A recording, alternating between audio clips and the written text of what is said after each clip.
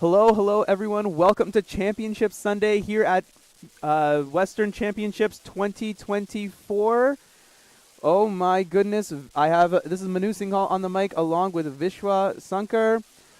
It's going to be a big day. A lot of events going on back and forth. We're going to start off with 3x3 round one. The competitors have just been called up there. And Vishwa, tell me a little bit about the results from round one. Anything out of the ordinary here? Max Park at the top as always. Yeah, so Max Parker at the top, that's that's not unexpected at all. Yeah. Today's going to be a very exciting day. It's the last day. We have the finals today. But so far we've seen Jeremy and Max take the second and third seeds with both sub-7 averages. I think pretty standard results so far. I feel like Varun can definitely improve his average a bit more in the next round. He got a 721 average. Yeah, Varun is definitely not going to be happy with 721. He's looking for like the sub-7 average. He's trying to make it onto this overall podium, not just the Western Championship podium. Seems like nothing out of the ordinary, except you will see that near it is top 12 to make finals. So for round one, around the 5th through the 12th seeds were very close in average, about 0.5 away. Yeah, I mean, you can see it literally right here. You know, Vismay, Vishwa, Paul, and Michael Larson, all of these are extremely close. Yeah, and all within 0.12 of each other. Yeah. Very impressive. Yeah, and so the other thing to note is it is going to be a 4-round competition for 3x3. Yes. So we only did round 1 yesterday. Round 2 is happening literally right now. People are being called up, as Krish is on the stream now, that we'll bring to you just shortly. So yeah, we're going to have 3 groups of this 3x3 second round. Then later in the day, we're going to do the third round, which is all going to be done in one group. That third round is the semifinals. So that's really where it's going to be the make or break for a lot of the competitors that are on the fringe. If you're on the bubble, right at that 12th spot, that round is probably the most stressful round, very similar to like a major championship. There's so much pressure on whether you're going to make the final round. People usually look at the past round and see, oh, okay, I need this average to get to the finals, but sometimes it could end up being completely different. Right. There's a lot of pressure. Right. Yeah. It's going to be all extremely exciting. Of course, we have only been talking about 3x3 as we're getting started with the day today, but there's lots of other events to go around as well. We'll be doing 2x2 today. We haven't seen 2x2 at all at this competition so far. All 3 rounds of 2x2 are after lunch. Yeah. So it's going to be intense. It's going to be very intense. And the man of the moment, Max Park, and that number 1 seed, 549 average in round 1. Max, a pinnacle of consistency, rarely getting bad averages. Bad being sub 6 averages, over 6-second averages. I see Varun sitting down in the other side. And yesterday we did see him get 2 world records in 6x6. Yes, of course. So, you know, anything can happen here with just the right scramble, with just the right solution. What do you see here starting us off? Looks like standard scramble, nothing too special. He starts with the green cross. Yeah, Max is starting off with the green cross. When he first started solving, does have that bias a little bit. 551, solid start for him so far. Very clean solve, standard solution, OLP alone. Yeah, I mean, Max Park is not going to be concerned about making the next round. He could probably, he could get like a quite poor average and still advance. So that is not going to be the major concern. The more thing that we're looking at is there a world record potential here? Exactly. On average, the world record average being 4.36, set by Yiheng Wang not too long ago. 551 is not on pace to make that. He's going to need something much better. Oh, and also, only yesterday, Max Park got bumped from, I think it was 3rd in the world for average to 4th in the world for average after Zhuan Yigang from China got 481 average. That's right. So yeah, a lot of stuff moving around in the cubing world. It's a very dynamic scene. Competitions happening all around the world, including this one here. We're broadcasting you live from San Diego, University of California, San Diego. Thanks for having us here. As you can see up in the corner by Vishwa's head, this competition is also sponsored by Speedcube Shop, the premier retailer out here on the West Coast, the western side of the United States. So check out Speedcube Shop for all of your cubing needs, whether that's puzzles, apparels, accessories, lubricant, whatever you need, it's all up there. We even have a discount code now that you can use. If you use code WCC at checkout, you'll get a little discount applied to you there. So Yeah, thanks SpeedCube Shop for sponsoring. Without them, we would not be able to have the competition of the scale that we do. One big thing that we can do for this competition is give cash prizes, um, and that's pretty huge. You know, not a Yeah, lot of that's competitions can say you that. usually never see that. You always see companies giving gift cards for Right. and they usually never cash prizes. Yeah, yeah. Cash prizes I think are huge because someone who wins the cash prize can then subsidize their travel, Exactly. right? And Exactly. that's huge. It makes them be able to go to more competitions.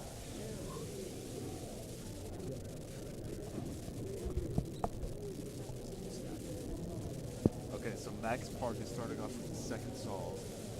I think there's a pair on. Actually, there's no pair, but I don't see anything too good on the scramble.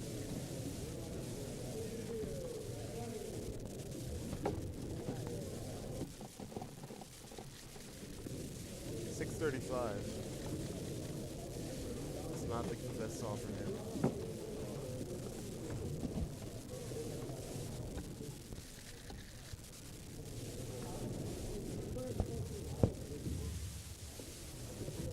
Yeah, so in round one, Max was able to get all solves sub 6, but unfortunately we saw 635 from him in the second solve.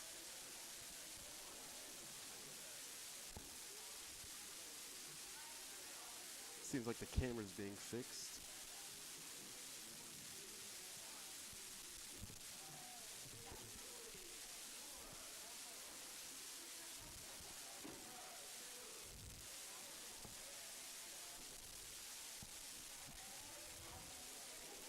Another thing to mention, there, wait, the audio is, okay.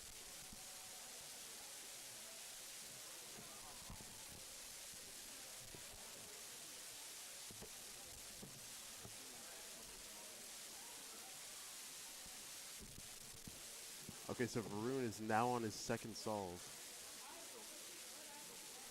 He started off with a 690. Much better than his first round performance.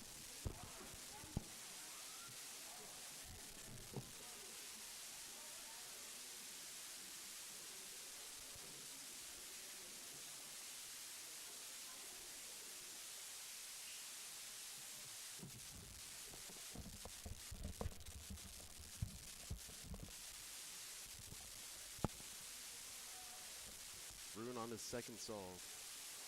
I see a pair on green.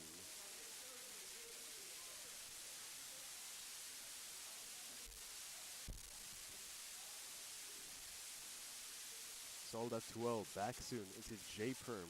670. That's going to be a good solve for Varun. Very consistent so far.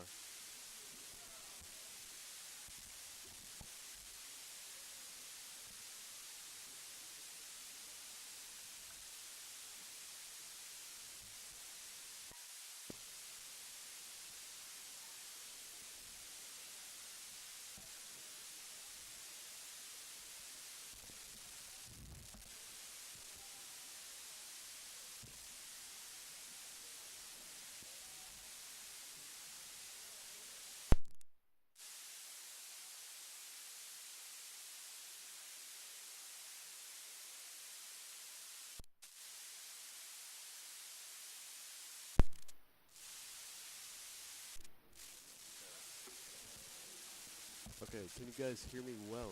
People in the chat. Christian looks to be doing his third solve.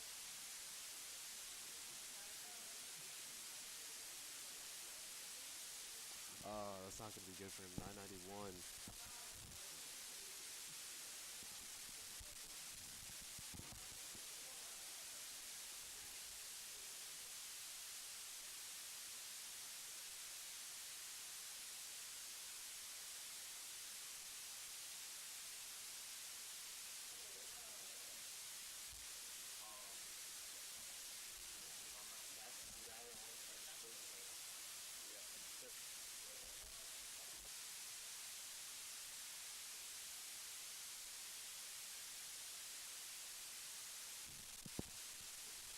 All right, Max with number 3. Now they started off 551, 635. Looks like there's a one move pair in white. Yeah, he picked his orientation extremely quickly. This could be really fast. Bit of execution error though, unfortunately. 661. Darn, not able to capitalize.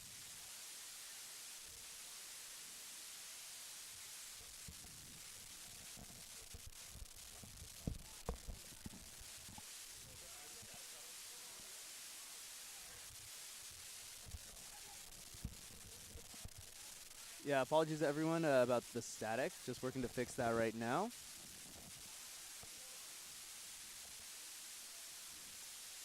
Like I mentioned yesterday, we have a new fancy piece of equipment, so it's a little tricky to figure out exactly how to use what's exactly going wrong. But fear not, we'll figure it out soon enough.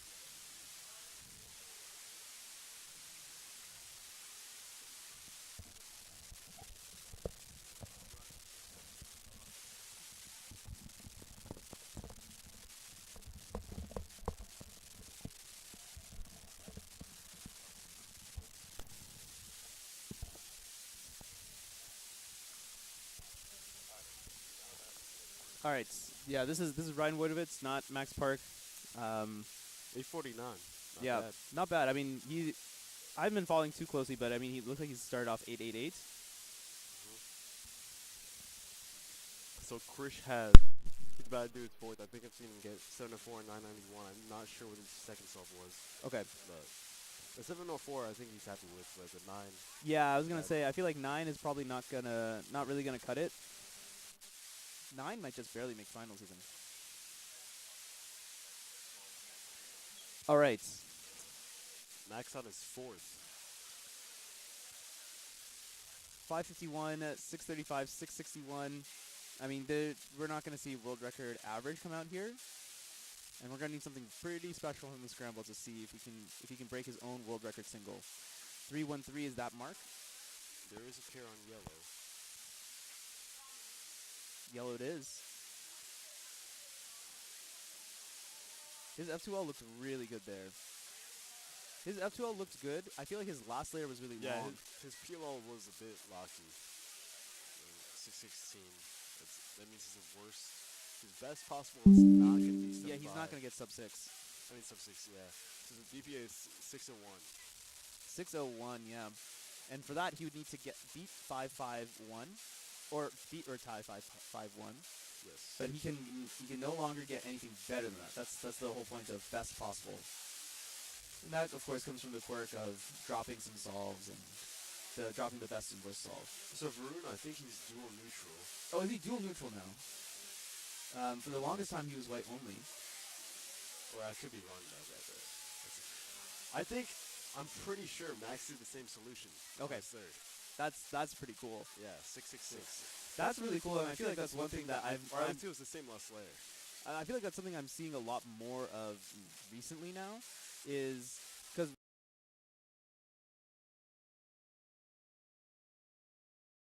the same scramble too. I do remember that. I think that's really interesting now that people are like focusing not just on turn speed but also on efficiency. It's like, okay, well, what is the best looking solution?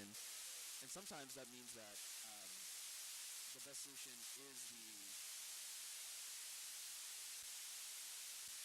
is like more of like an objective thing.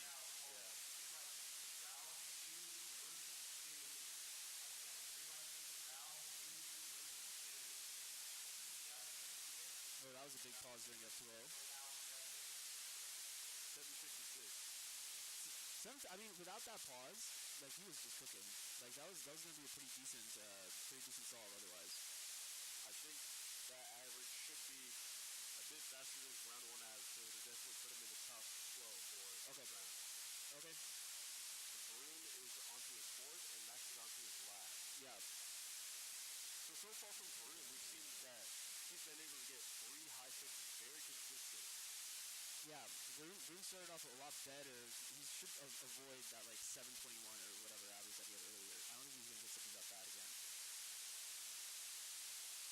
Ooh, a little bit of fumble on F203, but otherwise, I think the Ola is quick. I didn't see what it was, but yeah, that's going to be his second best solve. Yeah, so he's going to get a low 6 average. Low 6 average indeed.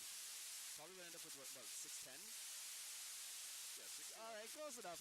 What's 1/100th of a second between friends? Yeah, 611 average for Max. He almost certainly is going to end up at the top going into round three once again. And here's Varun now. A very solid. There's like almost no way that he doesn't get a sub six average. He'd have to count like an eight or something. I think we're going to see him do the white cross yet again. Yeah, there it is.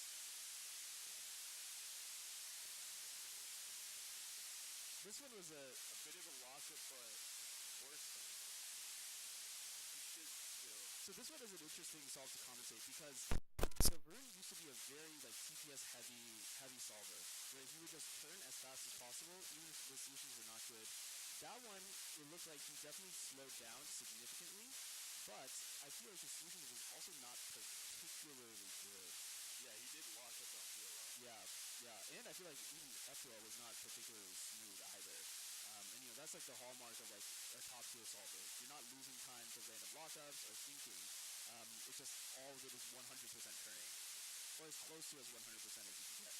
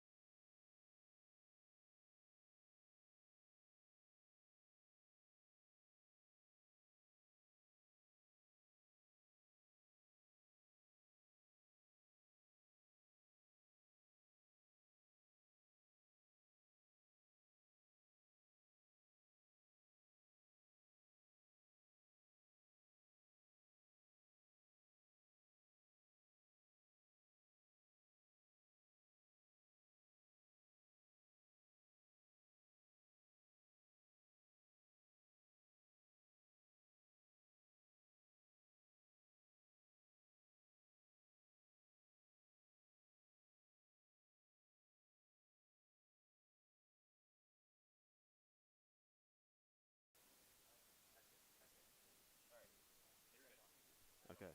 So now we have Visme on his fourth solve. Or, I'm not sure if it's a fourth solve, but we did see him get a 824 earlier. 75 average in the first round and 824 to as one of his solves. We should be looking to see a 7 or 8 second solve from him. Very fast TPS, 737.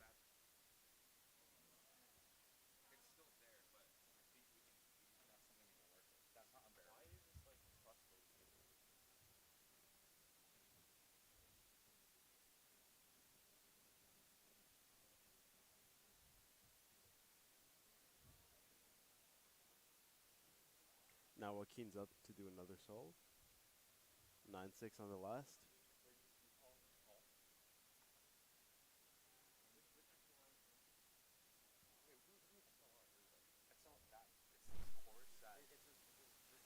And he goes for the white cross.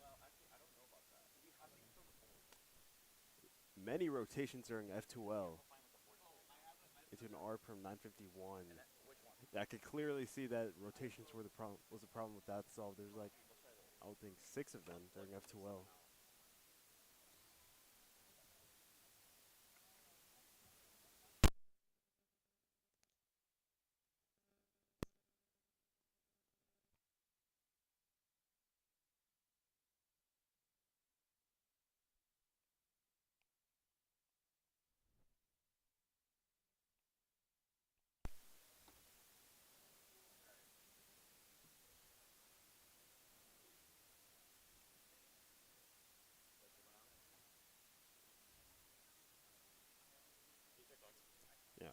Paul Mulvey is now solving. Let's see. He goes for the green cross. He is blue-green solver. Lefty soon. 843. That's all right for him. He has a 672 PR average. Oh, looks like that was his first solve.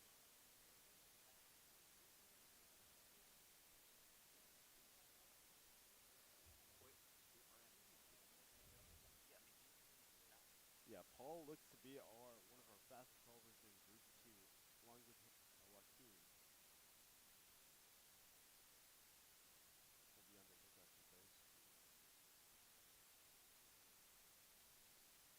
Both very evenly matched with 6.7 averages after a PR. Joaquin is now onto his next solve. Looks like he's going for the white cross.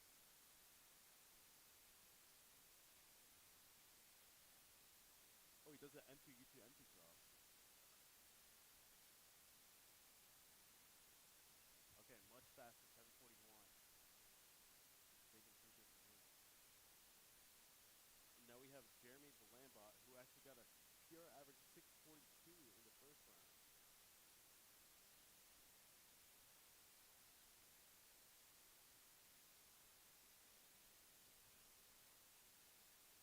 Very easy F2O. 588. That's a good sell for him. I like his hat as well.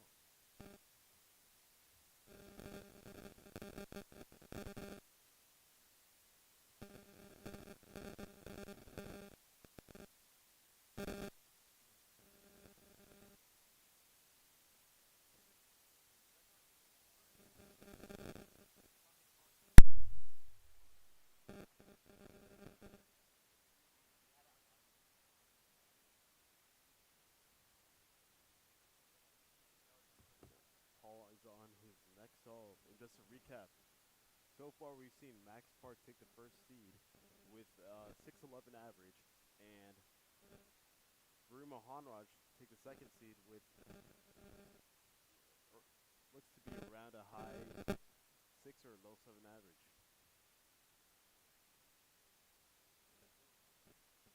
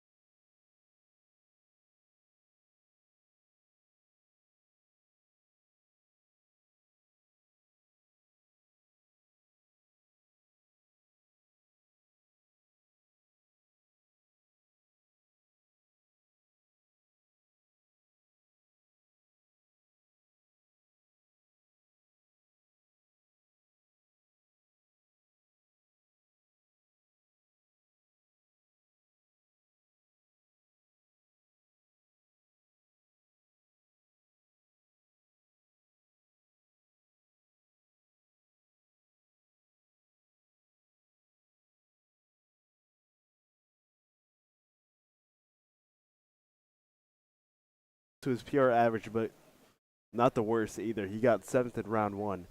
Can he match his performance or do even better?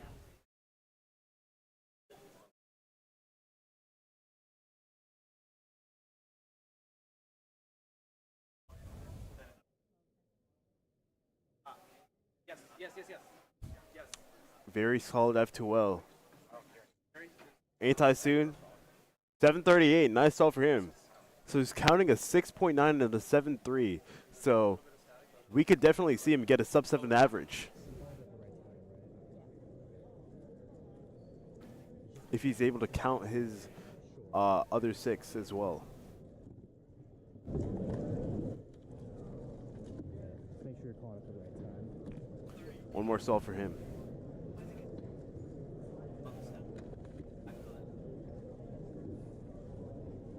And Jeremy on his 4th solve. He has a 5, an 8, and a 7.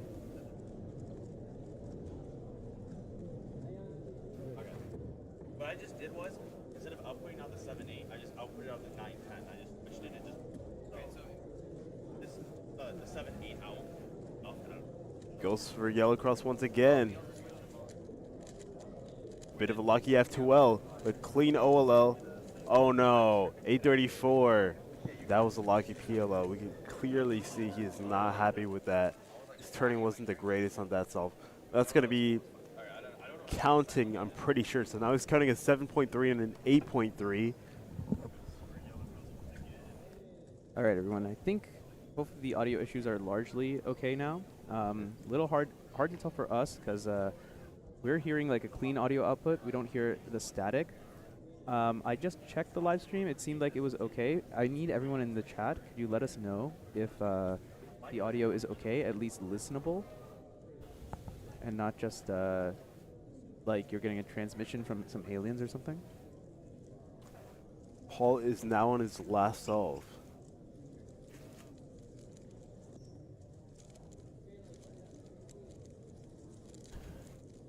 Oh, very clean solve. That was a ZB, and now he's counting. He's counting.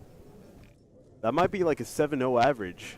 It's very good for him. He was counting 7.3, 6.9, and I think his 6.7 is also counting. Okay, cool. No static. Good to hear. Thanks, everyone. Once again, apologies. As I explained earlier, but probably it was covered up by the static. We have this very fancy soundboard that we've borrowed. That is honestly kind of overkill for the amount of audio that we have set up.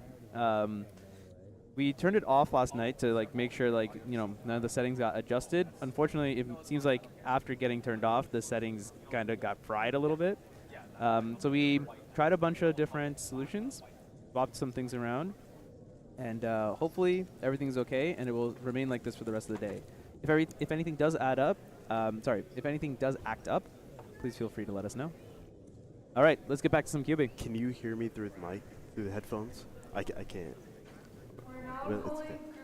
All right, Jeremy Boombot.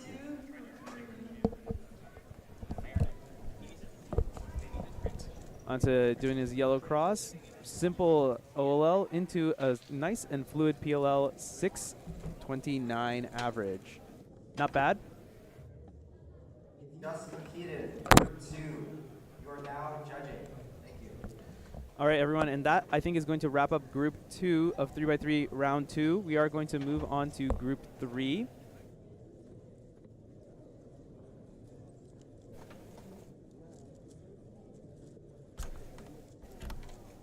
All right, as we do a little bit of adjustments, let's cut to a quick break.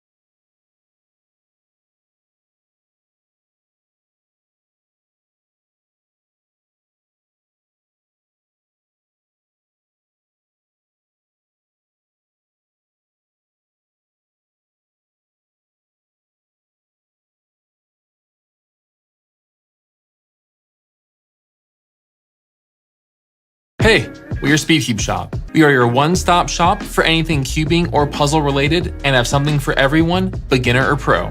If you want the best of the best, allow us to lend you our years of experience and consider one of our premium setup SpeedCubes. Our team of experts will dial in your SpeedCube by applying lubricants and adjusting the settings so that when your cube arrives, you're ready to start crushing your PBs. Have any questions? Our team is available via phone, live chat, or email to help get you on track. Tap the link to find your next challenge or upgrade and enjoy what we and many others consider to be the best shopping experience around.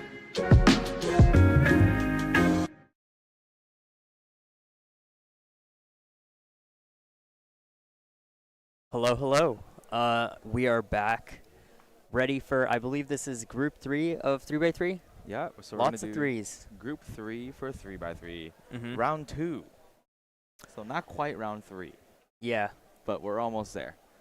So that's the exciting thing about like Western Champs is there's so many rounds of 3x3, just so many opportunities to, break records or Yeah. just do cool stuff.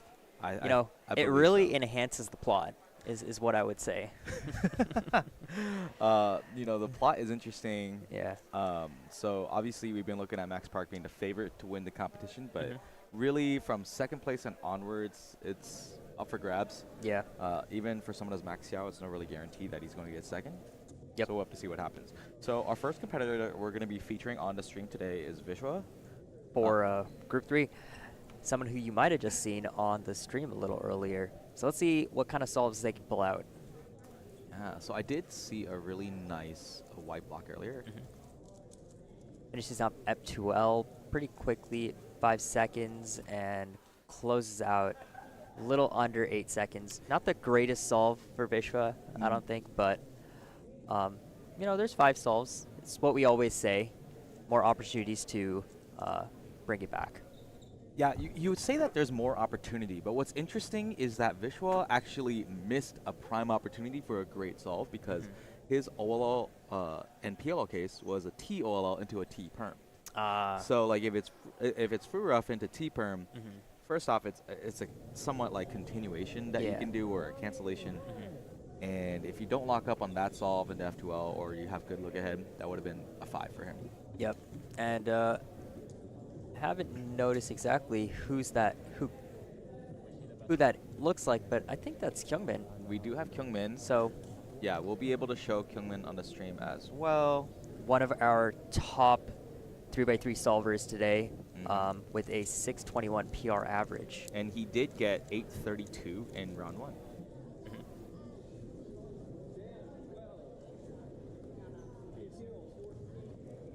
So definitely looking to beat that 832. I think he can do better than that. Yeah. But a bit of a slow start there.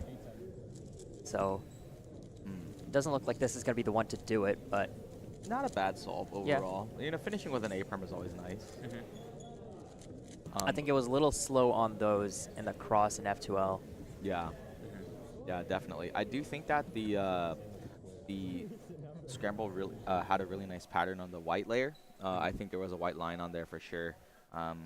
But probably having a little bit of trouble with continuations with these competitors because they can do a lot better. Yeah. Yeah. So any other competitors in this group who you think we should be looking out for? So I'm not sure if we caught Max Park solving earlier, and we caught Jeremy solving not too long ago. And Varun is who we were on the stream previously. Yep. But who we haven't seen is actually Max Xiao, who's coming up onto the stream right now, and we will be tracking his solves as well. Yep. Yeah, and Max Xiao is, generally speaking, is the favorite to get second place. He has up to 5 sub-6 averages. Yeah. I think maybe more. All right, so he's actually stopped his rotating, which is very interesting and kind of focusing. Yep. Finishing Fantastic F2L at around 4 F2L. seconds. Oh, some lockups on PL there, which is going to be unlucky for him, ending off with the 7.6. So it's interesting his last layer was actually longer than the rest of his solution. Yeah. I think at this level, OLL and PL generally take about 1 second each. Yeah. So to see that step take around 4 seconds total Yeah, for so him. so Vish got a 911, but I just wanted to go back to Max's solve there. So his last layer was not great, but if you were able to see, he had the the L OLO case where you have double F through F, and then he actually did one to trigger a ZB. He triggered a TZB case, or it was a U. I wasn't sure, but that's why he took so long to execute Gotcha. and recognize. So, was it the recognition, the execution, or was it just like setting it up? Which It was definitely both. Like the setup is a very common thing to do at that Yeah. point. Yeah. okay. Off to Kyungmin's second solve. I think his first solve was about a 7.9. So looking to beat that. Hopefully.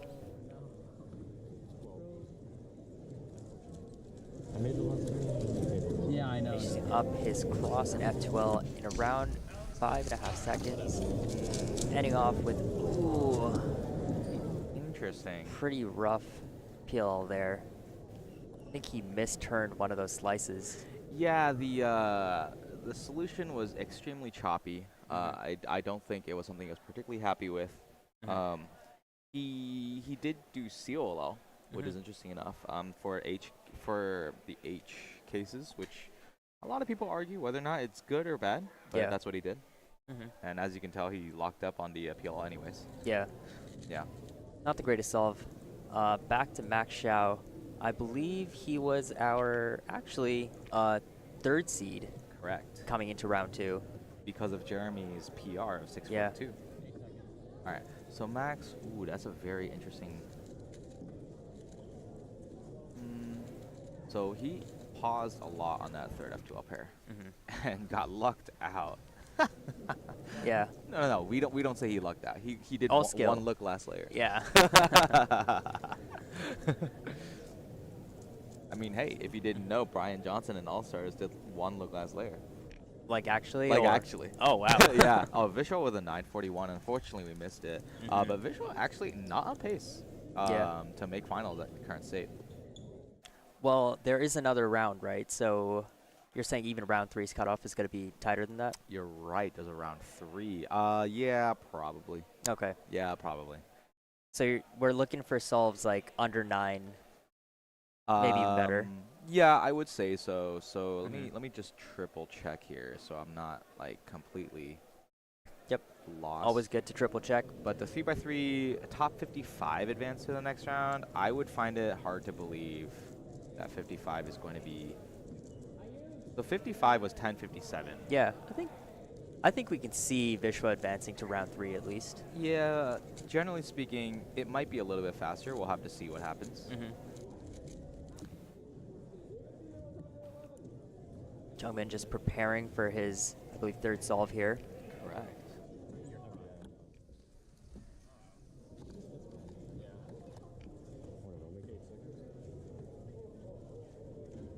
Haven't seen any sub 6-second solves today yet.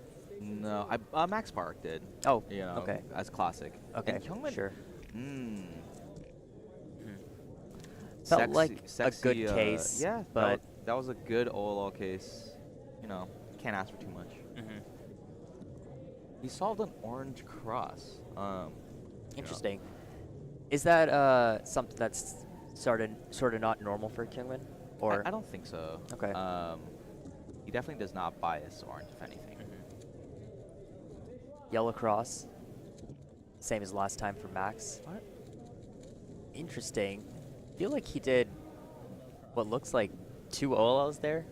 What did Max do? I don't know. Did I see that? I don't know. I also thought he did M2, U2, M2. Like, I think he might have like had his cross unsolved. Wait, is this blind? We might have to clip this to Cubics' friends. Oh boy. Yeah. Speaking of blind, there is a 3 blind finals coming up later today, There is. which is going to be exciting. I always love that because you just hear the entire room silent. It's such a big auditorium. Right. Ooh, Vish was a fantastic save, and not his best time so far, but it's gonna get the job done. Yeah. Good last layer with a, you know, an odd case. And that all. puts his worst possible average sub 9. That would do it. I think that would do it. I think Yeah. that's comfortably in his wheelhouse. Yep. Yeah. So, you know, I don't think that's going to put him in contention for definitely not podium and probably not even finals. But round 3 is very commendable, especially at a competition with this level of competition. Yeah, yeah, Mhm. I agree. You know, the playing field, taking in the best cubers from all over America, some people even from Mexico, Mm-hmm. and primarily the West Coast, you know, cubing region, which is California, Nevada, and Hawaii. Yeah. So we got Kyungmin solving. Max Xiao also on his right-hand side. Yeah, it looks like And Kyungmin is doing yellow cross there. Yeah. I think that matches what Max did. You know what's so funny? I think Kyungmin has a better average pace so far than Max Xiao. There's a Interesting. possibility with this 9.6 it could go really Yeah. haywire.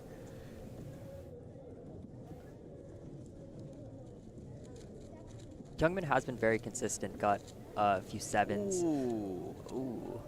Oh, that lockup is very unfortunate. That could have easily been a low 6. Max Xiao had a fantastic F2L solution. Absolutely flawless, no lockups, and just had to get one of the worst OLO cases, which is the classic soon into T OLO. Of course, it's very fast. It doesn't help that he locked up on the J apron. I think this would be Vishwa's last solve. So, not looking to do any miracles here. No. But I think with his best and worst possible averages, you can see he's kind of squarely in the middle of the pack to squeeze in Yeah. to round 3. Yeah. I think Vishwa, with that 805, pretty much secured his bid, so he'll be fine. Yep. But another sub 9 wouldn't be something to scoff at. Not taking a lot of inspection at all. That's very, very interesting.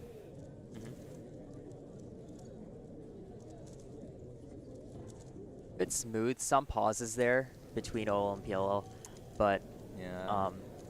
860, 861, you know, pretty much exactly what his average was. So you get what you see. Yeah, like you saw the 7 and the 9 and you thought that this is just going to go all over the place, but you know, at the end of the day, it was pretty consistent. What are you going to do about it?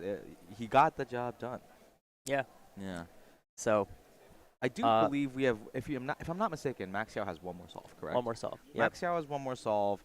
He has that 9-6, and I'm not liking the lockups he's dealing with right now. I think again it's the first solves of the day. I feel like everyone always has a bit of nerves, and Yeah.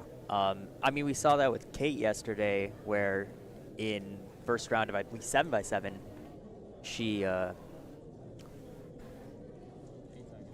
did do great, but then brought it back and got onto the podium in the finals. Max now starting yellow cross again. Finishing up that F2L pretty quickly. You can't see the timer, but Nice. oh, with the plus, that is not what he's going to want. Oh. Unlucky solve. Max Xiao calling up the Devil's number +2. That is very rough. A +2 penalty for anyone who's kind of new is what happens when the cube is misaligned by one turn, or really even just 45 degrees or more. That's unbelievable. I Yeah. That might be one of the worst sub-8 averages I've ever seen. Yeah, from Max Xiao, I think we could have expected a bit more. That last solve was poised to be pretty good, but then just turned a bit too fast and drops it with that +2. That's really unfortunate, but you know, congrats to the competitors. Obviously, they made round 3, and that's really what the job requires at this time. Of course, they're also solving Actually, early in the morning. So Yeah, how many rounds of or how many groups of round 2 are there? we're done. We're done? So yeah, we're Okay. done. So there's So 3 they groups. have made it. Yeah, Yeah, correct. there's not going to be a dark horse where everyone in group 4 gets like a sub 5 average. That would be insane. Maybe we should turn on on-site registration and invite Timon Kolosinski to come out here, and we'll have a conversation. That would be interesting. Yeah. Fly him out for Yeah. first class. Not even first Yeah. class. You need a private jet. Yeah, by the way, shout out to Timon Kolosinski for absolutely crushing it in Euros, crushing it in AC, and crushing it in North American All-Stars. He has been crushing it. He's been crushing it, and He's it's been the last solve in all of these. that has really been the deal breaker there. He's really, sealing up that storyline, like Yeah. trying to keeping things interesting. Yeah. Which I like. I like when cubing is interesting, and Timon does a good job of that. Yeah, Timon is very interesting, and he's in it for the plot. Mm-hmm. He's in it for the plot. We're talking a lot about the plot here. You know, the plot is just a term that we use to say the future is bright, right? Yeah. He's in it for the future. It's the storyline, the Cinderella story. Yeah. It's like that one of those terms which we always say anything can happen. The Yeah. plot. Yeah. It all kind of melds together to talk about how the future for cubing is really poised to do big things. Correct. Mm-hmm. So we are going to pan to a quick commercial break, and we'll be back in just a minute to share with you guys what I believe to be Square One Finals. So stay tuned in, and we'll see you guys very, very soon. Hey, we're Speedcube Shop. We are your one-stop shop for anything cubing or puzzle related and have something for everyone, beginner or pro.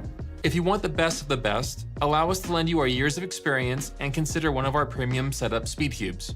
Our team of experts will dial in your Speedcube by applying lubricants and adjusting the settings so that when your cube arrives, you're ready to start crushing your PBs.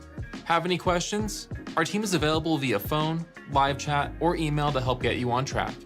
Tap the link to find your next challenge or upgrade and enjoy what we and many others consider to be the best shopping experience around.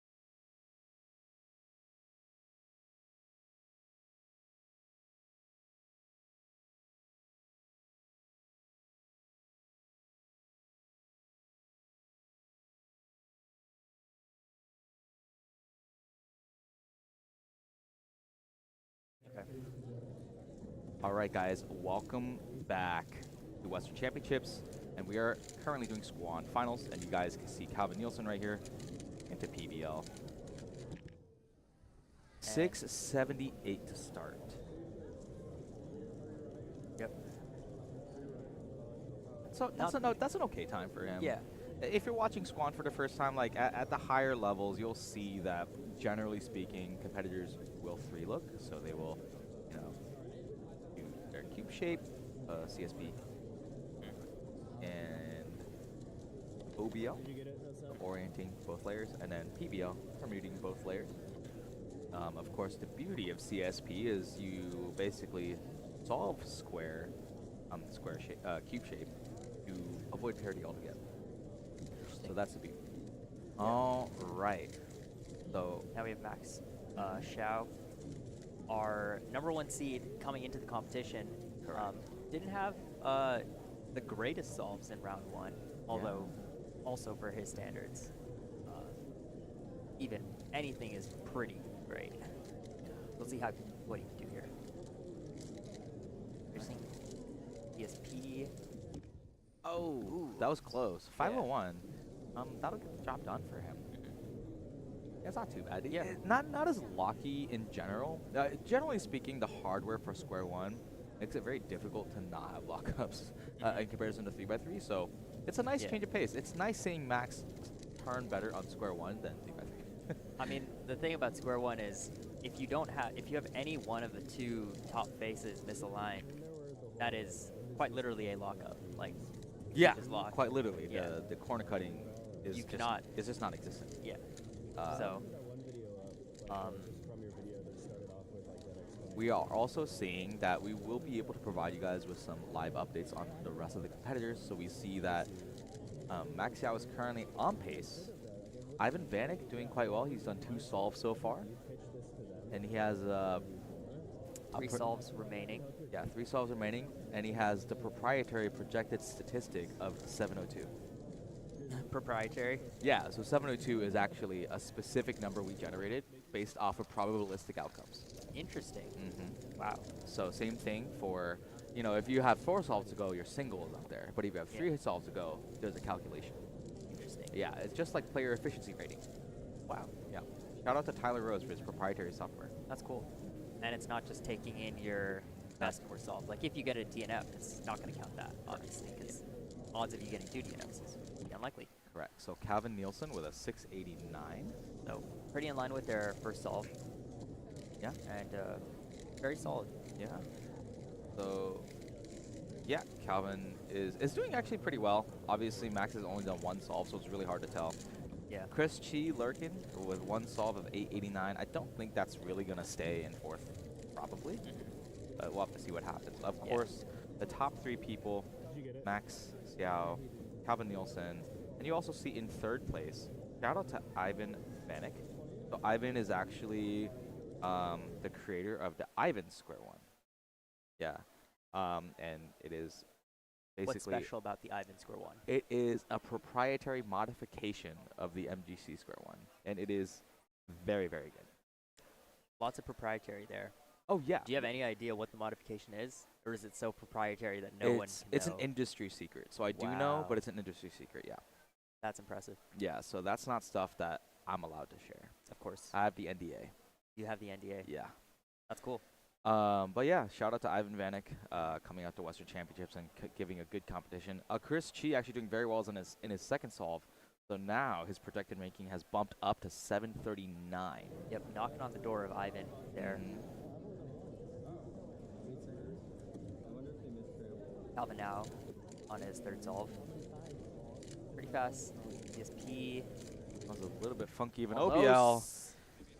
Almost plus 2'd. It looked like he almost barely forgot made to do it. an extra slice on that OBL. But yeah, very interesting.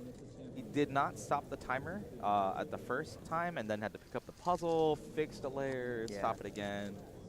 Could have been a lot faster. Yeah, but a 7 flat, pretty in line with the averages that he's kind of projected to have. Yeah. So you'll see that happening as the solves come in. You see those live rankings update. We're still waiting on Max's 2nd solve, so really anything can happen here. I think so. But if he keeps getting those 5-second, maybe even sub 5s, he might even be poised to beat his average, which would be a world record. Yeah, it'd be very, very interesting, but it really will depend. I don't see anything in particular about these scrambles that are outstanding thus far. But, you know, sometimes a great solution will be a great scramble. Yeah. Yeah. Would you say Square One is a very scramble-dependent event? Yeah, and I think Max Xiao may have gotten a 758 plus 2. In I'm his not 2nd solve? Yeah. I'm not entirely sure if that was a practice solve. Nope, it was not a plus 2. Look like it. Yeah. Wow. But, see, that's the type of stuff where Max is out of the range of like securing the victory. That's the difference between like Max Park in 3x3 and Max Xiao in Square One. Like, this is definitely a little bit more competitive. Yeah. Like, a few slip-ups here and there can put other competitors in striking distance. Yeah, I would say so. Yeah. Like, see Calvin Nielsen, quite literally all the remaining 3 people, and Ivan. Wow. Ivan having a great 3rd solve. Yeah, we'll have to see what he did there, because that's impressive. And Calvin, again, with that 6.8, super consistent. You can see by that best and worst possible average, like neck and neck, within 0.08 of a second. This just got very, very interesting. So it Yeah. looks like it could be, so this might be a symptom of the live results being input a little bit funky. But yeah, I don't think they had great solves. I think there is some miscommunication on the actual data entry. They got like 10s, and Chris Tree got a 23. So that is definitely not in line with the current rankings. So I believe Max Yao and Calvin Nielsen are currently on pace. Okay. Yeah. So something was input incorrectly. Probably, yes. Okay. Yeah, something That was makes a input little more incorrect. sense. Although the Max Xiao 7.58, you saw that. We both saw that. Yeah. That yeah. was real. That happened. That was real. So we were saying anyone can knock on the door. Maybe not with that sub 6 average that we were seeing, which Well- seems to be not real, but I would say that it's not necessarily that it was not real. It's that their second solves were 5s. So Oh. they have huge variance. gotcha. Yeah. Alright. I thought you said there was misinput. Never mind. There's a possibility Okay, that they're just all over the map. I see. Calvin with a 699, nice solve. And Very barely got his, a little bit faster than his worst possible average of Yeah. 689. and so now we should be heading to Max's third solve. Yeah. You know what? That is a fast enough time to win this finals. It depends It on what could be. Max does here, though. Yeah. I mean, we did see a 5 and an 8 almost. Yeah. So it's kind of going all over the place. Not the greatest solve there. Wow, okay, Actually, great. never mind. Yeah, 495 there. No lockups. Yeah. No lockups. That was one of the smoother solves that we've seen from Max just throughout this entire competition. Yeah, I was gonna say that there was like a pause there, which made me feel like, oh, this isn't going that fast. And then, Generally speaking, the pauses for square one, Mhm. it looks a lot worse than something in 3x3. Where Yeah. if you see like a 1-2 second pause, yeah, and I truly mean like Mhm. 1 second, yeah. it's going to hurt a lot more in 3x3. Mhm. In square one, You it's look and basically then you just exactly. do it. You look and it's an out. Yeah. You look and it's an out. Yeah. And it's 3 looked. In fact, at the highest level, people are actually beginning to 2 look in square one. Interesting. Yeah. Which 2 steps do they 1 look?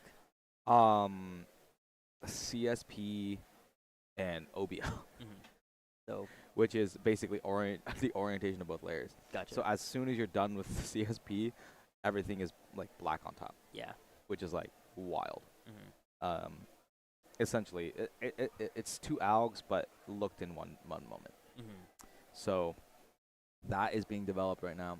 But yeah, so the pauses in square one, and the algs are executed very fast. Yeah. So if you don't lock up, the pauses, they stand out a bit more. Mhm. In fact, the pauses could make up, like, I would say 20% of the solve. Yeah. Yeah. So the faster you can recognize, you can cut down those pause times Yeah. a lot. And It's just then like ZBLL speed in things that up. sense, yeah. Mhm. The practical sense, like, you are okay with the pauses in ZBLL Mhm. considering your execution. What would you say what would you say the size of these alg sets are? Oh, ginormous. I would not know the count off the top of my head, but they are ginormous. That's crazy. Yeah. Anyways, going back to Max's fourth solve, you can see his solves on the left there. Really incredible so far. One outlier, but let's see if he can keep it up. Max has not been consistent with his stops. He needs to make sure that he doesn't +2. Ooh, that did not go great for him. Saw a bit of a lockup, a bit of Yeah. a slip there. Yeah. And that is going to be counting. So Interesting. So he has a worst possible average that is going to smoke Calvin. So, you Yeah. know, he has no fear there. I believe Ivan Vanek has just finished his round, Mhm. and he has an 809 average. Okay. And Chris Chi has a 1032 average. So I think these are the rankings that you're going to expect to see at the finals. Yeah. We don't even need to do Max's final solve technically, Yeah, but we will anyways. we will. So, Square One finals. Mm-hmm. Just about to complete. I Just think about to Max wrap was a up. bit of a straggler just because I think his second solve was a bit slow. Yeah, I it took think some time to he come out. got a miss scramble or two for his square one, more likely than not. So, Max has one solve to go, and I think he might be the very last solver as well. Probably. Yeah, so we'll Yeah. see what happens. We're going to have to see if Ivan is able to stay on the podium currently because there are other competitors that need their data input. But, you know, that will be very, very interesting. And it looks like we're going to be receiving Max Xiao's puzzle now. Yep. And we'll see what this solve will turn out to be. Now, keep in mind, he has the second fastest single in the world with a 369. So maybe he can get a world record here. You never know. Never know.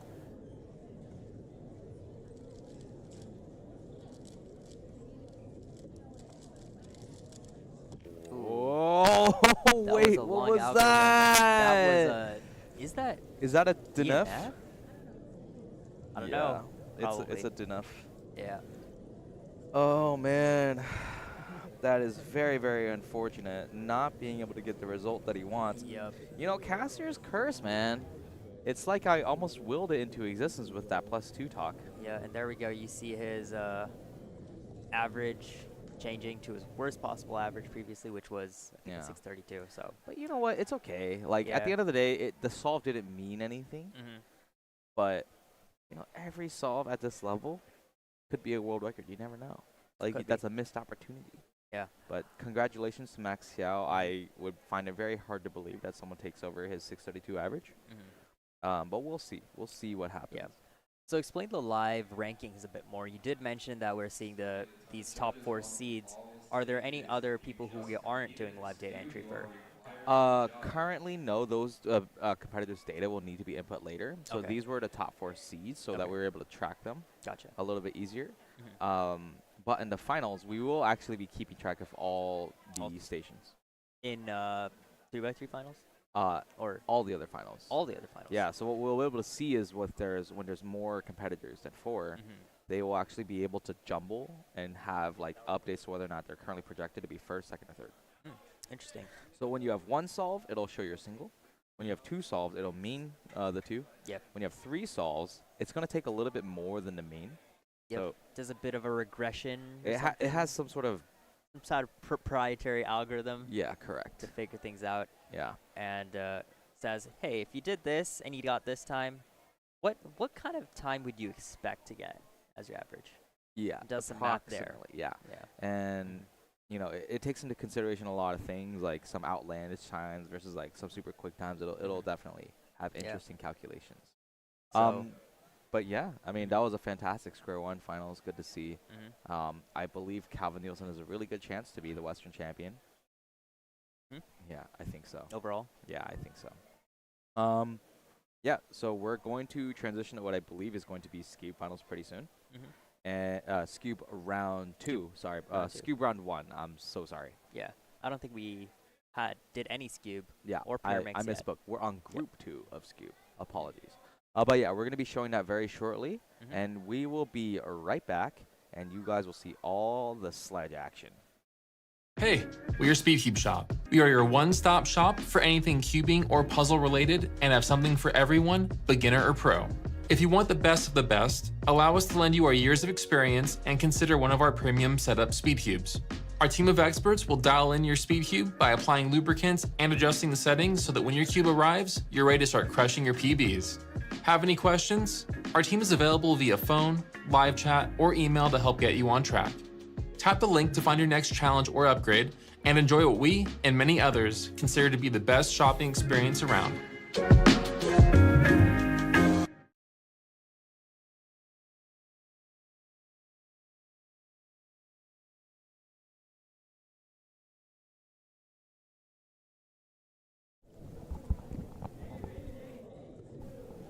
And we're back with Scube.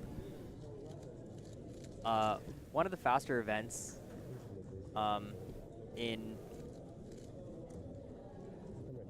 In the this competi- in the WCA. WCA. Overall, we're gonna see a handful of fast events coming up back to back. I believe 2x2, Square One. Sorry, aren't Square One.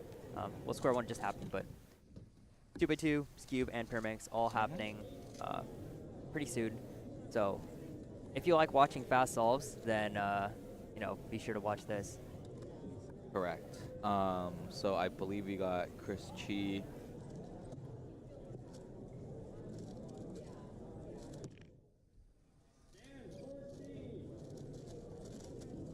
All right, with a 463, Chris Chi currently has a 244 official average. Yeah. So I think with these faster kinds of events, typically they tend to be a bit more scramble dependent, just because there's more of that natural variance. If you just happen to get an incredibly good scramble, you can end up doing a lot better. Yeah. Max now with a 434, so that currently puts him, I think, with the best solve Yeah. we've seen. Max Yao, definitely just a great all-arounder. You see him compete at a lot of events at a very high level, and that's not to be taken for granted.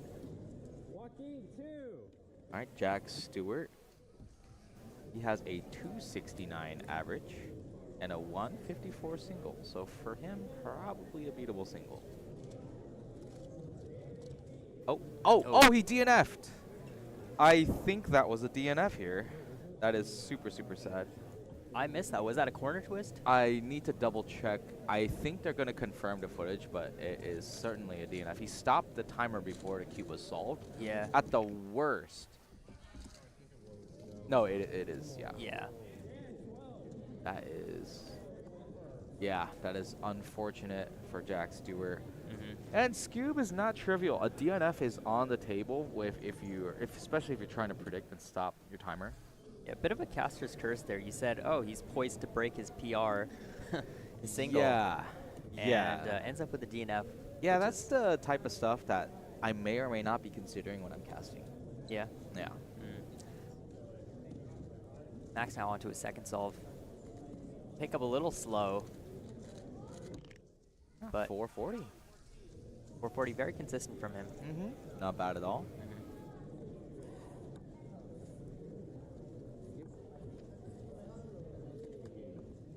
Few other people who you should be looking out for: Tej, Mason, Joaquin, Paul, DJ Kelly, August, and Elijah Brown. Yeah, they are probably going to be in other groups of Scube as well. Yeah. So Taj will be an interesting top player here. Currently projected first on a sec sheet with a 225. And she's been progressing very quickly on Scube, and it's a little bit scary. But yeah, she's doing very well. Mason Langendorfer is actually not going to be here for this competition. Yeah, so I see. Shout out to Mason. Unfortunately, we miss you. Hopefully Unlucky. you'll be able to make the next one.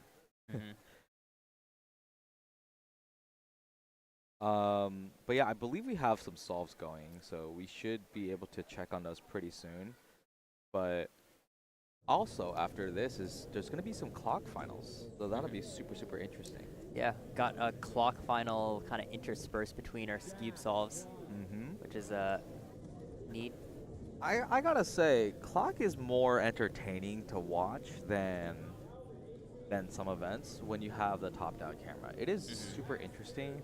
Kind of see all the dials like come together. Yeah, and also kind of the different strategies of flip versus no flip. With the top down, you don't even see the flip.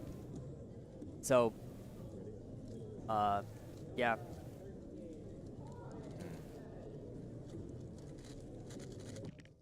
All right, so Max Xiao with a 380 and Jack Stewart is just warming up. And remember, Jack has a DNF. So if he gets another DNF, he's going to actually possibly need to safety his last game solve. Like, take an extra second and ensure it's solved. 321. Definitely didn't take an extra second there. No. Just went for it, and 321. Very respectable. I think that might have been the best solve we've seen so far. I think so. Max also there with a really good solve. I think he might be, he might take the first seed. At least in this group. in this group. Yeah. I think that ultimately Mhm. this event is Taj's event to lose. Yeah. Yeah, Taj will comfortably secure what I would hope to be sub 3. Mhm. Yeah. Yep.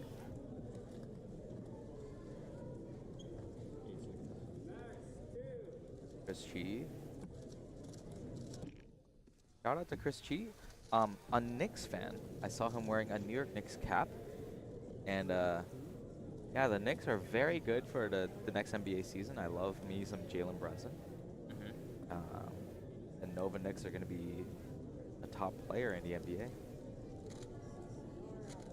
Oh, Those- ooh, messed up the Is that a messed up the +2? cycle. I think it's good from this angle. Yeah, Okay. I think it's. Oh wait, I don't know. I think they marked it as good. Yeah, it's good. Okay. I was like, No it, penalty. it looked pretty convincing, but Yeah. Chris's like hesitancy to confirm it Yeah. was interesting. Mm. So the delegate call has been made. Shout out to our officials.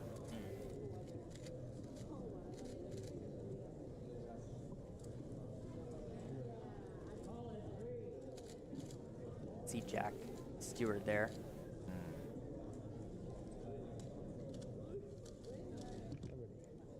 All right. It's 3-12. 3-1. I think that is the best solve we've seen so far. So he's We actually did making up see ground. a 2.8 from Chris Chi. Oh, we did. Yeah. Yes. So Christopher showing us why he's the top dog, why he's And that is a +2 penalty for Joaquin. yeah.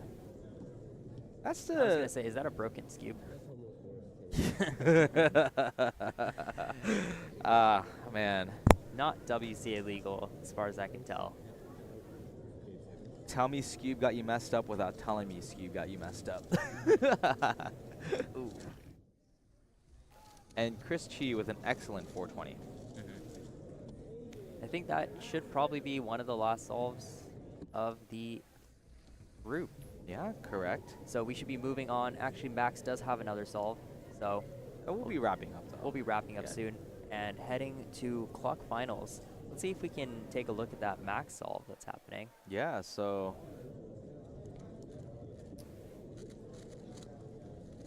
U-perm and a 5 flat. Finishing off with a 5. That might even be his worst solve for this I think so. this round. All right, remember Jack has 4 solves so far. He has a DNF currently. So, it's going to be very interesting to see if he spends an extra second ensuring his layers are all good. We have seen some really fast solves from him despite that DNF, so maybe he's just going for it. Yeah. Doesn't really care about securing the solve, rather just says, hey, I don't care, I want the best solve possible, which is definitely an attitude to have. There we go. Comfortable. Not a DNF. 357. You know, Jack might be in podium contention here. I think comfortably in podium contention. Yeah. Assuming the next round goes like this one did. But I think that will be the end of this group of skew, which means we're going to be heading to clock, which means I think we'll have a little bit of a short break. Yeah. And come back. Come right back. So. Yeah. All right, so we'll be right back. Thank you, guys. Hey, we're your SpeedCube shop. We are your one-stop shop for anything cubing or puzzle related and have something for everyone, beginner or pro. If you want the best of the best, allow us to lend you our years of experience and consider one of our premium setup SpeedCubes. Our team of experts will dial in your SpeedCube by applying lubricants and adjusting the settings so that when your cube arrives, you're ready to start crushing your PBs. Have any questions? Our team is available via phone, live chat, or email to help get you on track. Tap the link to find your next challenge or upgrade and enjoy what we and many others consider to be the best shopping experience around.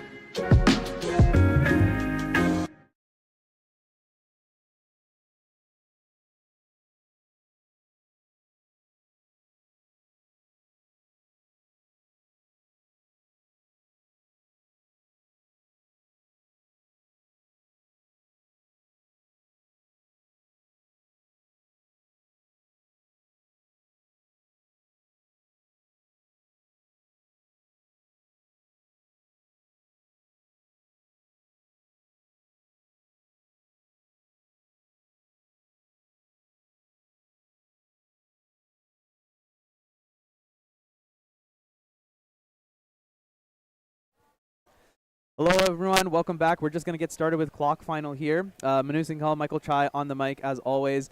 Big stories coming into clock final. There were only 2 rounds. In round 1, the number 1 overall seed, Jaden Pomrintara Lin, unfortunately DNFing a 2.5. He ended up counting a 7 and a 10. He is not in this final. Yeah. That's very huge. unfortunate. That's just absolutely huge. You can see the list right now. Ethan Mendelson. We got a pair of Ethans at the top, 374, 446. Those were done on different sets of scrambles. Ethan Mendelson, one of the staff members, he competed on Friday as part of the staff round. But clock finals, everyone is going to get the same scramble, so it's going to be a completely level playing field here. Yeah, and something to keep in mind for Ethan Mendelson is that he did secure what I believe to be a PR with a 446. So unless he's able to do back-to-back PRs here, this might be Ethan Ye's to lose. I mean, Ethan himself also getting that sub-4 average. That is a pretty big PR for him as well by 0.4 seconds on average. That's going to put him into the top 100, and actually very solidly into the top 100. Not many competitors in the world who have a 3-second average at all. Yeah, I think so for sure. And Ethan Ye, currently the favorite. It's going to be close. Alex Bohak was also the 2nd seed in the psych sheet. Right behind Jaden, currently seated 3rd. Yeah, I mean, the big thing for clock is it's not just these top 3 people we're focusing on. We're going to get live data results from the scrambling table as cubes get sent back. Yeah. So we'll have some little live tracker for you. The big thing, anything can actually happen. I'm not joking. It's not like a meme where like we say this all the time. Mm-hmm. Clock is a high DNF event. You can DNF extremely easily. There is no +2 in clock. There is no margin for error. Not only is it a high DNF event, our actual people who are in finals, the top like 6 or 7 are within a second of each other. Yeah, exactly. So there's 2 things. 1, don't DNF. 2, you got to turn accurately and just done smoothly. Any sort of like lockups or any sort of like inaccurate turning is just going to completely cost you at this stage.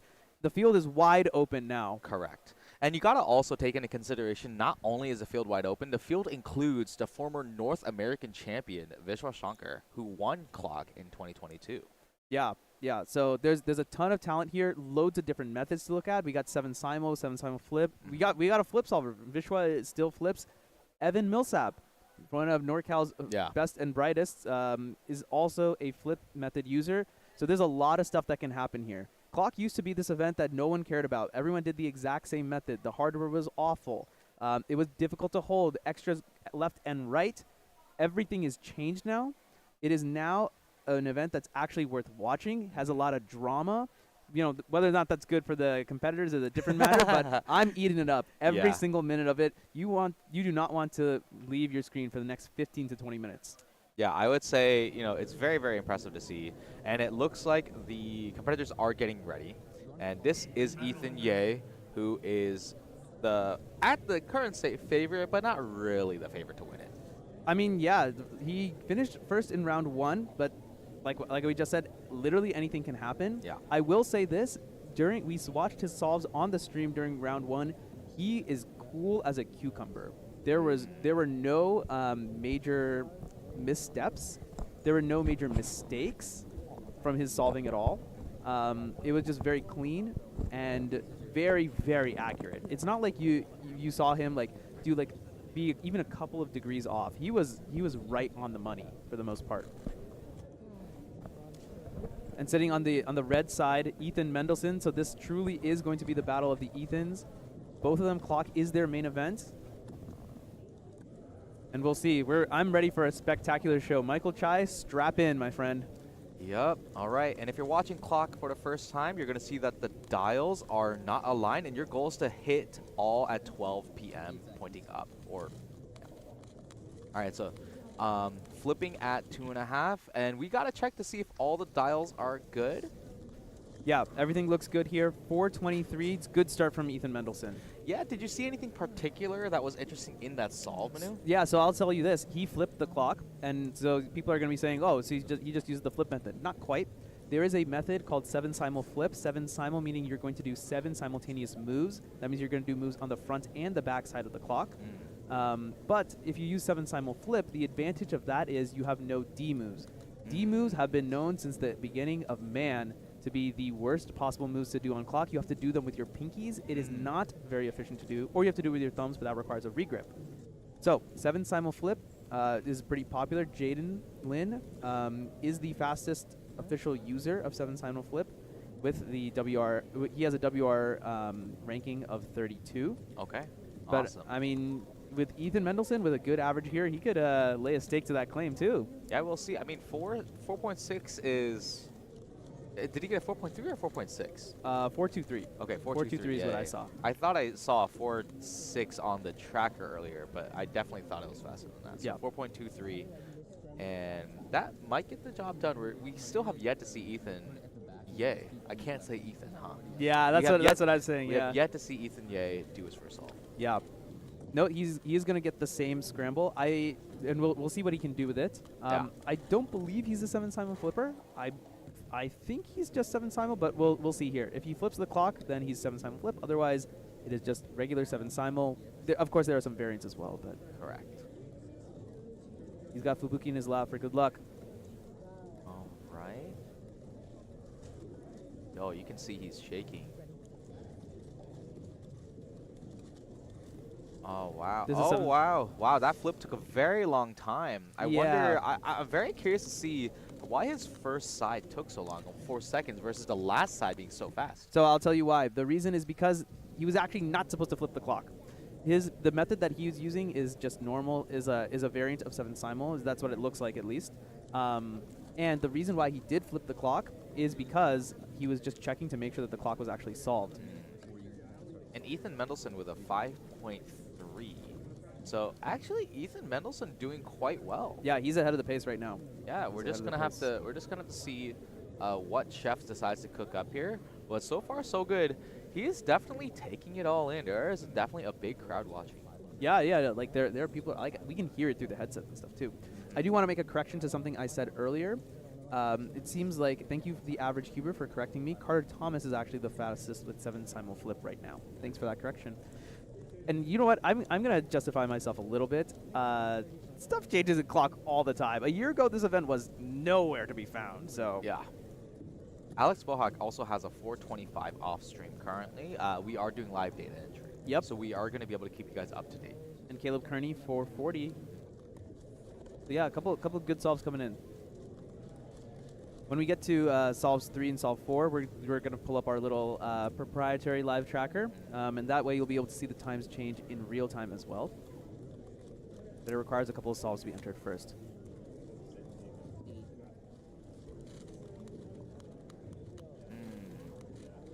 Interesting. Very, very.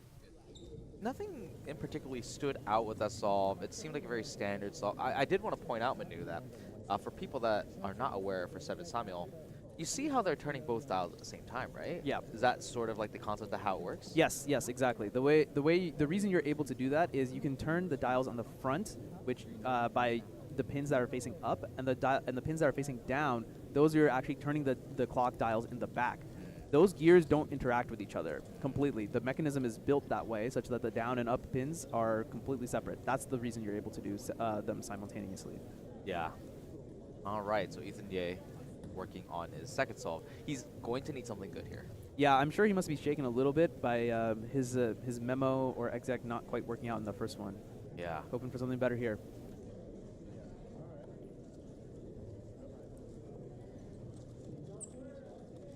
All right, and everything's quickly aligned. Working on corners. Yep. All right, 442. It looks like everything checks out. It looks okay. That was clutch. No, that was clutch. The one thing I want to note there is the turning we saw there was not quite as smooth as it was in round 1. Oh. It was a little bit shaky. It looked like he was just a little bit tentative on some of those turns. I wonder if it's playing in his head a little bit. The clock is such a mental one too, so much more than a lot of other events. Yeah, for clock especially, because of the DNF rate, and you can't afford to miss one single pin. That's it. Like, you think Scoop sucks? Like, clock is a whole nother level of being able to actually have a proper solution. Yeah, it's really stressful. But you know that's what makes the top competitors that much better. Is Yeah. they're able to channel that energy and channel that stress and turn it into positive, just positive motivation to go out there and get the good solve that they're capable of. Yeah, and quoted by Stanley Chappell, Bingo.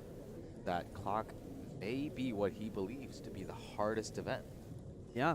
This was a few years. I think this Yeah. was a 2018. Yeah, 2019 that sounds type right. deal. That sounds right to me.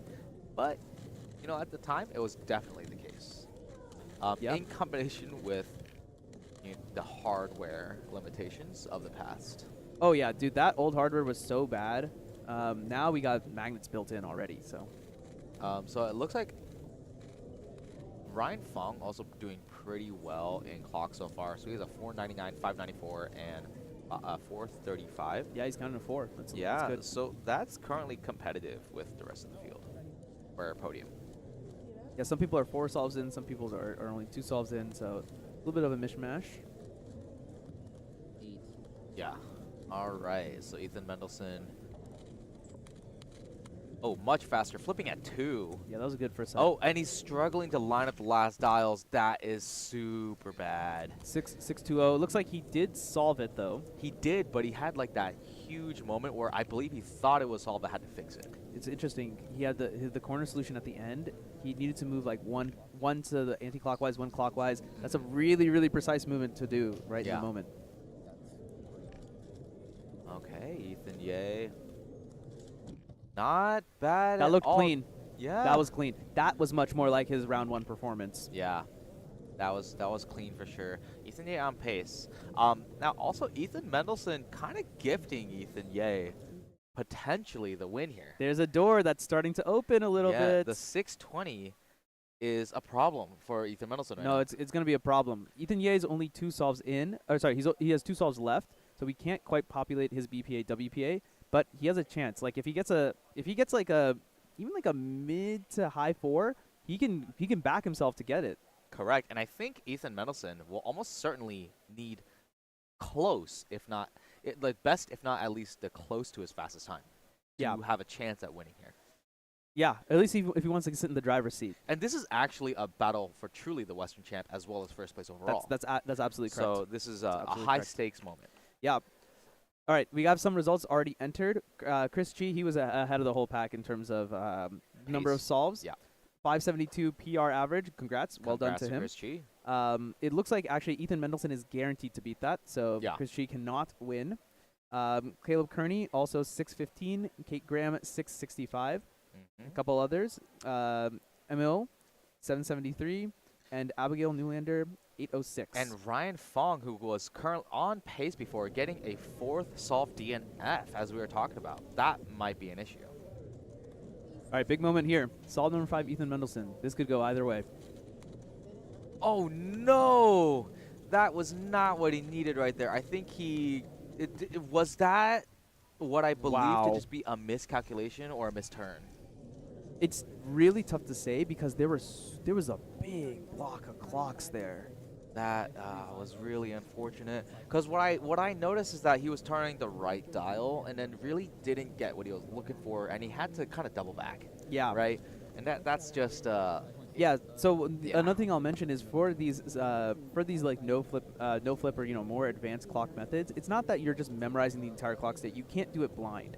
You're just memorizing a couple set of moves. You're memorizing 5 numbers. Yeah. But everything else, you actually still need to look at the clock in order to align certain clocks to other clocks to solve the whole thing. Yeah. So it's actually a little bit harder than it seems. You can't just close your eyes. You have to be paying attention to not only how many ticks are you doing on the back side on the thing that you memorize, but also on the front side, how many ticks you're doing so you can align your 2 clocks together for something that you're actively looking and tracking at.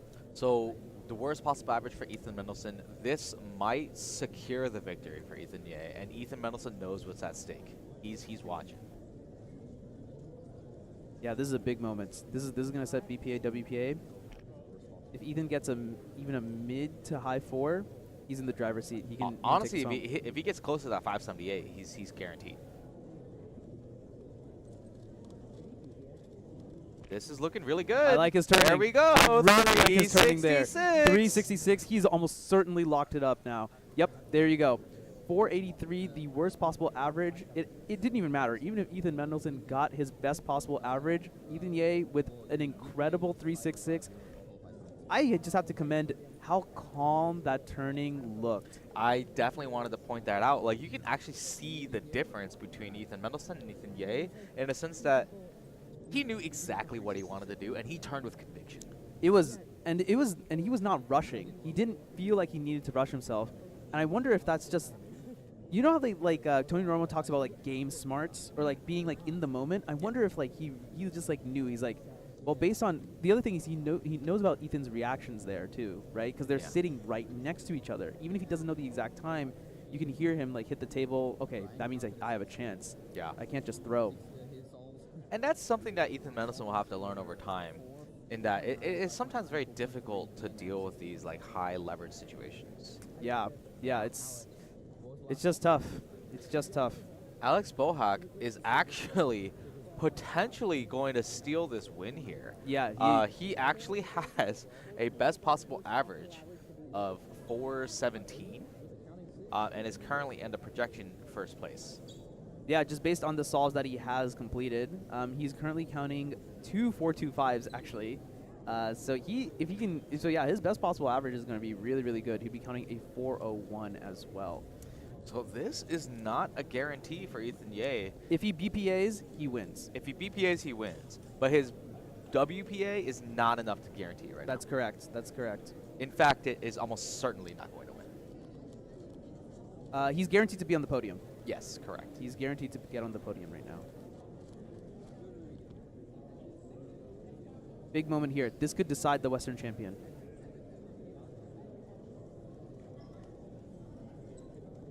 Oh man, he's nervy too. He's like bouncing his leg and everything. You know what? I think he gets it. No, he gets it. I think he gets it. He gets it. He knows what's at stake. Couple of clocks that are already aligned here, so can take advantage of some lucky cases. Yeah, this is great. Actually, he's fumbling a little bit there. No, this is WK. Oh no! It started off so well, but it was something at the very, very end, like the tail end of his solution, where it just wasn't a lock, and he had to go back to one of the dials being miscalculated, right? It was on the back side. Yeah, I'm and he trying had to think fix it. based on where it was. I think it was the top edge. Yeah. The top edge face. But big news here, Alex Bohak DNFing his final solve. Oh my goodness. Which means that he ended up with 495 average. So even though Ethan Ye has WPA'd, he is still going to get the first place. Vishwas Shankar still has one more solve left, but his BPA is just 4. Vishwa's done. He got 618. He WPA'd as well, 523. So he's going to end up in third place after Ethan Ye's results are in. Ladies and gentlemen, that is your podium as you see it on that live ranking screen right there. Ethan Ye, Alex Bohak, Vishwas Shankar, Evan Millsap coming in fourth just behind. Yeah. This was a good round. Yeah, honestly, by the skin of his teeth, Ethan Ye was able to escape with the victory. Congratulations to him. Alex Bohak, very, very close. It's crazy because the top 3 of these people who are sitting in this like live ranking here, all 3 of them WPA'd. Yeah, that's super high leverage moments. You know, I think those they knew that they had a good chance to win too. Yeah. Like everyone who was performing with their best possible average at stake, they knew they had a chance. And wow, Evan is going to be sad about this. He WPA'd as well with a DNF and missed it by 0.01. All he needed was to beat 542. That means he needed 539 to get onto this podium. He would have had the advantage on single even if the average were tied. That's a bit tragic. So this is one of the interesting things where in the future for a broadcast space, we would love to see scramble analysis because as you see, first, second, third, I believe fourth place as well, and seventh place, and eighth place, they all got their worst possible average on their fifth solve. So it would have been interesting if we could break down what that scramble really looked like. Yeah. I mean, so looking at what Ethan Ye had, you could see him rotate the clock, and and even me, who doesn't know that much about 7 Simul, knows exactly what he was doing. The reason why, when you do it that way, you actually can skip a letter of memorization. You don't need to do one of those moves because the 2 clocks were already aligned. Yeah. I wonder if that ended up costing a lot of others as well. Probably. But, you know, at the end of the day, it was fantastic to witness And yeah, Ethan Ye is the Western champion. Congrats to Ethan. I'm actually going to see if I can get him on here because Yeah. I would love to talk to him about that. I believe what we're going to do is we're going to go ahead and take a quick break, and we'll bring him for an interview. Yeah, totally. Let me wrangle him up for you. Stay tuned. All right, stay tuned. Hey, we're your SpeedCube shop. We are your one-stop shop for anything cubing or puzzle related and have something for everyone, beginner or pro. If you want the best of the best, allow us to lend you our years of experience and consider one of our premium setup SpeedCubes. Our team of experts will dial in your SpeedCube by applying lubricants and adjusting the settings so that when your cube arrives, you're ready to start crushing your PBs. Have any questions? Our team is available via phone, live chat, or email to help get you on track. Tap the link to find your next challenge or upgrade and enjoy what we and many others consider to be the best shopping experience around.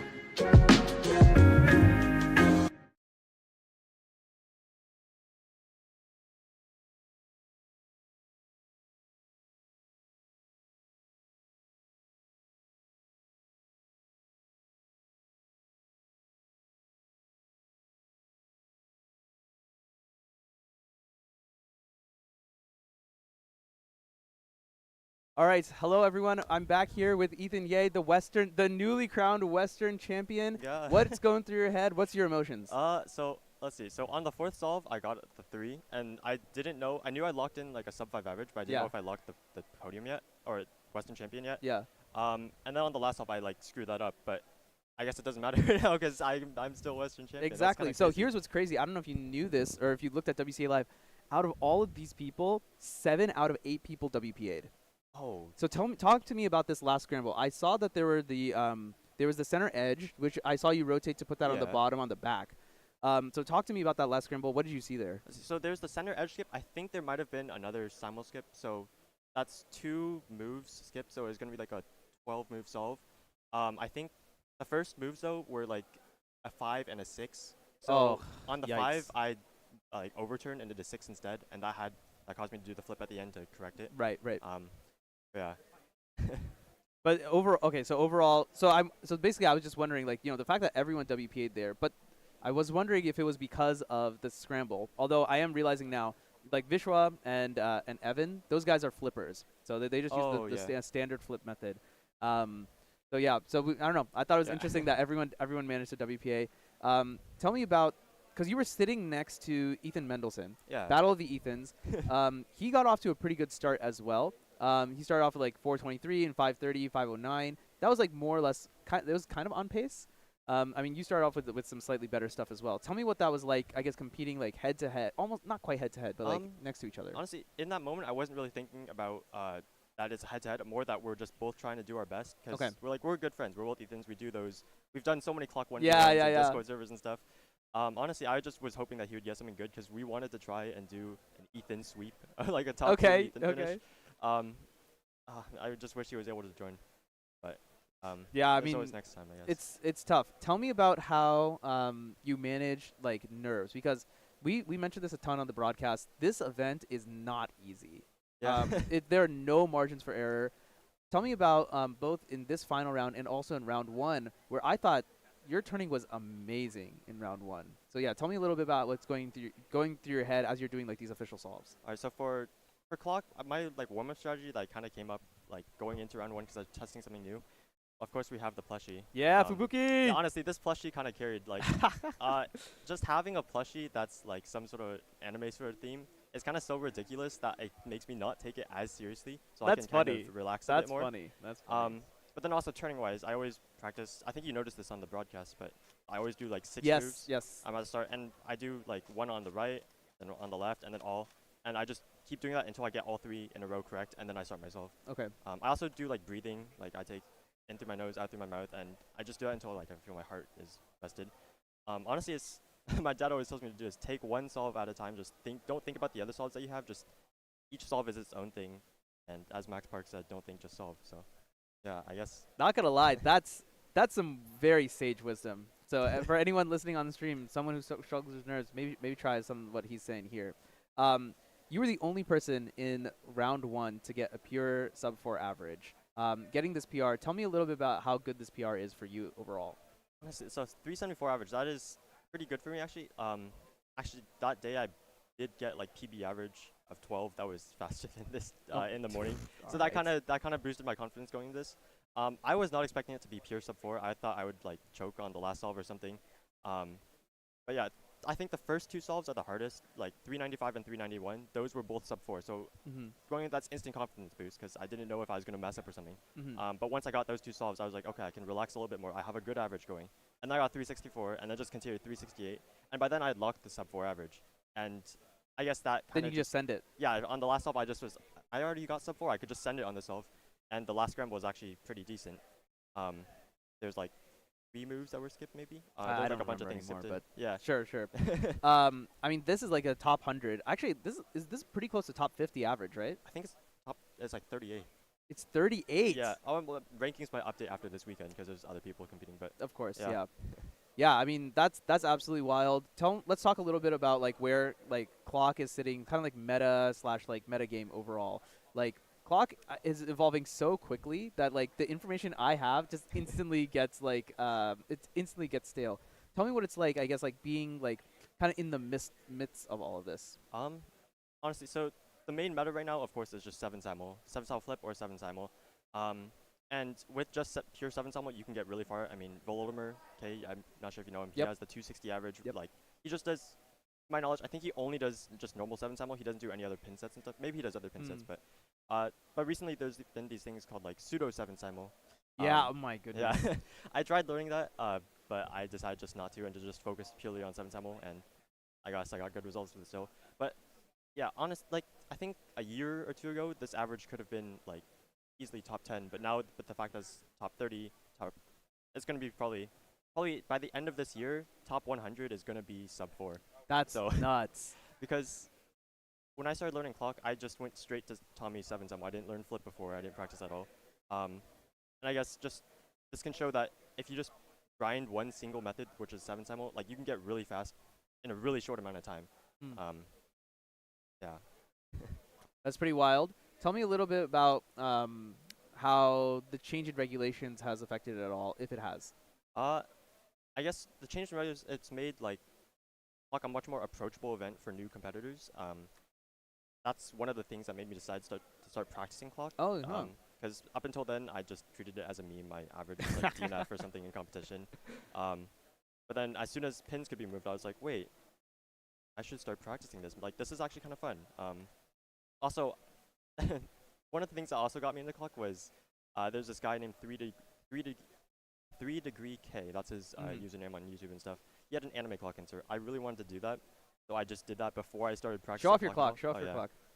And explain to the viewers what they're looking So at. this is Kasane Tetto. It's the thumbnail from a song called Kasane Tetto Territory. And then on the back we have Hatsune Miku and Kasane Tetto, from a song called Triple Baka. So, I think I've heard that song. yeah, they're both good songs. What was I gonna say? Yeah, that's kind of crazy. I didn't realize that like you weren't like super into clock beforehand. But the other thing that the change in regulations has made is that it's easier to hold clock now. Clock runs a lot faster. One of the big complaints from a lot of delegates was it's just annoying to have because there are just incidents that happen all the time for like really silly things. Clocks fall over and whatnot. But now like a lot of those things are like mitigated. So it's nice as someone who's done clock for 11 years now. It's fun to see that like more and more people are getting into it, and it no longer is an event that sucks to watch, and it no longer is an event that sucks to compete in. So I think it's all fun. What do you have lined up for you for the rest of the day today? I think I have this thread 3 round 3 if I made that. Then there's web 4 round 2. Yeah. Also today. Those are the main 2 that I was focusing on. Oh, I also have Pyraminx. I was gonna do Scube, but Scube, honestly, I don't care about Scube. Sorry to all Scubers out there. Sorry, Taj, if you're watching this. Oh no. Yeah. All right.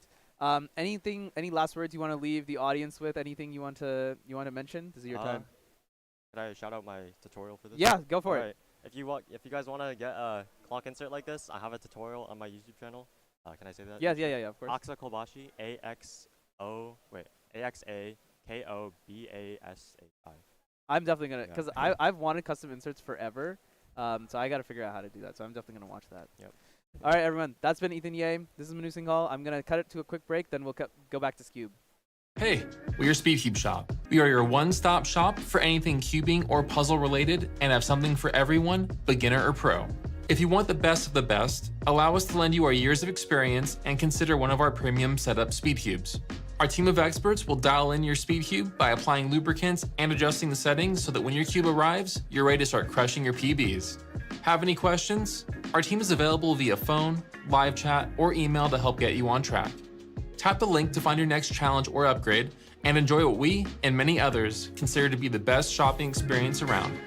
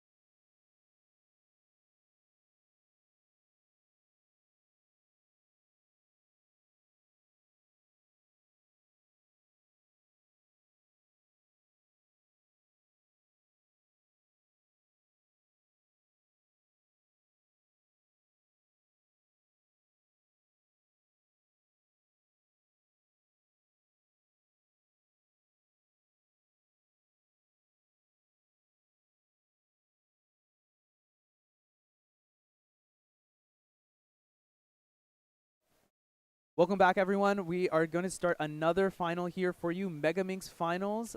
We had a Megaminx Round 1 yesterday. A lot of interesting results from that we'll talk about shortly, but this is going to be another really interesting final because of this man and this man alone. I've said it multiple times. I'll say it again. He's one of my favorite cubers of all time. Just an absolute class act at everything he does.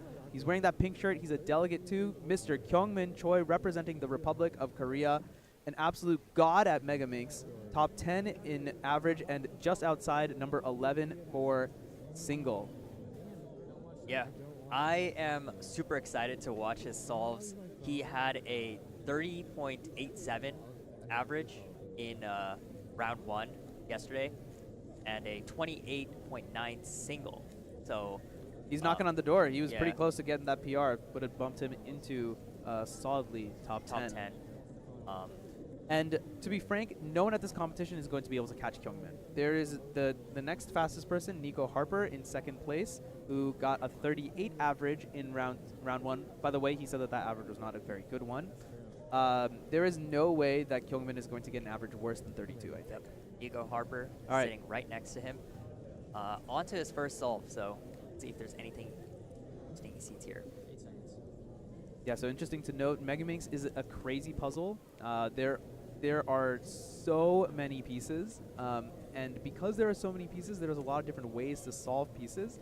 Because of that, your efficiency is really critical. The less moves you need, the faster your solve is going to be. Simple math. So Nico finished first 2 layers, on to second 2 layers here. Looks like that is clockwise. Counterclockwise? Yeah, he's kind of going all over the place. He's using a bit of a block building method, and it's very flexible. Yeah. It allows you to kind of just do whatever you need to. But almost 40 seconds and not yet finished, so doesn't look like he's going to be too close to Kyungmin here. 43.42 second average. Kyungmin looking like he's about to solve, got his cube. Yeah, 43 from Nico is a pretty bad solve. That's actually probably not even going to be good to get onto to get onto the podium. So I might need to clean that up a little bit. But let's see if Nico can pull something out here. Mini. Sorry. Kyungmin. Kyungmin Choi. My bad. So one thing you'll want to pay attention here to all of the viewers is Kyungmin's turn speed. He's a variable speed turner. Sometimes he turns fast, sometimes he turns slowly. He started off the solve turning a bit slowly, but he's put on the pace now. Can't see too well. Looks like the first 2 layers have been completed around 10 seconds. On to second 2 layers. Great pace so far. Yeah, I would say he's largely schmoving. There's a couple of places where he's pausing a little more than I would have expected, but he's looking pretty good. Onto LL at 24. And this is looking to be pretty cleanly sub 35 with a 31.93. Yeah, so 31.93. I mean, pretty good. First 2 layers, basically everything except for last layer done by 24. I think he's a tad behind the pace. He's going to be looking for a sub 30 average. Or he's going to be gunning for it, most certainly. Sub 30 average would put him well within the top 10. He already has a top 10 time with his 30.39. So getting sub 30 would just be so clean for him. No, yeah, it'd be pretty big for him, especially as it compares to the rest of the Megaminx scene right now. There's a lot of really big players around the world. I know for a fact Kyungmin is thinking about Worlds next year, and he wants to be able to position himself in a good spot as the rest of the field is also evolving. As you see, Nico Harper starting with his second solve. Yeah, he's going to need a pretty good comeback. He's probably looking for a 35. Yeah. Solving a little bit slower here. Noticing more pauses, but looks like they're onto the second layer.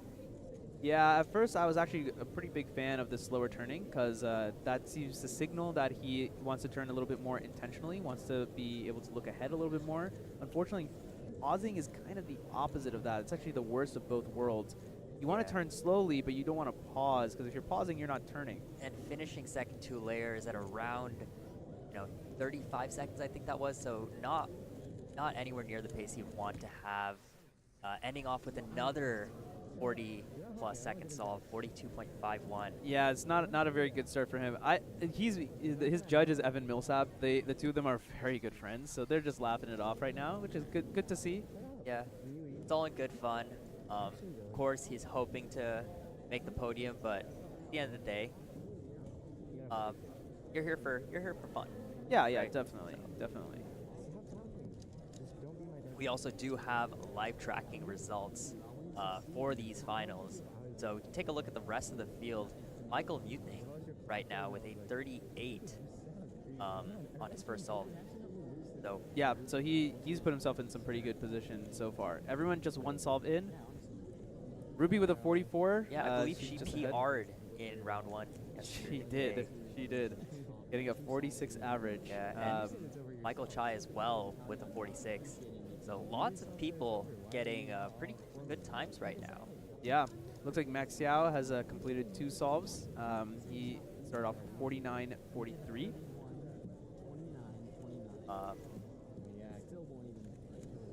Yep.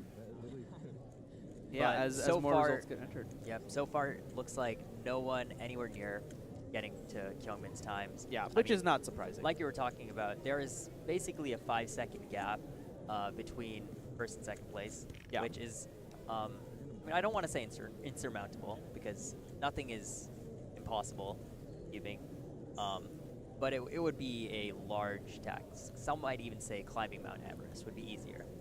Yeah, perhaps. I mean, it's really tough when you're going up against a competitor like Kyungmin. So both Nico and Minnie, and actually Nolan Yu is also in the group. All of them were actually in North American Championship finals, but Minnie is the one who got onto that podium. Now, granted, he was 3rd place on a podium that probably should have included Alexei Sinyavin. Some drama behind that. You can go watch the Cubers Live video about that if you'd like. But you know, that's to say he's a major championship finalist, a podiumer. So he just has the caliber that's just ahead of everyone else. So it's not surprising to me to see that Minnie is just gonna take this by full force. Yeah, and it looks like he finished that first 2 layers very quickly, onto the second 2 layers already, and that's also moving. You can see not only the turn speed is fast, but also that confidence that he brings to the table. Finished with OLL This and is his PLL sub-30. with a sub-30 at 29.84. Very fast That for him. that was really good. That is an excellent pace. You know, still doesn't seem too happy about it, but So I'll tell you why he doesn't seem happy about it. If you noticed in the middle of the solve there, on the last 2 faces, he did actually do a pretty huge pause to try and recognize and see, find the rest of the pieces that he was looking for. That I'm pretty sure is what he's not confident about. He's like, see. man, it could have been more fluid. yeah, that's fair. The only thing worse than getting a bad time is not getting a good time. As you see, Nico starting with his 3rd solve here. The other minor thing to notice as Nico is going here, you'll see competitors put black pieces instead. Some competitors will use gray pieces. It's a complete personal preference thing. I use black pieces also. I find that it gives better recognition and better distinction. It's just easier to just get rid of the black pieces in my mind. Yeah. So less pieces to look at. And even as a commentator, I would say I like the black pieces a little better just because you can see the cube a little more clearly. Yeah.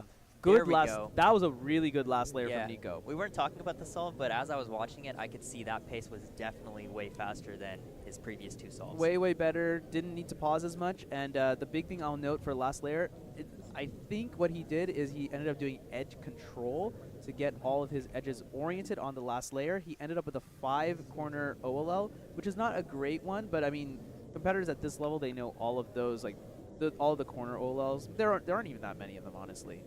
And then he ended up getting a pretty simple PLL.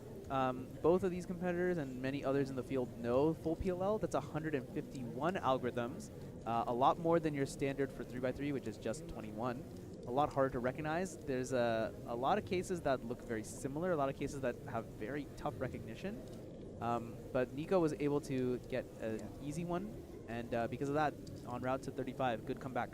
Yeah, with that edge control you were talking about, that essentially saves a step, right, with competitors typically doing 2-look OLL. That's right. That's right. If you just need to sledge and you can orient edges, that's you're gonna do 4 moves to insert the pair anyway. Just sledge it, and you can you can skip a step and give yourself better recognition going ahead. Yeah. So, unfortunately, with that counting 42, that 35 still might not put him in contention. But we'll see. A few more solves like that. No, he's looking good. You could do good for him. He's looking good. All right, Mini on solve 3 now. Some walk-ups there while he's solving his first 2 layers. Yeah, that was a bit sloppy execution, very uncharacteristic. Which is going to put his pace a little behind. No, he's pretty finishing up behind here. His first 2 layers right about now, and He's going to need to come back a good amount. He paused a little bit too much, and his turning is not compensating for it right now, and he's still pausing. So this is not going to be a particularly good solve for him. I expect to see like a 32 or worse. yeah. Although, I Yeah, guess. okay, well, he beat my 31 prediction. Yeah. In Yeah. fact, that was actually faster than his first. No, solve. he definitely came back Yeah. on the last layer. I think the big difference was his first solve had a very smooth first 2 and second 2 layers. Yeah. Last solve that we just saw, a little slower at the start, but pulled it back in the last layer. I think that last layer took somewhere around like 5 to 7 seconds. Yeah. No, his last layer was good there.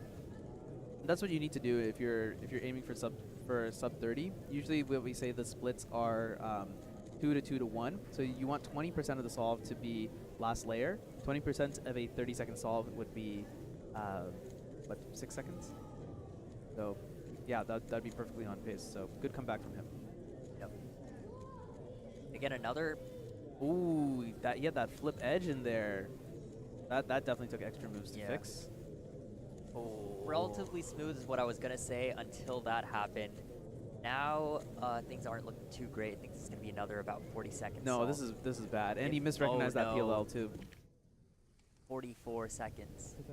This is so not unfortunately for tough. Nico, it's just not coming together. He is going to get his BPA WPA populated now. 40-50 is the best possible average. Just taking a look around the rest of the field, 40-50 Puts him in the top 4. It really comes down to whether Michael Muthin can that's beat him. I think that's absolutely correct. Nolan Yu only 2 solves in as well. He has a 46 and a 35. He can find a way to get that 35 to count. That'll be pretty huge. Yeah.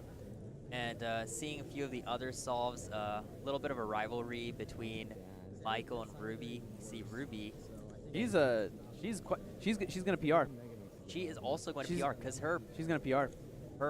worst possible average is 45.8. I believe last round she did PR with 46. a 46. So No, she's gonna win Michael Chai's house. dang, that's rough. And Chai's he can't catch up. Yeah. Chai's He's counting a 46 right now. You need to count like he would need low to PR 40. single. You need to count not quite. He needs to count like like low 45 and maybe a 44. Yeah. I mean, he would need to count a low 40. He would need to count a low 44. Yeah. Yeah. Which so means he would also need a 43, which. Yep. Yep. Not easy, not impossible. And as we get on to Kyungmin's 4th solve, where we'll see his best and worst possible averages. Yeah, so depending on what he gets here, we'll populate the best and worst. If he ends up getting a 30, he's just going to end up with 29, 30, 31. Yeah. So that'll give him a 30 average. His PR is 30, 39. So I would say he is on PR watch. yeah, Right now. yeah. So he has a chance. A little slower turning there, which kind of signals maybe he's not seeing what he wants to see, maybe a bit of lack of confidence, some nerves. So we'll have to see if he can finish. That seemed pretty decent. Looks like his last phase just wrapping up now. He's on to last layer. But he's on. Oh, that was a really good last layer. That was incredible. I feel like every time I start doubting him, he just proves me wrong. That last layer was really, really good because he started last layer. I want to say like he was pretty behind because I saw like a purple corner that was up. That's a piece that goes into the second layer. Sorry, it's a piece that's a S2L piece. I saw one of those up. I think as late as 27. Did he really have a 3-second last layer? Yeah, that's kind of what I saw too. Maybe he was able to easily recognize Olol and maybe canceled some moves or something like that. He clearly did not pause. No, yeah, he didn't pause. That was absolutely Yeah. nuts. He actually is unfortunately not. It's not possible for to PR actually. His best possible average is only 30.79. He would need 30.39. But he's like very comfortably going to win this. No one is going to catch him. Yeah. Um,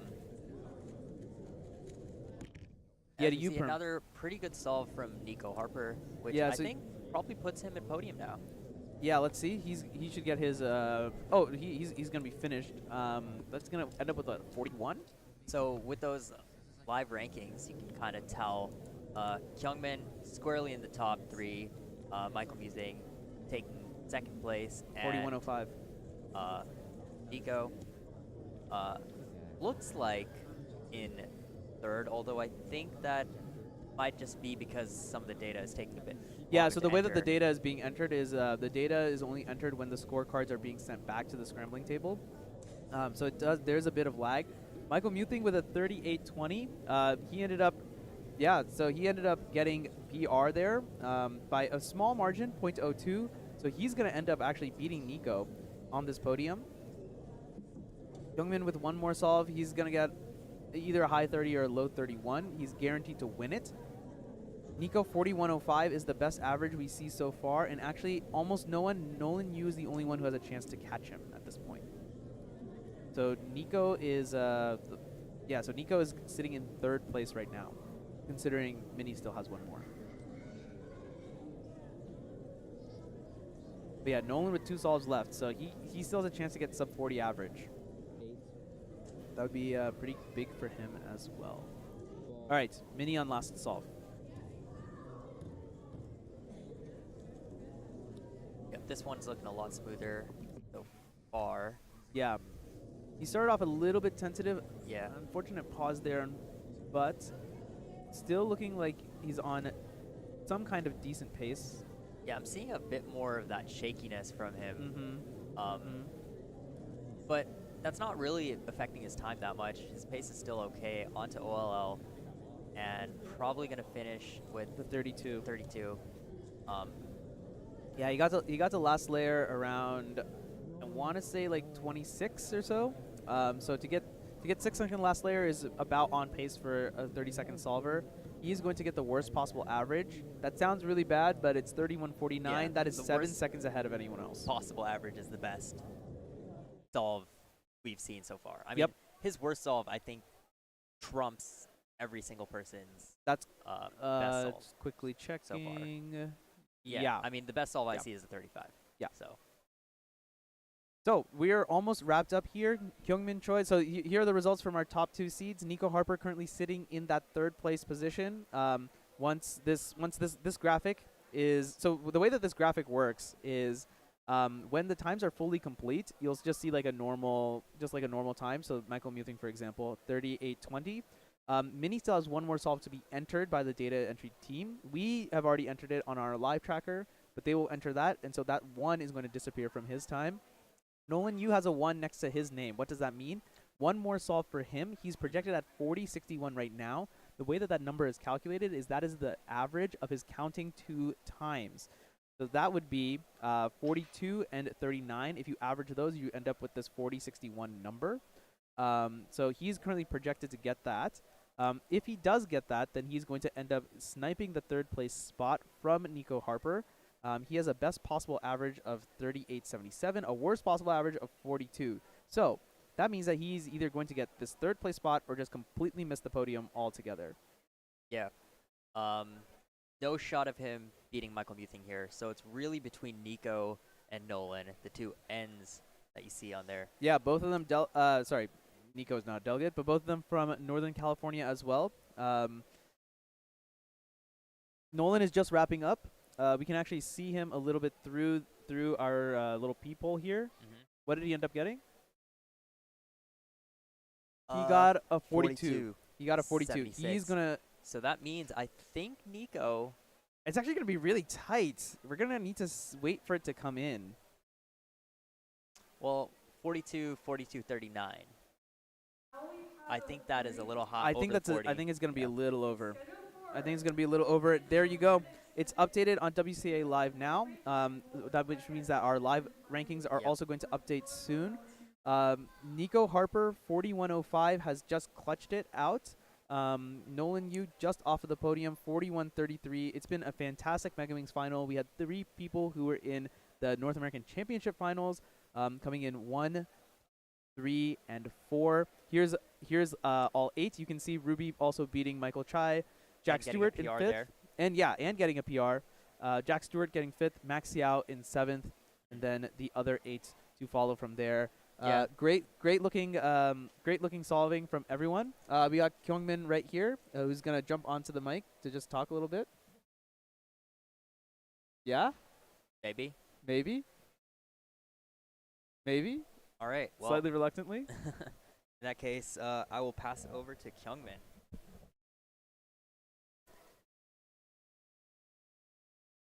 Kyungmin just casually walked over to the stream station and thought he wasn't gonna get yapped to after just becoming the 2024 Western champion and defending his title. Mr. Kyungmin Choi, tell me about some of these solves. Honestly, I couldn't tell if you were kind of jazzed about some of them or if you were furious. I was 32 really mad. seemed really not good though. Yeah, none of them are good. I was really mad. I think I get too emotional about all these solves, and I feel like I need to work on my body language a little bit. I mean, But look, that just goes to show that you care, right? yeah, It's this is like a competition where you are going to win regardless. No one was gonna come close. But I'm thinking that what's in your head is you're just trying to get the best possible time so you can beat a PR. So you're looking forward to Worlds for next year, right? yeah. Yeah, I figured as much. Tell me about this 30. This 30 was kind of wild because do you remember the last layer you had on that? No. It was, I feel like you can go back and look at it at some point. I feel like you got to last layer at 27 and you had a 3-second last layer.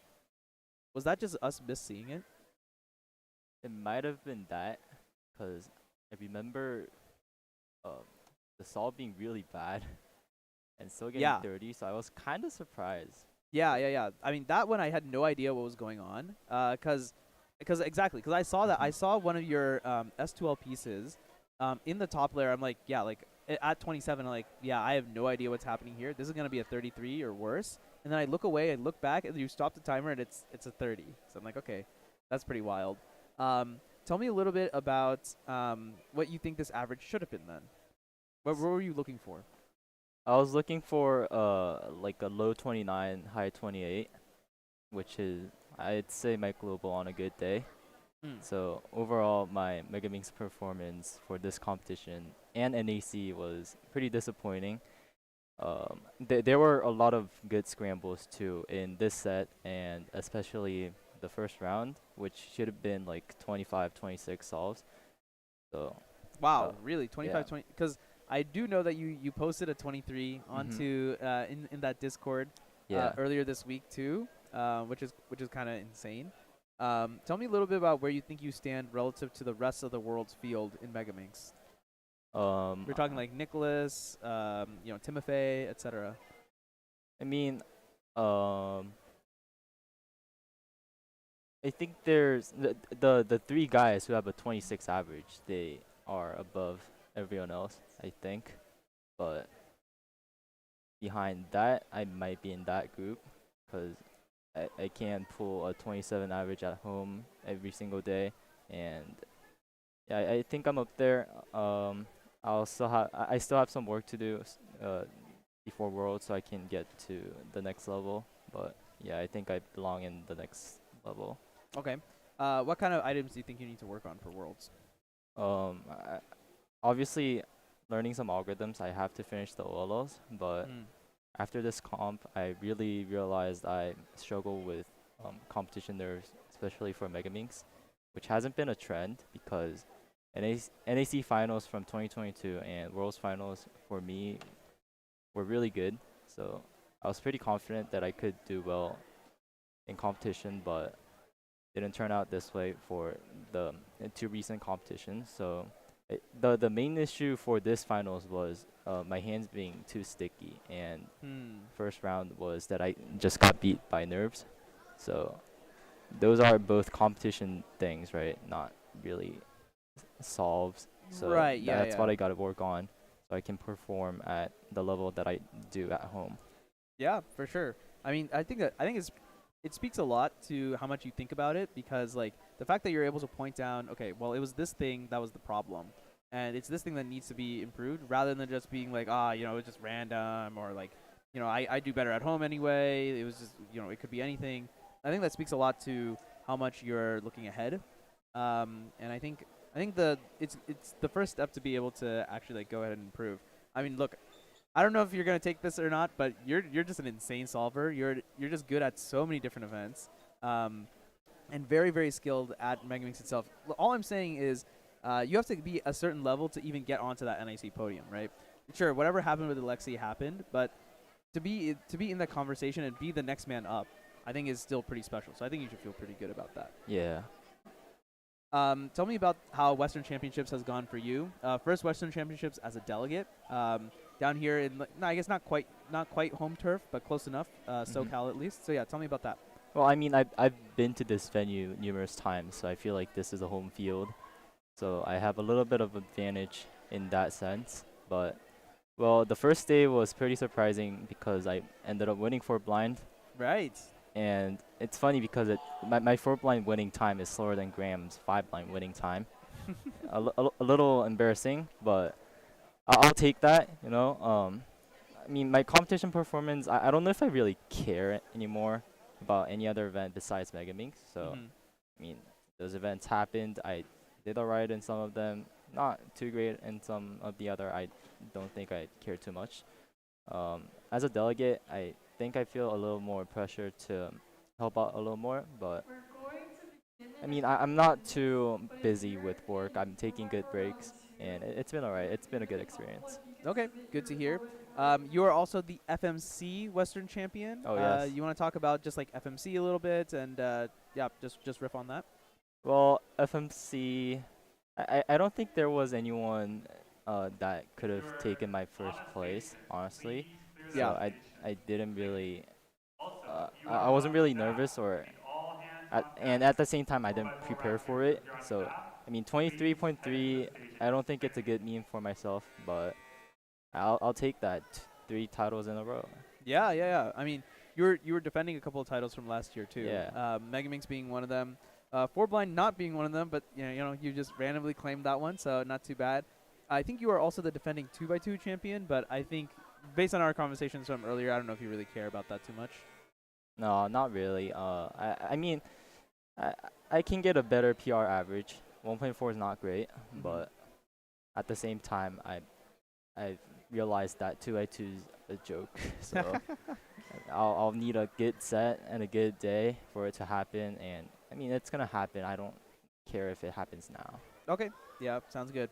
All right, last thing. What are you looking forward to for the rest of Western Championships? We're in a little bit of a break now, but we're going to start 4x4 round 2 immediately after. We'll have lunch, and then we got a bunch of blocks of finals. You know what? I'm extremely excited for some of these finals. I Yeah? think they can be competitive. I mean, I'm gonna be part of some of them, but I'm also excited to watch how the finals pan out and see the winners get crowned. Any particular final you got your eye on? I think 2x2 will be pretty exciting. Also, 3x3, the fight for second and third will be pretty close, I feel like. So that's going to be a good one. Yeah, I'm looking forward to that. That will be head-to-head at the end of the day today. But until then, this has been Kyungmin Choi, one of my favorite cubers, great personality as well, talking about his recent Megaminx Western Champion. Congrats, Kyungmin. Thank you. All right, let's kick it to a quick break. Hey, we're your SpeedCube shop. We are your one-stop shop for anything cubing or puzzle related and have something for everyone, beginner or pro. If you want the best of the best, allow us to lend you our years of experience and consider one of our premium setup SpeedCubes. Our team of experts will dial in your SpeedCube by applying lubricants and adjusting the settings so that when your cube arrives, you're ready to start crushing your PBs. Have any questions? Our team is available via phone, live chat, or email to help get you on track. Tap the link to find your next challenge or upgrade, and enjoy what we and many others consider to be the best shopping experience around.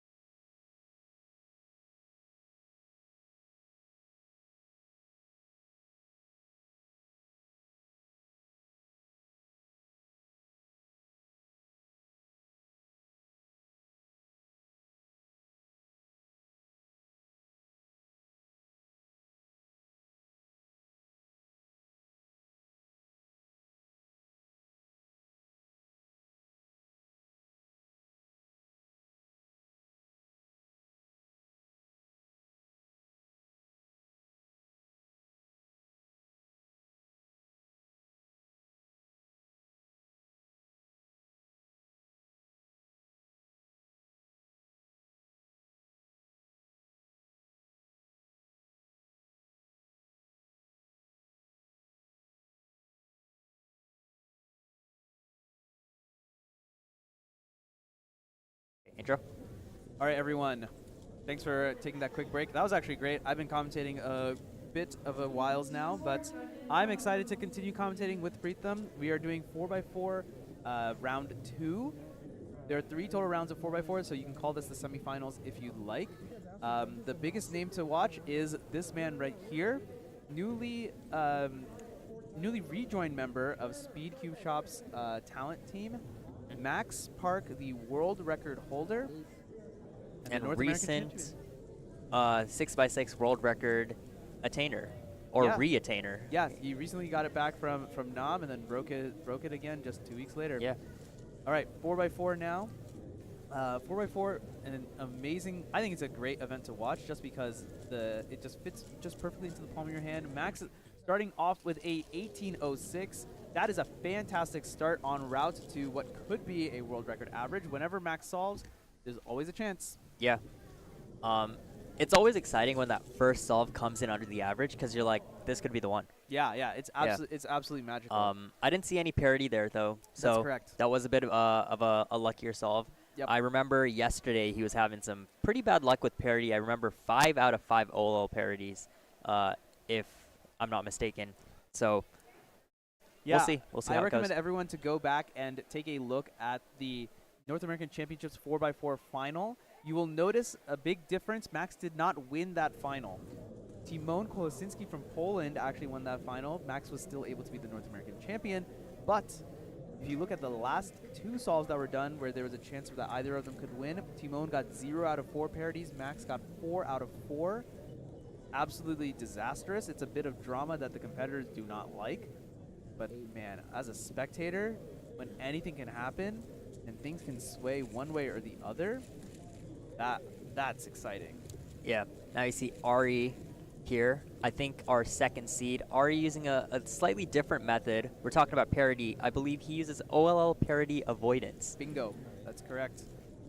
So you'll see him spending a little more time on inspection here, making sure to, figure out what he needs to do in order to avoid OLL parity. But once he sets that up, he should have a pretty good time after this. Yeah, let's see what he can produce here. Yeah, the way that OPA works is by counting the number of slice moves that are done.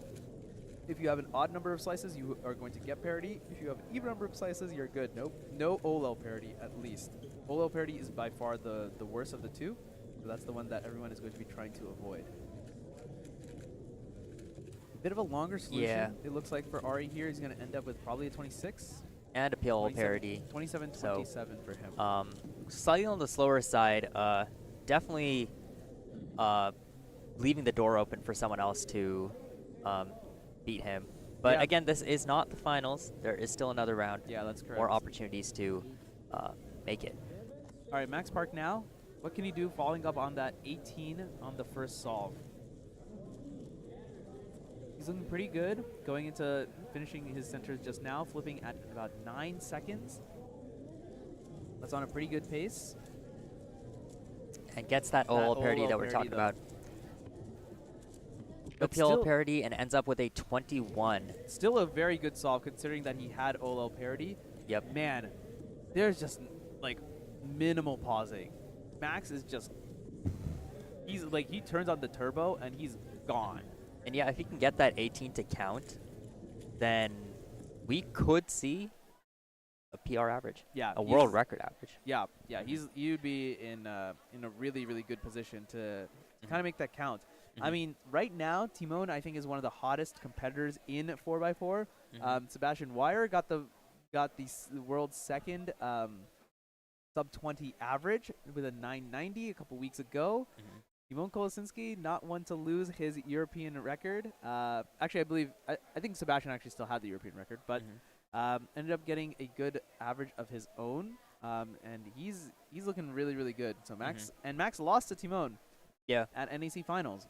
So it's all kind of up in the air. So what you're saying is this record might not stand for long if Max see. doesn't improve it. Yeah, we'll see. We'll see. A lot can happen, of course, just because of parity. You have to end up in like a good state such that if you end up with 0 out of 10 parity, then that's your day. I mean, 0 out of 10 parity is quite literally a 1 in 1,000. 1 in 1,000 chance. Yeah. So so it's more practically impossible. Well, I would say you'd have to get lucky, but it's not just about luck. It's about execution. It's about skill. And even with parity, I mean, I'm sure this average, the world record average that Max set, must have had some kind of parity at some point. I need to go back and look. Yeah. I don't remember anymore. I'll just say based off of the odds. Don't quote me on that. That's good. So it is possible that even with parity, you can still get an incredible time. So don't count anyone out yet. I mean, Max already has 1 parity, right? Yeah. And he got a 21. So you could get that and still have a 19 average. Yep. Ari trying to improve that 27 that he had from that first solve. 27-27. Yeah, let's see what he's definitely gonna want something a bit better than that. I saw Max Xiao solving off to the side, and I think he ended up getting something better than a 27. Yep. No live data entry for this one, just because we don't have stationary finals, and there's a lot of competitors to go through, so it's difficult to do at the scrambling station as well. So we will just let you know based on what we can see here. We got our little live tracker anyway that our good friend Matthew Marinick is manning. Good pace from Ari, I think, overall. His turning seems very controlled here. He did not end up miscounting, so he did not get any OLL parity, no PLL parity either. 22.83, good comeback. Yeah, and definitely better than his first solve. And I also saw the cases that he got for OL and PLL were pretty easy too. So yeah, I think he's happy to have that solve. Yeah, not bad, not bad. Yeah. Good to see him come back with a bit of a better solve. I mean, for me personally, it's always when you have a bad solve happen and you after that end up with a good solve, your nerves kind of calm down a little bit. You're like, okay, it was just a fluke, like that accidental solve. So Max now. Yeah, we started about 3 seconds into his solve. Max flipped the cube. He did that. But Z 3 prime seconds is enough to finish those centers for him. Yeah, So. I mean, yeah, he's pretty far along. He's deep into 3x3 stage. Unfortunately, be getting that Another OLL parity. parity. He's gonna end up with probably like a 24. And PLL parity. Yeah. This is not the solve he wanted to have. So that 21 is now counting for Max. that means that he has an uphill battle if he does want to get the world record average. Remember, 1938 is that number to shoot for. Yep. I mean, 1806 is quite a bit lower than that. It's like 1.3 seconds lower than that. And to the left or right of Max, we have the other Max Xiao, Max Xiao. with a third seed in this competition, or third seed entering the competition. So hopefully you can see his solve and what he ends up getting. He got a 24. 24. So yeah, so I think right now it's between Max and Ari for who's going to end up in the second place spot. We are going to have, I think there's another group. Oh no, there is no.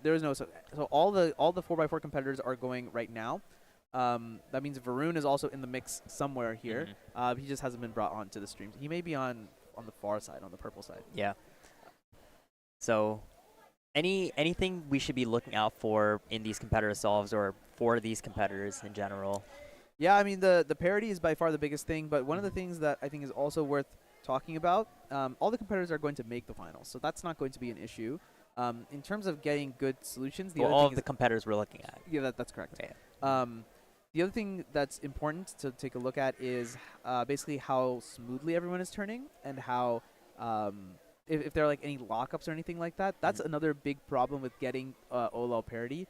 Doing those slice moves is not ideal, and that can sometimes lead to lockups if the execution isn't absolutely on fleek. I don't know if that's a thing people say anymore. On point. On point. Yeah. On point. On point. Yeah, there we go. That's a lot We better. got there eventually. Yeah, Yeah. not bad. Yeah, you're talking about those lockups and those slice moves.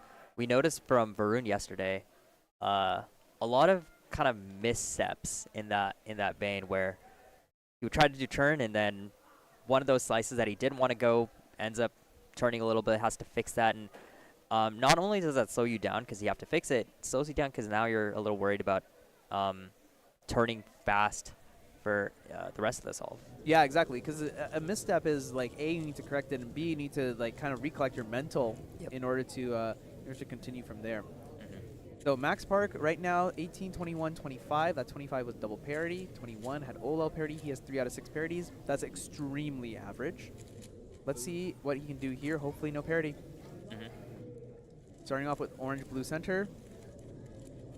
And he's going to go ahead. Oh, Yao Yudge already built. He's already flipped. This is really, he's like on pace for something really good right now. 8 seconds is 1 second ahead of every single one of his flips so far. He's on to 3x3 stage. Again with OLL parity though. He's still going to end up getting a 21 though. He got double parity. Oh my god, he got double parity and got a 22. And the execution on the PLL was not ideal either. So. Oh my goodness, man! How I wish I could go back and look at that solve, had an instant replay. If you could see where he was on really good pace. Finished his Yao duction part. That means that he finished making his centers and the Yao edges at about 8 seconds. That's like a second and a half faster than the previous solves that he's done. And he was absolutely flying through edges. I feel like when he hit OLL parity, he was already at 15. Yeah. So no OLL, no PLL parity. I think that could have been another 18. I think an 18 was very comfortable at that point. Man. Just goes to show how much that parity can hurt your time. Man, Max is getting screwed by double parity recently. In round 1, he had it. In the NAC finals, he was messed up by double parity. Man, he's gonna need to count. He's gonna need to start counting slices at some point. Yeah. One more solve though for him, so he can always bring it back a little bit. Yeah. But I think we saw that best and worst possible average. There's no chance for him to. Yeah, there's no way. You cannot get the improve the world average. record. Yeah. Can always get the world record single. He could. That is true. Ari now done with his centers and Yao edges. Ari's on good pace too. Looks like he's on to 3x3 stage. And should be getting. Nah, he mistraced. I thought that the EO did not look right, but I couldn't tell until he got into OLL. Ended up getting PLL parity also. 28-12. A little unlucky. Yeah, a bit unlucky. I was just looking back to see if Max Xiao's time was still up because he had just competed. Unfortunately, that time has been reset now so that Max Park can take his stage. and this will be Max Park's final solve. Solve number 5. Using those hand warmers. Honestly, I could use some hand warmers too. It is a tad chilly in my opinion. You can still get a 20 average, best possible. Worst possible, 23. White yellow to start off. Okay, and last, ooh, that little bit of a execution error it looked like on that very last center. Flipped at 9, still on pace. And no Only a OLL PLL parity parity. this time. 21.48. He's going to end up somewhere squarely. Actually, he's going to I get think a he's 21 going to get average. around a 21 average. He's Yeah. going to get a 21 average. Maybe a high 21. Or actually low 21, sorry. Call it mid. Mid 21. Mid 21, right Sure. right in the middle. 21.68 is what he ended up with. Good final solve to finish it off. He ended up with 6 out of 10 parity. A little bit worse than average, but not too much worse than what you would expect. Yeah, I think the double parodies for, I think, 2 solves in a row probably also kind of screws with your mental a The little bit. double is, man, dude, I feel like this is something that is probably worth Vishwa can probably talk to you a little bit more. I wonder if the competitors would prefer to get PLL parity on every single solve and OLL parity on one of them, so 6 out of 10, rather than getting no parity and then double parity on 3 solves. double parity on 3 solves. Yeah, I think, yeah, that's a good question. I would have to say it is still nice to get no parity, because then you have that shot at beating your PR single. That's a good point. That's a good point. Yeah. I mean, it just kind of depends. We don't rank based on single. We do rank based on average. Yeah. And, you know, the average is what ends up mattering for your ranking. So, yeah, I just wonder. It must also depend competitor to competitor. Yeah. Some competitors are probably better at performing parodies than others, and some competitors are probably better at recovering from the shock of getting a parody, if you will. Also, hello everyone in the chat. I'm looking back at the chat now just because we've had some pretty action-packed group. Zach Rydell, hello. Fellow commentator from NAC. Luke Garrett, hello. When you see it, yeah, that was Ari from earlier. Ari now finished with his Yao centers, and looks like he's on to the rest of his centers.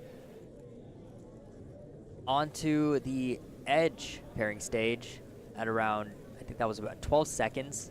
So a little slower than some of his better times, but no OLL parity, naturally, and a good PLL to end up with a 26-second time.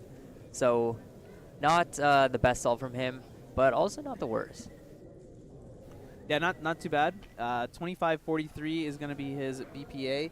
I think it's not going to be good enough to get into the top 2 seeds going into the final round of 4x4, which is going to be later today.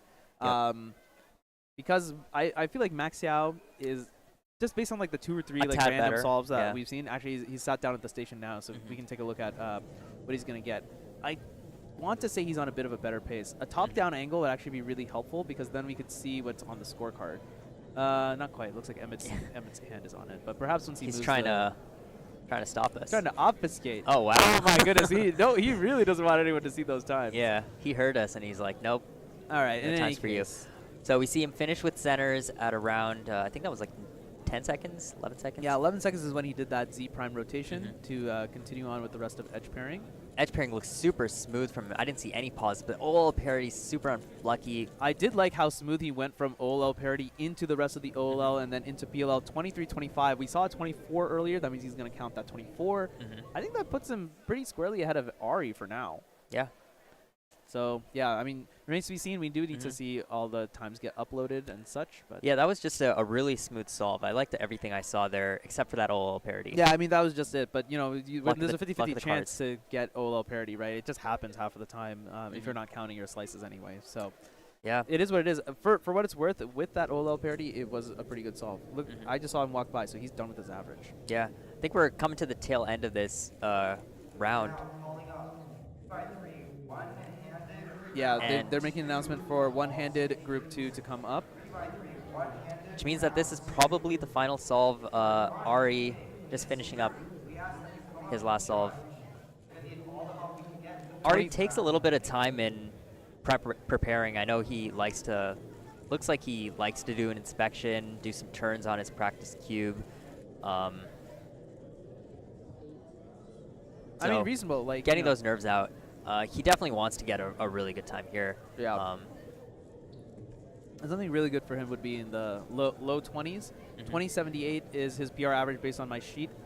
So when should we look for that flip? See that flip from him if he wants to get that time. Yeah, so like Max has been doing that at around 9 seconds, and he's been getting like 20. He ended up with like a 21 average. I think that's probably what you want to see from Ari as well. So that was a little bit behind. It looks like it was like late 9. But again, just with going to 10. OPA, right? he Assuming that he counted correctly, which he looks like he did. no, yeah, okay, that's right. Yeah. Yeah. 23:37. I mean, the difference there is literally just Max Park. Yeah. Like, Max Park is just so absurd that he can just go from flipping, doing that Z prime move, or is that a Z prime? Yeah, doing the Z prime move to start his edge pairing to the end of the solve without pausing. Yeah. And that's just a skill that is just inhuman, and only Max has. You probably saw Ari solve and thought, I didn't see any pauses either. And I'll be honest, neither did I. But Just it's very, like very those small. milliseconds, extra Very, very milliseconds small. on every single turn, which add up to like a second or two, and then that's just the difference. So that's what you see up there. Max Park's average of 21.68. Ari with a 25.61. We'll see what the rest of the results for this group are, and see if that 25 is enough to make it into the top 2 spot for the finals. We'll see. There's a lot of competition. Yeah, there's a good amount of competition left. 4x4 final is going to be after lunch, and lunch is scheduled to end at 1:55 p.m. It is currently 11:07 Pacific Daylight Time. That means that we have roughly 2 hours between now and then for the competitors to kind of warm up and get into the zone for the only round that really matters, to be honest, in terms of crowning the Western champion and getting onto the podium. The 2x2 finals. Sorry, for 4x4. Oh, for 4x4. Sorry. For 4x4, I was total memeing rounds. a little. And turns out you were also kind of I was memeing also because you kinda- misspoke. Yeah. Okay, In so any you, case. you meant the thing that matters for 4x4 finals. Yes, only the Right. finals really Yeah. matters for 4x4 Yeah, finals. yeah, yeah. And honestly, if nothing, it's just another chance for Max Park. He gets 5 solves to break another world record. And yeah, we'll see what he can cook up. All right, I think Michael Chai is supposed to be on the mic right now, but I think he's running doing something else. Yep. Are you gonna be competing in I'm any not events competing. after this? I might compete in Pyraminx. I might compete in 2x2, but if I don't, I'm not miffed. Did you do a 3x3 round 2? I did. Okay, I that's did, nice. yeah. Got a little time out there. Yeah, Yep. not bad. That was the only thing. I made it to Sunday for the first time in 3 weeks. Yeah, I made it to Sunday, so not that bad. Nice. Actually, we're seeing the 4x4 results get entered right now. Actually, Max Yao ended up getting a 26 average because he ended up counting a 28, it looks like. So Ari actually did edge that. So Just slightly. I think Ari with a 25. Max Park. Oh, yeah, he's gonna be squarely in first place. Yeah, no one is going to catch him. But yeah, I think so. Your top 3 are going to end up being Max, Ari, and Max again. So that's Max Park, Ari Randers Parison, Max Xiao, unless Varun got something insane. Which actually he didn't even Could need be something. possible. He didn't even need something insane. He just Yeah. needs something that was like semi decent. A 25 would have gotten Competitive. him into that top 3 spot. But yeah, he just wasn't on the stream. I think he was probably on the far stage. Yeah. So it's possible. He could jump out and surprise us at any moment. He might be behind me right now. I think that would be very surprising because Okay, good. I can also see behind us. Oh yeah, that is a good point indeed. Anyway, 3x3 one-handed round 2, which means that the one and only Max Park is back up to the gauntlet. Yeah. I'm gonna be swapping out for Michael Chai. Preetham, you can go ahead and commentate the one and only Maximus Park. Yeah, Max Park, always on world record pace, is world record watch when you're watching him compete in really any of his events, but especially OH, where he's been dominant for a while. Currently does not have the OH world record, but 9-second time is really solid from him. And that looks to be his first time, is that correct? Yes, we just started the OH round. So excellent start. What I find very interesting is it seems to be that Max mains quite a stable OH cube in comparison to a lot of, especially Root solvers, using very flexy cubes that even could be averse to popping if you're not careful. Yeah, maybe that's just easier to turn that M slice. Yeah, probably. When the cube's not as tight. And Max Xiao has an 11-11 PR average. Ooh, nice OLL case. Yep, Max Xiao also using CFOP. Who should be looking out to use Ru? For Ru, we're definitely going to be looking for Cabin once again. That's definitely going to be the big player. I'm not sure if we're going to be able to catch the other Ru solvers on the stream. That's fair. Yeah. We don't have quite the top-level Ru solvers. Jack Stewart, I believe, uses Ru, but he doesn't have quite the OH results of some of the top credits we have in the competition so far. Yep. All right, so Dan Tran has an 1167 official average. Yeah, so he uses CFOP. Yep. And using a stickered cube. I haven't seen many stickered cubes today. Yeah, it's a very classic old-fashioned puzzle from, as mentioned, this is a more flexible puzzle. It's probably one of the GAN 356s that launched a long time ago. Yeah. Has some variation of that. All right, so Kevin, our patented Ru solver up to the plate so far. So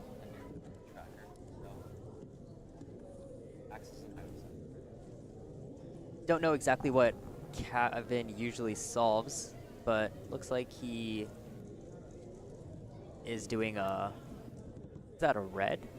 No, not necessarily. It's white yellow. Oh, white yellow, but it's just quite Ru. hard. Yeah. You don't really know which face you're looking at. No, I would also say Ru would be highly, not impossible. You don't see too many color neutral Ru solvers. Yeah, it's a lot more complex in that sense. Yeah. A color neutral is just complex in general. Yeah. That's a pretty sweet OLL case for two-handed. I wouldn't. Don't want to stop the timer there. Almost DNF. Yeah, so that OLL case, so it's the square plus a little dot. I think it's called like a fish OLL. So it's a really nice like RU gen in the beginning, but then you have the little sledge right there. So like the R prime F, R prime F, and then RF prime, and that part is really difficult, and you have to kind of use the table to complete it. So he fumbled a little bit there, and then fumbled PLO. Yeah.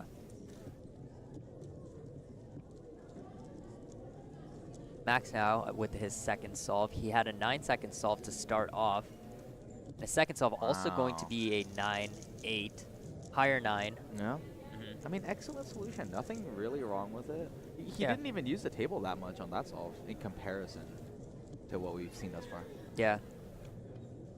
Very decent. Just fast overall. I mean, there's really nothing we could say to, criticize Max's solves. No, they're absolutely not. Yeah. I mean, there are some things that's like the beauty of what maybe the future of coaching might entail, and that you don't have to necessarily be better than your student to coach them, right? In fact, that's very rarely actually the case in any trade. Yeah. It's very common, like the phrase, like the student has become the master. Like generally speaking, the students are who excel, and the coach give them the things that they knew was helpful, and they were not able to apply for themselves, right? All right, so Kevin, up to the plate here.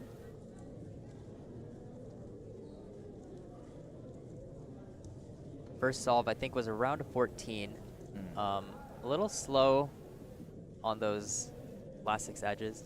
Yeah, he doesn't quite have like the turn speed that can compensate some of the look-ahead pauses that he's dealing with right now.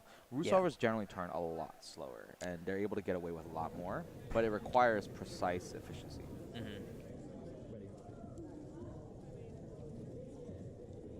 All right, so Max with a 10 and a 12. Xiao, Max Xiao. Max Xiao, yeah. And Max Park on the other side. Ooh, Max Xiao might nice. be getting a sub 10 here. Yeah, that's a soon T perm. That's exactly the type of Solve last that he layer wanted. case you want for one-handed, actually. much more easy and ergonomic to deal with. Yeah. Every time you see a Soon in one-handed, you're like, thank you, thank you. All right, now Max using the table a lot more. Solving on orange, I wonder, you know, generally, oh He wow, saw not something. bad. He must have saw something that was good in that scramble. Ends up being a little slower. I think his F2L was pretty smooth, and then just had a bit of a slower solution for that last layer. I mean, it was a decent solve. Definitely the last layer. The last layer is where you start to see a big difference in the results of OH. And that's where LSE is actually so powerful with Rue. You know, a lot of people are switching. LSE is sometimes extremely fast, and it takes very little fewer moves. Yeah, it takes a little less work than what the current state of OLL PLL entails. Yeah, I think OLL and PLL can be a little bit luck dependent too, like you said, where sometimes you get a good case that really works well with OH, and sometimes you get like an F-perm, which is so many more moves that you kind of just naturally wouldn't be able to solve it faster than someone doing Rue. Definitely. Even with like a standard LSE. Yeah, definitely. Max practicing his H-perm. Doing his best Rue impression.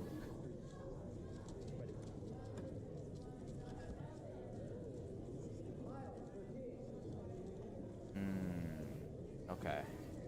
Can't see a whole lot from. Actually, no. There are a few blocks there. He's really fixated on the white. Yeah. I saw a white green and a white blue. Oh. Ooh, almost dropped the cube there. I think he saved it, to be quite honest. And is that what I think is a... What was that, PLL? That was interesting. Like, I think... did I say B moves? Oh, man. But right now, I think we are looking at... Oh, it was a G perm. That makes sense. Yeah, G-perm, yeah. I think we're looking at Max Xiao getting very close to a PR average. Yeah. His current PR average, an 11-11. And I think his worst possible average there was like an 11-18 or something like that. Yeah. So very close. Gets another like 11 or 10 second time, and he'll have this in the bag. Man. Efficient solution for Max. Max did a little of a last slot OLL trickery and got a very, very reasonable, efficient solution there. The first 8-second solve that we've seen today. Yeah? Sub 9. That was good. I think he's got... Did he have one more solve on there, or was that 5? He did have one more solve. Yeah, I think he had one more solve. So that's pretty good for sure. And obviously, it's going to be comfortable enough to make finals. And almost certainly first place in the round too. Yeah, not quite the drama that something such as Clock finals had. I don't know. You guys were able to catch Max do his 4x4 solves. And I don't know what the stream saw, but the 4x4 scrambles were actually quite good, and I know he didn't do well on those solves. Is that correct? I wouldn't say he didn't do well, but he could have done better. Right. Definitely.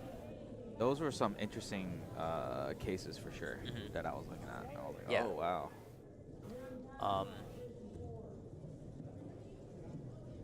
So I think we have Kevin finishing up. This might be his 4th or 5th solve. Yeah, it's his 5th solve. Yeah, 5th solve. His last solve right here. And that seemed like a pretty long case there. Yeah. Lots of M and U moves. But he still managed to close it out with a 14-second, I believe. Yeah. Not bad. And I think Max did have one more solve. Was I mistaken? I think both Maxes have one more solve. This is Max, yeah. Yep.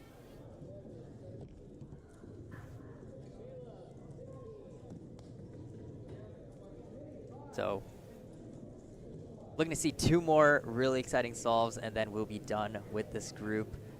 Max Xiao starting with his solve. Let's see if he can finish it before Max Park gets started with his. There's always a bit of prep time that you take to get ready. All right, Max Xiao, a little slow on that F2L. Got some bigger pauses on this Yeah. one for sure. So this might not be enough No. to get a PR with the +2. It's not going to do it. Max, yeah. That's unlucky. Max Park It now was a G prime. starting his solve. And again, just very middle of the pack solve for him. That is going to be counting. So that should put his average at around 9.76 is what I saw there. So what was interesting, Preetham, is that when Max Xiao was executing, so he executed what I believe to be the GA perm. It could have been the GC perm, but it wasn't super clear. When he executed that, the last move was actually wide U prime, or wide U. And he wasn't able to actually turn it, so that's why the +2 was on the D layer. Yeah. So it was really unfortunate. And in OH, you have to actually re-grip to where you need to use your index to do the wide U, but the rest of your hand can only hold the D layer. And we were talking about not having a whole lot of drama in OH, but if you could look at those times there, that last time was a 14.02 with the +2. So that means he would have had a 12.02 if he did not have that +2, putting his average at around an 11 point. He would have. he might have PR'd. He probably would have PR'd. Because that 12.03 would have made the 12.39 not count. Yeah. It would have been very, very close, but he probably would have PR'd. I think basically doing some quick math here, that would have knocked his average sum down by 36.36, 36 hundredths of a second. Repeating, of course. Not repeating. No, not repeating. Divide that by 3. Basically, you would see an average that is 12 hundredths of a second faster, which would have hit his average at 11.06. Yeah. Faster than his PR average of an 11.11. Yeah. So that is a little unfortunate. Just that one turn could have changed everything. So unlucky from him, but this is certainly enough to put him into the finals. And you know what? I have a hot take. Yeah? I don't know how hot it is. I think it's not that spicy. Okay. But Max Xiao, he's due for some great solves in the future. I think Max Xiao has a sub-4 incoming in 3x3. Okay. Yeah. We're talking about OH here. I could be wrong. In OH. No. So Max Xiao, so we have two more rounds of 3x3. I'm not saying he's going to do it in this competition, but his PR is a 4.03, which is a fantastic solve. I think he's one of the next cubers up to get that sub-4 single. Yeah. Yeah. He's knocking on the door. He's knocking on the door. He's right there, 4.03. Do you know when he got this 4.03? I want to say it's been a year approximately, but I would say maybe it's kind of fresh. Honestly, records are getting updated very frequently. Like, it was not that long ago where 3.47 was 6-7 years old. It was interesting because there was a period where there was a lot of activity in cubing, you know, the Felix era. Yeah. And then there was a bit of a lull, I would say. And about a little before COVID and after COVID, everything's just kind of picked up again, which is super cool, super exciting to see. I think you can definitely tell too. Now, obviously, we have like different generations of like cubers and stuff like that, and like just different generations of people. You know, they call it like Gen Z, Gen Alpha, Millennials, stuff like that. Yeah, you can tell the Zoomer cubers and post-COVID cubers. They are on another level because they practiced so much. Yeah, where would you put them? Would you say like Maddie, Max, Varun? Are those part of the Zoomer cubers, or would you say they're even like? I would call them the middle. I would call them the Zoomers. Okay. And I would call the post-COVID cubers the post-COVID cubers. The post-COVID cubers. Yeah, that's how I would generalize that. We need a different term for them. I don't think they would like to be associated with a global pandemic. We can call them like the Gen Alphas, I guess. Yeah, the new gen, the next gen. All right, so 3x3 OH is wrapping up. That is Chai's hot take for the hour. More to come pretty soon. We're going to go to a quick commercial break, and we are going to do Pyraminx very, very soon for you guys. And also interviews, so stay tuned. Yep. Hey, we're your SpeedCube shop. We are your one-stop shop for anything cubing or puzzle related and have something for everyone, beginner or pro. If you want the best of the best, allow us to lend you our years of experience and consider one of our premium setup SpeedCubes. Our team of experts will dial in your SpeedCube by applying lubricants and adjusting the settings so that when your cube arrives, you're ready to start crushing your PBs. Have any questions? Our team is available via phone, live chat, or email to help get you on track. Tap the link to find your next challenge or upgrade, and enjoy what we and many others consider to be the best shopping experience around.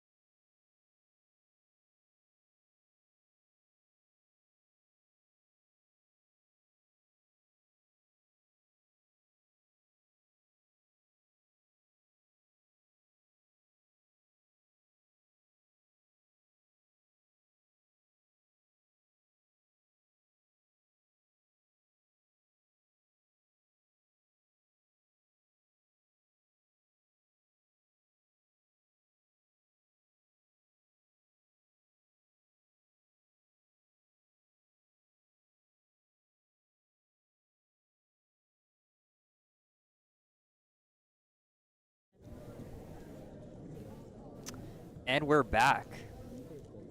With Pyramix. This is Joaquin with the 205. He has the Mexican NR with sub 2 average. Nice. So, any specific players you're looking out for? So, really, I'd say our top 4 are pretty close in average. So we have Elijah Brown, former world record holder for single. He has 178 average, and he's first on the psych sheet. Then we have Marcus Kamen, Joaquin, and Alex Bohack, who are all .22 in between each other. Like neck and neck. Yeah, neck and neck. And then after that, the rest of the fields is about a half second off. So, pretty big gap between competitors. Yeah, but so we have our 3rd and 4th seats on the psych sheet for this group. So right now we have Alex Bohack going. He's actually from Georgia. He's not from the West Coast. He's 2nd in the state. Bit of a long way off. Yeah. Yeah. Oh, very nice. 132. Excellent solve to start off. And that actually, I think, is a PR single. Yeah, PR so that's single by exactly a very little how bit. you want to start off your competition. Yeah. I mean, usually there's like some drama. It comes down to the last solve. Will it happen? Will it not? But he's just like, no, I'm here to take it, and I'm here to show everyone I can be the best. And also in this group is Marcus Kamen. So this scramble seems very good. I think he could get PR on this. Let's see. And another 133. Nice. So not a PR single, but close. I mean, everyone seems to be getting in that like 130 range. So, is this the first scramble? Not sure, but so it seems to be like it could be the first scramble. Just to kind of track who's doing which solve, just so that we can compare across solves, because. Would you say that Pyramix is a bit more scramble dependent? For sure, for sure.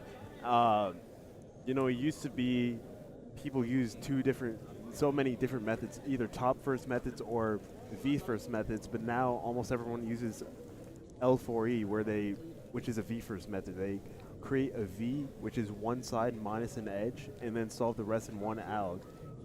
And, you know, Pyramix is so short, so based on the scramble, it's very scramble dependent.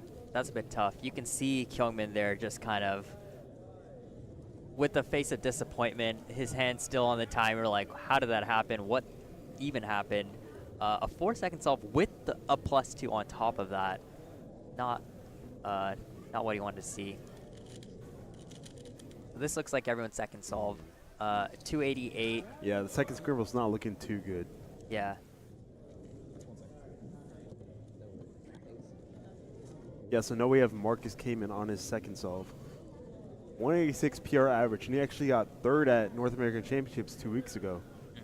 Starting off with a 133, that's good pace, but of course there's only the first solve. We have 4 more to go. I do see a few blocks here. Yeah, using up a lot of that inspection time. Maybe he's seen something really Current good. wasn't the best, 273. But yeah, not as good as his first time.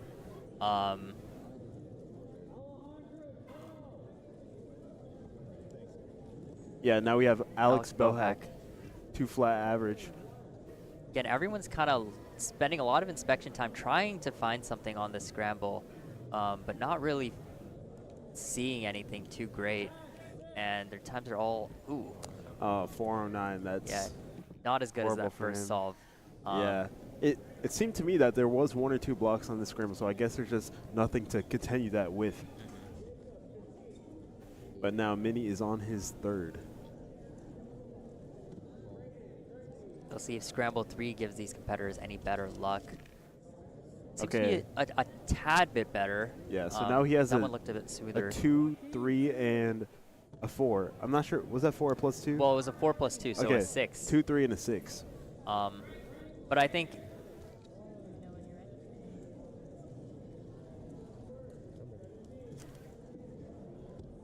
let's see who the next competitor is. Yeah, now we have Joaquin. He has 2 2s, a low 2 and a high 2. Oh, a bit of pause there before L4E. 339, that's going to be his worst solve so far. Yeah, and this is Krish, another pretty good pyramid solver, 267. So pretty decent. I think if that's the second or third solve, you know, kind of in line with what everyone else is getting there.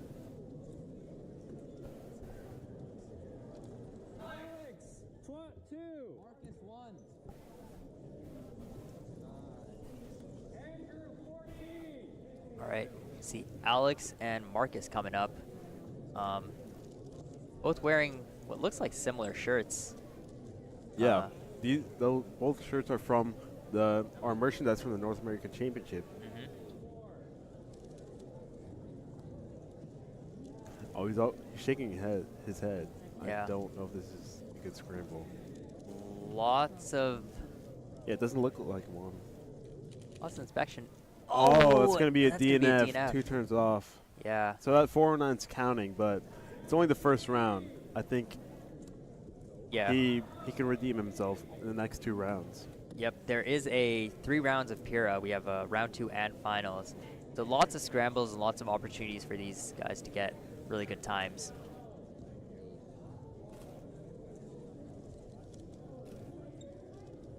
Yeah, it seems like there's absolutely nothing on the second and third scrambles. 306, that is his worst solve.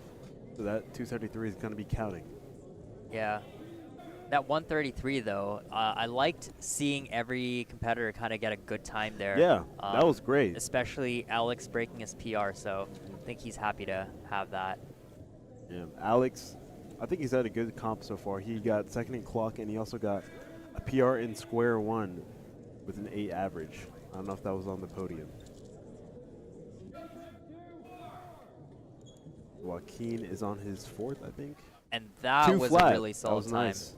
So that means he's going to be counting that 205. Should guarantee him a mid-2 average. Kyungmin, I think, on either his 4th or 5th solve here. This Hasn't scramble been looks having good. hasn't had the greatest time so far, but he can redeem himself with this one because Yep, and he 245 counting. seems like another pretty good scramble. See if all competitors find the best solution here.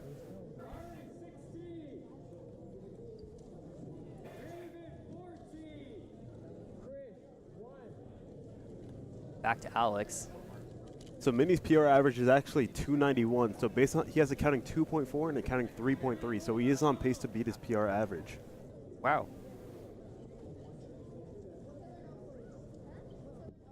But Alex here with that DNF is gonna have to be a little carefuler. Might slow down his put down time. He just needs to play it safe. Oh, and a lockup is not what he needs there. Oh my god. Oh, this is a disaster. He fixes it, but 907, which is counting. The problem is with that DNF. You can't just throw the cube and be like, I'll DNF this, because you already have the DNF. Krish now, I think that was like a 2.8. Yeah, so Alex is, if this was the second round, I think Alex would kind of be out of contention. Yeah, he would definitely not make finals, but since this is the first round, if he gets like another 2-second solve around what he averages, he should be in good shape to make the second round. But yeah, that counting 9 in an event as fast as Pyraminx is just not something you can take, and that might even be a +2.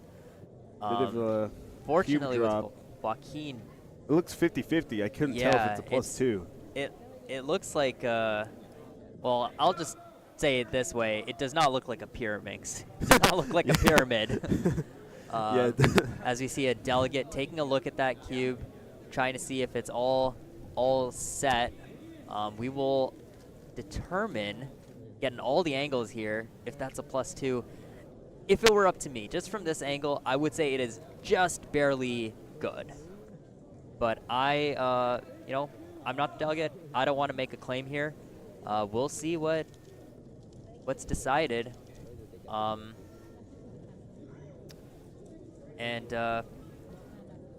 I don't really know what the determination was that was made there. Yeah, I couldn't tell. We'll probably see it on the scorecard and the data entry when that happens. But it was either 3 or a 5. Still, definitely good enough to put him into round 2. For sure, for sure. And this looks like a fast solve. 179. 179. This is gonna be, I think, his last solve and. No, it's his 4th. His 4th solve. Yeah. Okay, so this is counting. And this is the same scramble that Kyungmin had a pretty good time on. Yes. So we see a pattern here. Kyungmin and Marcus kind of have the same pattern. It's just that Marcus is a little bit faster. Now we see Alex Bohak get a 181 on the last. So, yeah, the last scramble might also be pretty good. Yeah. So meaning that Kyungmin Choi has a good chance to break his PR. He's already on pace. Yeah, pretty unlucky with getting that lockup and that DNF for Alex. Because without that, I think he could have gotten a really solid average. His current PR average is 2 seconds. Yeah, he's had many 2.0 averages, so I'm sure that sub 2 is a mental block for him. And Mini, with that 2.8, I think that gives him the PR. He gets a 2.8 average. He should get a 2.8 average, which barely breaks his PR of 291. He's calculating it now. Yeah, doing the math. You could clearly see that tip took like 0.5. It could have been like a mid 2, but unfortunate. And that, I think, is going to be, well, we have a handful of stragglers in this group, but Group 1 almost done for Pyraminx. Group 1 has had our 2nd through 5th seeds, so we've really seen the best of the best so far. But our 1 seed Elijah Brown will be in one of the next 2 groups. Krish now, I think, doing his final solve. Nice. And again, finding that efficient 243. solution. 243.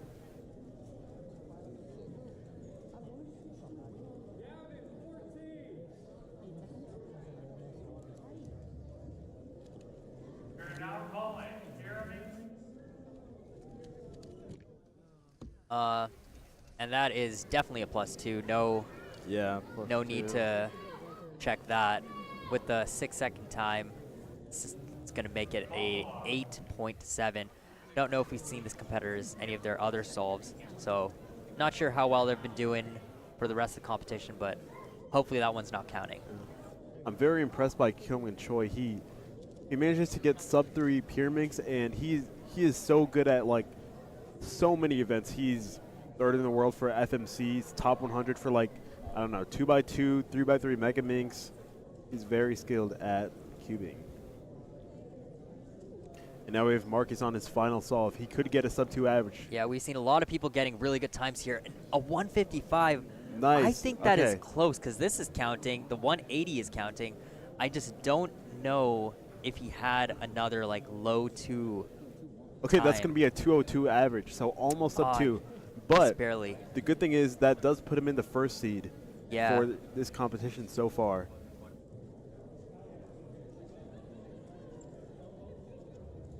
That was an interesting display there, but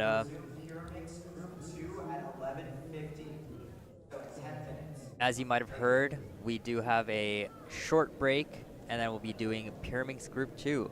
So I think after this solve, we might be heading to a break.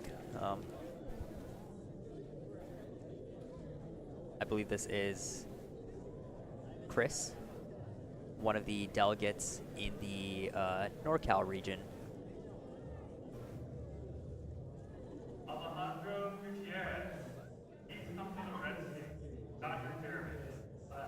His classic Pachirisu, and I believe that's it. Cyndaquil? Cyndaquil blocking us there. Yeah, so Chris is a delegate for California. I believe he organizes all the Sacramento competitions. Yep. And yeah, as you can see, he loves Pokemon. And I think he's also organized and at least helped organize and attend many of the Basque competitions too in the Bay Area. Yeah. Maybe even this competition. Of course, yeah. Western Champs, I feel like, is kind of a group effort, taking cubers, the top cubers from California, Nevada, and Hawaii. So I'm sure it's kind of all hands on deck when you're organizing something like this. We might even see a bit from Ruby in a little bit, where she talks about the story and how this competition was organized. But until then, I think we are going to cut to a short commercial break. See you in a little bit. Hey, we're Speedcube Shop. We are your one-stop shop for anything cubing or puzzle related and have something for everyone, beginner or pro. If you want the best of the best, allow us to lend you our years of experience and consider one of our premium setup Speedcubes. Our team of experts will dial in your Speedcube by applying lubricants and adjusting the settings so that when your cube arrives, you're ready to start crushing your PBs. Have any questions? Our team is available via phone, live chat, or email to help get you on track. Tap the link to find your next challenge or upgrade and enjoy what we and many others consider to be the best shopping experience around.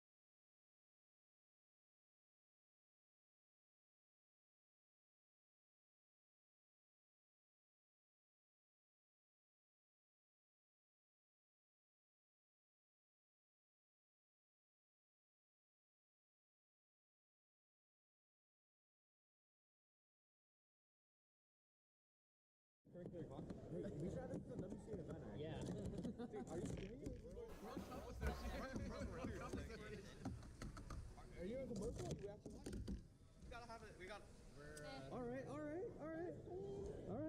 1642. I got you. Wait, no. I'm cooking.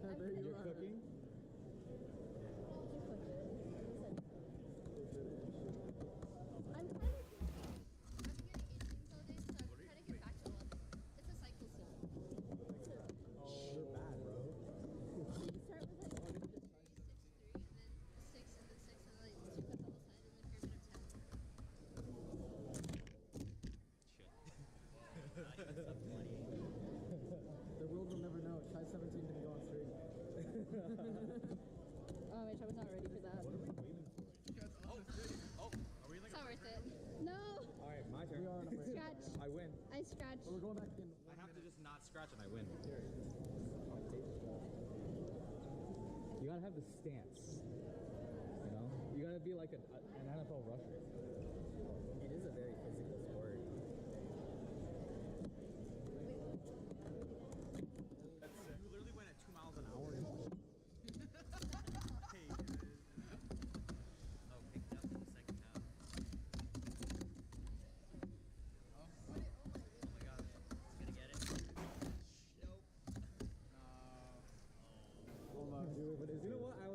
I'm getting used to it again. I can do it again. What is this? Like, it's 3, 4. We're going to be starting Pyraminx Group 2. Pyraminx Group 2. Please clear off the stations.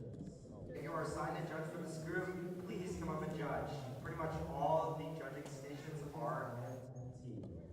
Also, as a friendly reminder, please do not discuss the scrambles while you are competing or in the waiting area.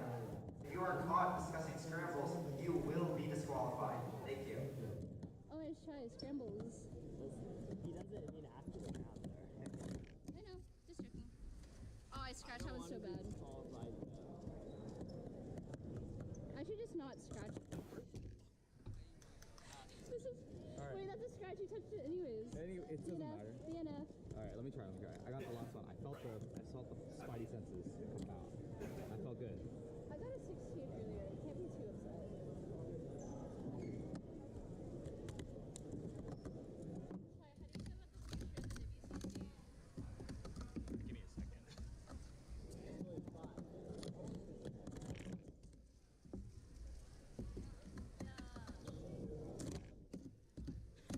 Shit.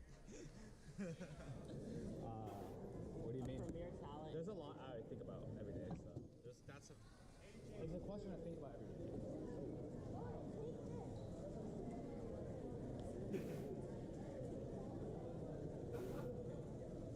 That? I used to cup stack when I was like 7. At the time, like the PRs were like 10. Like I was actually pretty good in my day. Yeah. I wasn't too hard. Max could have We find that actually. Theodore, 16!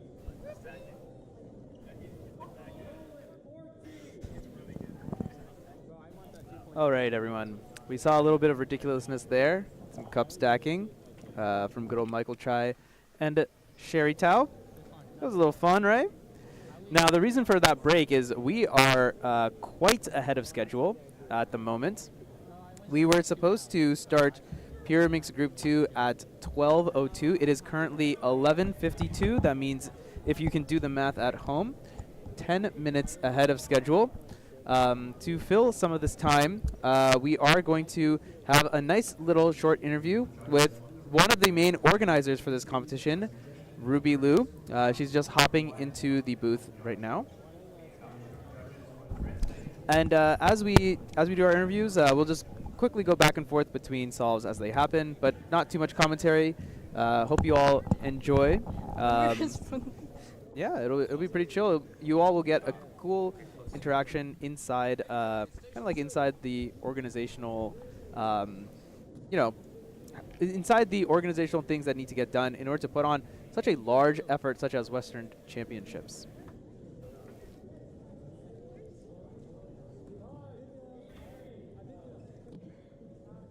All right, And here we are. Hello, everyone. This is Manu, and we have on the mic Ruby Liu, one of the organizers for Western Championships. Ruby, tell me about how Westerns has been going so far. It's been going better than I thought it was going to go. Yeah, I mean, 20 minutes ahead of schedule is really, really nice to have that cushion going to day 3. I was afraid we were gonna run behind this schedule today. Behind today? Yeah. What in particular were you looking at? 4x4 round 2 is one group, and OH round 2 is one group, and there's a lot of staff in both of them. I thought, especially 4x4, I thought it was going to be really rough because 4x4 misscrambles are very annoying to deal with. Yeah, that's a good point. And yeah, it is pretty tough to try and get everyone done in one group. Tell me a little bit about like the number of rounds that have been like scheduled. There's a lot of events. We did how many? We did 16 events across 3 days. Multiple Something rounds like for that. almost all of them. Yeah, I looked at other regional champion pages, and we have more rounds than other regionals. Yeah. So putting that all into a schedule was quite tough. We went quite back and forth. Had to do a lot of consulting. Unfortunately, had to cut a lot of stuff too, just due to being able to fit it all in. How would you say you feel about like the schedule how it's ended up in the end here? Well, I think I'm happy with it because I think it's been going pretty well. Yeah, I mean, I think that's the case. The fact that we scheduled in like these breaks, and I think it is like really nice. Gives everyone like a little chance to just take a little breather, collect themselves. Actually, this break before 4x4 round 2 is actually probably pretty helpful too. Just make sure that all the staff are like aligned and everything. Most of the breaks so far have been extended because we're ahead of schedule. We've had longer breaks than scheduled. Which is great. You know, there's definitely going to be some contingent of people that's like, well, if you were so far ahead of schedule, then this just means that you scheduled badly, and that maybe you could have fit in another round or something. I kind of want to hear your opinion as to why that was maybe not the best choice in this scenario. What's the question? Basically, like we when we built the schedule, we built it with some flexibility and some leniency.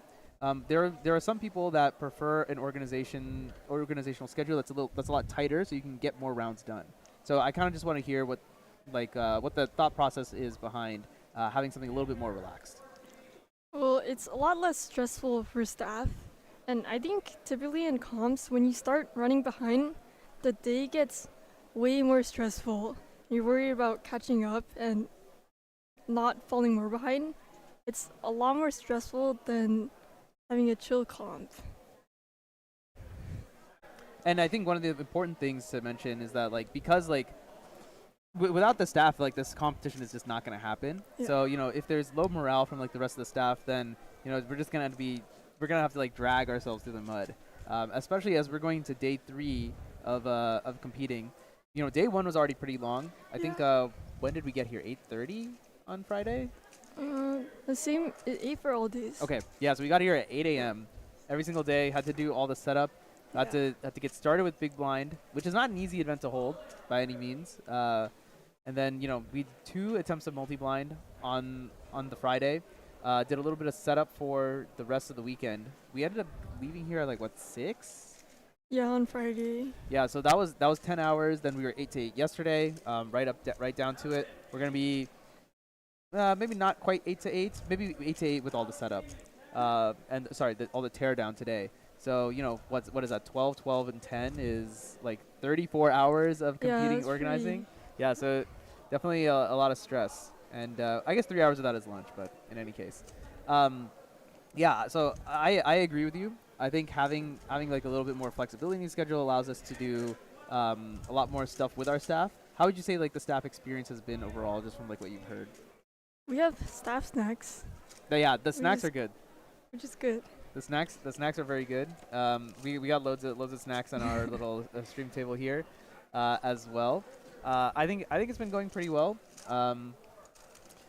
Something else that I kind of wanted you to talk about is like what are kind of like the extra things that are being done at this competition outside of just like holding the competition and like running the groups? What are like other things that competitors here, like what are some other things that they can take advantage of here?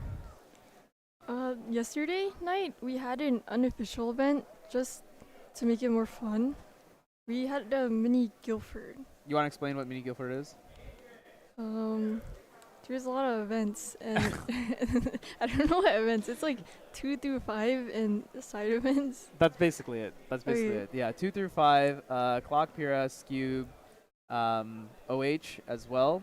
There's no 3 blind, there's no big blinds, there's no FMC, and there's no 6 and 7. So just all the events that are like short that you can like fit together. Yeah, that's pretty fun. You want to talk a little bit about like SCS branding and SCS marketing stuff?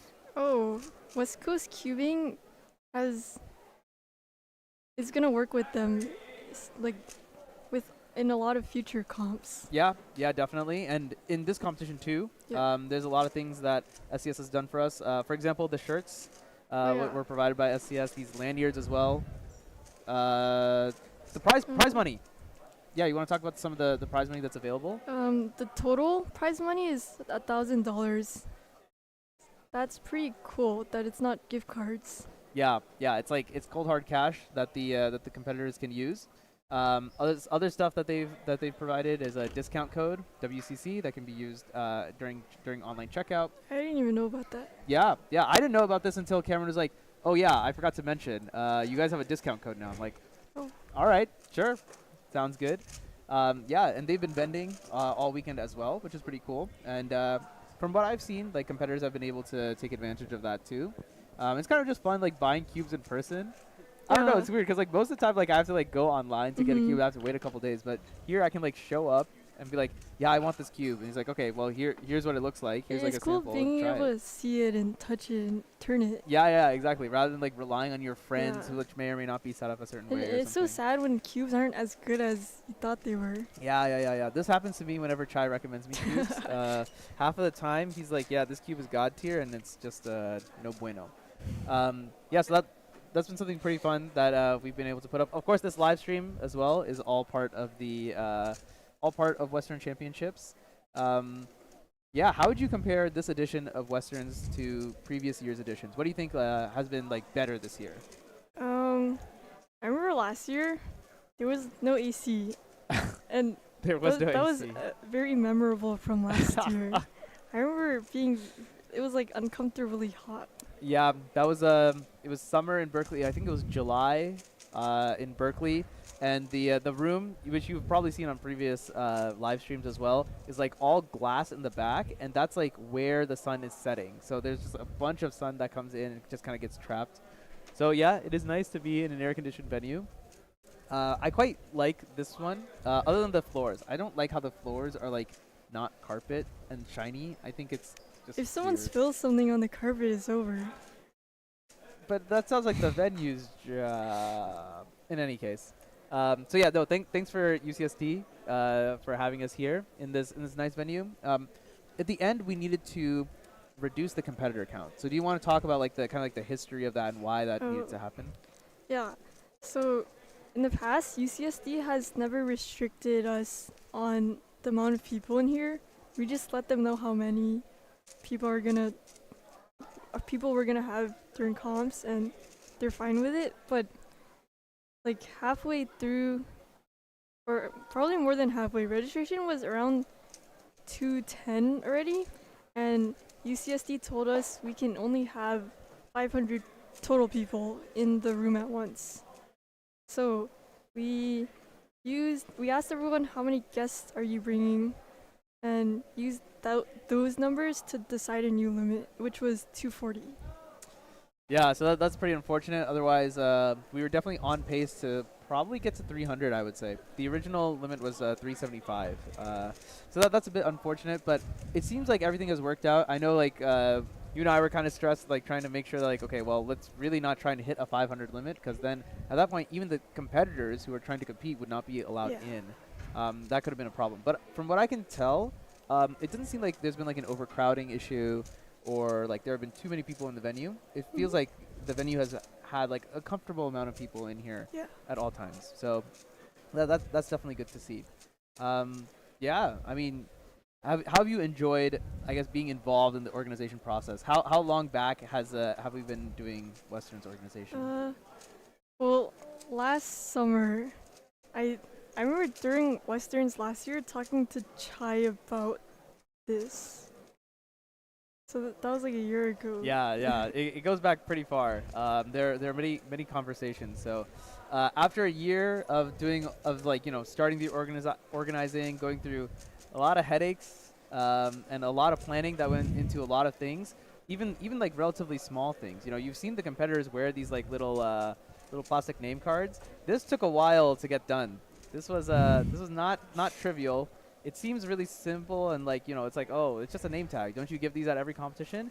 These ones I think are a little bit higher quality, and I don't know. I personally like them. I thought they were They're a good touch. nice. Yeah, I think so. Usually when you print them on paper, you can get them for like basically free. This ended up, I think, coming out to 606. yeah, for all of the competitors and staff members. It was like a little over $2 per name tag. Yeah, about $2 per. But this is definitely nice. Actually, honestly, this is better than the Euros one that I got last week. Because the What is Euros one was just kind of like thick paper, whereas this is Oh. like,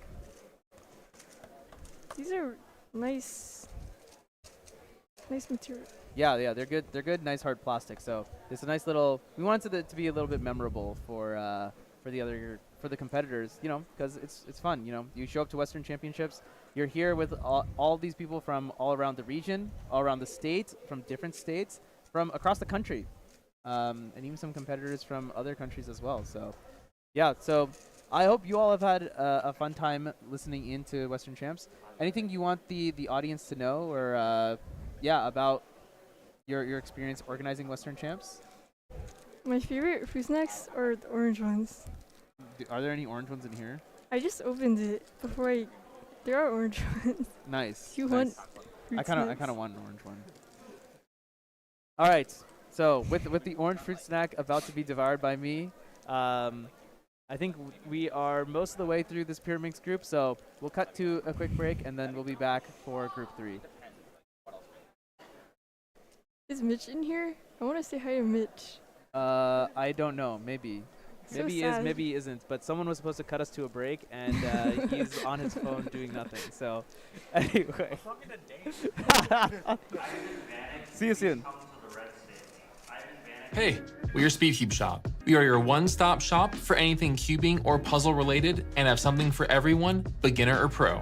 If you want the best of the best, allow us to lend you our years of experience and consider one of our premium setup speed cubes. Our team of experts will dial in your speed cube by applying lubricants and adjusting the settings so that when your cube arrives, you're ready to start crushing your PBs. Have any questions? Our team is available via phone, live chat, or email to help get you on track. Tap the link to find your next challenge or upgrade and enjoy what we and many others consider to be the best shopping experience around.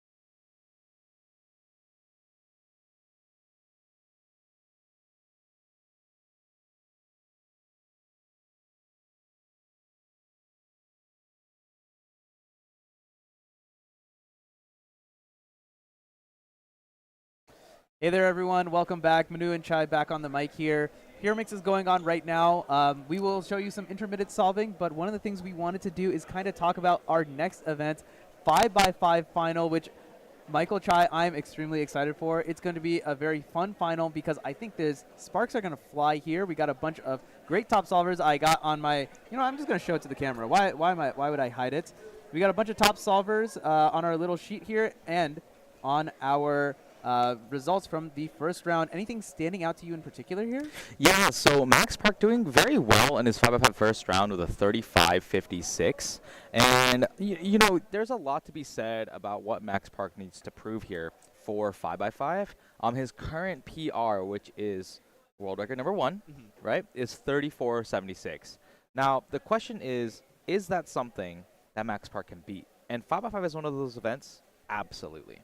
Oh, really interesting. So here's what I'm thinking. I'm thinking the world record average is 34.76. The world record single is only 2 seconds faster, 32.52. Correct. I'm thinking the single gets broken first. Yeah. Well, I guess technically the single would have to get broken.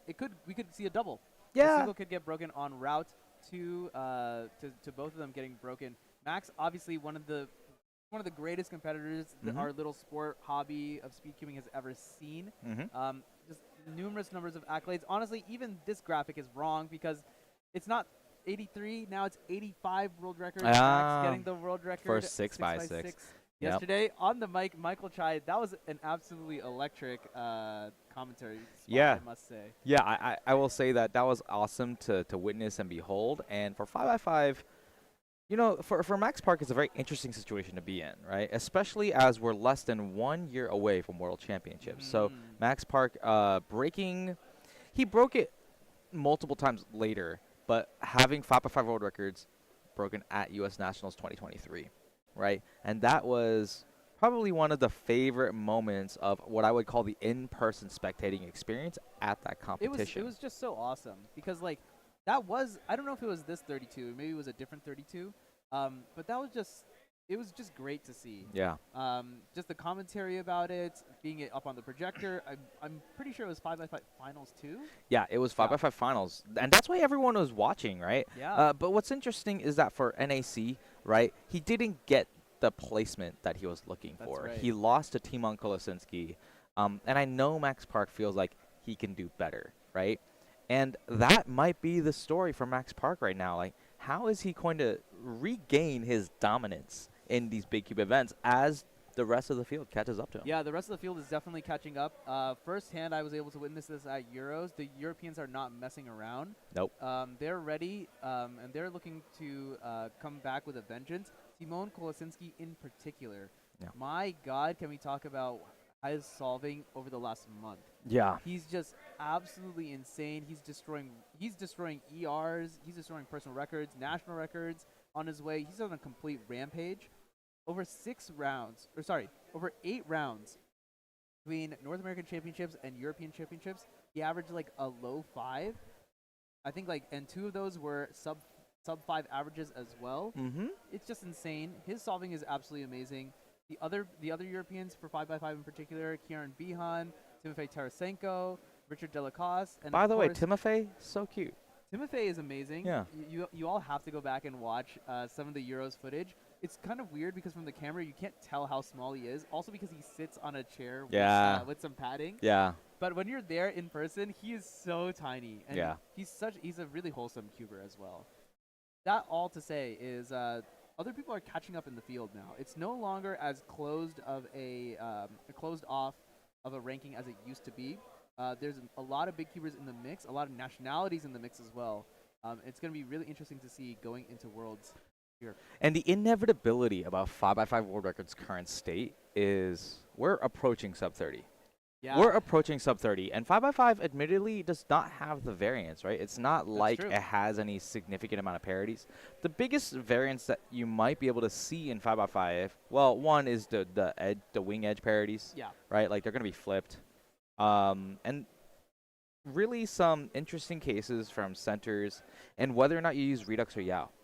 Yeah, so there will be optimal scrambles for either of those cases. That's definitely true, and that is, I think, is probably one of the biggest things to talk about because Max Park still is a reduction solver. Yep. By that we mean that he's going to build all the centers first, and then he's going to build all the edges, and then go into 3x3 stage.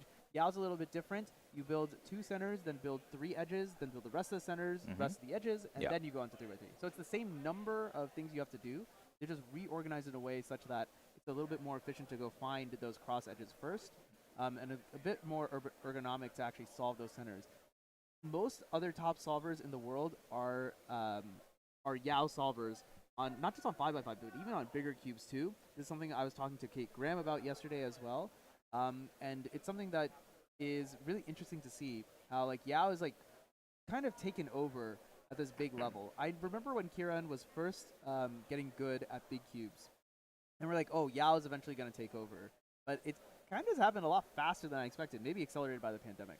I think a lot of it has to do with the skill gap on how easy it is to build centers, right?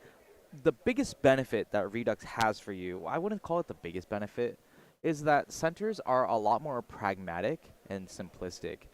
And also you have a very built-in method to do color neutral centers. That's a good point. Right? Now you have 6 different colors of which to identify a 1x2 or a 1x3. That's right. Or a 2x2 or a 2x3 is stretching, right? Like most probably. scrambles aren't I mean, we definitely see 2x2s on 5x5 Yeah, scrambles. yeah. Whether or not you would ever do a 2x2 on red if you're a Yao solver, absolutely not.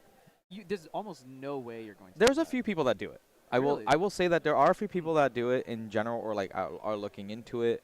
I have heard of a couple people being like I want to say Patrick Ponce is actually color neutral Yao on 4x4. And if you're color That's neutral, impressive. and if you're color neutral Yao on 4x4, you would almost certainly carry it over to 5x5, right? There's not a particular reason why you can't. I guess it's true. It depends on if you can Yeah. track all the pieces, which is always like the biggest factor when it comes to these big cubes. Yeah. Now, don't quote me on that, but I do know that it is something that people actively do. And it makes a lot of sense, right? It makes sense that the future is definitely going to be like more and more optimized. Eventually, someone is going the first person is going to be color neutral with Yao. Yep. They're going to get the world record, and then everyone else is going to have to do that too. It's a classic thing that happened in speedrunning as well. Someone comes up with a trick, it doesn't save any time at first. Someone gets a world record with that, and there's no other time save anywhere. Suddenly, everyone has to do this trick. Yeah, I think 5x5, it's still Max Park's event to lose at this point. Yeah. It's whether or not how he's going to be able to stave off the competition. And it's going to be a race to sub 30 for the significance. Like 5x5 on the higher order level of solving is probably the last puzzle that is like captivating every single second that you watch the event. Yeah. For 6 and 7, it can drag, or you would love to watch Max. But would you watch me solve a 5x5, 6x6? Probably not. No, probably not. Would you watch even someone that averages 1 minute, like it's, or not 1 minute on that would be on 5x5. Yeah. Let's say like 2:30 on 6x6. Yeah. Which is not bad. That's but that's better than I am. at that point, it's not something that is extremely engaging. Right. 5x5 is an event where you can really keep track of the splits and you can pay attention to what's happening. Yeah, exactly. I think that's like the most interesting thing about this is why I think 4x4, 5x5 Mega Minx are such interesting events to watch, because you can see things like really come together. Yeah. And it doesn't just happen instantly. Honestly, 4x4 at the top level is getting a little bit like that to me, because Max on his first solve, on the 18 he got in round 2 today, he just like absolutely just tore through it. He flipped after he solved his Yao steps. He flipped out like 8 seconds. Was completely pauseless, no parity. Yeah. It was done in 18 seconds, and I just couldn't catch my breath. Yeah. Now, something to keep in mind as we prepare for 5x5 finals, we are going to look at those center splits. So the center splits, especially on his world record paces and U.S. nationals, for example, it was prominent that he completed his centers right around the 11 to 12 second range. And you can quote Brandon Lin being like, "Are his centers done?" And Keaton goes, "Oh, this might be really good. This might be really good." Yes. Exactly. Shout out to our boys Keaton Ellis and Brandon Lin for calling that single. That was amazing. That was awesome. It was awesome. And of course, so the center splits I think are going to be the most important thing, because I feel like Max is not the strongest on centers compared to the other top solvers in the world, where he makes up all his speed, almost has to be edge pairing. Max, I think, is the best edge pairer in the world right now. The ability he has to just look at the entire cube and figure out where all of these pieces are. Every edge has 3 different pieces of 2 different kinds that have to all be paired together exactly. and all of these, there are 12 edges total. That's a Mhm. lot of pieces if you're keeping track at home. Yeah, so what you're going to want to see, if you're trying to keep track of how Max is doing every single solve, so for example, in round 1, about 4 of his solves, even though he didn't get, something on world record pace, 4 of his solves, his centers were done at 10 seconds. And then when you're looking for those edges and whether or not you think it's going to be on pace, look for those blocks of edges together. Yeah. Because an edge, a completed edge consists of 2 wings and 1 center. Yep. Right? You're going to be looking for the 1x2s, which is going to contain 1 wing, 1 center. Or if you're going to be looking for something like at least a checkerboard version where you have 2 wings. Yeah. Those are going to be okay the, too. those are going to be the things that if you see a lot of those, almost certainly it's going to be a very fast time. Yep. And I think the other thing that is really helpful is not only are the blocks, the 2x1 blocks, easy to solve because it only takes, it just takes 1 slice to just insert the last piece. Yeah. The other thing is it's really helpful for recognition because instead of there just being like a random jumble of like nonsense edges everywhere with colors that are like varying, you see one block and that's something you can kind of latch onto. And it's something you can store. Yeah. Especially if it's going to be in the top or bottom layer, then it's like, okay, this is the next edge, and this is going to be useful for later. That look ahead is going to be very, very key, and that's one of the big reasons why Max is so fast. He doesn't need to be looking at the puzzles, at the pieces he's solving. He looks at the rest of the puzzle for the next piece he's going to do. Yeah. That's going to be really critical. Let's talk a little bit about hardware. How do you think hardware is going to play into this? Do you think there's going to be a significant difference between the hardware everyone is using? Well, funny enough, I believe that most of the people actually have switched to the GAN 562 with the exception of Max Park, who currently uses the X-Men Hong. Yeah. Now, what I would say to that is almost certainly Max has tried every single puzzle, and he probably uses the puzzles that he likes. So I don't think that performance-wise, the hardware will matter too much. Now, the GAN 562 is admittedly very impressive. I don't think that it is something that if Max feels like it's going to make him faster, that he would simply not switch. Yeah, right. No, I agree. I think at that point, the hardware will be negligible, but he will be one of the only people using a different puzzle.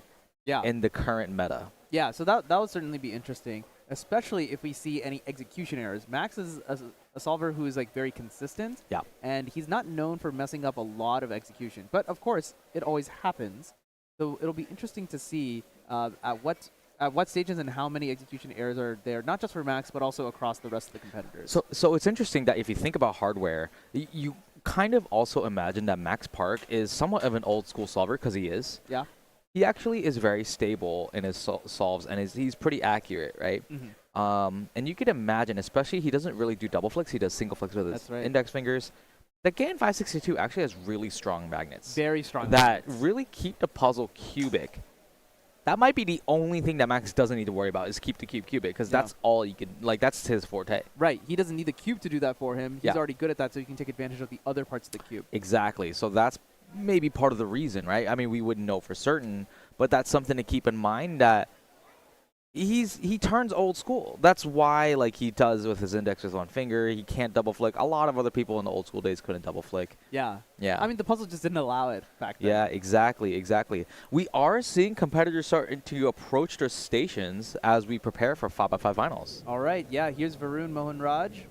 He is in the front position to be second place here. I mean, most everyone else is just going for second place because Max has almost certainly wrapped this up. 47.01 in round 1. That's pretty good for him overall. Only a second off of his PR, 45.11. His PR, by the way, 26th in the world, so he's no joke either. I also think Varun is definitely going to break out pretty soon and drop time significantly soon. Oh, yeah, most certainly. Most certainly. He definitely has it coming. All right, so there's Varun. You can see he started off with white and yellow, and he's doing the very, very classic Yao grip, where everything is being held on that left side absolutely stationary until he's finished. So his finished center is at 23. Going on to the rest of edge pairing now.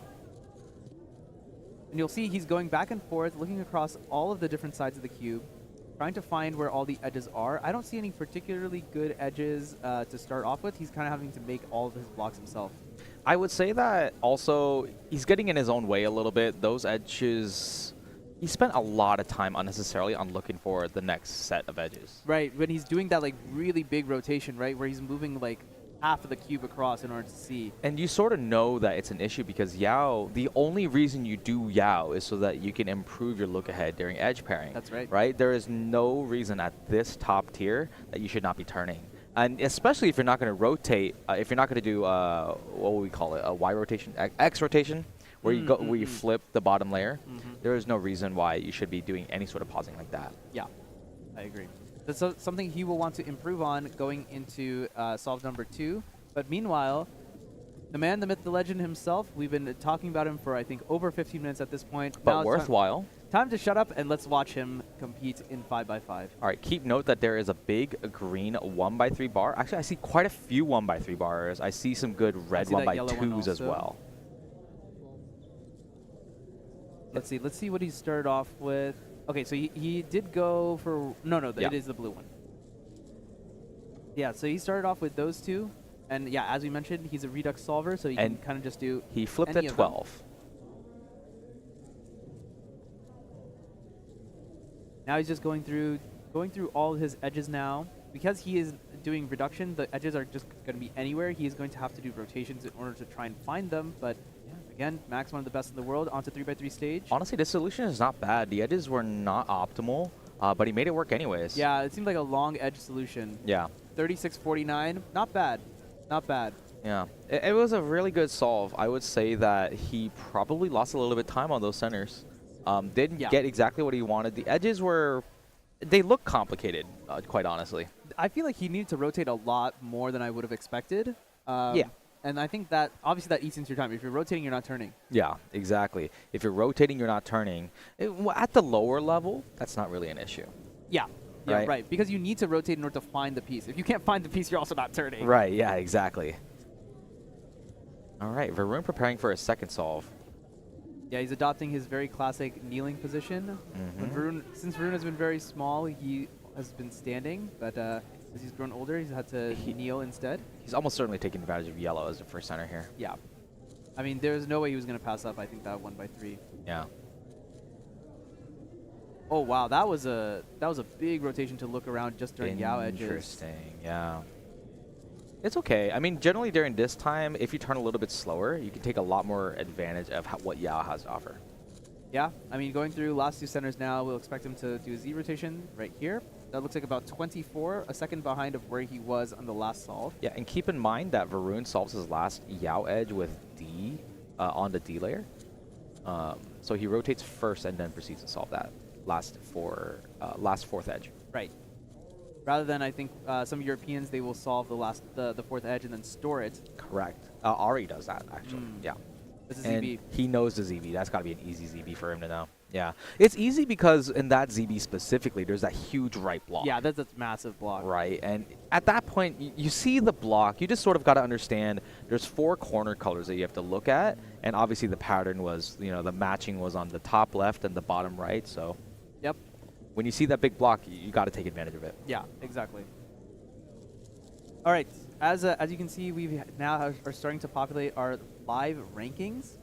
They're appearing on the side here. Varun at the top right now, mainly because Max's card only just got entered. And there you go. As it's gotten entered, he's been pushed up now.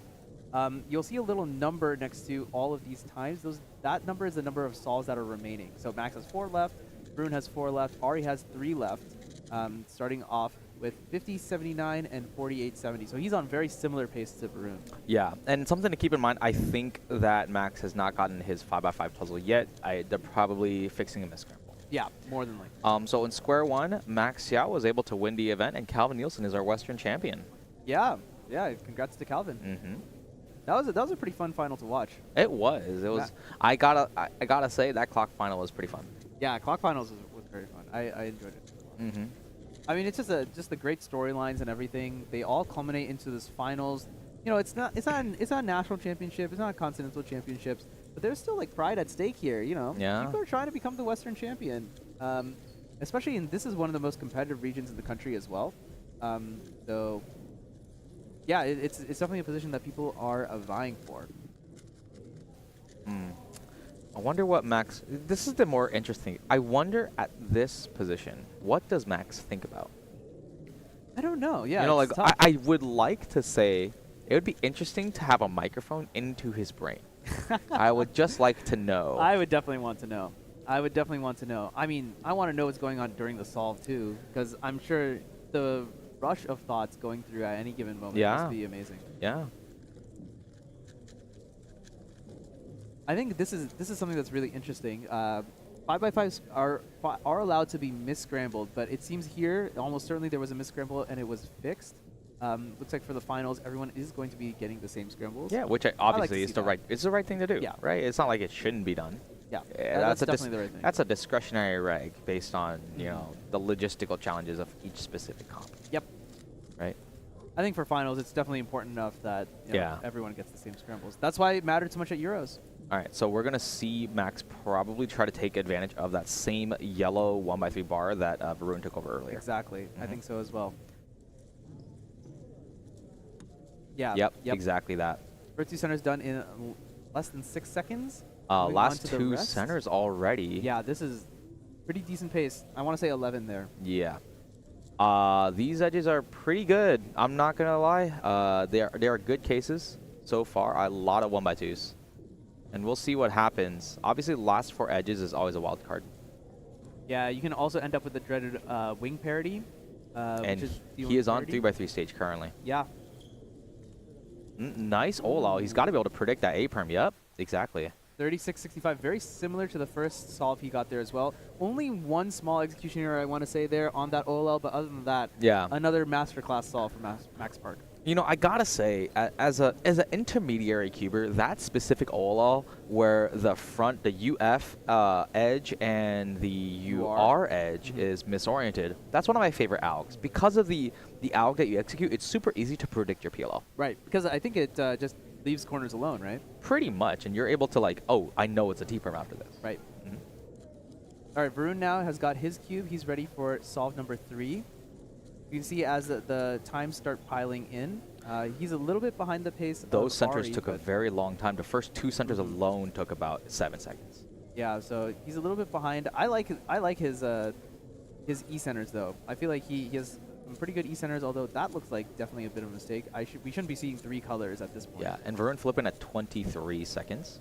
Interesting. So only slightly behind his other pace with Yao. Yeah. Oh, these edges are much better for Varun these look here. really good. He's already flipping that last edge wing. So he's onto solidly 3x3 stage. And you already skip cross. There's a G-perm must be. Yeah, 44, 46. He would take that. I think that's a good comeback from those first 2 centers. And that. So let's talk about the last 3 centers that he did there. That was definitely weird, right? We should not have been seeing 3 colors at that point. He should have been very solidly on last 2 centers. Yeah, I think where he lost the solve was that the first 2 centers takes a long time. If you compare the first, so we can actually use this as a frame of reference. Now, I don't want Max to prove me wrong, but obviously they do the last 2 centers the same way, right? So we'll see how long it takes him. Yeah. But remember, Varun took almost 8 seconds. That's an entire inspection time. So, see, Max is done here. So that's at like 5 seconds. That's 5 or and 6. Varun's at that skill where he can match that. Yeah, he can match that. Yeah, you're right, because it is all inspection. And this is he did no flip, but he was done at the edges at 11. At 11. Again. Yeah, so very, very efficient, by the way. So he's just going to be able to end on green-blue These more edges likely look pretty than not. good, right? They're not bad. These last 4 edges, though, is, like I said, always a wild card. I think he's getting a little stuck there. Yeah, he needed to pause a little bit, but last 4 edges done onto 3x3 stage. Oh, he predicted the OLL and a fantastic transition in the PLL. Yeah. That was an efficient last layer. That was really good. That is not something that we would have seen from the Max part of old. He would have just powered through it and just turned as fast as possible. Yeah. The new Max Park, he's learning from everyone else. You love to see it. He's adapting to the rest of the field. It's funny, like the cancellation, I think was a B move on that OLL, Yeah. and also the PLL, like right after that, that's actually pretty tight. Yeah, that was some good solving from Max to get a 34. You see that a lot more. Like I'm sure Max Park does it in for example, like one-handed solves where you're turning slower and you're able to see way more. And right, every single move on one-handed means way more. Same. I wouldn't say it's the same thing for 5x5, but because you're turning slower than a 3x3, it's a little bit easier to recognize those specific situations. So either way, like that was impressive, and I think that also saved the solve. Like the reason why that was a 34 and not a 36 is actually because of that. That's definitely true. That's Yeah. definitely true. Now, I do want to explain one thing about the live rankings as more and more of them are going to populate. You will see, so right now when there are 3 solves left, the way it calculates it is just the mean of the 2 solves that have already been done. Once the 3rd solve is in, there's guaranteed to be one solve that's counting. From there on, we're going to take the mean of the counting solves. So if there are 3 solves, we're just going to take the middle one. And if there are 4 solves, we're going to average the middle 2. And then for the 5th one, obviously, we just have the entire average already calculated. And so we're just going to go off of that. So you'll see some people are going to shift around here a little bit, not necessarily because they got faster or slower, but just because as the 3rd solve comes in, there's going to be a time that's counting now. Yeah. And let's see what Varun gets. Remember, like, none of these solves so far has been in the range of what Varun really wants. Like, the 44 is nice, but he can do a lot better. He can definitely do better. I mean, he wants to be at that 44 level across all 5 solves. 4186 official average. That's good for 42nd in the world. So he's no slouch. He's a top competitor in his own right. What can he produce here on solve number 4? Remember, everyone else is like on roughly the same pace as him. So he might need to pull something out or hope that everyone else just falters a little bit. Those first 2 centers are much better. Yeah, that was finishing closer to about a 6. second faster. Yeah. Good Yao edges as well, going into his E centers. Yeah. I mean, that looked like a good solution. This is there. a lot smoother. Yeah, he already finished That all was of his edges. 21, I want to say. Yeah. That's a good 2 seconds faster than the last one. Good 3 start. seconds faster than These the second edges, I see a lot of flip cases. Yeah, and this is rough. so that's an interesting thing to talk about, and I don't necessarily have the technical capabilities to say for sure this is the best thing to do, but I do understand that when you have a flipped 1x2 block, it is suboptimal to actually solve that one, and you want to consider skipping that to solve a regular 1x2 block, because you have to slice, flip, unslice. Right. It takes two slices to do. Exactly. Whereas you could just insert and slice to solve the edge that's regularly flipped. Right. And you can always do the slice flip slice at the end as well. Correct. All right, as Max has been going here, he's just finished up with edge pairing. This is going to be a pretty good solve from him. Going to end up being probably about a 36 again. Not too bad. Very consistent, you know. And 5x5 is, like we mentioned, a consistent event. Yeah, at least much more so than the even layered puzzles. Yeah. So 36, 36, 34, 35. He's currently counting a mid 36 and a high 35. That populates his BPA, WPA in a very narrow range here, less than a second between what his best and worst possible time. Yeah. Now, personally for me, I'd love to see Max Park just send it. I know he sends it every single solve anyways. A 30-second solve, man? Sub 30?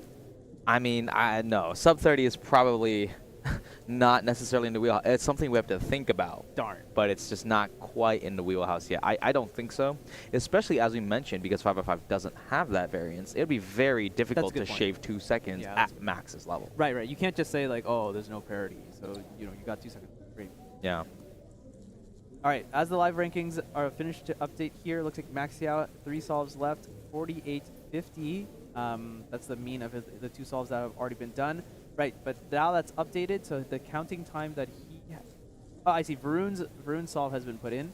He's currently projected at 48.09. That's basically if he, so if he gets that time, then he's going to get that exact average. So that's just what he's trending towards right now. That would put him in 2nd place. 2nd place also on the Western Champion podium.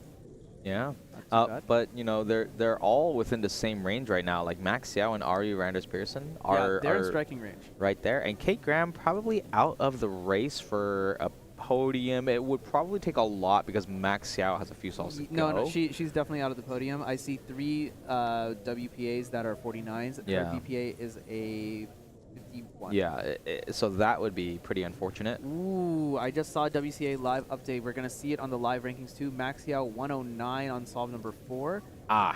That means his WPA is 57.58. He's almost certainly going to count the last one unless he BPAs. Max Yao having a really rough go of competitions where he has huge variance in his solves. Yeah. You can see how that's kind of affected the live rankings here as well. Yeah. That's one thing I do like about these. It kind of like it encapsulates the fact that 109, like it's not going to count, but it is a bit of a trap. The other 2 counting solves are 51, or average out to 51. So he's going to need to pull out something really spectacular to get EPA. Correct. And it looks like we got both Max and Varun preparing to do a solve. So I think we gotta take a look and see what Max Park can do on his final solve here. Yeah, I think that's right. I think Varun also realized that since Max has his cube, he's just going to wait for Max to finish. There is a possibility that Varun won't solve. Yeah, no, I think he's going to wait for Max to finish. Yeah, first. that's the effect that Max Park has on competitors. That's very true. Hey, when a world record can happen at any moment.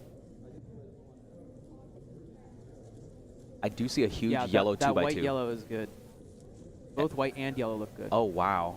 That was 4 seconds for first 2 centers. It was a good start. A little locky, though, on the transition to last 4 centers there. And he did no flip into a 10-second solve, so this is quite fast here. What do you see on these edges, Chai? Some nice yellow-green cases. This is a good set of edges, but that pause, unfortunately, is not it. I think that pause ended up killing. Yeah, and the last 4 edges, again, is always a wild card. You don't know what you're going to get out of it, usually. Okay, well, here we go. Picking white cross as part of his 3x3 stage. Smooth 3x3 stage overall. 38-18. I think it was just those pauses. The centers were fantastic. Yeah. He lost it at some of the pausing. Like, he was doing really well on edges, and just at some point he got lost. Yeah, worst possible average for Max Park, 36-36. Worst possible averages sounds pretty bad, but I mean, that's definitely going to win the competition. For sure, for sure. Can't be too miffed. All right, and we're going to watch Varun's last solve here. Now, let's see what Varun can do. Those first 2 centers from Max look really good. White and yellow both look quite good. He has the same scramble. If he beats the 44, he's guaranteed second place. Yeah, so he flipped. He did his first 2 centers on 5 seconds, 5.5 seconds, so even faster. Right. So not too bad. And the reason why the first 2 centers is so important in Yao is because you're going to slow down on those 3 Yao edges. Yeah, definitely, right? definitely. Just because the amount of things you have to look at is just vastly different. It's so different looking at a center versus. And you have the 15 seconds of inspection. Right. You need to take advantage of it. Right. Varun is having the same problem of just trying to find edges. I mean, it's the problem that everyone has, but at this level, fortunately, that's gonna it can cost a lot. It can cost a lot, and I think Varun is cooked on this solve. Yeah, let's see what he's going to end up getting. 48-18. You can see clearly he is very unhappy with that. Yeah, I would be unhappy if I were in his shoes. Ari with the 48-59, and Varun narrowly beating out Ari and should be able to secure second place, but we're not quite done. Not quite done. Ari getting the PR single best, actually, BPA, to get 48-59. I think this is confirmed. So yeah, we have Max Park, who's wrapped up, and Ari Randers Pearson is going to take third. Varun Mohan Raj takes second place at Cubing USA Western Championship 2024. Congrats to our podium. Yeah, I think there's only. Oh no, that was Varun. Yeah, I think that's it. I don't think anyone else has a chance to make it onto the podium. Yeah. That's it's all wrapped up. Kate Graham is going to end up on the Westerns podium. Yep. As both Ari and Max are not from the West Coast, so well done to her. And that was a pretty good looking 5x5 round. Yeah. I think, that was great to watch. It was always interesting to see where Max was current state. Yeah. I love talking about splits. It makes me feel like it's a very sporty event. No, right? definitely. And that's also why, by the way, after lunch, we're starting hot with 4x4 finals. Ooh. Wow. That's going to be fun. It's going to be amazing. That's going to be really fun, everyone. And Max got the 18-second solve single. I mean, look, you never really know what could happen with 4x4. 2 18s get chained together. That's how Timon started hot during NAC finals. He chained 2 17s together en route to beating Max Park. Did he get the European record average at that time also? I believe so. Yeah, an NAC, yes. Exactly. Yeah, so anything can happen, and if anyone is going to do it, it is Max Park. We could see another 15 also. Correct. Just the third 15 to ever be done. It would be absolutely wild, everyone. I hope you all have enjoyed this 5x5 final and this presentation from Cubers Live of Western Championships 2024. And I think what we're going to do is, before we take our break for lunch, we are probably going to provide an interview with Varun Mohan Raj. Let's see if we can wrangle him on. Yeah. So we will be right back and enjoy the content to come. Just a quick break. Thank you. Hey, we're your SpeedCube shop. We are your one-stop shop for anything cubing or puzzle related and have something for everyone, beginner or pro. If you want the best of the best, allow us to lend you our years of experience and consider one of our premium setup SpeedCubes. Our team of experts will dial in your speed cube by applying lubricants and adjusting the settings so that when your cube arrives, you're ready to start crushing your PBs. Have any questions? Our team is available via phone, live chat, or email to help get you on track. Tap the link to find your next challenge or upgrade and enjoy what we and many others consider to be the best shopping experience around.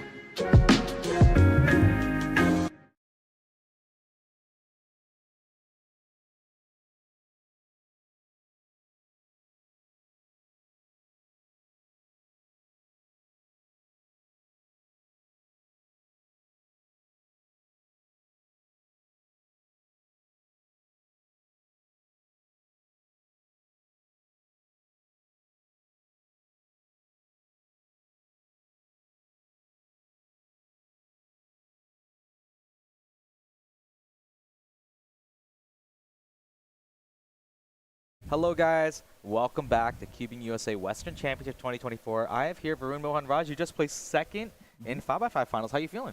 Pretty good. Yeah. Happy with the placement. Yeah, happy with the placement. I mean, it was actually pretty close. Did you see how Ari Ernest Pearson was tailing you? I was watching. Yeah, you. I was looking around. I saw the 42. You were I like, was like, oh boy. no, this is going to be a little bit of an issue. How did you feel doing those solves? I didn't do that great, honestly. I definitely could have done better. I was more locked in first round. Yeah. The fluidity just wasn't really there this time. Yeah, the 44 was not a bad solve, right? Like, it seemed pretty fluid. I thought it could have been a lot better, though. Yeah, my centers were really slow on that solve. Probably like close to 4 to 5 seconds behind normal pace. Yeah. Yeah. But I remember, edges were really good. I forgot which solve it was. I did want to ask you a question because I started noticing it. Did you find that, I think one time you did centers in 8 seconds, like the first 2 centers? Yeah. What is that split for you? Is 8 seconds for It's first like 2 centers? average. It's average? Yeah. Did you notice that some of your other centers were significantly faster? I don't know even know if you felt Oh, it. there were a few good scrambles. Yeah, because I was looking at it, I was like, that's interesting that your first 2 centers were like 5 seconds, 6 seconds. I was like, that's interesting. The second scramble and the last one were really easy. Yeah. Happened to be like my worst times, but They're like, I remember seeing like those 2x2 blocks on white and yellow. I was able to inspect like first 2 centers on most of the scrams, like pretty easily. Yeah, scrams. Those were really, really good. As a solver in 5x5, where would you say is your strong suit in the Yao method? Like, which is your best? Definitely centers. I usually, this is based off splits, but I usually finish my centers around 19 to 20-ish. And when I look at splits from like people like Nam, I'm not that far behind, like just a second or 2 behind maybe. Yeah. But yeah, the edges is where I definitely lack. We were actually keeping track of your splits right here. Oh, and, wait, that's interesting. Yeah, you had like a 23, 24, 23, 21. We forgot that's the pretty last. Yeah. Oh, so I didn't do good on the 21 was good. The 20, I believe it was the 4th or the 5th solve. And correct me if I'm wrong. You solved the last Yao edge with on the D layer, or do you solve it while you're finishing your slices? The 4th Yao edge. I solve it into like the middle part, and then I insert it into the D. Okay, so you're solving it like while you're still like oriented in the center. Oh no! I rotate. I flip first. Rotate. I flip first. Yeah. So you do the flip first. Yes. Have you experimented with hiding the edge and solving it earlier? Oh, I've tried. It's a bit tricky. Like it's pretty easy to mess the edge up. Okay. While doing centers, if I do like 4 edges and then start doing centers. Yeah. Yeah. So as we exit out, I did want to ask you, you're still on this journey of trying to improve and be better and kind of improve your ranking. Yeah. What is your goal that you want to get for 5x5 and in general as a cuber? For 5x5, getting close to a sub 40 average would be cool. That's very far in the future, though. I think like that's like peak. If I get there, then yeah, that's good enough for me. Okay. But that's very far to go. And in general, I don't know. Maybe just keep improving my end by ends. 3x3, definitely sub 6. That's actually pretty overdue at this point. I think sub 6 has got to be on the plate. Yeah, it'll happen soon, hopefully. And a 3 would be nice too.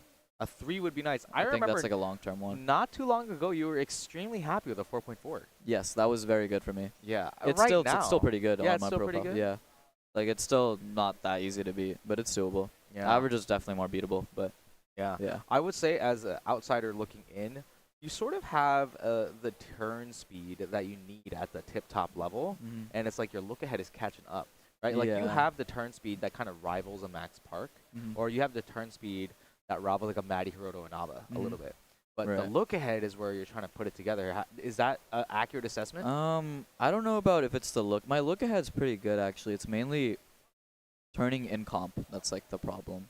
Yeah, Like if you we looked at saw my that round a one, lot. like yeah, it was just really sluggish turning. Like the solutions were good. Like I inspected like 2-3 pairs even in inspection sometimes. yeah. And it was just like sluggish turning. Yeah. But we'll see. Do you do anything at home that you focus on specific drills to help you improve? Not really. I should be doing that. I kind of just in my practice sessions nowadays, I just like spam like 100 solves and call it. I mean, that's the Which is- old-fashioned way. I mean, that's how It's not we've, great, but- that's how we've always done it. Yeah, right? yeah. It got us this far. Yeah. So if anything, I'm like trying to learn more ZB, but there's not Yeah. really any specific drills or anything like that I'm doing. Do you think, with this advent of Z and Ola Pilo, so I want you to do not a blind ranking, a ranking of what you would say is, I know it's all situational, that's why people do all three. Right. Ola Pilo, just your personal ranking. Do you like to do Ola Pilo? Do you like to do ZBLO? Or do you do any ZBLS at all? No. Okay. No. I do EOZB though. On a scale, do you enjoy orienting your OLO into a ZBLO Yes, case? that's EOZB. Yeah, I do that every once in a while. Yeah. I know the full U set, so it's whenever I set into that, it works out. Yeah. I know most of the T set, but sometimes I set up into the T set and like I don't know the ZB because I don't know the whole T set yet. We saw that on stream. Oh yeah, We sounds saw that about on right. stream. 5x5. Yeah. I don't think I remember did it that was on 3, but you did it on the stream. Okay, It- yeah, It I might definitely have did, actually yeah. been even 4x4, but I don't remember yeah, specifically. maybe, yeah. But Sounds that about was right. interesting. Like, do you feel like you have to do it out of like necessity, or do you feel like I'm really smart when I do it? It feels pretty cool to do It it. feels pretty cool? Yeah, yeah, not gonna but it's not really a necessity at times. I mean, you look at people like Yiheng, just spam OLO, PLO. Keep like simplicity works sometimes. Simplicity works. Yeah. Yeah. All right. So you're gonna be preparing for 3x3 round 3, 4x4 finals, right? Yeah. What are your goals for 4x4 finals? Podium and 4 would be cool. It's much easier said than done. I have to beat either Ari or Max, which yeah, they're which is pretty much good. more competitive. Yeah. For sure. Yeah, yeah. And It's doable. do you think you're feeling good 3x3 round 3? You feeling good to see some good results? Hopefully. I mean, I got second last round with good time, but not good turning. Okay. Yeah. I So see. hope to improve on the turning, and yeah. You know, I'm Should going be to will better. it into existence. I think on 3x3, round 3, or finals, I think you're going to show out. Hope so. Yeah. I hope All right. to. Yeah. Well, thank you so much. Of Congratulations course. again. Thank you so much. All right. Thank you. All right. We'll see y'all. Hello, everyone. Welcome back to another exclusive interview, Cubers Live interview with one of, I think, our favorites, Matty Hiroto Inaba. How's it going, Matty? Good to talk to you once again. Yes, I'm doing good. After what has been, I think, a very, very interesting start to NAC. Would you agree? Well, would agree. NAC including All Stars. Oh yeah, I would agree. Yeah. Tell me a little bit about coming into like NAC. Tell me a little bit about like your practice, mindset, regimen, things like that. Well, I've been practicing a lot of, honestly, like not really 3x3, more like Really? 4x4, 5x5. Interesting. Because I have insane potential in those events, and I haven't really like broke out yet in 4 and 5. So I want to kind of have my good rounds in those. Moment in the sun, I guess. Yeah, moment in the sun. Okay. You know, kind of get into that top 5 world ranking. That would be good for me. And then, yeah, obviously I've been practicing 3x3. I relearned all my TU and LZBs, so those are pretty locked in. Okay. Relearned all my VLSs. I used one in NA All-Stars Finals, and that was pretty smooth.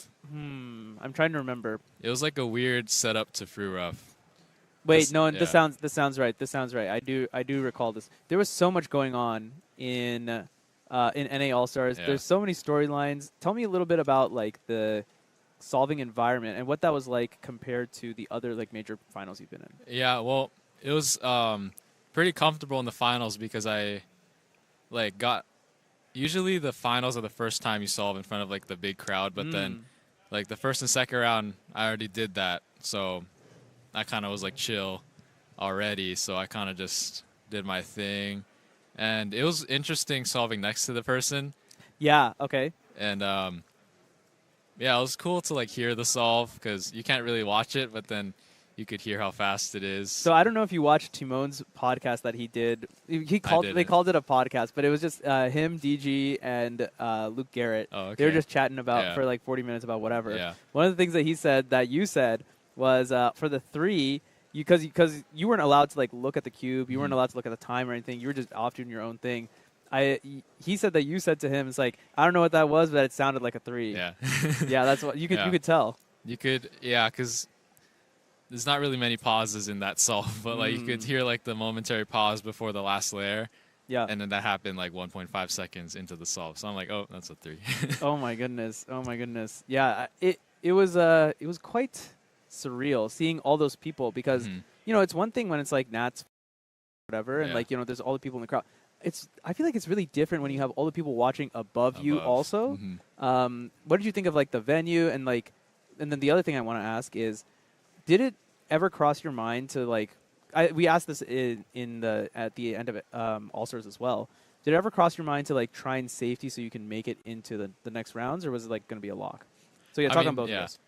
So first of all, the crowd and stuff, it was pretty cool because I had never had that multi-level viewing thingy. So yeah, I added a little bit of pressure, but I was able to calm down by the end. So now I guess I'm used to it if there's ever a crowd like that again. And what was the other part of the question? What was the other part of the question? Now I've completely forgotten. Oh, safetying. Oh, yes.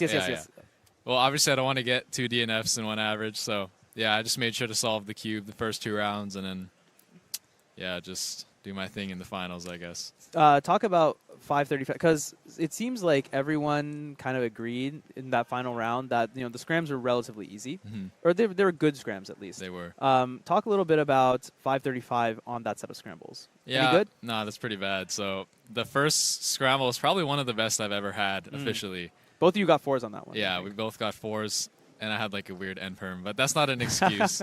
But like, yeah, that was a good scramble.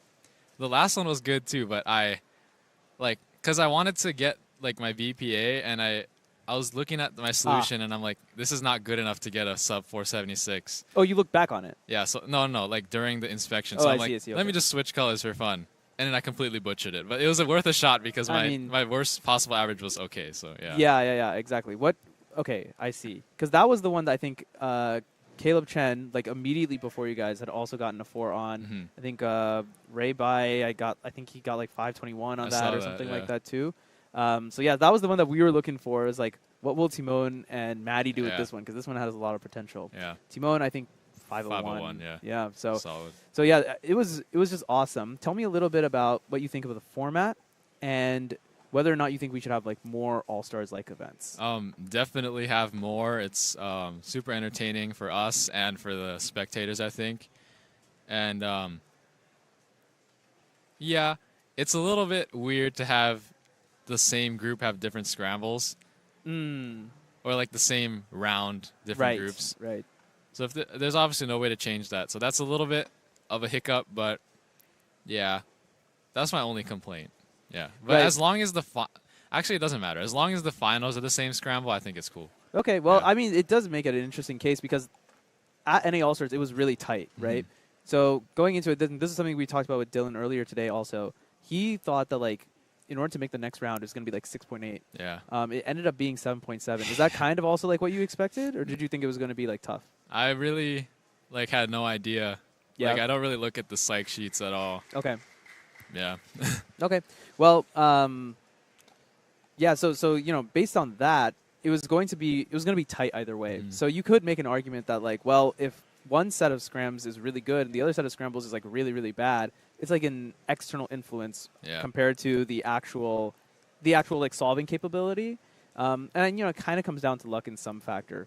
But I am a little bit of the mindset that at least in the future, solvers are just going to be so good to the point where like that amount of luck is going to be, I think it's not going to matter as much because if you weren't going, even if you weren't going to make the finals on the bad set of scrambles, you probably weren't going to make it on the good set of scrambles anyway. Very true. Very true. Or at least I think the good solvers are going to distinguish themselves in that way, Definitely, where luck is like going to be less of a factor. Yeah. when you get luck in your solves, like either good or bad, like how does that kind of affect your head? Or are you just like, I just need to execute? Well, it's like I've trained myself to be positive in both scenarios. So if I get unlucky, I say, okay, I'm due for luck. And Okay. if I get lucky, I'm saying, all right, it's my day. Okay. Yeah, that I actually really like that because I feel like a lot of people, what happens is like they get like something lucky and then they're like kind of like stressed or tensioned up. How do you like not let that get to your head? I've read several books on this topic. Okay, actually. I need to hear it. I need to hear it. Yeah. Hey, give me all the details. So basically, it comes down to just doing one solve at a time. It comes down to going through the same routine before every solve. Routine. Yeah. So I just whatever you want to do just to get in the zone, and then from there you have to accept whatever happens. And that goes both ways. If it's lucky, it's just like, all right, that's sick. If it's unlucky, just say, all right, next one will be better. And you go to the next one, you say, go through the same routine, let's see what happens. Oh, it gets lucky, all right, I'm chilling. It gets unlucky, all right, the next 2 solves will be good. And that way you keep positive every single solve. And yeah, even though some may see it as delusional, I see it as optimistic. Using your mind in a powerful way to like make you more positive, I guess. Sure, yeah, because I think there's so much mental game into it, right? And I think it's not super well explored. I feel like only now, like, we're starting to get into it a lot more. I don't know if you saw, but like at Felix and Max Cube Camp, right?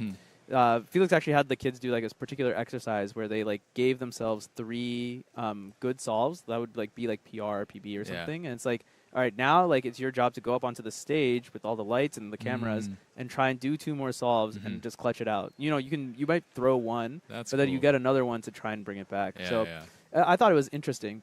Tell me a little bit about like your practice regimen? Is that like similar-ish to like kind of stuff you do? Well, I just do like competition simulations a lot, and you're bound to have a good start like that. Yeah.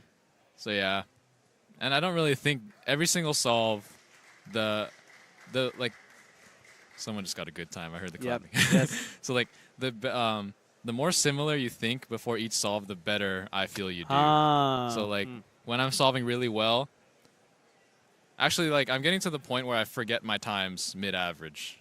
That's interesting. Like I've trained myself to literally forget what I got before, so then I'm just going into it like my first solve. And every solve you're just trying to get a 3 or whatever. Yeah, one solve at a time. Yeah. That's really, really interesting. It's like contextless or memoryless. Yeah. That's really interesting. I think I have not heard that from any other top solver. So that's really unique. That's really. I don't know if you know like what other people's mindsets are. Do you think you have like a really strong mental relative to other people, or? I feel like all of us in the top have some knowledge of how to think. Obviously. I guess you kind of have to. Yeah, you kind of have to. You won't. Put it this way, you won't get this fast if you don't think right. Well, at least not officially. Yeah. So, yeah, we're all pretty good. I wouldn't say I have an advantage over anybody. I just think my way, and yeah. Okay, that's interesting. Tell me about also, because for you, like majors and like larger competitions are much, much rarer than for a lot of other people. Like Luke is like Luke Garrett. He's competing like every weekend, right? And he's absurd. I think he's like. This year, he's like NAR like top 3 or something in competitions attended. But for you, it's a lot rarer because I mean, flying out is expensive. It takes a ton of time. Yeah. Recently, you've had like a stretch of like back to back larger competitions. We had the one in the Bay Area. Yes. Then you had Northwest Champs. Northwest. Yeah. And then I think immediately after that was this, or your next competition was this. Yeah. It was like a week and a half after, I guess. But yeah, that's very close for me. Yeah. Yeah. So tell me about that, because it's so rare for you. What is it like, I guess, like going into like this like championship season, and and then you have SSL after this too. So yeah, tell me what it's like. How do you like prepare for that mentally? It's just accepting that you'll have some bad rounds and some good rounds. Like my NA All-Stars was not a good round, actually. So I would say insane. I don't know how you can say that. I would say my Northwest Championships was a good round. And then my other one was not so ideal. So I'm due for a good round either here or SSL. So that would be great. But yeah, there's not really much difference. I feel like the more you treat it differently, the more you kind of psych yourself out. Hmm. I've learned that the hard way from last summer. Yeah. I did like mid in Nats and Worlds because I kind of just psych myself out basically.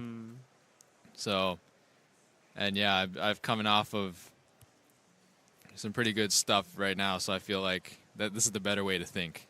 So let's talk about that. I think you are the hottest cuber right now. Thank you. I think like right now, like your averages are just absurd. Okay, actually, I'll preface that. You, Yihang, Yeah. and Timon. Yeah. I think the three of you are really hot right Thank now. You all have like put up really really good averages across like multiple different scenarios and a lot of different environments. Tell me what it's like kind of being on this hot streak, or is it kind of like the same thing? It's like this could end at any point, Yeah, so just ride it while it's here. Yeah, I see it like. This is so cocky. No, do it. Yeah, this is not a hot streak, I would say. Like, compared to my solves at home. Okay. Yeah. If I say what I'm doing at home, people are not going to believe me. That's how good it is. I want to hear it, though. No, I'm not going to say Okay, it. fine. But yeah, it's miles better than what I'm doing right now. So I feel like I really haven't even had my breakout round yet in 3x3. That's insane to say. Yeah, I'm really close mentally, and my skill is there. So yeah, hopefully it comes this comp where I get into that flow state, because I'm like every single round I'm trying to like learn stuff, because cubing is very good, because when you're at like kind of like the top, right? Yeah. You face a lot of pressure, but then if you lose, like nothing happens. Whereas like something like professional golf, you risk like losing your There's tour a card. lot of cash and stuff yeah. too. You risk losing your privilege to play on the tour. So yeah, cubing is a very good environment where you can face high pressure with no consequences. So I try and use that opportunity and just try as like many different things as possible. So like every single round, every single head-to-head final, I'm trying something different and just like making a note of it. I have notes on my phone just like saying like, this thought, does it work or not? How many solves did I do well? You know, like how was I thinking? So I'm just doing that in preparation for further stuff. If I want to go into golf, I'll have all these notes already. I'll know how to think. Oh, interesting. So it's not even necessarily cubing related. It's like kind of like what's going on inside. Yeah, I'm just using cubing as like a way to learn quickly. I feel like cubing is a super accelerated learning process where I guess it's not really accelerated because it took me 7 years to get as fast as I am. But now it's like a perfect platform to just say F it and just do whatever and just learn stuff. You know, like I'd rather learn it here than like mess up on the golf course and like lose my tour card when I'm older or something, you know?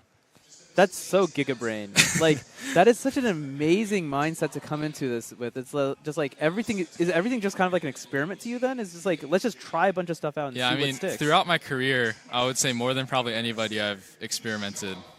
Like super fast cubes, super slow cubes, sending the turning, you know, turning calmly. Yeah. Do I think about the solves I had beforehand? Do I not? Do I how many breaths do I take before this? It's like so many different things you can adjust and just see what happens. Down to this, what was it, the smoked salmon right before eating that for breakfast, maybe? Yeah, exactly. Man, okay, wow, that's such an interesting. It's very analytical, and it's like a lot of notes. I assume you're also taking a ton of notes on the actual solving itself and figuring out, like, you know, this was just a bad solution, or, you know, lock up here. Yeah, that's actually the weird thing. You think super analytical, and then you analyze it a little bit. Like obviously, so the kind of like things I take away from NA All Stars finals, like I need to practice my G perms because I messed up one really bad, and in that 518, and then so yeah, first solve was nothing wrong with it. Second solve was like decent. I need to work on my Y perms though. I messed up a few. I messed up one on either the second or third solve. I messed up the Y perm, so I'll practice those a little bit. And then last solve was just nothing. It was just committing to a solution. Well, yeah, I mean the last one, because at that point your WP was already going to be pretty good, right? It's probably just it was just a lack of focus and just being a little too aggressive, like not committing to a solution. Like it's like, oh, maybe I can find something better, and I just completely throw. Interesting. So yeah. This is something that Schwan told me in Mexico. He's like, if you ever watch Max solve, like you know it's going to be a good solution if he stops rotating, or at least like, you know, if he's just not rotating everywhere. If he's just like looking around, then you know that he has a good solution in mind. So that's really interesting. That's kind of me too. Yeah? Like I mean, no, I've had some good solves in the past where I've picked the color last minute, but yeah, in general, I'm trying to sway towards just committing early on and just dialing it in. Yeah. Okay. I think we also talked about how, like, I don't remember if it was the 4 in the finals, but if there was some solve that was like 3.5 pairs you saw in inspection. Oh yeah, that was Is that something you've been working on, like trying to see deeper and deeper? I haven't. I've never really worked on that. It just kind of happened naturally. Just doing more solves, you kind of just know where pieces are going, and it's not just about planning. Like, it's about planning good stuff too. Like I could, like on every solve, I could probably plan like 3, but like it would be like a bad 3 pairs.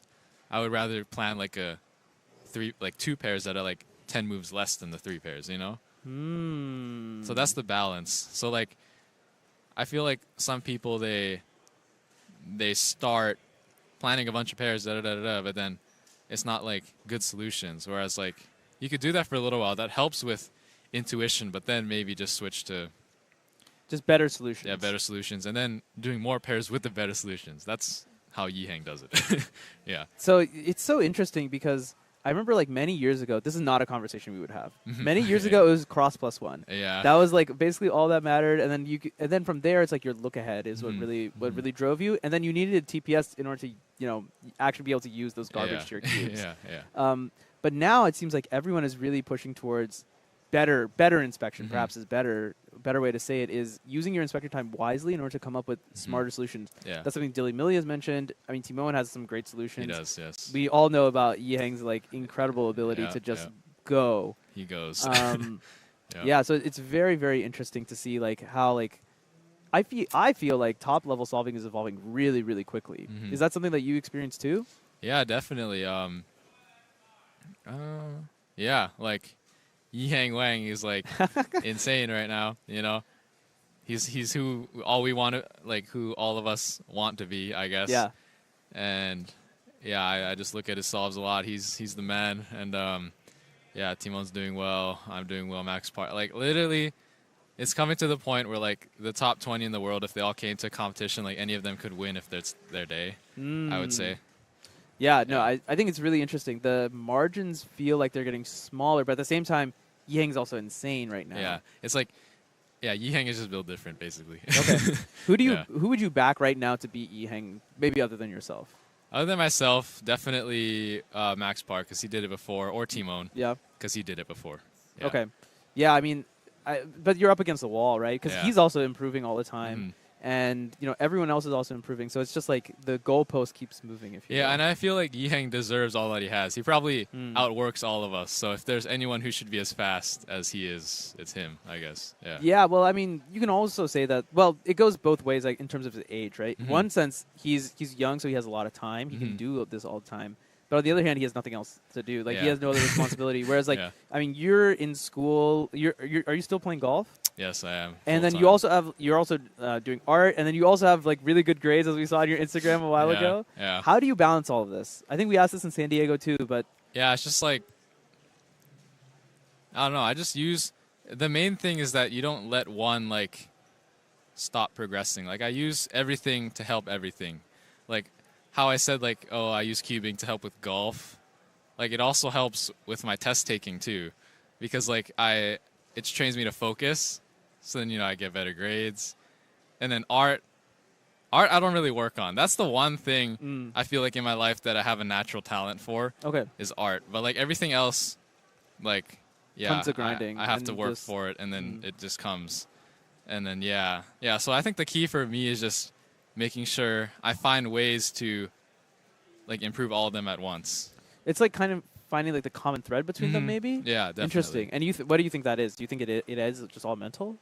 Yeah, it's just mental. Time management, perhaps, maybe. Time management, and just letting yourself be good. Like letting yourself be good. Speak to that a little bit more. Yeah, it's just like, so I read this book. It's called. I read too many books. I think it's called Golf is Not a Game of Perfect. It's by this sports psychologist named Bob Rotel. I think I read like 5 or 6 of his books already, but this book in particular is pretty good because he like, it's all about letting yourself succeed. It's all about, he calls it getting out of your own way. Yeah. And it's basically all about eliminating self-doubt and like seeing yourself doing well. And I feel like that applies to literally everything I do. Like, you know, if you think before a test, like, oh, I'm cooked, then like you look at a question. If you think you're cooked, then you're cooked. But then if you think, oh, I'm gonna You got to cook, give yourself a chance, yeah. essentially. If you think you're gonna do well, you look at the problem. Maybe you see something better. You know, just like cubing. You think, oh, I'm gonna do bad on the solve, whatever. You look at the scramble, you automatically set yourself up for failure if you don't think you're gonna do well. And in a golf shot, especially, I think more than definitely golf. Than cubing and test taking, and like school and stuff. It's just visualizing your shot first, and then hitting it. I feel like that's something that cubing helps with a lot. Is just being able to replicate what you want in your head. Even my like double bogey ability, like even I agree. I absolutely agree with this golf thing, because you go in and you're just like, I'm just gonna shank it or whatever, and then that's exactly what happens. So, no, it's so interesting that like the way I think you think about things is just very, very unique, and it's very interesting because I actually don't think any other top solvers think like this. At least like not to the same capability. Let's talk a little bit about the future. We got Worlds coming up next year, and I don't know if that's something that's in your mind already. If you're already thinking about like planning for Worlds. Yeah, I am. I'm gonna switch to the GAN 15 after this comp. Oh yeah. It's like my peak speed will get faster, and I feel like that's what I will need to beat Yihang is my peak to be higher.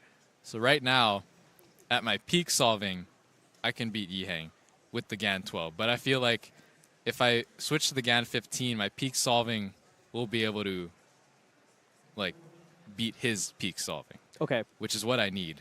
Okay, I see. You're basically giving yourself more margin for error also. Yeah, pretty much. Okay, interesting. And it will take a lot of just getting better at cubing, because the cube is super fast and super flexy. So my peak TPS is like absurd with it, but I still need to get rid of like the lockups and stuff. Okay. That'll take time. Yeah. Okay. What would you say is like the biggest thing you need to work on between now and Worlds, and like kind of how do you plan to tackle that? Mainly, that's a hard question. I mean, it's like a year out too, right? I So feel it's like I should just work on everything. I should work on getting my F2L solid, and I think it's my last layer that kind of gets my solves bad sometimes, like not stopping the timer fast enough. Like I kind of just cruise. It's definitely a skill. Yeah, I need to work on my I'm not saying I'm going to slide or anything, but I just need to work on my pickups and and stopping, yeah. Okay. Okay, yeah, I mean, there's just so much into it, right? And well, that's also an interesting thing. I feel like last layer has not been super discussed in a long time. It was just like, oh, you should just grind like PLL time attack or whatever, and you're just there and that's good enough. But now I feel like there are points where like there's just no margin for error, honestly. Like if you lock up, then you cost yourself even the 10th of a second is just going to end up mattering, because I mean, Worlds is decided by 0.01 seconds, right? So there's a lot of stuff, I think, and the good news is that there's a year, and if you're also experimenting a lot, at least you can try and see, well, this works, this doesn't work, right? Yeah. I guess that's the whole overall goal. Yeah, pretty much. That's the good thing about what I do. You get better every comp. Because like if you just try, if you try the same thing over and over, and you see how it works, then you don't improve. But if you try something different and better every single time, it's data. Yeah, it's just data, and like. First of all, you figure out if it works, and then you alter it, and then make it better. So yeah, it's like an endless cycle. You know what this is? This is like you're like running like a machine learning model almost. You're doing like hyperparameter optimization right now, where you're just like you're on like we call this thing gradient descent, right? You're on like this multi-dimensional slope, and there's so many variables that you can adjust. And you're saying, okay, I'm gonna pick this one, see how it works, and then I'm just gonna tweak one kind of randomly, and just see like. Is it making my solving better, or is it making it worse? Pretty much, yeah. And then from there, you're just figuring out on this huge hyperdimensional space, like what are the exact set of parameters I need to do, the number of breaths or whatever, I think amount so. of, and the number of seconds. That makes sense. Is that what it is? That sounds Batty like what it is. Hiroto with the machine learning model? Yeah. Oh my goodness. I mean, I think that's a really interesting way to think about it, is like, all these parameters and everything. Would you say that, I feel like PNW is more or less like a second home for you. Yeah, it is. So would you say that it's like, Worlds is like coming home? Yeah, it definitely is. Those were the first first U.S. guys that I like made friendships with, and yeah, they're still my friends. Like Max Shaw and his whole group, you know. Yeah. We're just yeah. There are so many pictures of like you all like Yeah. when you were like very very tiny Yeah. and you'd all like cube together. Yeah, and it's pretty cool because we all got better together, you know. Yeah. And we all picked our separate events too. Like I was the 3x3 guy, Max Shaw and Samir are the square one guy. Mhm. You know, like it's just pretty cool to see, like how people advance. Yeah, how we get better. Like Yeah, it's definitely very interesting. Let's I kind of want to pivot on that a little bit. So one thing that I think that's really interesting is I think cubing is in a really interesting spot right now in terms of we're kind of in between like cubing being a sport and being a hobby. You know, there's like loads of hobbyists, like people like me, we're just out here, we're just kind of having fun. It doesn't really matter how fast we're going. And then there's people like you and like the competitive aspect, which is like really tight and it's turning into there's like a lot of sports stuff. There are coaches, right? Yeah. There's like a lot of like mental stuff that goes in, and then there's like this hyperparameter optimization. Where do you think cubing is going to end up? Do you think cubing can remain kind of at this crossroads forever, or do you think it's going to end up tilting one way or the other, or maybe both is possible? Well, it's definitely going to go more towards like analytical coaching and stuff because like if you look at something like golf, it was, you know, in the 1700s in Scotland. I'm sure they were just doing it as a hobby, just whacking the stick around. They were right? bored. Yeah, they were just bored. But then as people went on, they're like, oh, let me get better than this guy. And then that guy's like, oh, let me get better than this guy. Yeah. And then now you have TrackMan getting data on every single golf shot the pros hit on tour, you know, and then they use that data to make themselves better, optimizing every single swing. Even on their putts, they look at numbers on their putts to see how it's rolling. Like, it's going to get to that point in cubing, and yeah, it's pretty exciting to see where that goes. Okay, interesting. So do you think that there is going to end up being like a space for like the casual space? Do you think? Oh yeah. Or do you think it's going to like separate into like basically two tiers? Well, maybe tiers is the wrong word, but like I guess. Yeah, like it's definitely two levels, I guess, because like, yeah, I mean there is an intersection though. Like when you're like me, like in golf, like I'm definitely not as good as the pros, but I'm not like a weekend player, you know? Right. So you're like, yeah, they would. I think they're gonna be three. It's gonna be like interesting. It's gonna be the pros, you know, like guys like Yi Hang is already doing, you know, just insane, right? Yep. And then there's gonna be people, The you know, amateurs just maybe. starting out, you know, doing beginner's method, and then Yeah, there's sure, gonna, yeah. and then there's gonna be people that are breaking into the Yi Hang tier, and yeah. I think that'll be really interesting to see. Tell me a little bit about what you think the future formats are going to look like. You think Avatar 5 is the format of the future, or like do you think there's going to be more head-to-head? Dilly Millie was talking about double elimination bracket. Speak on that a little bit. Yeah, I think it's again related to golf. It's like stroke play or match play. Yeah. So the elimination bracket will be good for it's like a stroke play event where a match play event where you go head to head. So that would be good for some people who, you know, like to just compete against one person. Whereas I think as it gets more and more, okay, this is a bold statement, but like as it gets more and more bold is great. I competitive, want to hear it. I think we should see the average size get bigger, like maybe like averages of 12 because, like, I feel like it's gonna get to the point where everybody is getting like, you know, really good averages of 5. So it's gonna be the bigger the average, the more people's consistency and actual speed shows. So maybe that will be the equivalent of stroke play where you do many solves. I guess like you're leveling up from like 3 holes to 6 Yeah. holes to 9 Yeah. to 18. Basically, yeah. Interesting.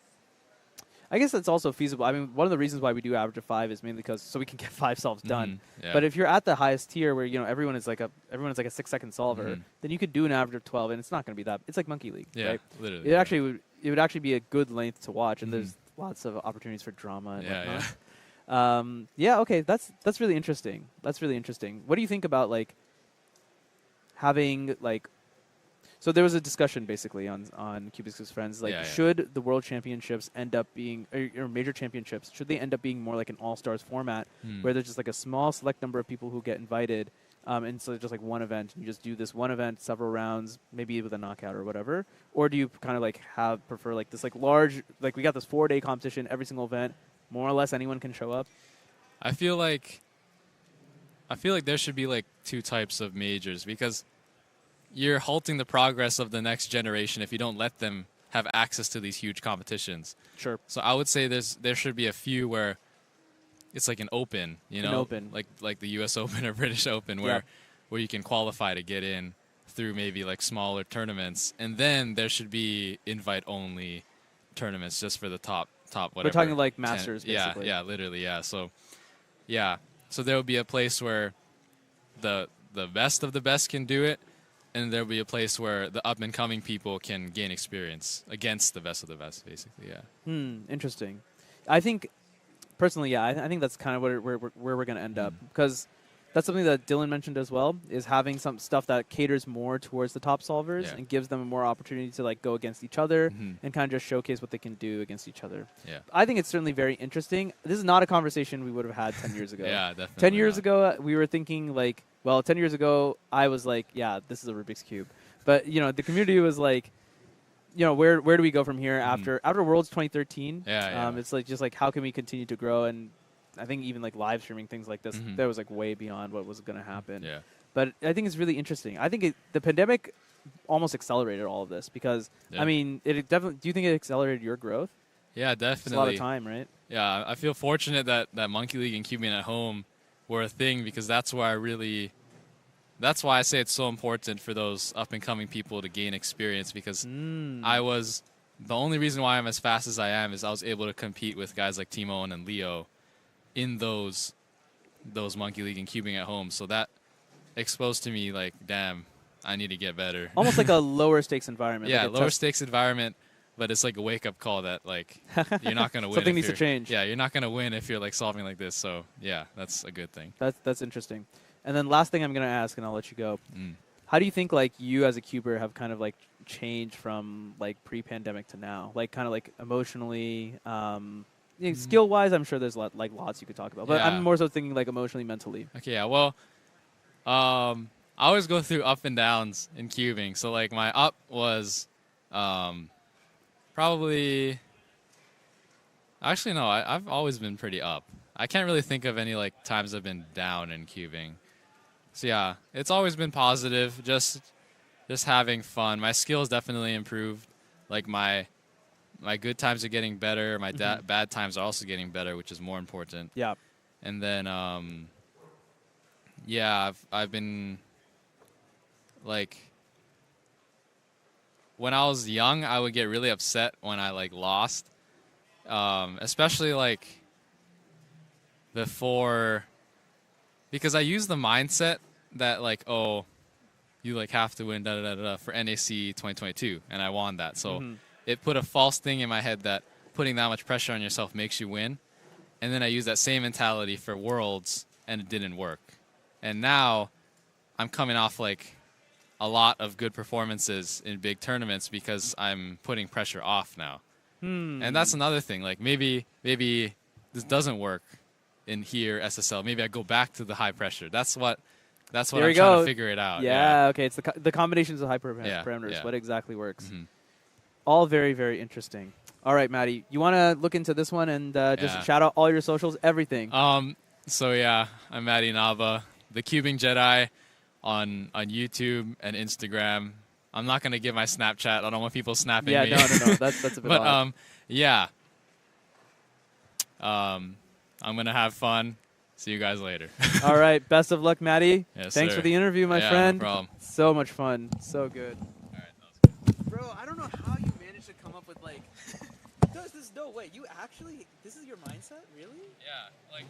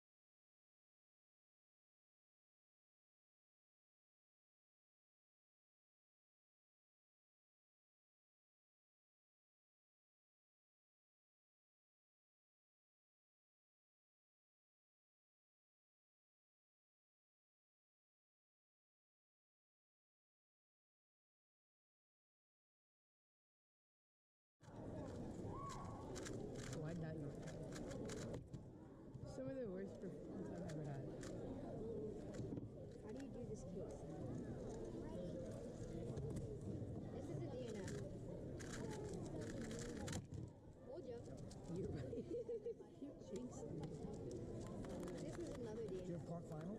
No. It already He happened. DNF'd out of it. No, I'm kidding. No, you're right. Are you kidding? So you have peer finals. What else? Peer second round. Peer second round.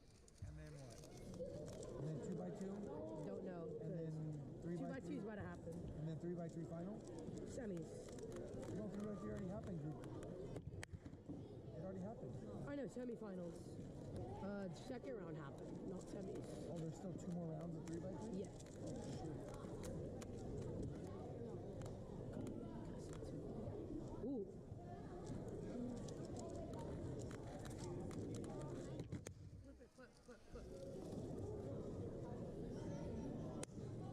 Jesus Christ, we did it 7 times now.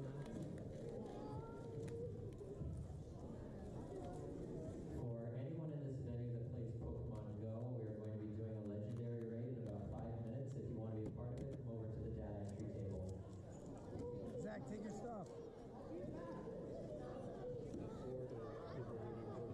know. Remember those days? You want to do I these? haven't done a legendary raid in probably like. Do you have your phone? 4 years. Listen. Do you want me to scramble for you? You can line up some 2x2s? I'm gonna do that and then come back. It's all about FTOs. You get a stupid new event. I don't care about it.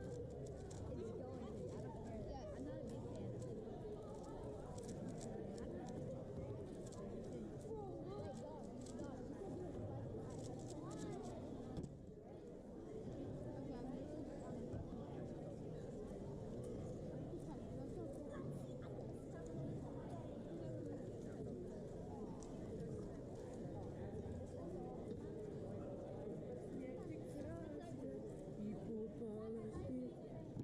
Yeah, I'm not a big fan of it.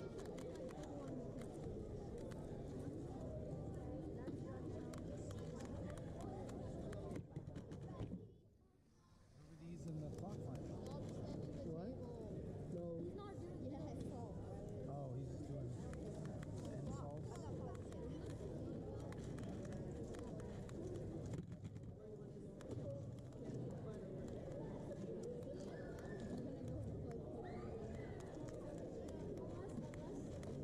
You know, I'm about to get sub one. No. I didn't think it was gonna be so. I think there's actual scrambles. Right? Or there's actual. There will be. I think there already are. It's such a good official, unofficial event. 62B, 62B4, 62B4. 62B45, 62B45, 62B45, 62B45, 62B45, 62B45, 62B45, 62B45. Damn. I'm not very surprised. So you do the one where you don't even 7 check the back, right? Yeah, I don't do 7 time a flip. I could do safety flip like this. Hang on. What's a Pokemon raid? What even is Pokemon? 6E, 6E5, 6E5, 6E5, 6E.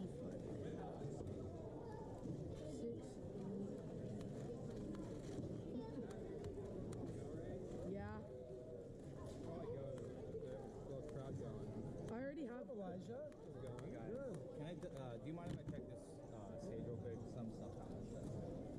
It's probably Zach banging the table too. What? A little bit.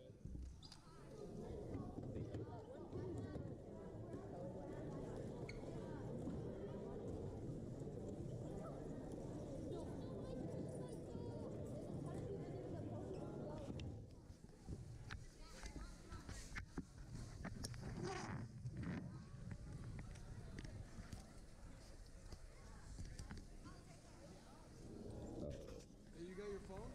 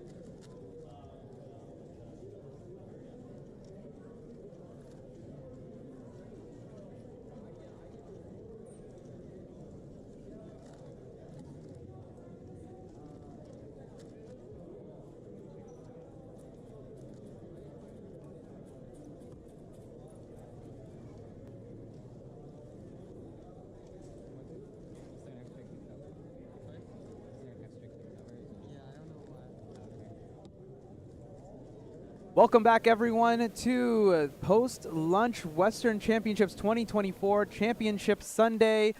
It is your greatest co-host, Manu Singhal, and the other greatest co-host, Michael Chai. We are about to bring to you 4x4 finals, one of our favorite events, the most spectator-friendly event, in my opinion. We have a show for you today, Max Park versus Ari Randers Pearson and the rest of the field.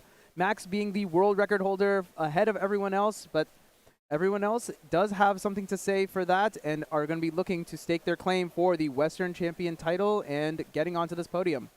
Correct. Yeah, Max Park leading the pack with a 21.68 to start the previous round of 4x4. And right now, he is basically competing against himself in the current world record, which sits at 1938 and 1571. Yeah, it'll be pretty exciting. I'm hoping for some very electric solving. We saw that 18-second solve that Max got on solve 1 of round 2. That was 18. It was an absolutely amazing solve, very fluid. No mistakes could be seen in that one. I'm hoping for lots of that. I want to see a run at the world record, Mr. Chai.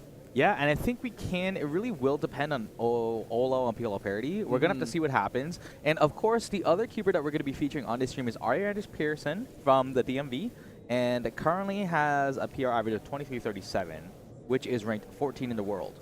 Yeah, no joke of a competitor in and of himself. He is a very advanced competitor. He'll be using an advanced technique called OLL parity avoidance. So most of the time, actually, if he does it correctly, he will never get OLL parity. He's going to save himself some time with that. Yeah.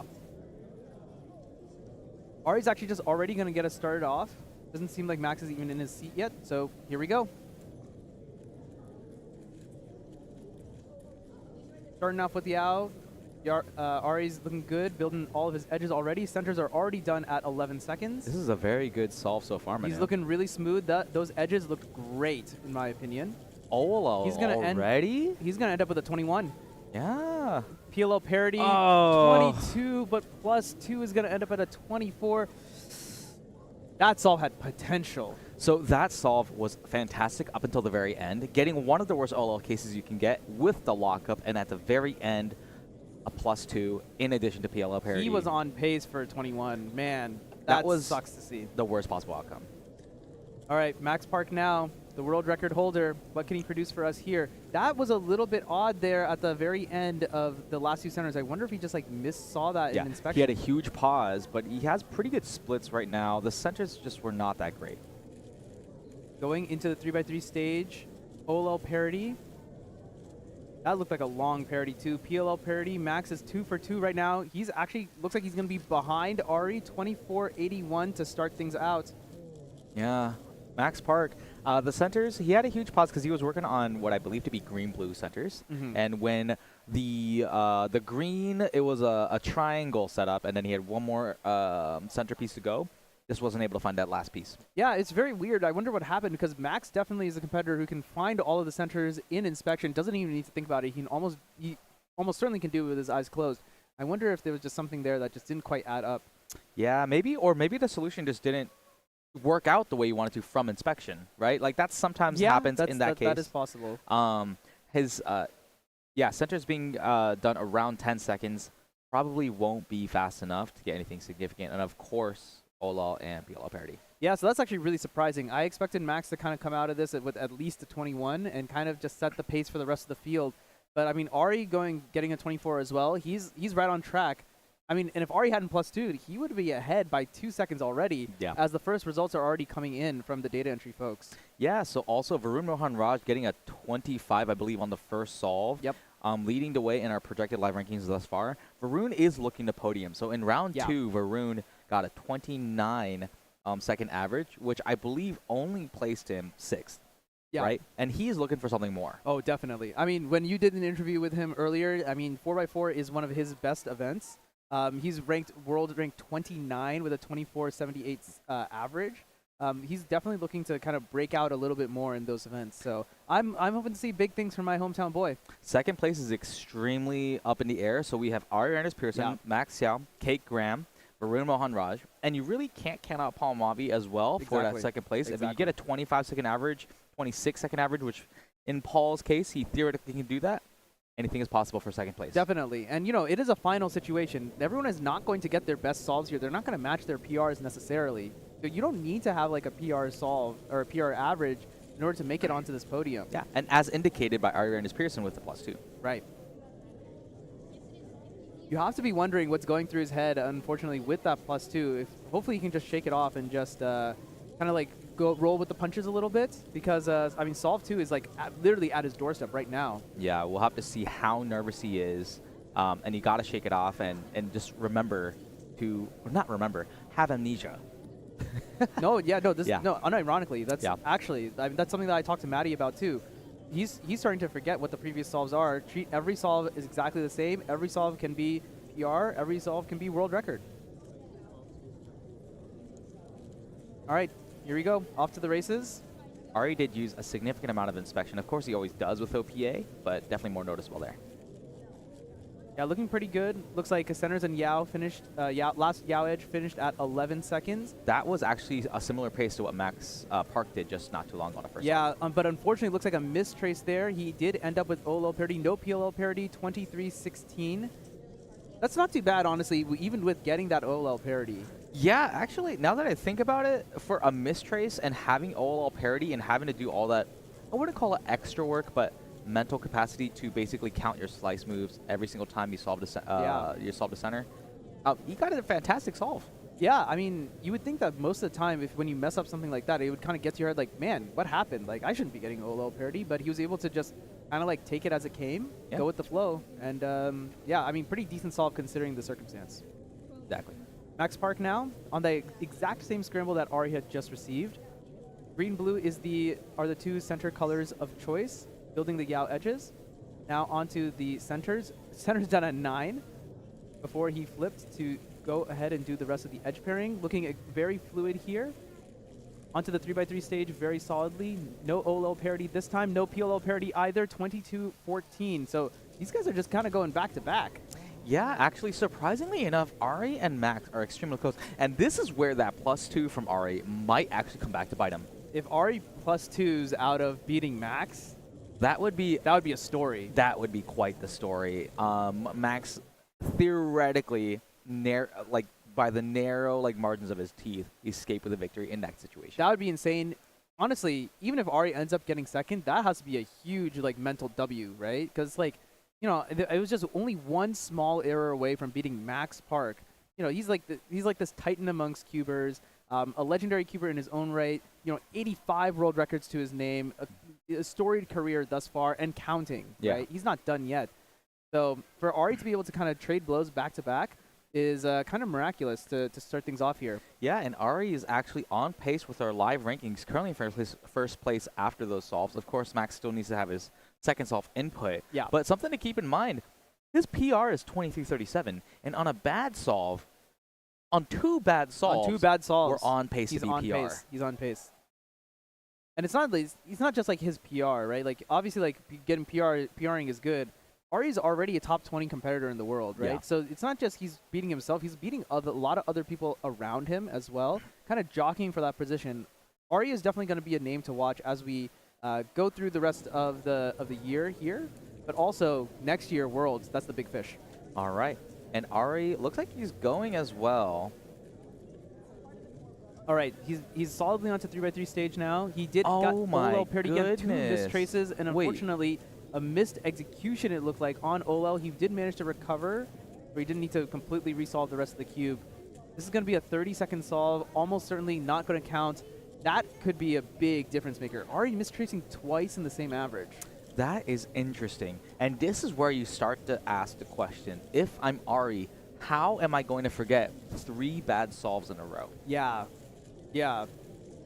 That's really interesting. Other thing I want to mention, Varun Mohanraj, he's 3 solves in. He's currently counting a 25-52. His worst solve currently is actually a 31-01, which means that Varun, even though he's on pace, needs to keep it up. Keep an eye on that at the bottom left there. All right, Max now on solve number 3. Two relatively subpar solves for him to start things off. Can he kick things into high gear and solve number 3? I also think that these scrams for centers are just god-awful Yeah, so far. they don't look like anything. Yao edges now, now just finishing up centers. That's the best pace so far we've seen from Max. Yeah, 9 seconds on centers going into edge pairing. Oh, That's a man. lot of That- turns that's a lot of rotations without turning. That's very uncharacteristic. Max Park Polo taking parry way too much time on that last Yao edge. He finished that flip at about 9 seconds, and he didn't complete the Yao edge until 13. This is very, very different than what I had envisioned going into this final. Max Park, 26:02. He's currently counting a 24. That's ahead of everyone else still, as expected, but not by the margins that we were originally thinking. And this is within the wheelhouse of Ari and even Varun. Even currently. Varun. Yeah, we're just going to have to see how this pans out. It's going to be a battle of attrition. This is really, really interesting. Things have heated up in a way that is very largely unexpected. I think that's very safe to say. So buckle up, everyone. Like 2 solves left for Ari, 2 solves left for Max, 2 solves left for Varun. And there are other people around too. You know, Paul is on a decent pace right now, 34-26. He's going to really hope that 34 is not going to count. I think at that level, like once you start talking about like having that 30-second solve, it is really an inevitability that it's going to cost you because of the nature of OLL parity existing in your solves. Yeah, that's a good point. I mean, we'll see what that means for Ari, someone who OLL parity is not supposed to exist for. But mistraced twice. But mistracing twice. If I'm Ari right now, I have to forget everything. I have to start fresh. This is my first solve of the day. Yeah. And remember, Ari can still put up some kind of PR pace too. He's not necessarily out of it, but does need to lock in. Is that green-blue? That's going to be interesting seeing how Max Park capitalizes it. Obviously, Ari cannot capitalize on that green center to start. Right, because Ari is starting on white center, building the white Yao edges. Last 2 centers looking pretty decent. Last Yao edge also done by 10 or 11. Fantastic start. These edges are also looking just as good as These his are previous good. solves. These are good. Now, good. No OLL parity this time. PLL parity transitioning into what looks like J-Perm. 24-64. Pretty good comeback. This is good. Good comeback. This is exactly what Ari needed. Now, he's definitely going to be locked out of BPA being a PR. 24-19 is what he can get, but if he can get that BPA, he's going to put himself in the driver's seat for at least 2nd place, if not a potential upset. Correct. That is something I did not expect. Now look out for that green center. Almost certainly Max is going to take advantage of it. That looks really juicy. And this is something that Ari that's 3 moves too. Mm-hmm, correct. Yeah, exactly those 3 moves. Rest of Yao edges and rest of centers are now done. That looked like a 9-second flip. Max Park unfortunately fumbling the last 2 centers right there. Now, will Max get his bad luck with PLL parity? Yes, it continues. 20-27, he's definitely separated himself there. That is excellent. That is really well done. I mean, the difference was definitely made, even with PLL parity, I feel like he was able to really separate himself, just really able to hit the accelerator on those edge pairing, and that's really good to see. I mean, he's put himself now solidly in front. So what I definitely think we should do is after, while we're discussing that both of these competitors are on their final solves, we need to see right here that Arianis Pearson's best possible average is a 24-19. And Max Park's worst possible is 24-32. So there's going to be 2 things that has to go right. And the first and most important thing, Ari needs to control what he can control and get the fastest. He needs his BPA. He needs the BPA. He needs to get 23-16 or better to have any shot at winning this competition. And beyond just winning the competition, he needs to, BPAing is going to give him a good chance to get 2nd place. There is prize money at stake here too. He's ready to go. Solve number 5. It all lines up on this. What do you see here, Michael Chai? I see a fantastic green bar and blue bar. Yep. I think Max will have a huge advantage on his solve. Let's see what Ari can cook up here. Center's done without much difficulty. Oh, a fantastic start for Ari. He's a second ahead of where he was on the last solve. Now he's continuing to go. He's on 3x3 stage. This is exactly what he needs. No parity, and he's good. He's no looking mistrace. good. No PLL parity. No, that was that is PLL parity. 2389. Not so. That's not BPA. I don't think that's enough. I don't think it's going to be enough. And Max Park is guaranteed to win. He's guaranteed to win now. That execution error, and even bigger, the plus 2. Oh no! If I'm Ari, I'm kicking myself If right Max now. WPA's here, Ari, Kevin Hayes is gonna hate that I said this. Ari plus 2'd out of beating Max Park in a 4x4 final. Is it because like if you didn't +2, you'd have a different mindset?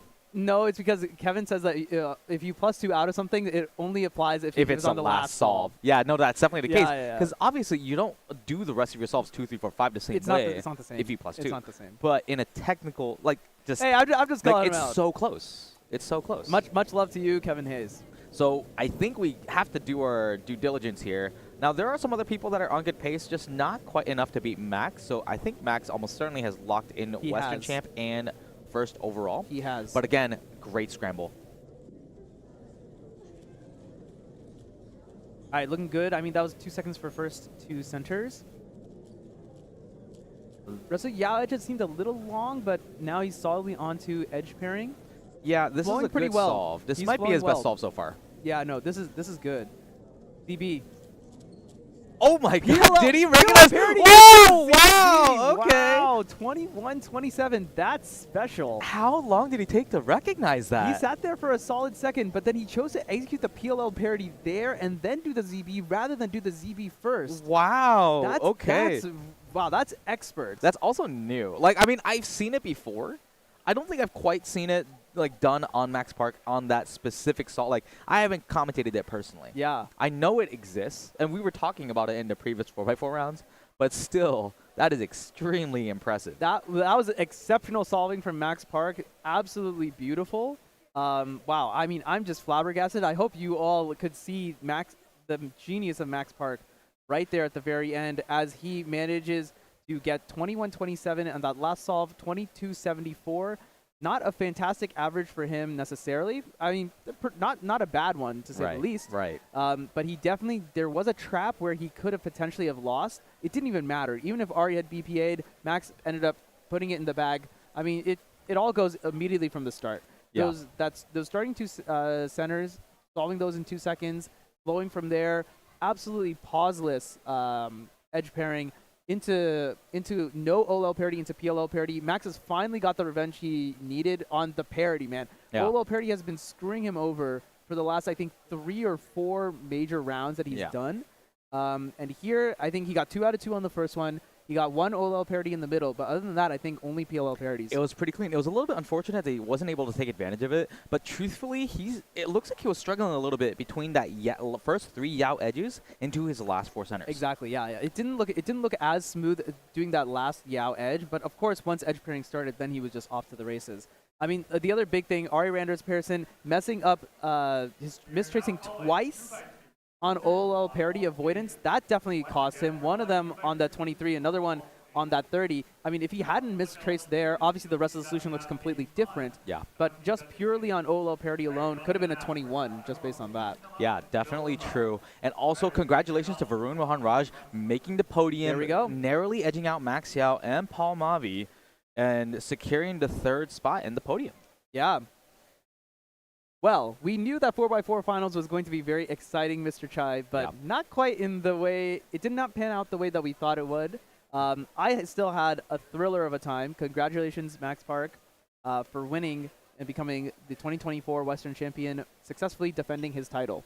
See, this is what's so interesting about 4x4. I love 4x4 because it is truly a battle of attrition, and OLL parity and PLL parity bring such a nuance to the event that no other event can bring, except for 6x6. It's high drama, baby! Exactly, and it's just so interesting that someone like Ari is able to compete against someone like Max. Right. The OPA is definitely like a kind of an eye-opening, you can call it like you can just call it an edge, a little competitive edge that he has over Max. Okay, maybe occasionally over Max, as we saw here, but definitely over the rest of the 4x4 solving field. It'll be very interesting to see who else picks up OPA in the coming year. We have 1 year until Worlds, right? Yeah. So we'll see. The other major user I know at least is Ray Bai. Right. But apart from that, I don't know of many others.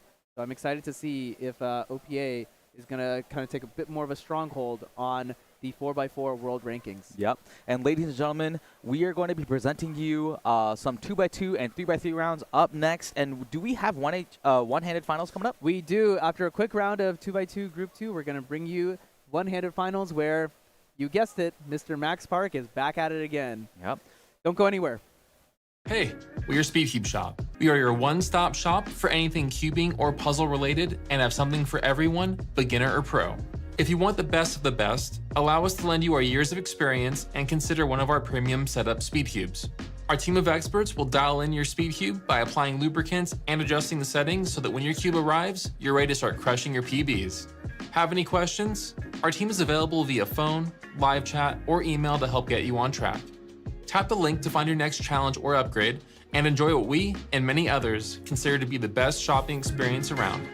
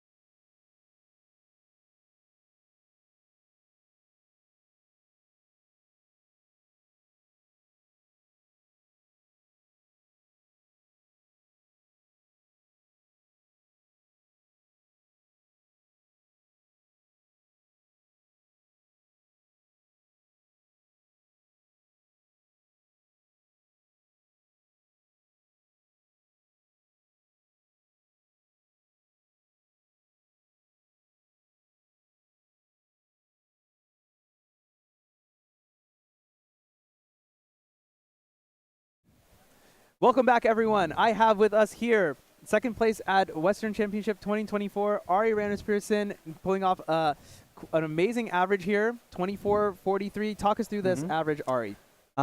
This average was decent. I kind of made a lot of mistakes near the end of the solve. Like I had the +2 on the first one. Yeah. And a couple parodies as well. Yeah, so tell me, so let's start here. 24.77. That one, I think you ended up with PLO parity and the +2. Coming off of that as the first solve, what was kind of going through your head as you saw that there? I felt good because a high 22 is like a solid pace for me. Yeah. And I knew my solving was good, so I wasn't really worried about my turning at all going into that. Okay, so really it was not too much of a problem. It's just a standard +2. Just kind of like forget it and move on from there? Yeah. I did actually fail my tracing on that second solve. Oh, yeah? Which hasn't happened in like 2 years. Talk a little bit more about that. What kind of caused you to do that? I mean, so the way I do tracing, it kind of depends on the scramble. Some of them are easier to trace and some of them are harder. But that one, I just kind of got nervous as I was doing it. Sure. I heard 8 seconds. I was like, oh no. It's time to give up. Let's just do a normal solve. Yeah. Okay, so there we go. So that one actually was not a mistrace per se. It was just like it was a bail on the trace. Okay. So that's good to see. That explains that. So 23 with an OLL parity then. That seems like a really good solve then overall. Yeah, no, I was really happy with that. Yeah, because the other thing that Chai and I were saying was that, like, 24, 23, then that puts you on PR pace too. Like going into that, especially since, as you mentioned, the turning was quite good on solve 1. It was just the +2 in the end. So you were looking on pace. Did you know what kind of times Max was getting, even if you didn't know exactly? I didn't look at either of the first 2 solves. I did check the third one because I heard he messed up something. But besides that, I wasn't really paying too much attention. Okay, yeah. So did you know that like you were kind of going like neck and neck at that point? Like obviously, if he was getting like good times for him, the crowd would have been reacting That's more. a good point, yeah. So I was like, okay, he's doing decent for him. Okay. Yeah, interesting. So what was like kind of going through your head at that point? It's like, okay, well, like maybe like I have a chance or like.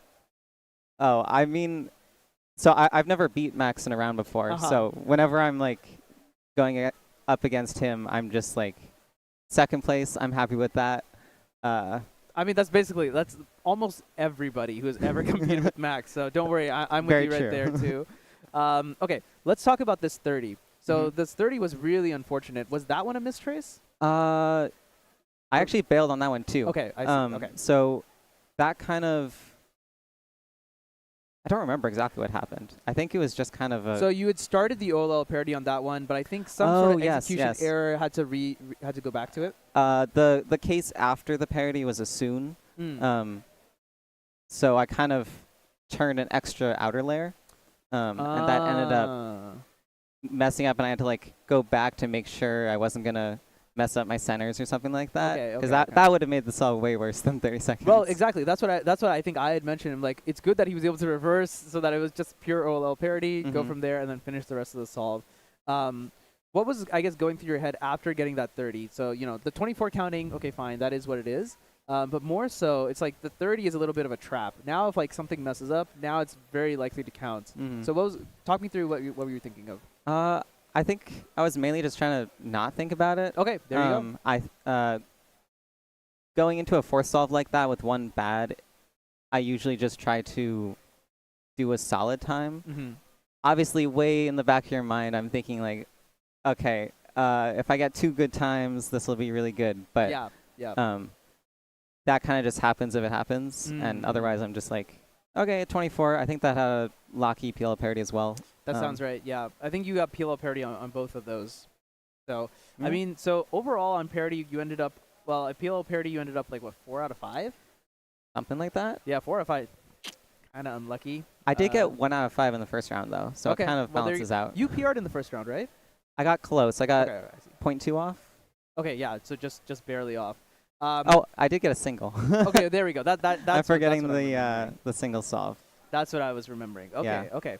So, I mean, this average, I think, overall ended up being, obviously it could have been a lot better, but I mean, this is a really solid average. Talk me through about your solving that, like, you're solving basically over, like, the last, like, couple weeks, couple months, and where you think you're headed. Yeah, so that's an interesting question because over the last year, I've started college, and the amount of time I've practiced has gone way down. Yeah.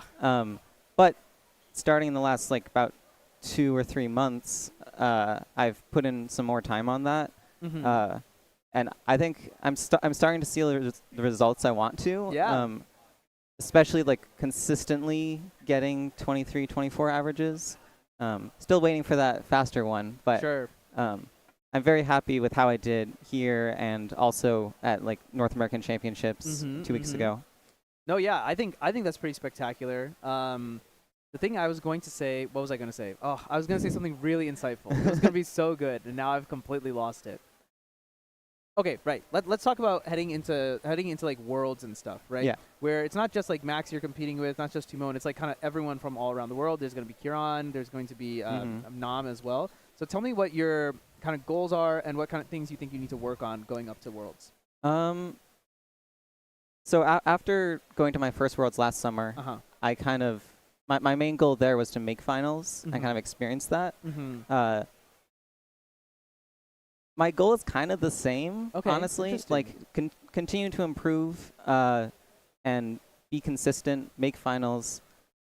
It would be nice to get a higher ranking. Sure. In terms of, podium, I'm not, like, too worried about that. I'm kind of like, Yeah? It might be a 22. It might be, like, a 20-second average to podium. It actually could be. Who knows? There's so many people who have gone faster, and I mean, now 3 people with sub-20 averages. Yes. I'm like, yes. okay.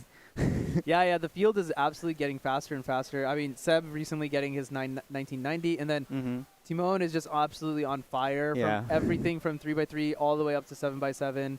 And who knows at this time next year where he's going to be. He's a bit of a wild card, to be honest. You can't prepare for everything, right? All right. I mean, I think it's absolutely fantastic. Tell me a little bit about competing in California. Is this like your first time competing here? Yeah, this is my first time in California. Okay, cool. Yeah, so talk about your experience. It's been really good. I've found the general vibe at the comp here really nice. I'm only seeing like a tiny bit of Southern California. Yeah, of course. I'm going up to LA with my family. My brother moved there last year, so cool. It's our first time kind of being out here. Yeah. So honestly, it's kind of like my last comp of the summer. I'm just kind of see what happens. In 5x5, my last solve was a PR single, and I was like, oh. There you go. Okay. Right? Last one. Not bad, not bad. I like your mindset. I must say, you picked some of the best parts of California to visit. San Okay. Diego, for all of us who live in California, San Diego, we're like, yeah, is by and far the best place in the entire country. Uh-huh. So you picked a great place. I'm glad we have Western Championships here. What are your plans for the rest of summer? Kind of prepare to go back to school in a couple weeks. There's a competition I'm helping organize at the University of Virginia. Oh, fun. It's a quiet comp. Okay, cool. It's in the Rotunda, which if you know what that is. Yes, I have heard of it. Yeah. That's going to be really exciting. It's a UNESCO World Heritage Site, actually. So that I didn't know. It's going to be like fun to just like be in that space and do some cubing. Yeah, that would be really cool. Wow, that sounds really exciting. I think I see very bright things for you coming in the future. Your solving has been absolutely spectacular. Thank you. And it was an honor to be able to see that live here today and being able to commentate that. So thanks, Ari. Enjoy the rest of the competition. Thank you so much. And enjoy your rest of your time in California. I appreciate it. Yeah, it was nice talking. Yeah, no problem. All right, let's cut to a quick break, Okay. and then we're going to go on to OH Finals next. Hey, we're Speedcube Shop. We are your one-stop shop for anything cubing or puzzle related and have something for everyone, beginner or pro. If you want the best of the best, allow us to lend you our years of experience and consider one of our premium setup speed cubes. Our team of experts will dial in your speed cube by applying lubricants and adjusting the settings so that when your cube arrives, you're ready to start crushing your PBs. Have any questions? Our team is available via phone, live chat, or email to help get you on track. Tap the link to find your next challenge or upgrade and enjoy what we and many others consider to be the best shopping experience around.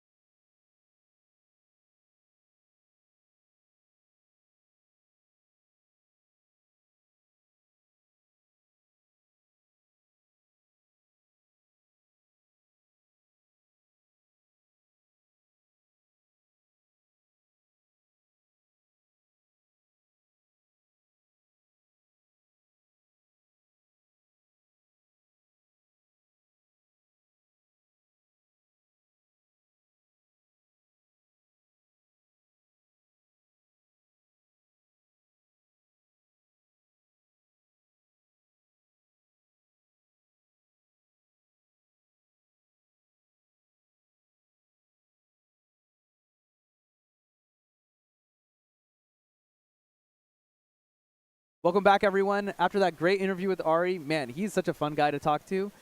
We have to move right on to the rest of the action. One-handed final is happening right now. The former world record holder, Max Park, is going to be competing up against Max Yao, his name look-alike. Both competitors have been doing quite well. Obviously, Max Park well ahead of the game. And, we're just going to go right into it. All right. Solve number 1 here. Max starting off on yellow cross. Looks like he had a pretty long end of F2L into OLL than PLL. Did you see exactly which OLL he had? No, I didn't. But what I also wanted to mention that this is going to be an interesting event for Max in the future, because while he was solving OLL, I had just reminded myself that Max is actually very proficient at ZBLL now. Yes. So that is one reason it's going to be really interesting in the future. Is Max Park himself? He's going to see. Well, maybe we'll see a lot more interesting solves from him, as we saw the ZBLL from Max Xiao right there. The other reason it's going to be very interesting, both of these Maxes, they're both CFOP solvers. In the future, in Worlds 2025, there are going to be a lot of Ru solvers. Those guys, they're not joking around. A couple Ru solvers in this final too. Ru is coming back and coming hard. Yeah, I would say of all the events that the field has caught up to Max, it's definitely OH has the largest field of competition that is pushing for Max's position. Oh, right now. oh yeah. And they mean business. Magnus Lensch is out here, $8.99 to win European championships. 2 other Ruers getting onto the European podium. Patrick Ponce getting a sub-10 average. They were at 6 sub-10 averages at Euros. So and we're not even including name staples like Sean Patrick. Like Villanueva. Sean Patrick, yeah. I mean, he's just out there competing by himself in the Philippines, just absolutely destroying stuff. He's on a mission. All these guys are on a mission. Max Park losing his world record title to Sean Patrick. And everyone else wants a piece of the action too. Hey, where there's blood in the water. Yep. We'll have to see what happens. All right, Max Xiao now. Why do we care about Max Xiao? It's because he was on PR pace in the last round, getting 11-18, whereas PR is 11-11. He's trying to move into top 100 in the world, already one of the best all-rounders. What can he do in solve number 2? Looks like he struggled a little bit at the very end of F2L doing some rotations, but relatively fast turning into the F-perm. 11-10, he's putting himself in these good positions. Yeah. So that was an excellent solve. I would say his F2L ended pretty well. What was interesting is I'm not really sure what happened in that OLL. It was decent execution, just felt a little bit slow. And also, did he get a +2? It might have been a +2 penalty. I wonder if he +2. Yeah, it is. Did he over-inspect? Yeah. Because he certainly finished the solve. Yeah. The solve looked complete. He must have over-inspected. Okay, so we can explain that a little bit too while we're waiting for Max Park to get his cube.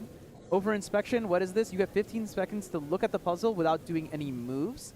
The reason why we have this here is so that competitors can plan ahead to see what they're going to do next. It is much more interesting to watch cubing with inspection. Without inspection, it's just kind of almost who can kind of turn the fastest a little bit. It allows for much more creative solutions, and with that, we see the world record solving that we do right now. Correct. Now, Max Park in for solve number 2. 983 to start things off. Do you see anything here, Chai? The green had a pretty decent block. I'm not sure exactly how the green is permuted, but he certainly chose that cross color. Yeah. I mean, he is green-blue bias, so there's that as well. This has to be a ZB. That is That's a ZB. Yeah. 974. That's one of those awkward cases, though, that it's not our like. Did he have a U? He had like the U ZB where it was matching in the front and also matching in the back. I thought it was a T ZBLO, but I wasn't entirely sure. I do know that the solution was a little bit complex, and it is now a 2-gen, right? It's not a 2GL. It was not a 2-gen. Yeah. Yeah, he definitely needed to. But you want those types of solutions on one-handed. All right, the judge has stopwatch in hand. This is a real solve from Max Xiao. Coming out of that +2, he's going to need to kind of come back into this a little bit. But man, his F2L was just very long and unfortunately not executed super well. And that OLL is pretty awful for one-handed. So that OLL was the line case where you have on your one side of your unoriented edges a line and one side is a dot. So you end up, the default algorithm that Max used for this one involved the B moves. And you have to rotate for that, obviously. It's just not ideal. Yeah, a bit unfortunate for Max Xiao. He was looking pretty good, but the +2 on the last one and just couldn't find the right solution. kind of costing him a little bit. Yeah. Max Park onto solve number 3. He started off sub 10, sub 10. If he wants to try and chase the world record, he's going to need some miraculous solving here. Probably going to need to count at least 1-7, if not both. Yeah. Same scramble as we just saw from Max Xiao. He's going to do white cross. A little bit of an execution error on F2L2, F2L4 into the OLL.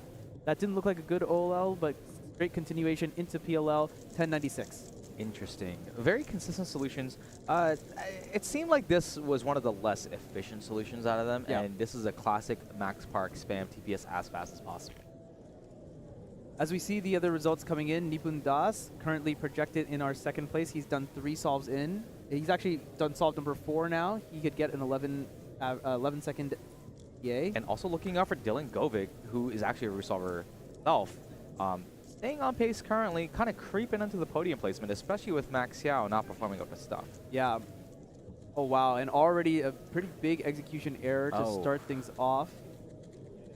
The pickup was awful. The turning after the pickup was awful.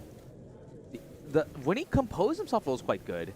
But the start, this could have been sub 10 for him. I feel like there are individual moments that were good, but the solve as a whole lacked a little bit of fluidity. Yeah. And it ended up kind of like chopping up into a bunch of disparate parts, which is not really what you want to do in cubing. You want to have a nice fluid solution where you're not like pausing to look around and you're not pausing to make mistakes in execution, because when you're not turning, you're not solving. Exactly. So what Max Xiao was doing, he was struggling a little bit in the pickup section with the one hand, and then after the pickup, he tried to turn, but because the layers were so misaligned, he wasn't able to do the turn that he wanted to. The rest of his solve was excellent, but it was this specific portion of the solve that probably cost him up to 2 seconds. Yeah, yeah.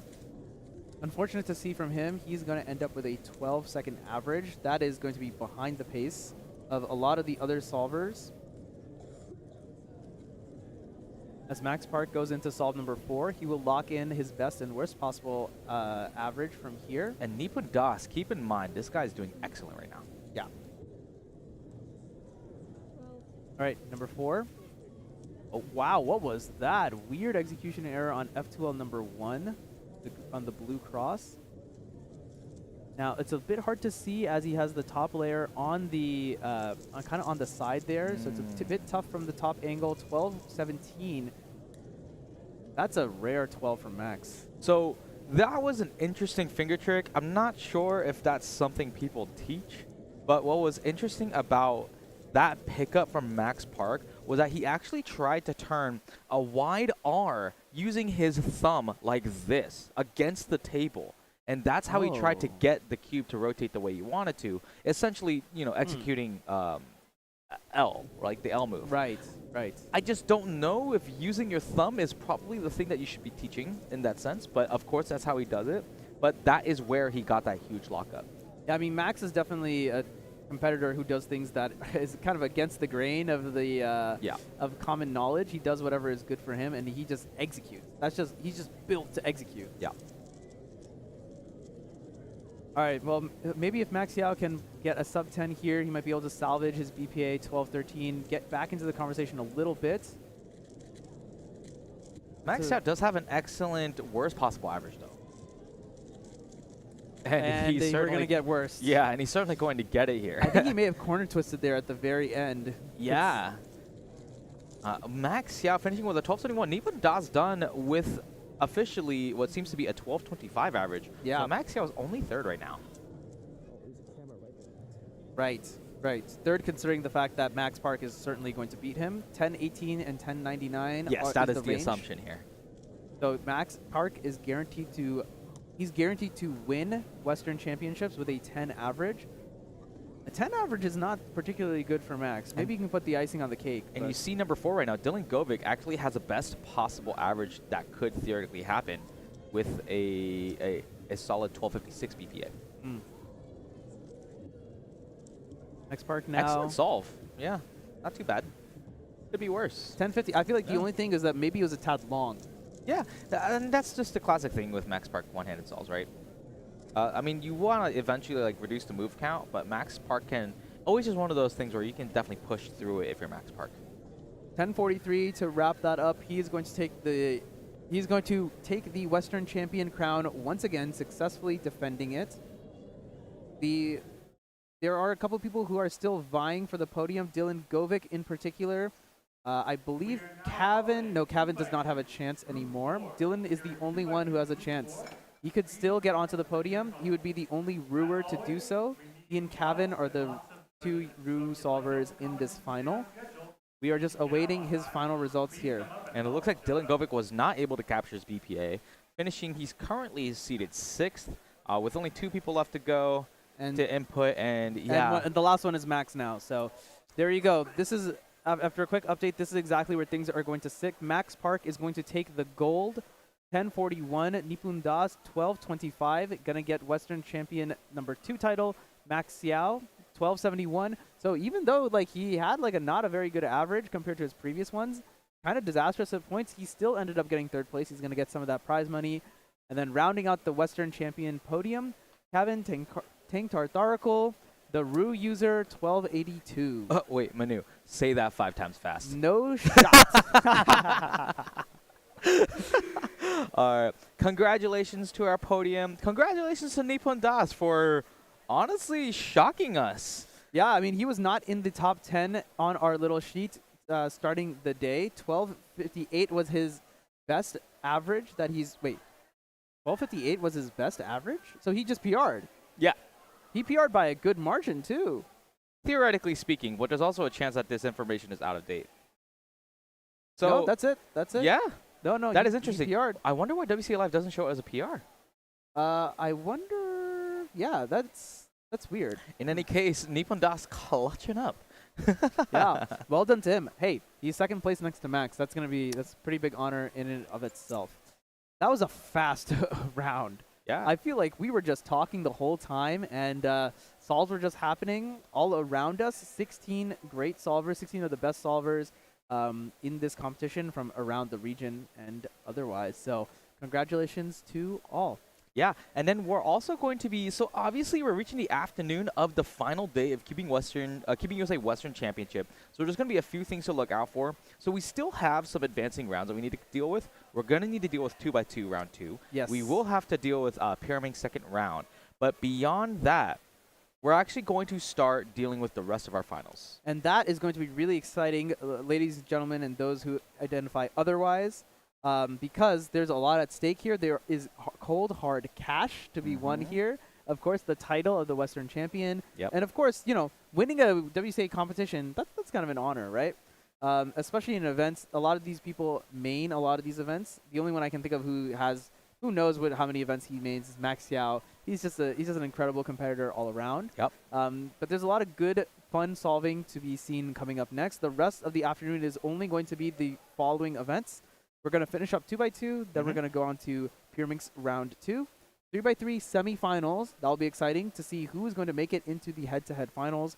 We're going to take a quick break, then we're going to go to Scube finals, 2x2 round 2, Pyraminx finals, 3-blind finals, 2x2 finals, and the one and only head-to-head 3x3 finals. Yep, head-to-head 3x3 finals is scheduled for 5:50 p.m. Pacific time, so feel free to tune in.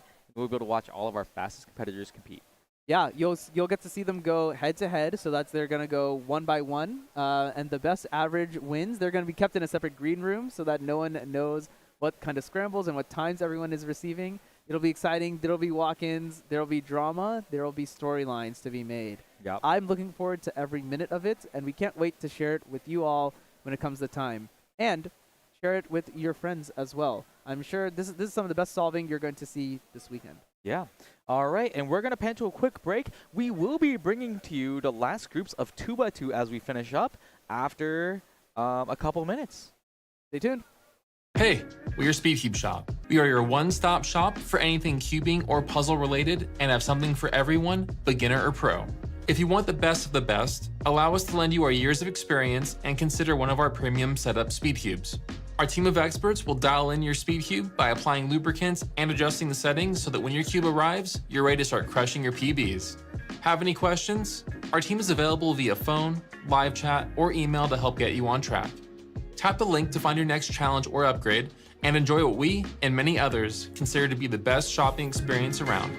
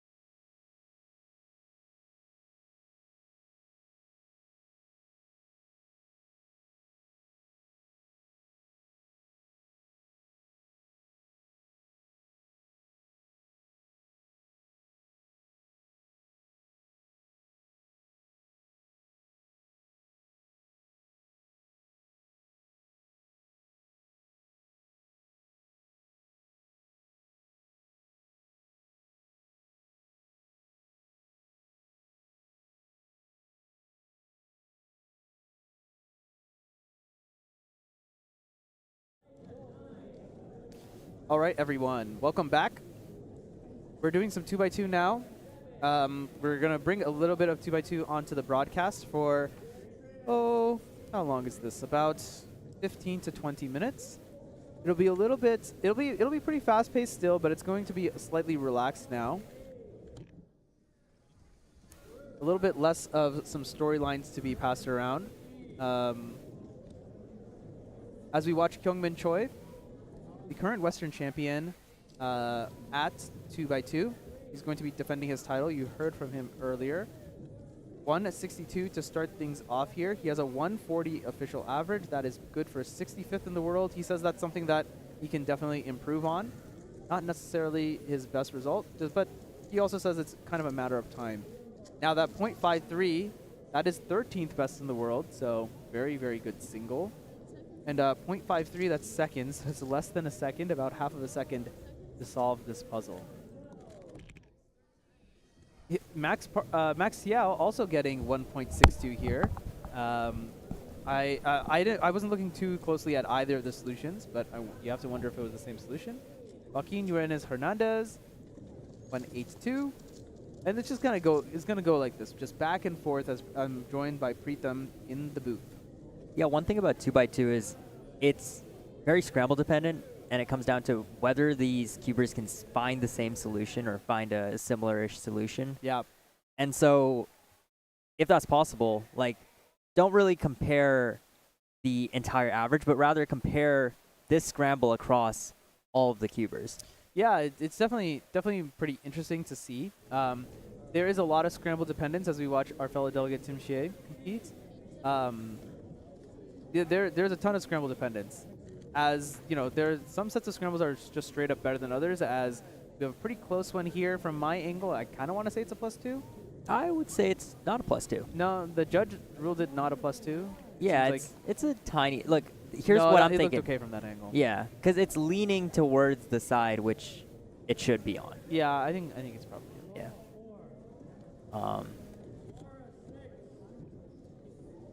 Kyungmin Choi is going to warm himself up with just a quick 2x2 solve. Another delegate.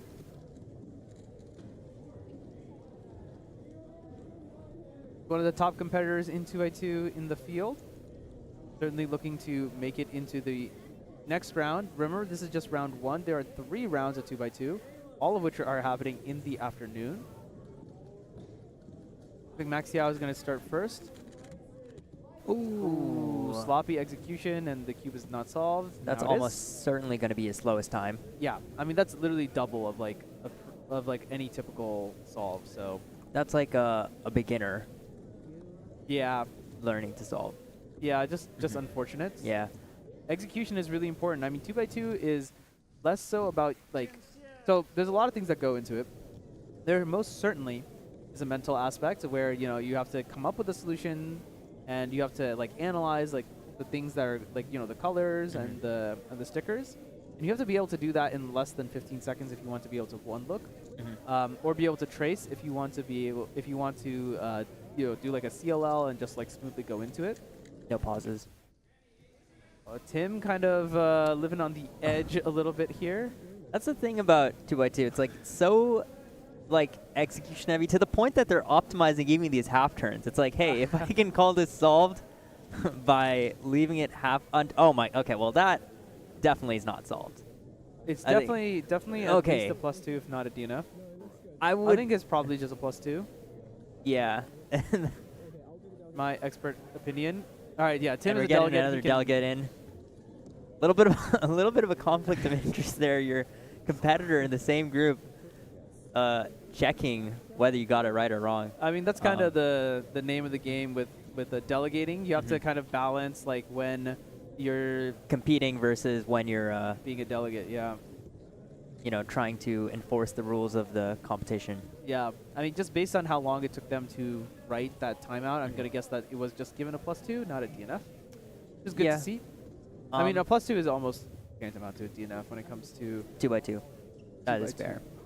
+2 is basically another solve. Yeah. You're just doubling your solve essentially for everyone at the top level. As Max Xiao bounces back from that 5 to get a 184. Yeah. I mean, here's the question though: would you rather have a 5 or a +2? Probably a +2. Yeah. I feel like a 5 is more than a They're +2. more than a +2. Yeah. For the best competitors. This is an interesting looking scramble. There are two big blocks on white and yellow. It looks like Max Yao made that white block first. Kyungmin instead opting to make the yellow block and then continue from there. 1-5-1. That was a one look. He saw all of that in the inspection time. Pretty impressive. And at the tippity top of 2x2 is not just being able to one look your solve, but be able to one look and find multiple solutions and then be able to pick which solution is the most ergonomic and safe to execute. That is the realm of the current world record holder, or sorry, of the former world record holder is Zain Kanani when he got that .92 world record average. One of the first sub-1 world record, one of the first sub-1 averages in 2x2. It was quite a miracle. I went and saw some of the reconstructions on those solves, and man, they were just nuts. He's like explaining something that makes no sense at all. He's like pulling out like completely random, seemingly random algorithm sets. He's like, yeah, this is one move into like this TCBLO. You're basically doing group theory level math in 15 seconds. Yeah, I don't know, man. Tough to explain. Yeah. Here's Joaquin on that same scramble that Mini got, the one with the two blocks, 1-8-7 from him. Looks like he locked up just a tad. Otherwise, it was not too dissimilar of a solution from Kyungmin. So that looked like a one look to you as well. I think so, just with a little bit of an execution error. Now, 2x2 is very fast, so it looks like we're almost entirely wrapped up with this group. We saw a couple solves from Kyungmin, a couple solves from Joaquin, a couple solves from Max Yao. Yep, this seemed like the group with all the fastest members. Yeah, Joaquin, Kyungmin, and Max. So you'll see this a little I think bit. we haven't seen Varun and Chris, so they probably competed in an earlier So group. either they competed in an earlier group, or it's possible that they are going to compete in the next group. Something that's Also true. Something that's interesting about these short scramble-dependent events is when you have like 2x2, Pyraminx, or Scube, and there's a future round yet to happen, the top solvers will usually get put onto the same set of scrambles just to ensure that it's a little bit more fair, because the difference between the scramble sets is actually not negligible. Yep. And because of that, if a top competitor is on some set that's like maybe 50% worse than average or something, and then a normal competitor who's like not necessarily the top gets onto the better set, then you know it's a difference not necessarily between who's the better solver, but just which set was better. Yeah. And we'd like to mitigate that probability as much as possible.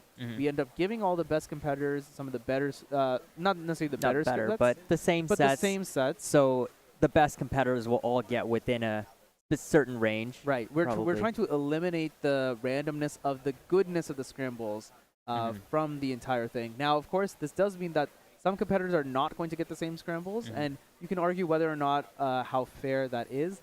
This is just the current solution that we have come up with, which is why you're going to see a lot of the solvers kind of concentrated into one or two groups. I think we saw that with Pyraminx too, where we ended up seeing a lot of those top solvers with Pyraminx, and then we had to head to, I believe, the next event, which ended up being... it was 5x5 final. Yeah, and so that ended up cutting into that. And yeah. So yeah, as we're wrapped up with Group 4, we're going to head on to Group 5. You'll see a couple more competitors. I have a little list of people who are going to be on the stream. Jack Stewart, in particular. Another person who was supposed to be here, Alejandro Daniel Salceda Corvera, a competitor from Mexico. He's the current he's the current Mexican national record holder for single. The fun fact that I'm just gonna keep spouting every single time this guy is mentioned at all. I had the same scramble as the Mexican NR single. He and I executed the same solution up to the first two F2L pairs. I broke my PR on that as well. Oh. I got a 15, he got a 7. So good for you. He 2x'd me. Probably because the rest of his solution was better, and more than likely because his execution was way better. just overall better. He's just overall better. Yeah. But unfortunately, he does not seem to be in attendance here today. or this whole weekend for that matter. So it may just be Jack Stewart, and we may just be talking a little bit about future rounds to come. The round afterwards immediately is going to be Pyraminx Group 2. Now those assignments are just recently made, so I don't have the exact people that we're going to see on the stream, but we are almost certainly going to see the same fast people end up in the same groups. Now, I was just talking about Jack Stewart. Here he is on the stream for you now. We have some little competitor cards that display a little bit of information about each competitor. It'd be nice to pull up one of those right now. 2.14 to start things off. Looks like it was a pretty clean solution. Nothing too fancy.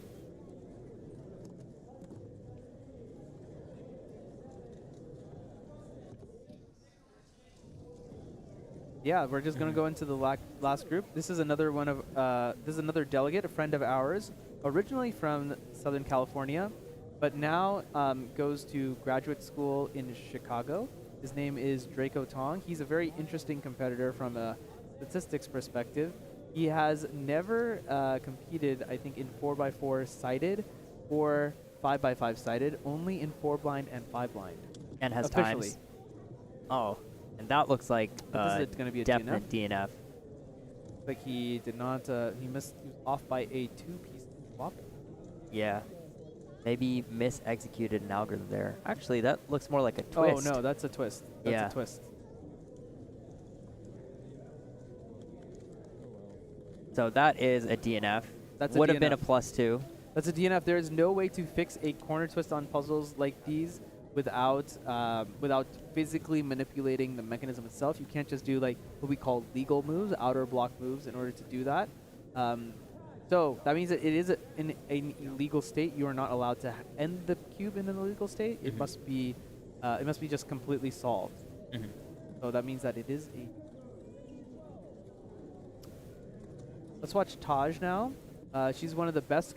She's one of the fastest competitors in the world at a different puzzle called Scube. She is the female world record holder, setting that in Costa Rica I think it was a month ago at this point. She's been on a world tour recently, visiting a lot of different countries with her parents. That's cool. You get to travel, compete in some of the biggest events, and yeah, I mean, she was see at the world. Euros, so it was pretty cool. At NAC as well. Here's Jack Stewart now. He started competing in 2017 and attended 47 competitions and has 44 medals. That's a pretty good haul. Pretty much like one medal, one podium per competition. Per competition, yeah. Yeah. And, you know, you have to consider there are multiple events per competition. There's lots he's not podiuming in. Yeah. So there's like a nice little medal collection he has there. A lot better than mine. I think mine is sitting at 22, so he's literally twice as big as mine. Yeah. 22 is still not nothing to scoff at. It's okay. Yeah. 214, 233 to start us off is Jack Stewart. Now Tim's going to bring us another competitor. Let's see. Perhaps it will be someone we recognize. Perhaps it'll be someone completely new to the stream, which is still fun. Even if we don't recognize them, it means that they get some nice time to be on the stream, kind of like kind of show their stuff. Yeah, that's one of the nice things about 2x2. It's a relatively simple event, very beginner friendly, so I think you tend to see a lot of newcomers. Definitely 3x3 is still the biggest event, just because it's the most popular, but a lot of people also try to compete in 2x2 if they can. Oh yeah, totally. And I just think it's fun. This is kind of like one of the things that, like, you know, cubing is all about. Is it's not just for the fast competitors only, it's for everyone, right? You know, what other like sport or hobby can you go to compete with the literal best in the world? And it's just like, you know, you're just competing just like everyone else. Well, I think very there are open and inclusive. probably some. I'm sure events there are like that. some. Like, you know. 3.54 on that solve. That looked pretty good. That was a CLL. Back to Jack Stewart. I like his glasses also. You like those clear ones? I feel like I've been seeing more and more people with those now. You are due for a glasses upgrade. Oh, I got new glasses and then I lost them in the ocean in Hawaii. So So you are not due for glasses upgrades. perhaps not quite yet. 2.18 is a pretty good solve from Jack here. I mean, he has a PR of 1.73. I mean, you could see a little bit of an execution error there, but overall, not too bad. That 1.73 average, by the way, 294th in the world overall. Pretty solid. Yeah, and we have some of the 2x2 first round results just coming out. Kyungmin has an average of 1.53, Joaquin with a 1.99. So Jack Stewart with those, low two Low solves, twos, yeah. probably not going to put him in the top 3, but still very respectable, most likely in the top 10, if not the top 8. Yeah. And, I'm going to stand by this. 2x2 is for everyone. I'll tell you this, which is also very funny. My sister has an official WCA ID. The only event she's ever competed in is 2x2. She barely knows how to solve a 2x2. If she ends up getting, if she gets a J perm or a Y perm at the end, she doesn't know what to do. She just DNFs. Oh no. She competed officially in 2013. She has 5 attempts. She only succeeded on 2 of them. But hey, she has the results in there for. So she is an official member of the WCA. That's cool. So hey, it is most indeed for everyone. And that's kind of just like the point of cubing, right? We don't want to just gatekeep it to just people who are fast. Part of the thing that we want to show off is that anyone can kind of be here. You don't necessarily need to be the best in the world. You don't even need to be like a sub 30 solver. Honestly, if you're like, as long as you can solve the cube in under 10 minutes, and the only reason we say 10 minutes is because that's just when the timers turn off, then you're more than welcome to go to a competition in your local area. West Coast Cubing, of course, you're watching this live stream. We put on loads of competitions across California. We have competitions in Nevada. We got 3 in Hawaii next week as well. If you want to check out any of those competitions or one near you, check out the website, westcoastcubing.com. All right, Jack Stewart now on to solve number 4, starting off with 214, 233, 238, and getting a nice time of 155. You know what? I might have misspoken earlier. With the 155, that actually could put him in. Yeah, I mean, the top 3. If he ends up counting that 155, which would require him to get the best possible average, he would get a 1.96 average. That would be good for 2nd place in this round so far as the data continues to get entered. And I didn't see what Taj got there, but looks pretty good. Yep. I mean, it was probably pretty good. Yeah. She's quite a good competitor across multiple events, especially these shorter ones. I think I might have seen a 1, so. Somewhere in one of the digits? Probably the first digit. Oh, then it was a pretty good solver. Yeah. I don't think she gets No? ones that often. Okay. I don't think it's Maybe, not quite probably that not a often. 1 then. Well, we'll see. Well, her result is going to get populated into our lovely software, WCA Live. I say our lovely software, our not being West Coast Gaming, it's the WCA's software. I never introduced the WCA, by the way. Very communist of you. Our software. I mean, look, I'm part of the WCA too, right? So Fair enough. We might as well. Anyway, yeah, what is the WCA? We got the board members standing right back there. The WCA, the World Cube Association, this nonprofit organization that organizes speed cubing competitions across the world. And when I say across the world, I don't just mean like, oh, we got Canada, we got one in Japan. It's not like those like typical world tour type thing. I mean, there are many, many countries in the world where competitions happen all the time. We recently have been completed many continental championships. We've been talking about the North American championships and the European championships. There was also the South American championships last week in Argentina. The Oceanic championships are going to be held, I believe, later this year in Australia. The South African championships, the African championships to be held in South Africa, and the Asian championships as well in Malaysia. So it's truly a worldwide organization. Nothing in Antarctica yet, though. Not quite. Yeah. We need a permanent population there first. What's going to end up being permanent on Jack Stewart's record is this 2.15 average in Western Championships 2024 2x2 round 1. Putting him right outside of that top 3, but very respectable. Yeah, no, I mean, very, very solid. Yeah. Very, very solid average from him. Good to see. Good to see. Perhaps a pretty decent set of scrambles. And sure. nothing to be too miffed at, I would say. Yeah. So I think that probably is close to the end of our final round of 2x2. Our final group of 2x2 indeed is just wrapping up. Right. So we're gonna now is like where it really is going to start to accelerate. So many exciting events. All round 1s are done. Yep. So there will be no new competitors to see anymore. Everyone is going to be from previous rounds. Pyraminx is up next. Then we're going to have 3x3 But there is semifinals. yes. I was gonna say 3x3 semifinals. So there's still 2 more rounds of 3x3, 2 more averages that can come out from these competitors. Yeah, and there's going to be a lot to watch.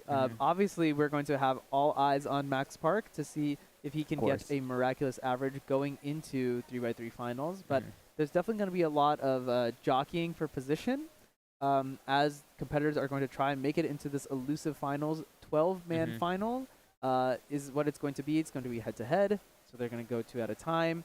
It's going to be a pretty big deal for many competitors. The only time you get to experience a head-to-head final is at a continental championship or a national championship. Now, not everyone can travel to those. They tend to be quite far away.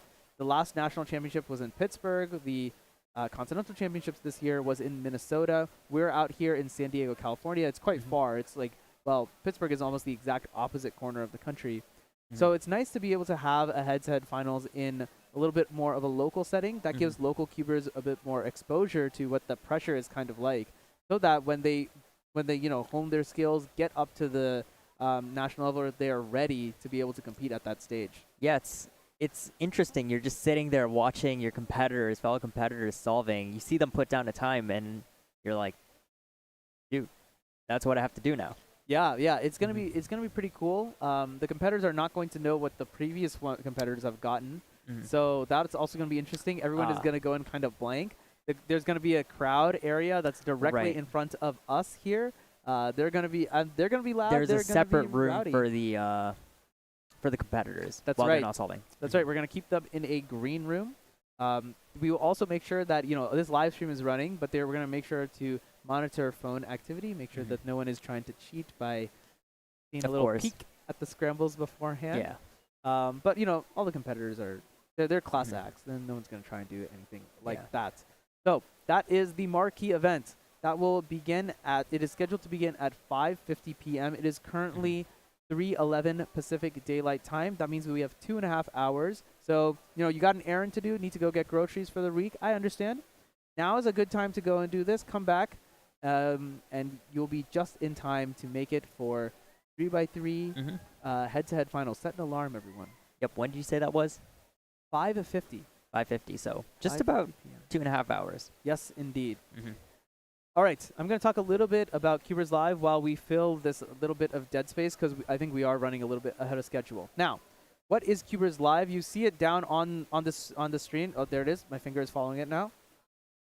I like that. Anyway, Cubers Live is a sub-organization part of West Coast Cubing, founded by actually the 3 of us goons. Cubers Live used to be actually it still is a website where similar to twisttheweb.com and Let's Cube, where people can get online to enter rooms and just solve with people. But in 2020, we decided to take a little bit of a different approach, and we started doing competitions at home in the middle of the pandemic. We heard Ari talk about it earlier with the Twisty Puzzle Cup. That was the first inception of it. If you've heard of cubing at home, very similar. We had a bracket-style competition. Competitors would submit solves online.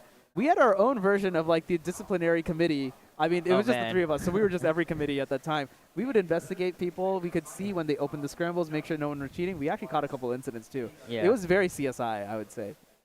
But post-pandemic, we've been doing a lot of streaming of competitions and a lot of video production efforts. These live streams are a culmination of 3 or 4 years of kind of figuring things out, putting things together, and in collaboration with Matthew Marinick of Happy Feet as well. We've been able to upgrade the stream a lot to bring you all of this content. We do a lot of stuff outside of just live streaming as well. As you've surely seen through the many ads that we've played throughout the day, one of the funnest things we have done is we've built a big catalog of podcast episodes called Over Inspected. It is the best speedcubing podcast in the world, and I'm not just saying that because I'm on it. I'm saying that because it's the catchphrase of the podcast itself. If you self-proclaim it, it has to be true, right? What's funny is that like I go to different places and people who listen to the podcast, they're like, "You're Manu from the greatest speedcubing podcast of all time." Like, bingo, there you go, it worked. We called ourselves we had no evidence. We just called ourselves the greatest podcast, and other people say it now too. Anyway, having listened to a handful of episodes and other cubing podcasts in the past, you were on at some point too. I was on at some point. I will have to say it is pretty good. Yeah. Like, if you haven't checked out any episodes, you should watch them. Any specific ones you'd want to recommend? Yeah, we have loads of good ones. We did a great interview with Maddie last year in San Diego. Yeah, right here at a competition that that Chai, Carrie, and I were at. That's a really good one. We have a lot of also beginner-friendly ones for parents who are trying to try and see what cubing is all about. Kind of like understand a little bit more about, you know, your kid is into cubing. You know, what's really going on in the cubing scene, and kind of help bond a little bit. So there's a couple good episodes on that. We used to do a couple of news things, which still are relevant from time to time because Cubing drama. The same couple of actors keep showing up again and again. You know, we talked about Timon, we talked about Yi Hang, we talked about Max. When Max got the world record, we talked about that as well. So that's a great series. Check that out.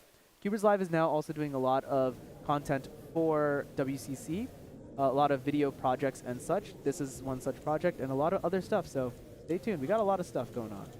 As it looks like Pyraminx round 2 is just about getting started.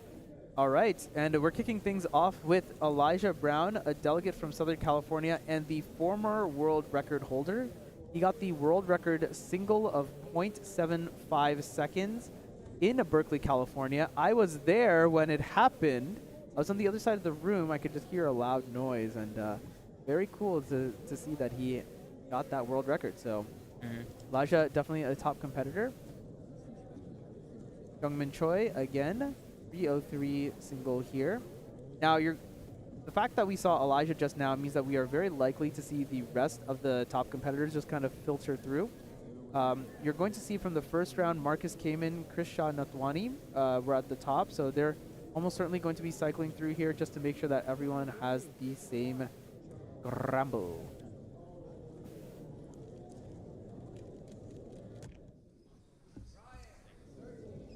Looks like that first one, pretty average scramble.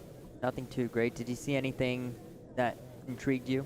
I did see when Elijah was the scramble that Elijah had, which I believe was the first one, did have a very interesting. So you can see like most of those green things are solved. That's a pretty big green block there. Let's see what Krish can do if he can take advantage of that. Oh. 256. He's kind of shaking his head, not really feeling it. I mean, 256 is not a bad solve for him, considering his PR average is 2.45. That is 215th in the world. But not a bad start for him. Maybe it's one of those things where he saw something, he was like, okay, I got to take advantage of this, and it just didn't pan out. Yeah, perhaps. This is a pretty terrible scramble. 4 tips. Those tips being the bits at the end of the Pyraminx. Now, some of you might be looking at it and saying, those tips are pretty easy to solve. They move completely independently of each other and any other move, so what gives? You're absolutely correct. That is exactly how they work. You Is can this just like a twist them rant directly. that you do every time you No, see this is not a Pyraminx? rant. This is it's actually an anti-rant. It's an anti-rant. So instead of people saying that tips are dumb, which is a position I've taken in the past. Okay. Here's why tips are actually interesting. Being able to execute the tip solutions is actually a relatively non-trivial thing, and that I think is going to it separates competitors. It separates like the top competitors from everyone else. You know, each of the top competitors are all quite good at tip execution and just general turn speed on Pyraminx, but being able to do the tips, being able to solve the tips is not the difficult part. Being able to solve the tips effectively while you're doing the rest of the solution, that takes a little bit of skill. It's kind of like multitasking. Essentially, yeah, because you have to be able to. Pyraminx is a really weird puzzle in a lot of ways. It's not too hard of a puzzle. Actually, many people can actually solve a Pyraminx just without any help. You can just kind of figure out how to solve it yourself. But it is very weird to like hold and kind of turn quickly. It's not like a 3x3 that like kind of like sits in your hands like reasonably well. It's kind of obvious how you're supposed to move the pieces around. Because it's like a weird tip shape, you kind of almost have to like cup your fingers together. I mean, you can see how Krish is holding the cube right now, right? It's a cube. It's not quite a cube. The pyramid. You can see how he's like kind of holding it right now. It's a little bit awkward. And the top solvers are definitely, you know, this is what they put practice into, is to figure out how to grip the cube correctly so that you do those finger tricks. Do the finger tricks as fast as possible. Is Timon attending this competition? He is not. I think I'm not sure what exactly he's up to this week. I know next week he's going to be in China for the GAN Super Speed Cubing League. I wonder if he's taking a break this week because he was at North American Championships and then immediately went to Euros. So Interesting. Timon travels the world. Cubing is his full-time job after all. So I Yeah. wouldn't be surprised if he has another event or something. Or maybe he's just at home practicing now that he's back in Europe. Pyraminx is your favorite event. Good to hear. I'd be interested to hear from the rest of the chat what your favorite events are. Maybe it will be an event that is up and coming soon. So that'll be kind of cool. Yeah, lots of exciting events coming up. I mean, after this is basically all finals. Yeah, so. exactly. 201 from Elijah. That was on a 3-tip scramble. The other thing I'll note is the tips are also part of the scramble. They are So you randomly can generated. +2 them. You can +2 them. Yeah. Which I think Kyungmin was almost about to, but he looked pretty safe. He was fairly close to. Yeah. You can see kind of Lucas in the background there in the hat. That's why Pyraminx is weird, because like if you make like some execution errors, the thing can kind of just like fall out of your hand sometimes. Chris Chi also on the back in the blue, getting what looks to be a 4-second solve.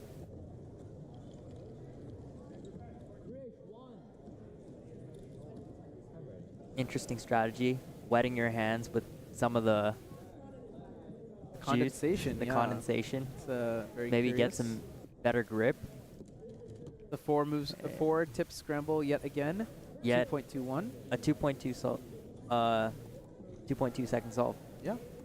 Here's Krish now on solve number 3.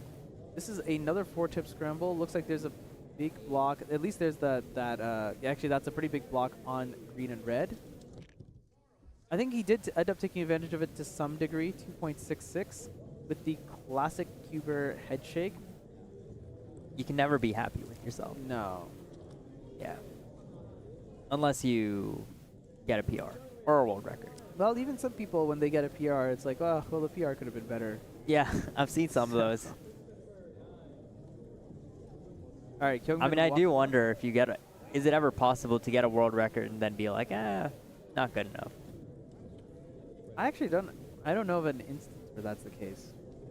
Yeah. As someone who's never had a world record, I cannot say for sure. I mean, this man, he's got a world record. Yeah. You might be the fastest Abhimanyu. I think that is actually true. I think I actually am. Yeah. Call that a world record of sorts. Interesting pause there. Yeah, it looks like he was just trying to recognize the last 4 edges case after solving the V on the bottom.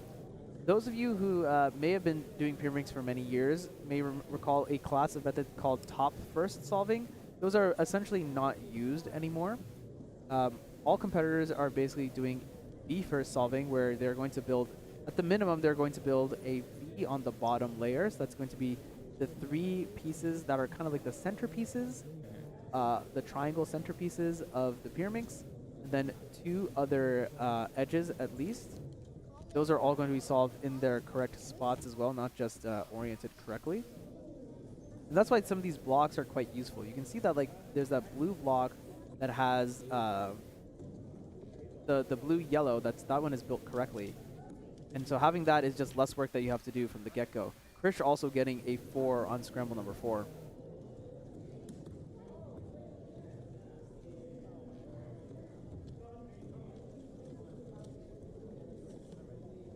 .58 single, 2.45 average from Krish Nathwani. Got a couple more solves left, I think, in this round, unless it's possible we may have missed some Is this people. group 2? This is group 1. Interesting. So we saw Elijah, right? Yes. I have not seen any more of I have not seen Elijah. Marcus Kamen. Yeah, but we also haven't seen any more of Elijah. So I wonder if we missed those first few solves. Oh. And this is actually group 2. No. No? This is group Okay. Well, I trust you. We the were reason yapping why there for a while. The reason why I know it's group 1 is I can see through our little break in the curtain here. I see purple stage, current group, Pyraminx, round 2, group 1, and group 2 to come next. Well, all right, speaking of 1.76, but the devil, I was saying we haven't seen enough of Elijah, but He's quite sad to see there, ending up with a +2, 3.76, 2.29, worst possible average. I mean, it should be fine for now. Should make it into the final. Unlucky. And 2 Kyungmin coming ending out up from with Kyungmin as well. 2.9. That should be a 308. Best possible Best average. possible average. So it's kind of, we got the duality there, the dichotomy of man, if you will. 298s. Got that He did. time exactly twice. He did get that time. It's always Good eye. interesting when you see the same time happen multiple times because you're getting within 100th of a second of a previous solve. Yeah, it actually is kind of interesting. I mean, there is some. I think I heard at some point there is something to do a little bit with the timers themselves. Mhm. Like the timers are, I think, are biased, but they might be. I think they're biased on the. Whoa. They're biased on the thousandth digit. There are only so many Mhm. thousandth digits that they can actually record. I think the odds that their thousandth digit is a 4 is higher than other ones or something. Mhm. I also don't Interesting. know if that's true on the Gen 5 timers, which are the timers that we're using now. 2.83, and that's a little bit of a demonstration of what I was talking about tip execution. He had one tip that was not solved in the back. He saved that for the end and was able to kind of do a little flick of the back there to solve that while he was doing everything else. 2.99 for Rish.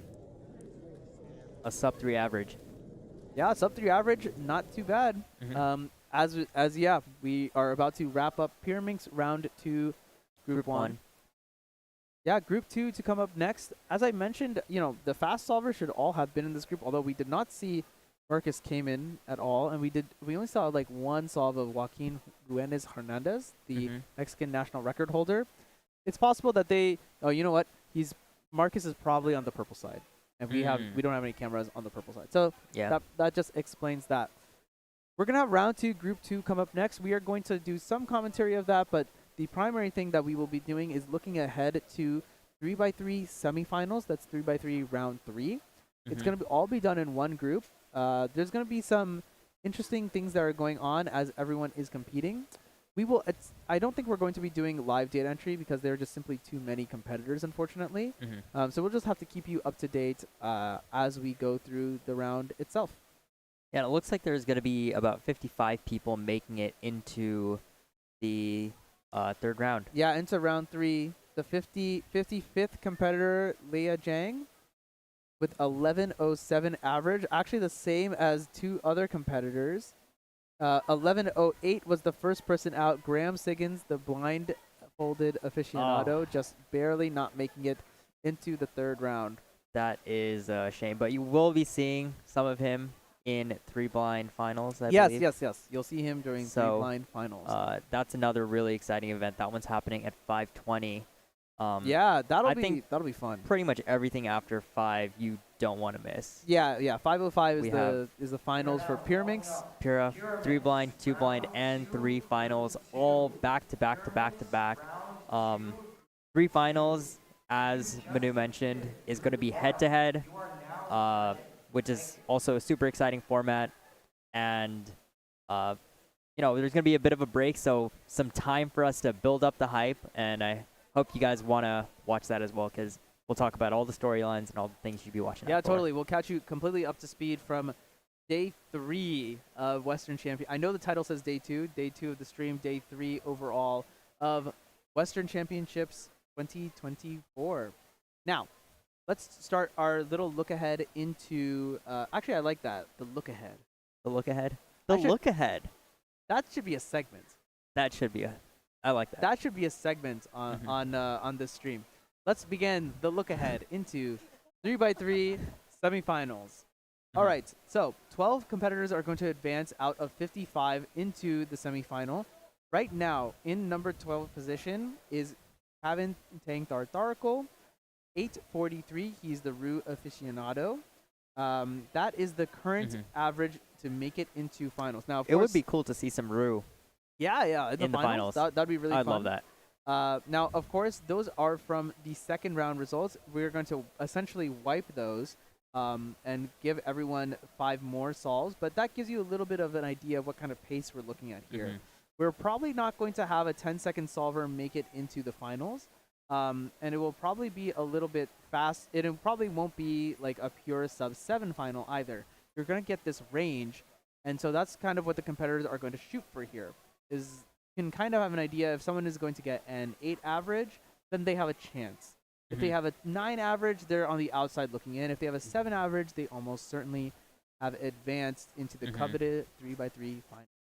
Yeah. So a few people are almost certainly going to make it. Actually, do I even want to jinx it? But, you know, watch out for Max, Varun, Paul, and most likely Max Xiao as well. Yeah, yeah, very, very likely. The folks that you see on your screen right now are the top 8 from the second round. It is very unlikely that Max Park, Varun Mohanraj, and Paul Mavi will not advance into the final. These are competitors who have experience not just in solving during typical environments, but also in high-pressure environments too. Yeah, so those are some competitors to look out for most certainly. We saw the competitors on the opposite side of the bubble as well, 12 and right on the edge. So we hope you all are going to be excited for that. We've done a little bit of previewing here. Yep. We're going to take a short break, and then we will be back to talk a little bit more, and we'll also see some pyramid solving while we're at it. So yep, that was tuned. a good look ahead. That was this has been the look ahead, huh? This has been the look ahead. Hey, we're Speedcube Shop. We are your one-stop shop for anything cubing or puzzle related and have something for everyone, beginner or pro. If you want the best of the best, allow us to lend you our years of experience and consider one of our premium setup speed cubes. Our team of experts will dial in your speed cube by applying lubricants and adjusting the settings so that when your cube arrives, you're ready to start crushing your PBs. Have any questions? Our team is available via phone, live chat, or email to help get you on track.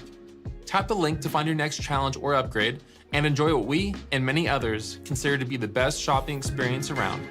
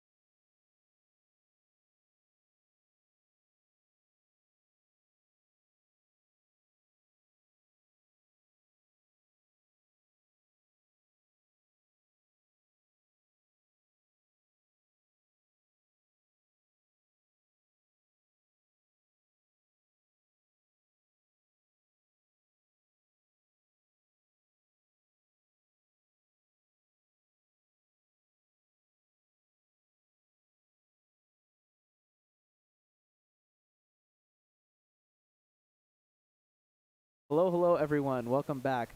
As we are finishing up 3x3, as we were finishing Pyramix. up Pyramix round 2, group 2, 3x3 round 3, group 1 is going to be the next event. We were just talking about that with you all, so we want to use this time to kind of preface the other final that we're going to happen today. Yeah, a bit more look ahead. Yeah, version number 2 of the Look Ahead, the new Look Ahead podcast. Let's start things off with Scube, as that will be the very first final immediately after the break following 3x3 round 3. The big name to note here is Taj Bressert. She is the female world record holder. She's really young, but she's surprisingly well traveled. It'll be interesting to see if she can stake her claim as the Western champion. She has been dealing with a lot of nerves recently, so hopefully she can overcome some of those on route to becoming the Western champion and just winning the event overall. There's some good money in it as well for her, so that would be good for her to grab. Christopher Chi in second place, which lines up exactly with the psych sheet. 378 average in round 1. And in third place, Jack Stewart with a 398 average. That is actually also in line with the psych sheet. If you check it right now, you'll see this guy, Mason Langendorfer, in third place instead. Unfortunately, he was not able to attend this competition. He's one of my friends from Ohio. Got sick this weekend, so That's unfortunate. And he made the prudent decision not to come. Yeah. We do not want to be don't want to spread. Yeah, we don't want to hold a super spreader event. So shout out to you, Mason. Hope you feel a lot better. Walking in fourth, again, kind of in line with the psych sheet, and then once you get to sixth place, you actually see somewhat a bit different. Yeah, then things kind of shake up a little bit. Yeah. It is a very interesting event, Scube is, because it is a bit scramble dependent, and the solves are very short. We'll probably be seeing a lot of we'll see a little bit of combination of NS and one look, although most likely most solvers are going to be NSing. Moving on. Yeah. Just to talk about that podium a little bit more for Scube. You said Taj was kind of poised to win it, the favorite, but really anything could happen because all of these solvers are, within half a second of each other. If something goes wrong for one person, something goes well for another. And you could see the standings shake up quite a bit. This is exactly true. Taj did make it into finals at North American Championships. She was looking to do the same at European Championships. Unfortunately, she was dealing with some timer start incidents and actually ended up DNFing in round 2, so she was not able to make the final. So she's definitely going to be looking for revenge on somewhat of her home turf 1 week later. Kind of like what happened with Clock, if we're doing a bit of a look back now. Yeah. But that's not what the name of this segment is. This is the look ahead. So let's talk about the next event that's happening after the Scube finals, which is the Pura finals. Yes, so in between we will have a round of 2x2 round 2, but we're only looking at finals, so it's all good. We'll talk about that when we get there. Pyraminx now, we just concluded the round 2 for Pyraminx, so results are still going to be coming in a little bit. Marcus came in at the top, 202. Chris Shah Nathwani in second, 265. We actually saw all 5 of those solves. Interesting. It seems like it updated a little bit. Okay, I see. Second round results. Interesting. We got 229 both from Marcus Kamen and Elijah Brown. And Joaquin Ruenes Hernandez coming up in third place, 232. So all 3 of those competitors are very, very close together. It's just a shuffle around of the top 3 on the psych sheet as well. Yeah, Marcus actually edging out Elijah a bit, although I guess you can't really count it because their average is the same. And I believe when your average is the same, the tiebreaker is your best solve. Is the best solve, indeed. Yeah, so pretty tight there. Of course, it's not just those 3 who are in the running to win it all. I'm sure everyone else in this picture that you can see on your screen is going to be making a valiant charge to win it, of course. Interesting to note, if you all watched NAC, North American Championships 2024 Pyraminx Final, the expected seed did not win. It was supposed to be Michael Nielsen and Marcus Kamen, Kyle Mead at the top, but this kid from Canada, Andrew Mao, with the national record, ended up sealing the win. So it is a very very interesting event, a bit volatile. Anything could happen in that one as well. So I'm looking forward to see what kind of drama ensues, because you all know me. Great solving is one thing, but drama and the storyline, ooh, I live for that. Yep. Moving on to our next event, 3 Blind, a very different event from the other ones that we talked about. Obviously, because unlike the previous events where you have this inspection time, they're very fast events. I mean, 3 Blind certainly is a fast event, but in a different way. 3 Blind, you don't even get to look at the cube. You just take the cube cover off, and that's when your timer starts. Yeah, exactly. Again, this is a mean event, and your best time is the one that actually counts. Yeah, exactly. So it's a little bit different here, because you can see, like, the biggest thing that you'll see here is that there's lots of these DNFs did not finish. Blindfold solving is pretty tricky. It's very easy not to finish the solve. It requires just one mistake, either on your execution phase or your memorization phase. And the whole cube is just going to be completely scrambled. It's not like you're doing a 3x3 solve and it's going to be a +2. +2s do happen, but mistakes, if you make a mistake, you can't recover from it as easily. So you're going to see the typical suite of people here. Graham Siggins, Max Yao getting a pretty good PR single 2020. So you see some new names and some old names. Graham Siggins, kind of a blind specialist. Yeah, definitely. Multi-blind specialist, I'd say, but definitely really good at 3 Blind too. Yeah, I mean, he's WR top 20. He has a 15.62 official single, got a 16 in round 1 on Friday. And he's here ready to compete. But on top of that, you see names that you might have already seen here, like Max, Nolan, Kyungmin, Kavin. So people who are experts in kind of all-around events. Yeah. It'll just be really cool, and it's very fun to watch blindfold solving. We love commentating blindfold solving because we can go into what we call the ASMR mode, where we just crank up the gain and whisper.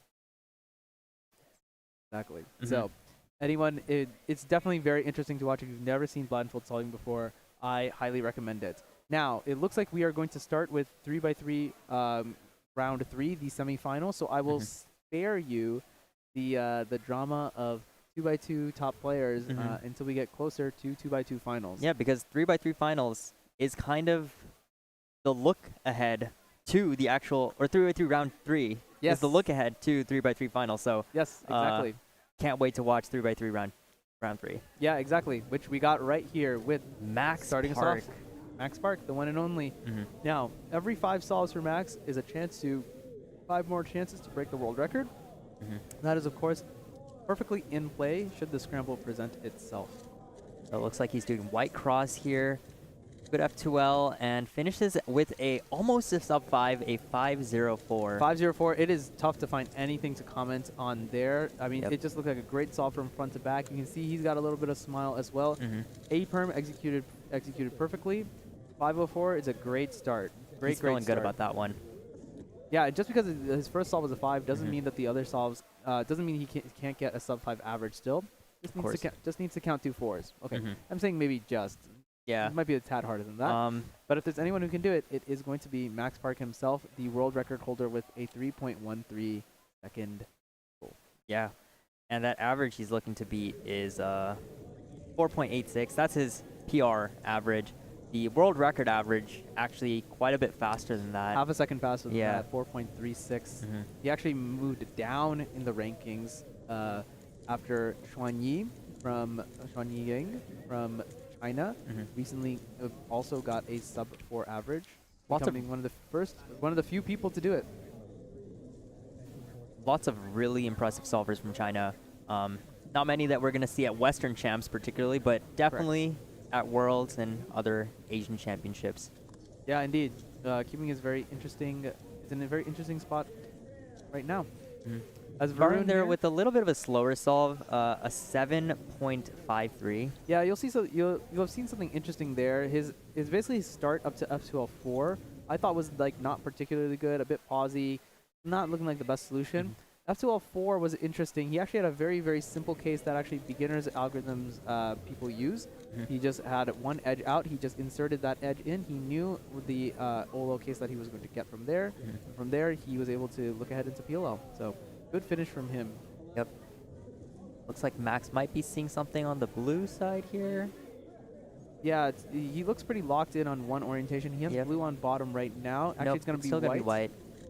Interesting how some keepers do that. Just because good solution. You might want to be doing like a B or an F move to start off, and that's a little unergonomic. So you might prefer to keep the cube oriented in that way. So instead of doing F or B, you can do U and just then a little do bit a of cube rotation. 5-5-6 really solid there. Another A perm to finish things off. A perm, that 9-move algorithm that even beginners beginners know how to execute. So good to see some solid execution on that. Jeremy Bullenbot, cubing Fedora, 688. Kind of had like a little purse lips expression there. I mean, I didn't think it was that bad of a solve. We did cut into it a little bit, but I mean, almost certainly it was just maybe slightly inefficient F2L. But we're comparing that against like people who are getting 5s and 4s all the time. And again, just to what you should be looking out for is a sub 9. It's probably going to be enough to get you into the final. So anyone getting a sub 9, definitely a sub 8, will have a really good shot. Yeah, anyone with this, finals. I think that's exactly right. Anyone with a 7-second average should be looking good to advance. We have Varun and Paul to his right, doing a solve there, and Ruby in the background. In the background, yes. Varun starting off 7-5-3. That's definitely, he's not going to want to count that. He wants to be a sub 7 solver. He is a sub 7 solver. He does do white cross only.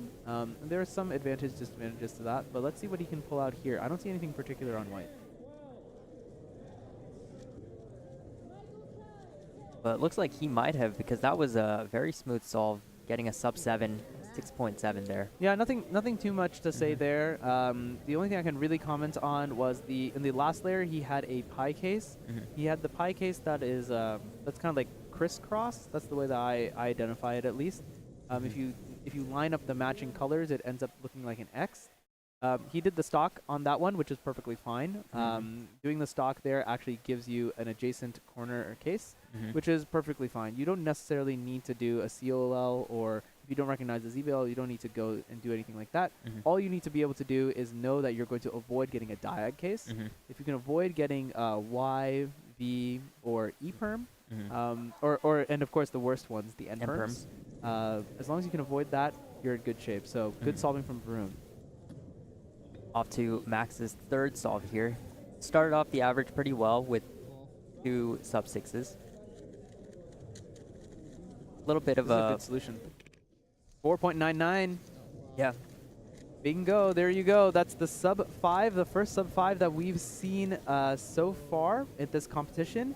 And what's very interesting is there's not that much reaction to a sub 5. That's pretty wild. I mean, think about just about 6 years ago, maybe that would have been a crazy solve. 10 years ago would have been like a world record. Yeah. But now it's just your average run-of-the-mill solve. That's absolutely wild, man. Yeah. It was just a beautiful solve from front to back. Good-looking F2L solution, a relatively short solution, efficiency. Max has really been playing into that a little bit. And last layer was a beauty to watch. Absolutely no execution mistakes that I could see on that one. Just amazing solve from front to back, and the time shows it. That's why he earned himself a sub 5, the only one to do it at this competition. Yeah. And the other thing is, I don't even see that many people. I mean, usually you see a lot of people crowding in front of Max, but seems to be, very, very casual. You just see Max at your average competition. Varun, though, finishing up a solve. Not too happy about that one. He really struggled on that one.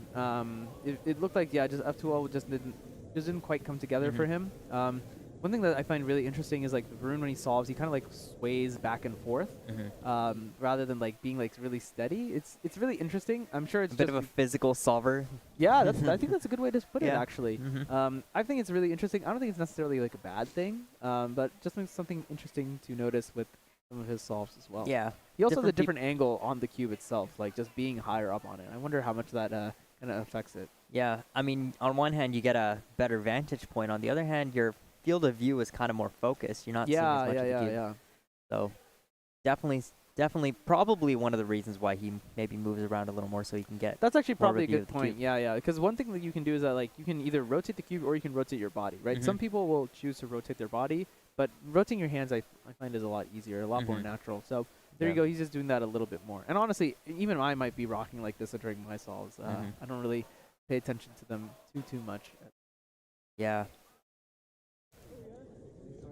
All right, there we go. Here's Max giving Jeremy Blumenblatt just a little handshake there. Yep, Nice he little did not friendly. get that 9.18 solve, just for the record. He's going yeah. to clear that out. Yeah. That's from the Previous solver. Looks like the camera got bumped a little bit. It's in a slightly different position, but we can still see everything pretty crystal clear. Solve number 4 upcoming. Let's see what Max sees here. He's going to pick yellow. Yellow's interesting. Yellow is what looks pretty good to me. Good instincts there. Finishes the OL very quickly and super happy about that. Smooth. Yeah, I can't comment much Yeah. on that OLL. He looks like he did have an LOL, but he was able to move very quickly from that L into the PLL without much issue there. 5.30. He's on. This is like this is much more of the average that we expect to see from Max Park. Yeah, 5.11 BPA, 530 WPA. This is quite the average from him. His averages for today have so far been a 5.49 and a 6.11. Yeah, so he's gonna blow those out. Yeah, he's definitely happy to be moving in the direction that he wants to, and then hopefully in that finals gonna get an even better time, just to prove just how dominant of a cuber he is. It's not just about winning, which I'm sure we all. I don't want to spoil anything here, but the script says that Max is going to win. Max Park. The script leak, huh? Yeah. So that's my prediction. But again, it's about how much can you win by. Just showing your dominance not only in the Western Coast, but to everyone else watching across the world. So that's it's interesting that you mentioned that because it definitely is a little bit. He does want to put himself out there, right? He does want to say like, hey, like Timon is like on fire right now. I kind of want to join that group. Max has always been like a very consistent solver. He very rarely gets averages that are like horribly off course from what he like globals, just because he does so much practice day in and day out. As we watch Varun do solve number 4. Again, solving on the white cross. Finishing OLL. Yeah, that was a really good solve. Pretty from smooth him. and ending up with the 6 flat. You were able to see there that he was able to turn a little bit faster because the solution was just a little bit easier. He was just also able to see it a lot better. 6 flat, 675 BPA, 745 WPA. The worst possible average is not actually very good for him. The BPA is, is like a pretty decent average, but he should be squared into finals now without much of a problem. I would say the average is probably going to come in somewhere in between those two naturally. Yeah. Most likely a sub 7. If I had to guess. I think, yeah, he has the margin to get a sub 7. Yeah. Back to the point I was mentioning about Max as we watch Michael Chai do a solve here. Yeah, I mean, Max is not the hottest cuber right now, even though he was definitely one of the best cubers to ever do it. And at one point, he is the world champion also. But right now, Timon and Yihang are ahead of the pack. I think Maddie is also a really good solver. Luke Greiser has really turned on the Jets recently as well. And they're like kind of entering this conversation now. So it's interesting to see that Max has it feels weird to say that Max has like a little bit of catch up. And maybe he doesn't actually have catch up to do, but it feels like he has like catch up to do. He needs to like kind of reinsert himself into the conversation. This is a fantastic average for him to do this. Yeah. Like 5.11 best possible average, 530 worst possible average. That is like extremely solid. He put himself in a position where 530, like who is beating 530 other than Timon, Yihang, and maybe Maddie? I mean, Maddie's best average during NAC weekend was 535. So, even that best average would not be able to defeat it. Luke Greiser, when he got onto the NAC podium, got 595. That wouldn't have beat it either. At European Championships, the final came down to Timofey Tarasenko, 595 average, and then Timon, 594. Obviously, the situation is a little bit different. So it's the Continental Championship, but all this to say is Max is a top tier competitor, Mhm. and yeah, he's just able to execute, get a Mhm. 530. Now you do that in a big time scenario, and you're golden. Yeah, And it only speaking of took one sub 5. Yeah, speaking of Max and sub 5s, we actually see Max Shaw here with a sub 5 of his own of 4.94. So really impressive solving from him. We're seeing a few of the 3x3 results for the third round coming in.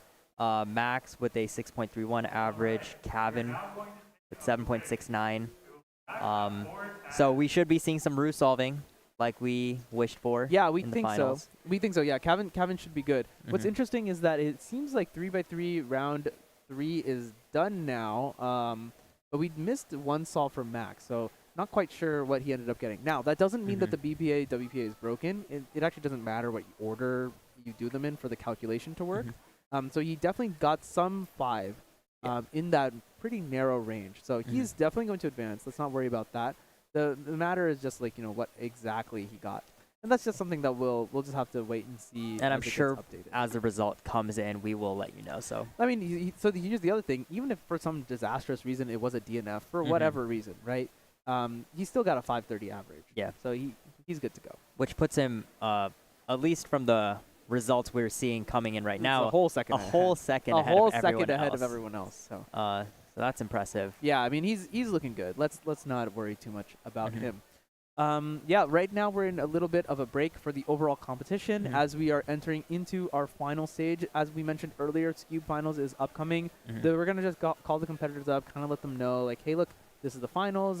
Here's what's going on here. We are going to also have live data entry for you all, so that will be showing up. We're going to have like some data people parked up in the front. They're going to be entering the data as it comes in. It's going to be a little tough for them, not going to lie, because Scube can go by pretty quickly. Scube is fast. But we do have a lot of people to help out with this. So I think one thing that will also... Oh, yeah, never mind. Yeah. So, yeah, that's going to come up next. We're going to have then another round of 2x2, 2x2, round 2. That's going to go by very, very quickly. Yeah. And then just final? 4 finals? Final? Yeah. 5 finals. 5 finals including 5 whole including finals. Cube finals. Yeah. Yeah. And I'm still really excited about that 3 blind finals. Yeah, that's gonna be fun. It'll be quite good. As the results are being entered, you all can check the results on WCA Live yourself. It is just live.worldcubeassociation. Let me say that again. live.worldcubeassociation.org. You can typically scroll down to the bottom, although I think today we're probably going to be closer to the top. You're looking for Western Championship 2024. You'll just click that, go into 3x3 third round, and you'll see the data as it gets entered live.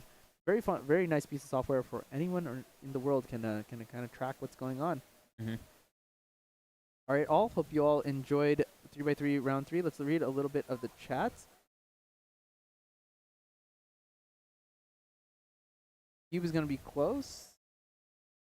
Oh, I see. That's a different competition. Rihang could beat 530, of course. I mean, look, the Chinese cubers are in a league of their own. So. Yep.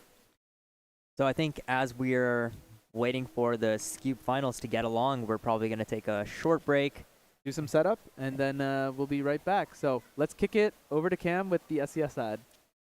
Hey, we're Speedcube Shop. We are your one-stop shop for anything cubing or puzzle related and have something for everyone, beginner or pro.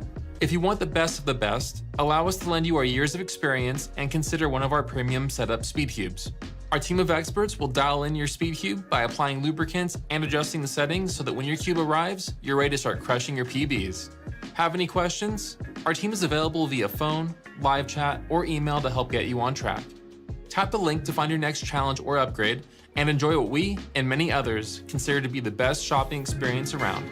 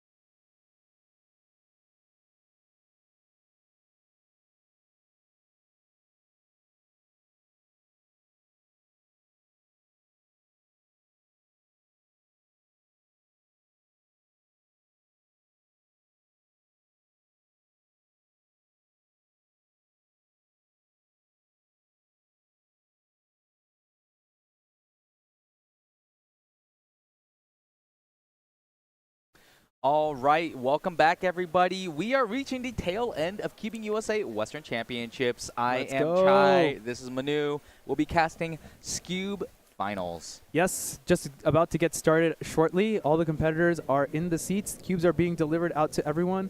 This is going to be really interesting. Big name to watch, Taj Bressert right here. All right, so Todd's getting started right now. Oh, I don't even know.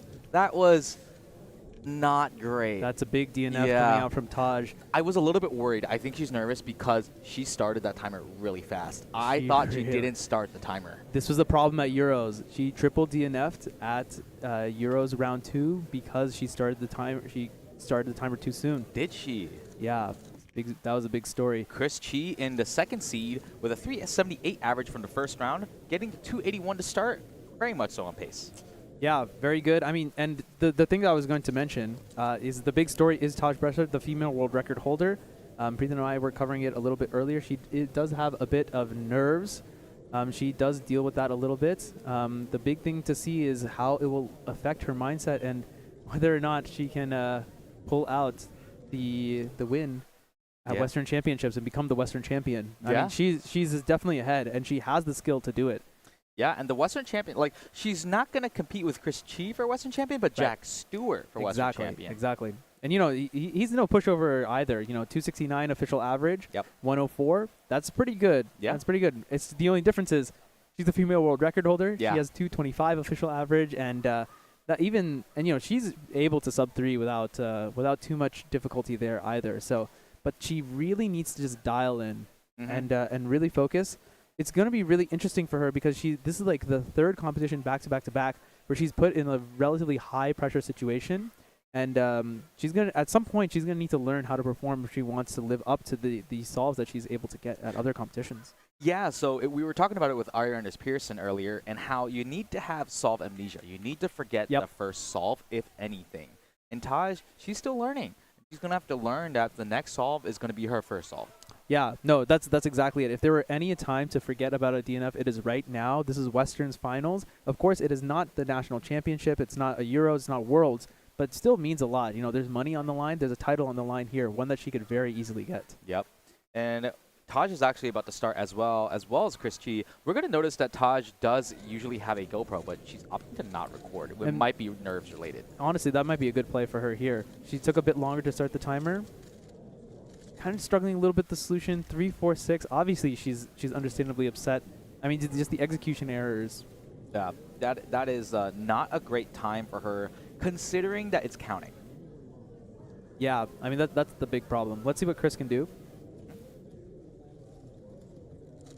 All right, so Chris getting a 262. Not too bad of a solve. Definitely no lockups. Manu, did you see anything interesting in any of these scrambles so far? So not in the scrambles per se, but kind of more so in the solutions. That one in particular. So this was an NS solution. Essentially, what they're going to do, they're going to build a block, a layer at the bottom, and they're just going to solve the rest of the cube. Yeah. You can think of it. It's Sarah's intermediate. It's kind of like that, and then it's just kind of souped up level to that. The difference is though on that one, it didn't look like he paused. The reason why is because it looks like, I think he canceled several moves of that NS into that layer solution, which allowed him to be completely fluid. The top players they just do that, man. All right, Taj has got to lock in right here. Excellent start. Much better turning. And this looks okay. It should be okay. I think that's okay, yeah. So the thing with Taj is that she's upset about it. She's got to let it go because the 239 is objectively good. No, 239 is great. This is something that I think TJ and I have been trying to get into her head a little bit. She doesn't need to beat her PR. She just needs to beat everyone else. Yeah, that's the only thing that matters. She needs to worry about. And her best solves are absolutely. It's going to take exactly what it needs to win. Yeah. No, she can do it. She can do it. She has the capability of doing it too. Yeah.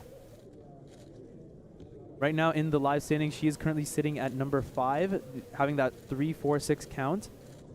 But as you can see, there are other people who have 3s that are counting. So, you know, she can still pull it out from here. And she needs to realize that Chris has to do flawless solves to beat her. Yeah. All 5 times. Yeah.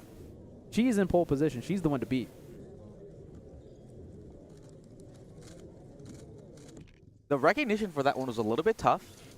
Yeah, but I mean, that is much more typical of what you'll see from an NS solve. You'll see the layer get done quickly, just a short pause to just quickly recognize. I mean, you need to see a lot. You need to not only understand the corner the corner orientation, but also the center permutation. Yeah. That's not necessarily that easy. There's, you got to find all 6 centers. Yep. And also need to figure out exactly which corner orientation you have, and you have to put all that together. This is a pretty big matrix. Yeah, so Taj, again, needs to lock in. Just needs a great solve here. Good start, bad look ahead. But execution was good. But see, that's the thing. Like, she paused a ton, and she still got 2-7 here. She knows she sees light at the end of the tunnel right now. Well, she still needs to lock in. It's not over for her, She still needs to lock in, and unfortunately, she still probably needs to get her BPA. Yeah, but she needs a again, BPA. Chris She needs Chi, BPA. he needs to do flawless solves. So Taj has got to lock in and figure out what to do next. See, the game is different. Now, if Chris gets +2, yeah, it's completely open now. Yeah. Like, she can claw herself out of this right now. Yeah. So this is going to be a pivotal 4th solve. Of course, Chris, being as consistent as he is, he could lock it in right now because the BPA for Taj is not that fast. Yeah, I mean, he can control his own destiny right now. Yeah, he can close this deal. Yeah, he can close this right now with just getting another mid 2. It's just going to put her out of the question. That yellow looked kind of interesting there. Yeah, definitely evaluating a lot of different things here. Oh, he fumbles the puzzle, and is that a +2? No, it's okay. It's okay. I think it might be from this angle we can't tell if it's a +2. I guess it could be on the other side, yeah, right? it could be on the other. Oh man, this is unfortunate. I think it's good. No, I think it's good. I mean, but still 4-4-2.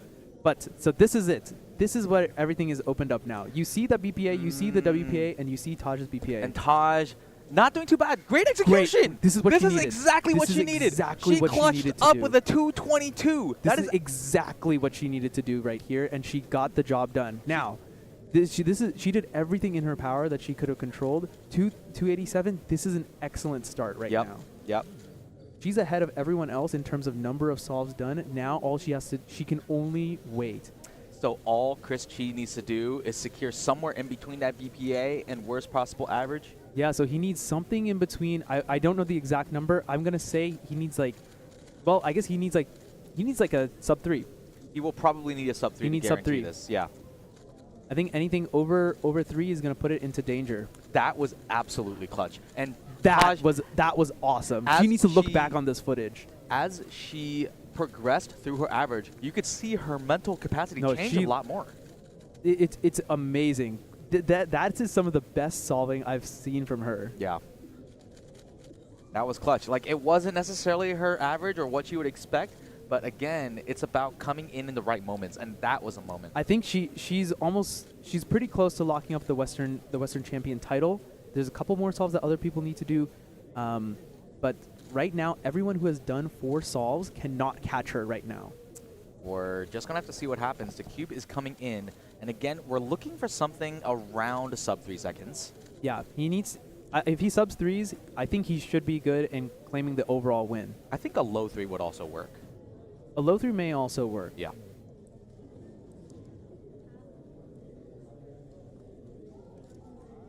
And this is high tension here. Doesn't seem like there's a ton of good blocks here either that he can start off with. Great start. He's a little bit shaky. Oh my god. And he's he lost loses He's lost it. Chris Chi. 665 DNF. Not able. He has worst possible to average secure here. Man. Oh my goodness. Ladies and gents and folks of all orientations, Taj Bressert right now in the driver's seat. She has a 2.87. The only person who can catch her, Jack Stewart, cannot catch her. His best possible average, 2.90. Joel Kim, the only one who does not have 4 solves in. There's no way he's going to catch her. She's locked it up. Yeah, that was extremely impressive. This is exactly what she's been looking This for. is huge for her. Mm-hmm. This is absolutely massive for her. After a disappointing performance at North American Championships 2024, not even making it into finals at European Championships, this is on her home turf. She was able to defend it, and she was able to do so with her back against the wall. Yep. This is an average that she should look back at. Now, of course, it's not like the most spectacular average you've ever seen. Like, even she has better averages. But still, out of the rest of the competitors in the field, only 5 people even have a sub 3 average at all. Yeah. So she was able to do this with accounting 3. I think she did a fantastic job there. She secured the bag and getting the job done. You know, there's something to be said about what home field advantage really means, and this is essentially her home turf, as you mentioned. So I'm really glad that she was able to secure the victory because I'm going to be honest, that would This is so good. That would have been really, really hard for her. Yeah, no, I'm so proud of having a competitor like Taj in our region. Yeah. To represent not only not just us, or to represent us. Absolute class coming out from her. Yep. I'm very, very happy for her. Great job, Taj. Yep. So we're going to go ahead and grab Taj, and then we're also going to be right back. Hey, we're your Speedcube shop. We are your one-stop shop for anything cubing or puzzle related and have something for everyone, beginner or pro. If you want the best of the best, allow us to lend you our years of experience and consider one of our premium setup Speedcubes. Our team of experts will dial in your Speedcube by applying lubricants and adjusting the settings so that when your cube arrives, you're ready to start crushing your PBs. Have any questions? Our team is available via phone, live chat, or email to help get you on track. Tap the link to find your next challenge or upgrade and enjoy what we and many others consider to be the best shopping experience around.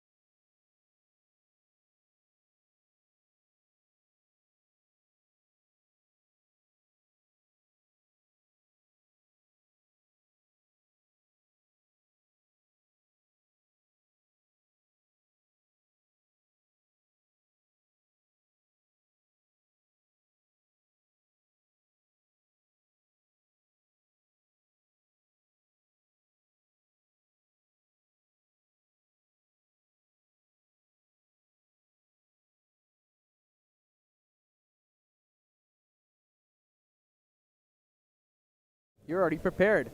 Vishwa Sankar already prepared. Well, I was not, but Jeremy Boombot, unfortunately, getting a corner twitch. Jeremy corner twist Boombot. In any case, we're on to 2x2 round 2. Yes, it is like 5 p.m. or something. We are doing, or it's not, what is it? 4:30. It's 4:30, but we are doing a round 2 right now. We have actually done all of 2x2 in the afternoon of this stream, Western Championships 2024. We're coming right down to the wire. Things are just getting more and more exciting. You can hear it in my voice. I'm talking, I don't think I've talked this fast for a while.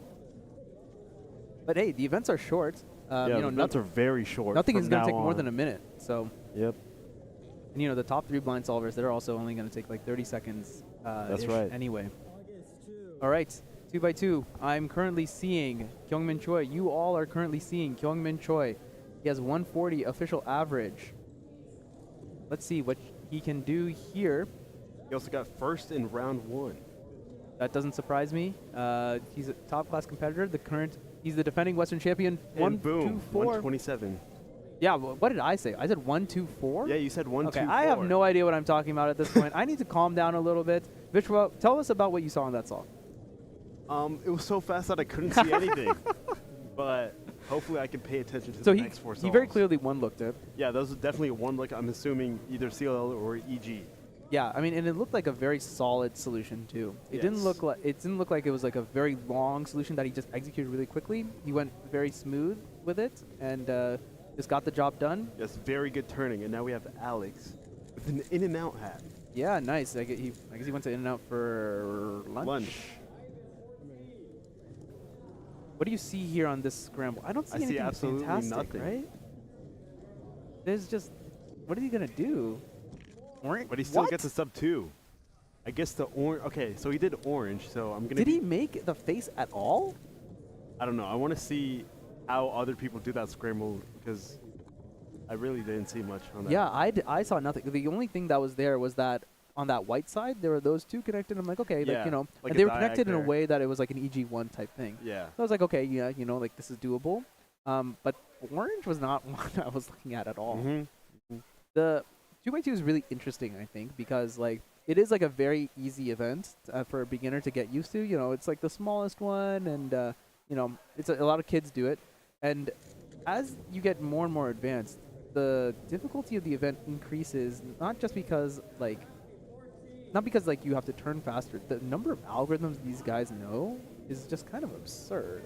Yeah. So if you want to learn full EG, you're gonna have to know around 130 algs, and you have to one-look every solve to be the best of the best. Yeah. And people who are even faster, like maybe let's say top 50 in the world, are gonna learn alg sets like TCLL, where you only solve 3 corners of one face, and then you do the rest in one alg. You know what? Maybe that might have been what Alex did, because I feel like I never saw more than 3 colors together right until the very end. This scramble looks much better. That's juicy, right? Yes. And so in particular, we're talking about that big block. He actually broke it up first thing. He ended up mis-executing. But it's still a sub 2. But his turning wasn't the greatest, so I don't think he's happy about that. It's kind of locked up a little bit. I think Luke Garrett is saying hi to you, Vishwa. Yeah, hey, Luke Garrett, what's going on? How's it going, Luke? Couple of people in the chat talking about SKU finals. Yeah, that was finals.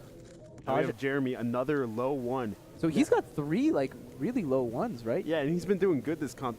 In 3x3, he got a 642 PR average in round 1, I think. And now in round 3, he got a 641 average. And that's going to put him at, I think, the 3rd seed for finals. Nice. That's looking good. Definitely nice to be one of the later seeds. As I believe this was Jack Stewart.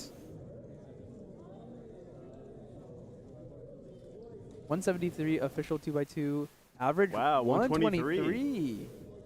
Ooh. Like he's mogging the camera. I like it. I like it when like the competitors are like having fun. Yeah, they're, like jazzed, you know. They're very enthusiastic about their solves. And you know, it's not like this is like round 1. This is like the semifinal. Like, you know, if you kind of mess up or you know, if your cube blows up here, you're not gonna make the final. Exactly. The final is what really matters. So, and we're seeing a ton of like the top competitors just back to back to back here. Here's Joaquin. He did number 1 with a 131 official average. Top 37 in the world. Scrambles are juiced. Hey, how's it going, Carter? Seems like that. Yeah, I mean, whichever one Alex executed, I have no idea about that one. That one seems a little Wow, crazy. 103. 103. Bingo. Wow. I think these scrambles are not bad. Wait, yeah, they seem that's decent. That's looking good. We're gonna get a ton of sub 2 averages here, yeah. Oh, a little bit of just a little bit slower execution, and unfortunately the misexecution. Yeah, those last 2 259. moves were rough. 259. Yeah, that's a bit unfortunate, but yeah, I mean the top competitors are able to find some pretty darn good solutions out here right now, and is the differentiating factor between 2x2 is just kind of insane. Like, there's such a close margin. so the margin tight. is so small, which makes it very intense. You never know who's gonna win. Yeah, like how is a competitor to differentiate themselves? You either got to turn faster, look at more solutions, and be more efficient, and that's it. That's nothing else. You can't come back in this event. It's not like if you start badly. You're exactly right. There's only 2 things you can do. You can have faster TPS, or you can learn tons of Alex. Yeah. Yeah, which really goes into perspective, like how amazing like the world-class solvers are. Like Zane in his reconstruction videos, he just sees like 5 to 6 solutions. I can't tell what Zane's saying in his reconstruction. Neither can I. Like I have absolutely no clue. So he's gonna be like, "Oh, I found this 2 moves to EG, but I decided, nah, I wouldn't go for that. Now I found another 2 moves to CLO. Nah, I'm not doing that. Then I found 4 moves to another CLO, but it had a cancellation. Okay, I'm doing that." Or like some random, he'll just create a completely new algorithm set. Exactly. It's like TB, CLL. It's like, all right. Oh yeah, man. TCBL, which is like you have 2 CLOs. Wait, this was a real thing? Yes, TCBL. Bro, I just pulled this out. Yeah, you have a CLO on one side and then I think another one on the other side. And people are starting to learn Alex for that. What? Wait, that's... My brain.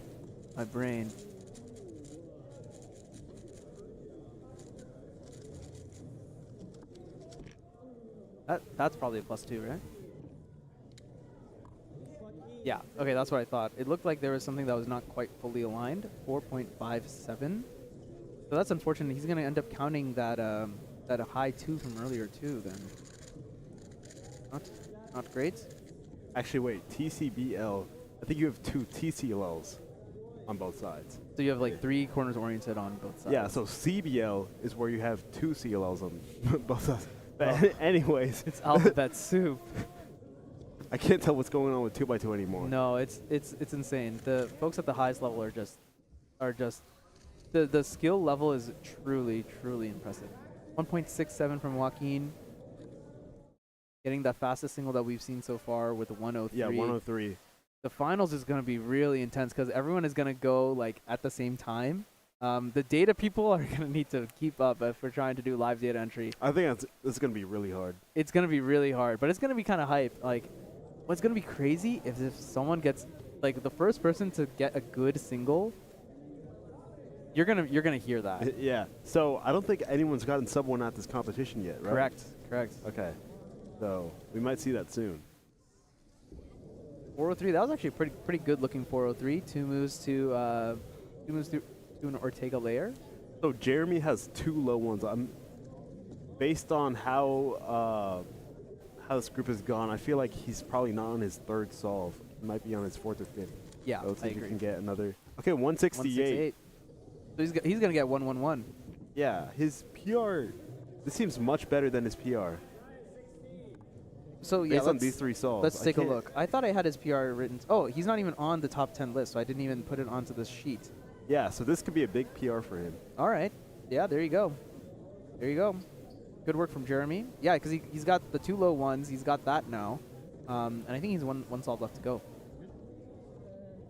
Thank you, production. 189 is his PR. Okay. Yeah, I mean, he's looking good for that. I mean, yeah. Based on those 3 solves, we're not sure what the other 2 were. If he's done with his average. That is very likely to be a +2, I think, just based on the angle that it ended up at. Yeah, look from the camera, it looks like a +2. That was Kyungmin's last solve there. I mean, I think he ended up counting 3-1. So I think if you get a sub 2, you're going to make it into the final. Yeah, but for sure. of course, it's very easy to say, and executing it is a completely different matter. We got a ton of stars in the chat also. Brenda Dunnigan, Ryan Johnson, hello you all. You guys are excited for the finals block upcoming. This is an interesting one because he's looking at that green block too. Oh, He's missed he did the the wrong execution. alg. 3.60. I mean, this one is not going to count. I'm almost positive that's solve 5. Yeah, he's going to take a picture now, so. Jack Stewart get random 11, I guess. I'm not sure what he was doing there. Yeah, maybe like corner twist or I have absolutely no idea. What was I gonna say? We're just gonna we're wrapping up that group. We do have another group, I believe. Yes, we have one more group of 2x2. Okay. Yeah. So one thing that's interesting is you're seeing all the top competitors now. We've given all the top competitors the same scrambles to to ensure a little bit of like scramble fairness. So everyone in the second group is, I think, not going to be of particular note, although you never know, like because, you never it's know. scramble dependent, right? Yeah. Someone 2x2 is the most scramble dependent event in the WCA. Yeah, exactly. You know, someone's able to one look. Let's say someone like missed, someone kind of like, I don't want to say sandbag, but maybe underperformed in the previous round. They could definitely pop off in the next one as well. So we'll keep an eye on that. But just note that most of the top competitors have already completed their solves here. Yeah, you'll be seeing the data enter WCA Live shortly, and from there we're going to populate the 2x2 finals. I mean, we're deep into our finals block now. Yes. And once this is done, then yeah, we've absolutely started 4 finals left. Vishwa, what are you most excited to see? I'd say I'm most excited to see 3x3 finals. I mean, I'm gonna be okay. Yeah. Okay. This is like this was the most straightforward answer. Okay. Yeah. You're right. I asked a bad question. But think about it. All of these finals are gonna be very entertaining. They're Pura and 2x2 are very short events. You know, anything can happen. And then 3 blind is just completely different from all of those. It's going to be very fun to watch. Yeah, it's going to be a good combination of like skill and, I mean, just a little bit of luck factor as well. If I'm really hoping we have a good set of scrambles so we can really see the competitors perform at their absolute top. That's always great to see. Yeah, you know, I mean, just reactions left and right. Yeah, exactly, and from the crowd too. If we can get the crowd into it, I mean, us back here in the booth, we're gonna start to go a little bit crazy if we see some good solving too.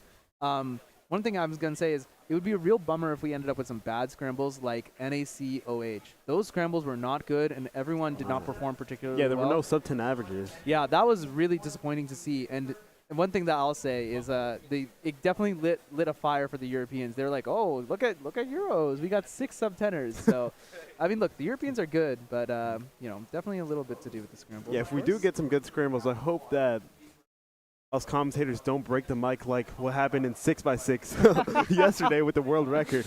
Wait, a world record could still happen, everyone. Yeah, I was competing during then, but I watched the replay and I saw the clip. It was so funny to see you guys just like the mic being broke. I mean, yeah, Chai destroyed the mic. Marinick and I we're doing the production back here. Like, we're watching the song and we're like, wait a second, like he's 53 and like he's almost done here. This is gonna be a world record. We went crazy back here too. It's absolutely chaotic. We're definitely gonna see. We're hopefully gonna see a lot of that coming up soon as well.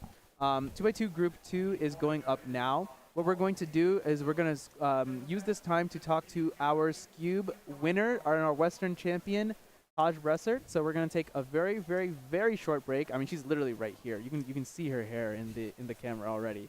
We're going to take the smallest break, and then we'll be right back. Hey, we're SpeedCube Shop. We are your one-stop shop for anything cubing or puzzle related and have something for everyone, beginner or pro. If you want the best of the best, allow us to lend you our years of experience and consider one of our premium setup speed cubes. Our team of experts will dial in your speed cube by applying lubricants and adjusting the settings so that when your cube arrives, you're ready to start crushing your PBs. Have any questions? Our team is available via phone, live chat, or email to help get you on track. Tap the link to find your next challenge or upgrade and enjoy what we and many others consider to be the best shopping experience around.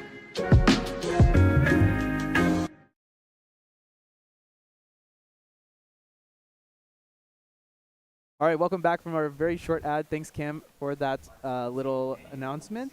We have here Taj Bresserts, the new Scube Western champion. Taj, congratulations. Let's walk us through that average you had there. Let's start off with that DNF. All right. So I saw it was a 2-move layer into hedge U-perm. Okay. And I one-looked it, but I rushed a bit on the last 2 moves, which caused me a DNF on a 239. So the other thing that we had noticed there is you started the timer really, really early. And one thing I was really scared of was ending up similar to that Euro situation from last week, where like the weird timer malfunctions happened, but like not actually reproducible. Were you feeling really nervous going into that solve? Yeah, definitely. Yeah. I know this is something that like you've been dealing with recently. And actually, we can talk about this as we go through. But basically, every solve, I'm just curious to hear about where your nerves were at, like whether you were able to kind of relax a little bit, or whether you kind of put the pressure on. So after solve 1 DNF, what was kind of going through? Well, I really thought I would not podium. Yeah. And definitely not be Western champion or win. Mm-hmm. And then on my second solve, I counted a 346, and I kind of knew it was over. Mm. And then I think I got a 277. Yeah. I was like, okay. Well, you had the 239 on solve 3. Oh, 239. Sorry. Yeah, yeah. And then a 277, and then I knew this average would be sub. Had a chance. Yeah, it had a chance of winning. Yeah. And then I saw Christopher next to me. He was doing really well. He got like a bunch of mid 2s in the first few. I locked up really badly on the second one. Mm-hmm. So I was really nervous. But then he got a 4, and then in the last one I saw him get a 5 when I finished my average. So.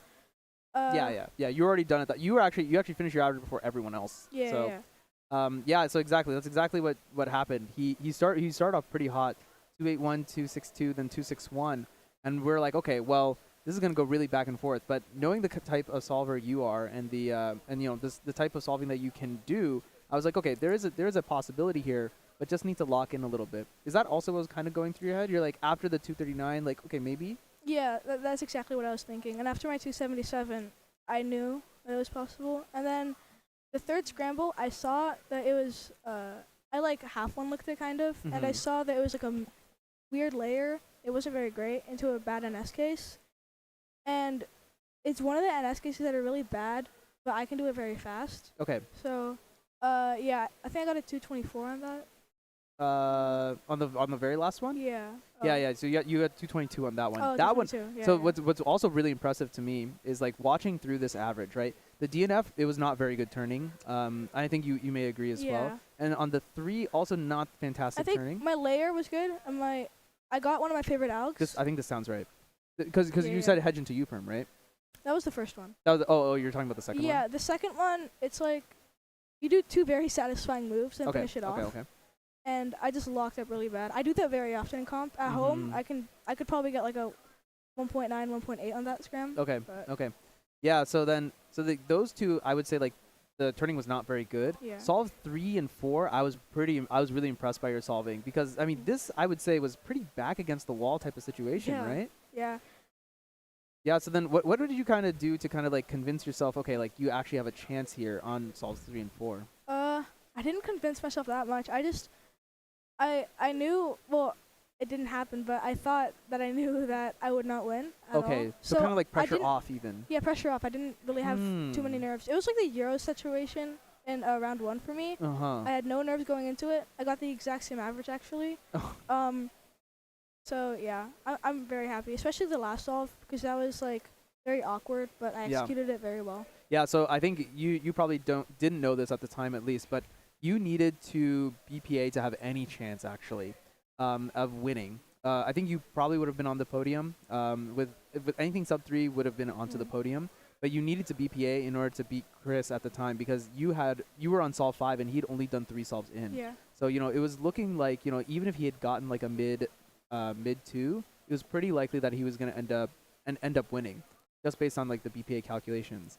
So being able to get that 222, I don't know if you realize how insanely clutch that was. Yeah, to get that at the end. I was very happy with that. Yeah, I don't know. I was very nervous because Jack Stewart, he's very good at Scube too. He's very good at one looking. So I was pretty nervous for that. But the last scramble, it was really a scramble that I knew I could perform well on. And like, as you can see, not a lot of other people really well on it. I think you actually got the best time on it. Yeah, I think Yeah, so. you did. You got the best time. Yeah, so I'm really happy with my performance. Yeah. So I want you to talk a little bit about I want you to talk a little bit about like basically like the majors performance going into this, right? You can talk a little bit about NEC finals. Yeah. Yeah, so finals, the first scram was pretty good. Mhm. It was, I think, 5 moves into hedge, but Okay. it was very awkward, so I got a 1.8 on it. Mhm. Then the rest of them were just like, they were good, but they were easy layers, but I found the NS cases pretty bad. Uh-huh. So I think I got a 3.7 or 3.8 average on those. Okay. Actually in the second round, those scrambles were really nice. Yeah. I didn't know it at the time because I did very bad solutions and weird layers. So for the first 4, everyone was doing really well and I wasn't. And I was like, how is this happening? And then on the last scramble, it was 1 move into sledge, and then you cancel into double sledge. Mm. It was a 12 mover, but many people were getting like 1.5s on it. And then I locked up twice and got a 1.7, so that was kind of, I was pretty sad by that. Mm. And then at Euros first round, I was very happy with my performance. And then I think second round, the nerves really got to me. Plus, there was that weird like timer situation as a whole. I started with a 4+2, Mhm. and then I got a DNF. And then I knew I had no chance of making finals. I needed to count like 2 1.5s. Right. Yeah, which is very hard. Yeah, I mean it's pretty nuts. I'm very happy to see you get like a big championship win. At this point, do you think it's kind of helped like your overall nerves a little bit? Because this is something we were talking about at Euros, right? Like, you know, there's like a lot of nerves going into it, and it's tough to be able to kind of perform in these pressure situations. Do you think you have a better handle of how to do that now? Yeah, actually, I think when I was in Costa Rica, Mhm. I'm very surprised I got my those FWRs because Yeah. it was kind of like an all-star setup. It was in a mall Oh, in the huh. center, and there was a lot of like seats. Uh-huh. And before Costa Rica, I hated being on stream. I would always try to get out of stream because I got super nervous. But then there were like so many cameras on me, and I kind of just lost all my nerves. And Yeah. I just did really well. And then after that, the NAC first round, the upper camera, and like everybody watching, that really made me nervous. Mm. But after that, my nerves for Scoob have like dropped dramatically. Okay, that's really good to hear. You're able to like kind of like settle into the situation a little bit. Yeah, like if you look at my more recent averages, excluding the DNF, Yeah. a lot of them have now been sub 3. Yeah. And I used to, it's actually my first sub 3 average in the Western region, which is really funny. That is because actually really funny. when I got my 269 average in November, Mhm. it was a very hard mental barrier, and I could not break it. I couldn't even get a sub 3 average, like, ever. Mm. And then after I got my FWR, it was much more easy for me to perform well in high-pressure situations. That's sick. I mean, I'm really, really glad to hear this. I mean, I heard one thing from TJ that like you still don't let your mom film your solves. You think you're gonna let her do some filming now? Yeah, definitely. Oh, yeah? My dad actually, he was filming my first solve, and I got a DNF. Uh-huh. So he said, I'm just gonna go. I'm like, okay, because I don't know. I'm starting to film a lot of my solves with my GoPro. Oh yeah. Scoop finals, I didn't do it, or Scoop first round, because I knew there were cameras on me already. Sure. So Yeah. I didn't want to waste storage. That was the reason. That's really funny. So, I might have recorded one, but I don't think so. But yeah, it was really fun. Okay. Well, look, I think it's great, and this is something that I think something that like at least TJ and I have been talking about for a while is like we've felt that like once you lock in, like you're basically unstoppable. You're definitely going to be a force to be reckoned with. Tell me about what you're thinking about going into Worlds for next year. I mean, you're definitely phase 1 qualifying for this already. Yeah. I mean, you're almost certainly going to go. Yeah, I'm going. I think my goals really are to. I'm not sure if I can podium. I'm gonna try to podium, Mhm. but I think a top 5 or top 10 finish would be really nice. And I'm hoping to have a sub 2 average by that year and be top player. Wow. I mean, that'll be very exciting. It does seem to be like a pretty interesting time for Scube as a whole. You know, Carter recently had WR miss, and Dominic getting a WR2. I mean, your performance right now is looking pretty good as well. Just need to translate it over into the full competition space. I think it's going to be very exciting, Taj, Congratulations once again on Thank becoming you. the Western champion. Excellent work. Excellent work. All right, we're still doing a little bit of 2x2. Let's give it like a very short break so Taj can switch out and then relax and enjoy the rest of Western Championships. Hey, we're your SpeedCube shop. We are your one-stop shop for anything cubing or puzzle related and have something for everyone, beginner or pro. If you want the best of the best, allow us to lend you our years of experience and consider one of our premium setup SpeedCubes. Our team of experts will dial in your SpeedCube by applying lubricants and adjusting the settings so that when your cube arrives, you're ready to start crushing your PBs. Have any questions? Our team is available via phone, live chat, or email to help get you on track. Tap the link to find your next challenge or upgrade and enjoy what we and many others consider to be the best shopping experience around.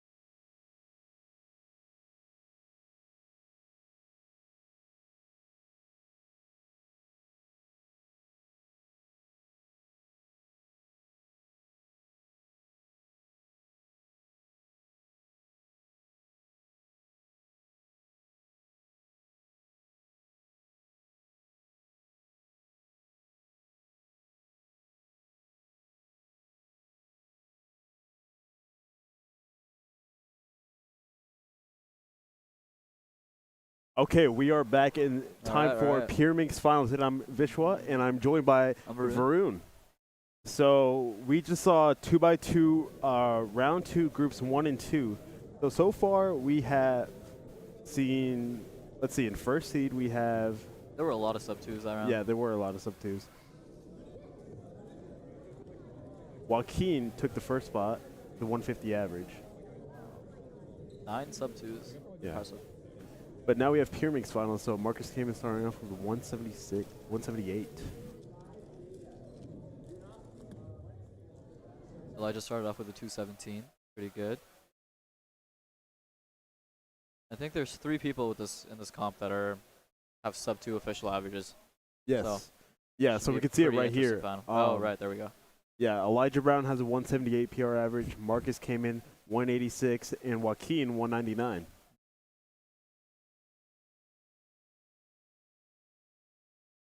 So who do you think is going to win the Western Championship? For Western Champion for Pure, I'm pretty sure Elijah has it in the bag. Okay, what about But overall? Overall, it could also just be him. Yeah, I wouldn't be surprised if he wins the whole thing. Yeah. He did get second seed in the tied. last round. Tied. Yeah, tied, but And Marcus also very close to third. Yeah. Yeah, these 3 are really close. How about round 1? Go to round 1. Yeah, Marcus took round Okay, 1 by a good amount. So Marcus has been first at both times. That is true. Both rounds. Actually, he is on pace. He's doing better than Elijah this round so far. Only a solvent, but he's still doing somewhat better. Do you know what Elijah's first solve was? Elijah had a 217. Okay.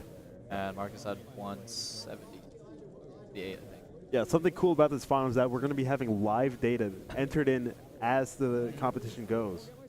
So Makes it entertaining to watch from. Yeah, so if you go to live.worldcubeassociation.org and go to Western Championship 2024, you can see that the times for the first solve are already being entered in. Exactly. It's pretty fun to watch because it shows best and worst possible averages too near the end. Yes. All right, Marcus is up for his second solve. So already having a 178. Good start.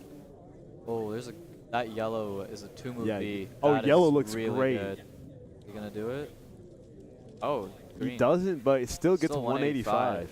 Surprised he didn't go for that 2-move V on. Did I see 4 tips on that? It was definitely 3 or 4, yeah. Yeah, very impressive. Yeah, that's counting for Marcus, so he's doing really well. Counting 1-8, even on PR pace. Matthew.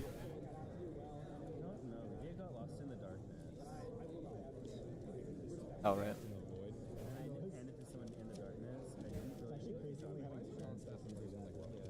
Okay. Gotta wait for what means times. He hasn't done a solve yet. All right, Elijah's up for his second one right here.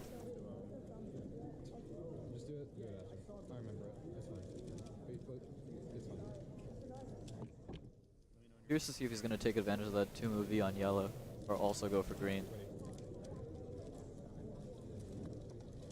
Oh. Okay, I see why green's good too. Yeah, he also went for green. Okay, 230. That was a pretty long solution near the end there. He got the V down pretty fast, but I don't think he ended up with a good case there. The L4E.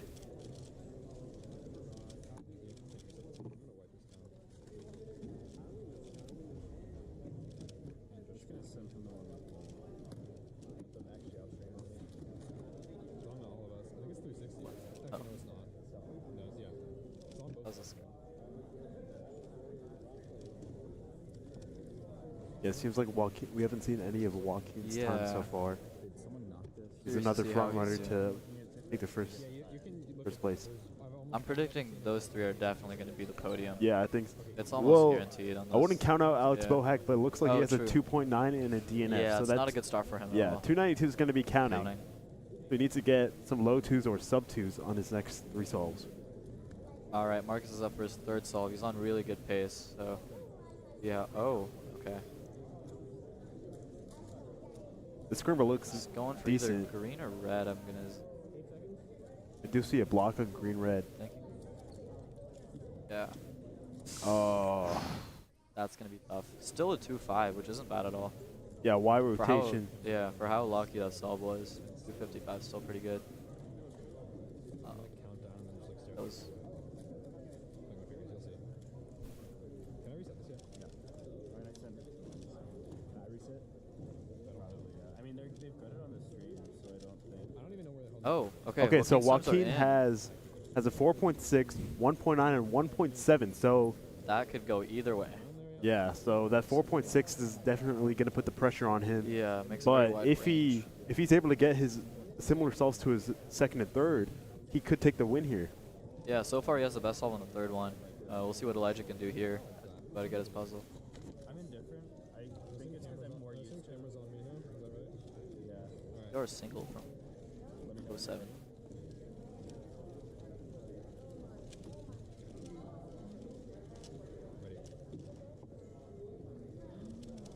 Alright,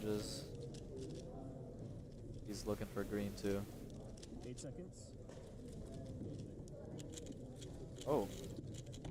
Okay, I 255. got the same time as Marcus. They both didn't do too well on that solve. Even though he's a bit behind Joaquin and Marcus, it looks like he's probably going to take the title of Western champ. Yeah.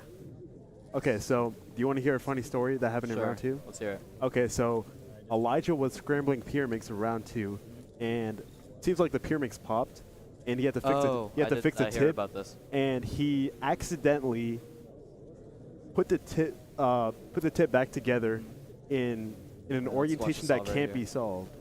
So the competitor. Oh no. So the competitor was granted an extra because the key was even solved. Right. Okay, Marcus did not do too hot on that solve right there. 320 is not really going to do well. That makes that 2-5 counting. But still, 206 However, BPA. Yes, that BPA is strong. That worst was possible isn't too bad either. I'd say he almost guarantees podium with the 253. I don't see too many people getting close to that.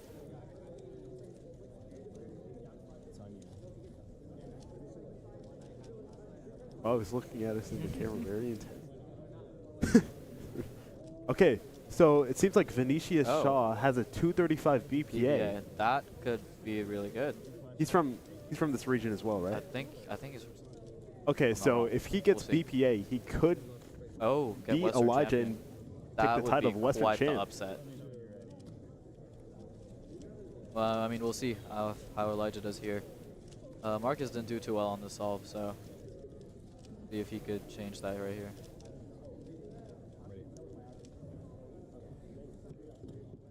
Yeah, that scramble's not great, actually. Yeah, he doesn't seem too happy with it. 8 seconds. See if he can. Well. Oh, really good turning there. Okay, That was amazing. 179. 179. I think that locks him in for Western champion, actually. Yeah, worst possible 234, and Yeah. Vinicius has a best loss of 235. So he does Lock lock in the in. title of Western champ. So Elijah Brown's going to be Western There champ. we go.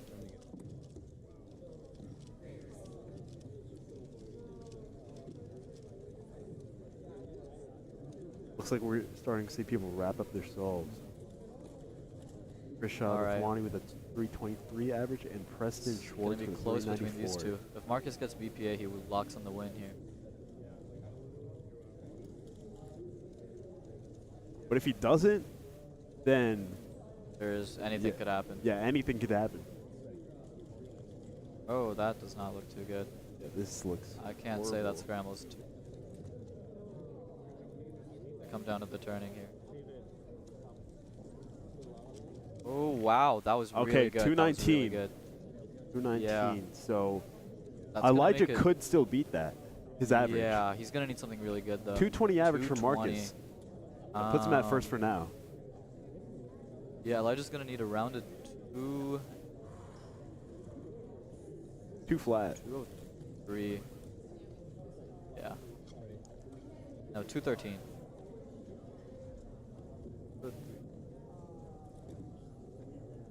Pretty good is gonna done on a not I saw so him good shaking his head scramble. at the scramble. Yeah. Yeah, this is not a good He's gonna have scramble. to do. Oh. 229. That doesn't So quite beat close. Marcus, It doesn't, but it's really close. But that means he's going to be taking second place. Yeah, second place and Western champion by a good margin. Oh, Joaquin has a. Oh wait, still got 2 more to go, so we'll see what he has.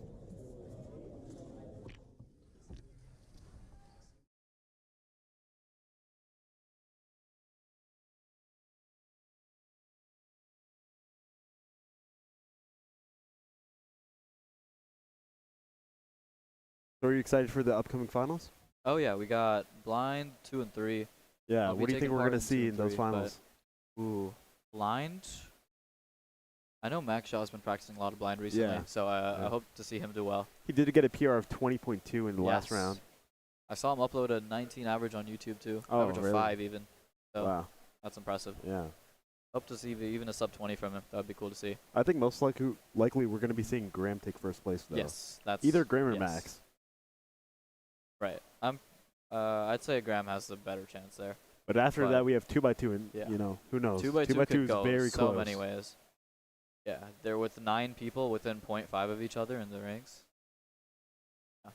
Very impressive. Oh, so Joaquin's fourth solve was a 446. Oh, That's going to be counting. Yeah, that's tough. So he's counting a 197 and a 446. If he does well, he could get podium. Yeah, but he he's gets gonna to have a to do podium. well. His best possible is 272. His best possible still locks in the podium. Yeah, he's going to need a low 2 for that on a not so good scramble either, which he's about to get. All right. This scramble is not good. Okay. He's going to need a good time on it. Yeah, he's going to need like a mid 2, around a low to mid 2. I think a low 2. Around Yeah. 2 point. Or else he's not going to be on the podium. Yeah. See, we don't really have a camera on him. See with the live entry. Yeah, it seems like Alex Bohak, with the one of the DNF top average. seeds Yeah. the previous rounds, had 3 DNFs in his average, That's unfortunately. DNF average. Not good for him.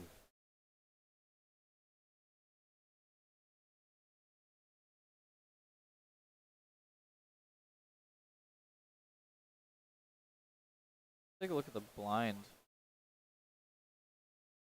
Okay, so the blind, Okay. our first seed is Graham Siggins. He has a PR of 15.6, which is 18th in the A world. large lead above everyone else. And following him, we have Max Chow with a PR of 20.2, and then David Corrali with a PR of 20.2. So this could be very close. Could be pretty close. Nolan Yu's also up there. 21 single. Oh, wow. Okay. So this is going to be really close. You know, in the last round, we saw Graham take the lead with a 17 second solve, then followed by Max, and then Nolan with a 31.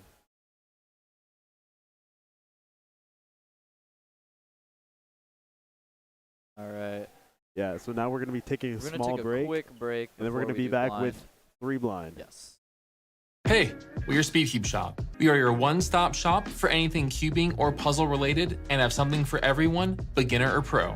If you want the best of the best, allow us to lend you our years of experience and consider one of our premium setup SpeedCubes. Our team of experts will dial in your SpeedCube by applying lubricants and adjusting the settings so that when your cube arrives, you're ready to start crushing your PBs. Have any questions? Our team is available via phone, live chat, or email to help get you on track. Tap the link to find your next challenge or upgrade and enjoy what we and many others consider to be the best shopping experience around.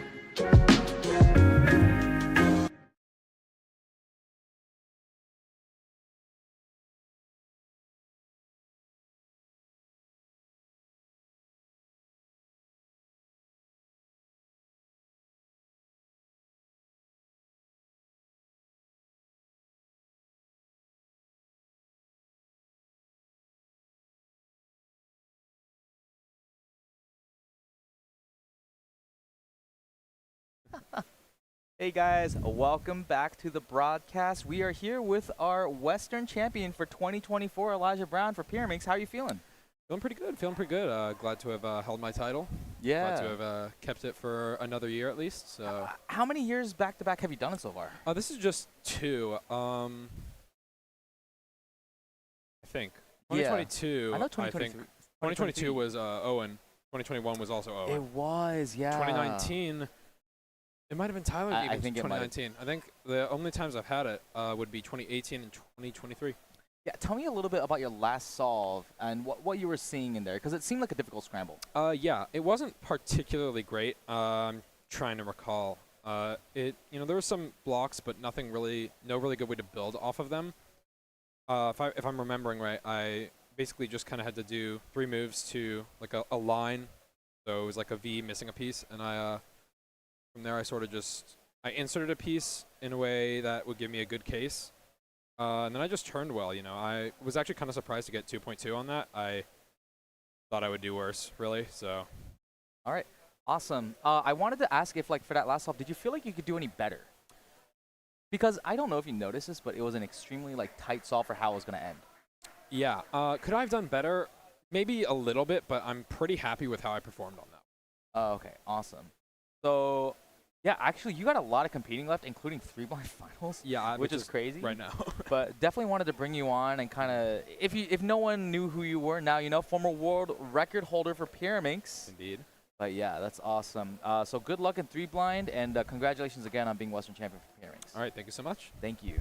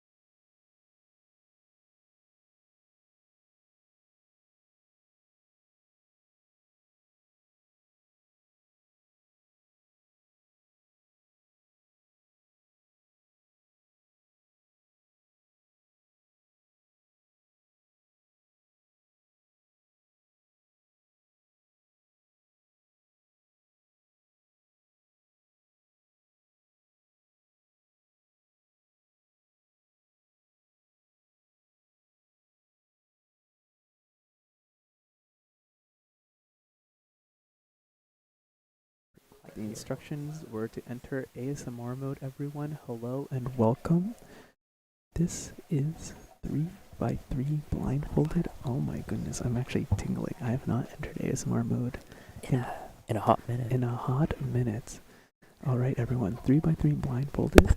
The reason why we are all ASMR is because we need silence in this venue so that the competitors can give maximum concentration to the solves. You'll see 3 blind is no inspection event. The competitors are going to take off the cover, and that time is going to start ticking. They're going to use that time to both memorize, and when they're ready, they're going to don the blindfold. That means put the blindfold on. And once they do that, they're going to start solving. The judge is going to put a sight blocker in their way just to make sure they actually cannot see the puzzle. And that total time, memorization plus inspection, is going to count towards the complete solved. So, who we're seeing right now is Max Xiao. And we're probably also going to be tracking Graham Sagan's 2 excellent blindfolded solvers. What would you say good splits are for memo and execution? Yeah, so at the very, very top level, we're talking like Tommy Cherry, Charlie Eggins. They're looking at sub 6 memo. And, so that's what you need for about anywhere between, if you want to get a 12, you probably need it faster. If you want to get a 20, we're talking about something like that, like an 8-second memo. Alright, that looks really good. Again, all these competitors are going to be using 3 style. It's a very blindfolded solving technique kind of solve 2 pieces at a time, as opposed to the more basic methods like M2 and Old Bachman. Solve 1 piece at a time with a buffer. Right. Yeah, 3-style is a pretty interesting method. Lots of algorithms that you need to know. You're essentially solving the cube piece by piece, except 2 pieces by 2 pieces. You're going to see competitors are going to, when they execute, most competitors are going to do edges first, like Max Xiao is doing here. All the edges are going to come together, and then he's going to do the rest of the corners using something called a commutator. The exact details are not necessary here, as he unfortunately DNFs. And that's one thing you're going to see a lot in this 3-blind event, because it's 3 solves that they do, and you take the best of those 3 solves. If they can't memorize, if they forget the solves, they have to be perfect, or else they will unfortunately DNF. That's something that's happened to me many times in competition. Yeah, DNFing is very common when it comes to 3x3 blindfolded, mainly because we mentioned it earlier. There are 2 places you can go wrong. Either during your memorization, you memorize the wrong letter, which basically is the same thing as the wrong piece to solve, or you accidentally do the wrong move and you can't fix it because you can't see the move that you messed up. So now we're on to Graham's second solve. His first solve there at 22:31. Yeah, very solid first solve. He's going to be looking to now accelerate and see if he can get something sub 20. Yeah, his memo time's always really fast, but it looks like his execution just looks a little choppy there. Could speed up a little bit, but... Edge is done now? Yep. We're looking at probably a 21. Okay, yep. Nice. He beat my prediction. Well done.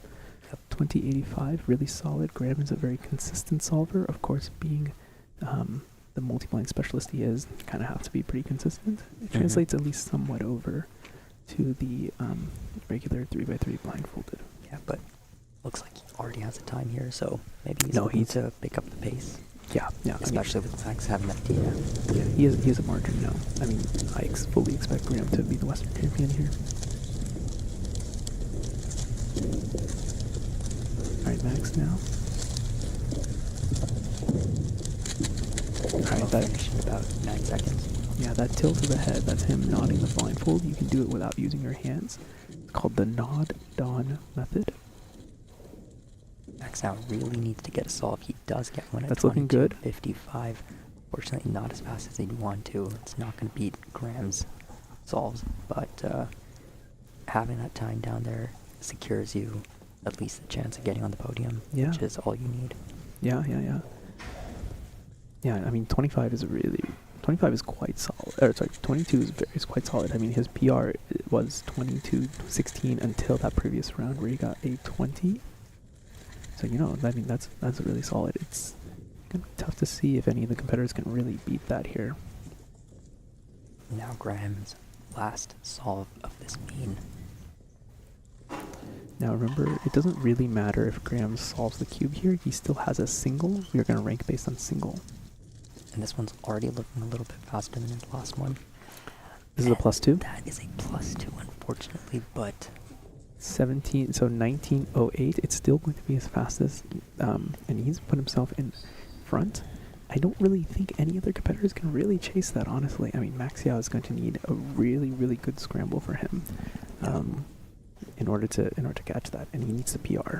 Yeah. When you need to PR... But again, this is a very, it's an event with a lot of variability. You're just taking your single. So we're only looking at Max and Graham here, but we have, I believe, live data entry for all the other cubers. Yeah, that's right. Yeah, it'd be nice to get the live data up and running. It's possible that someone else has a really good time right now that we're just not seeing. Yeah, I mean, Keaton seems to say that Krish got a 12-second PR. Congrats to him. Well done. Yeah, here we go. All the data is coming in now. Yep. You can see no one with the time even really touching Graham at the moment. Right. The sub 20, it's really hard to beat something like that. Yeah, looking at this one, looks like there's at least one piece solved. That's good. Every time you have pieces solved, that's less pieces that you need to, solve. And so far, it's looking like... It looks like he's lost the memo just a little bit. He's just kind of grasping at it, see if he can get something to go here. I mean, he's well past the 25 DNF, so Max Yao is going to end up with 22.55. But he is on pace to hopefully get on the podium. I think this is currently second place. Graham, with that 19, puts him pretty cleanly in first place so far. Yeah, just looking at any kind of upsets. Yeah, I'm just And looking at it the rest of the also- competitors, and I don't really think anyone's going to be able to chase that 19. Yeah, and that's with the +2. That's with the +2. It would have been a 17 otherwise. Definitely, I'm going to be curious to hear what he has to say about the solve. I mean, you can already see him. He's already back there. He's ready. He's ready. queued up. He's ready to go.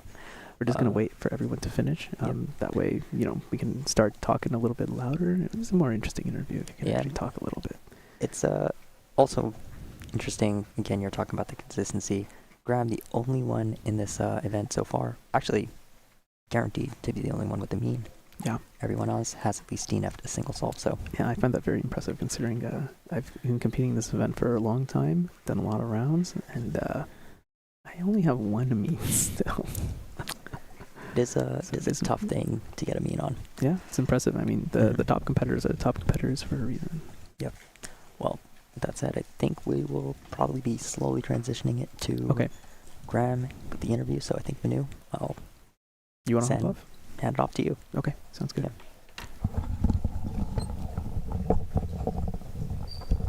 Hey, we're Speedcube Shop. We are your one-stop shop for anything cubing or puzzle related and have something for everyone, beginner or pro. If you want the best of the best, allow us to lend you our years of experience and consider one of our premium setup Speedcubes. Our team of experts will dial in your Speedcube by applying lubricants and adjusting the settings so that when your cube arrives, you're ready to start crushing your PBs. Have any questions? Our team is available via phone, live chat, or email to help get you on track. Tap the link to find your next challenge or upgrade and enjoy what we and many others consider to be the best shopping experience around.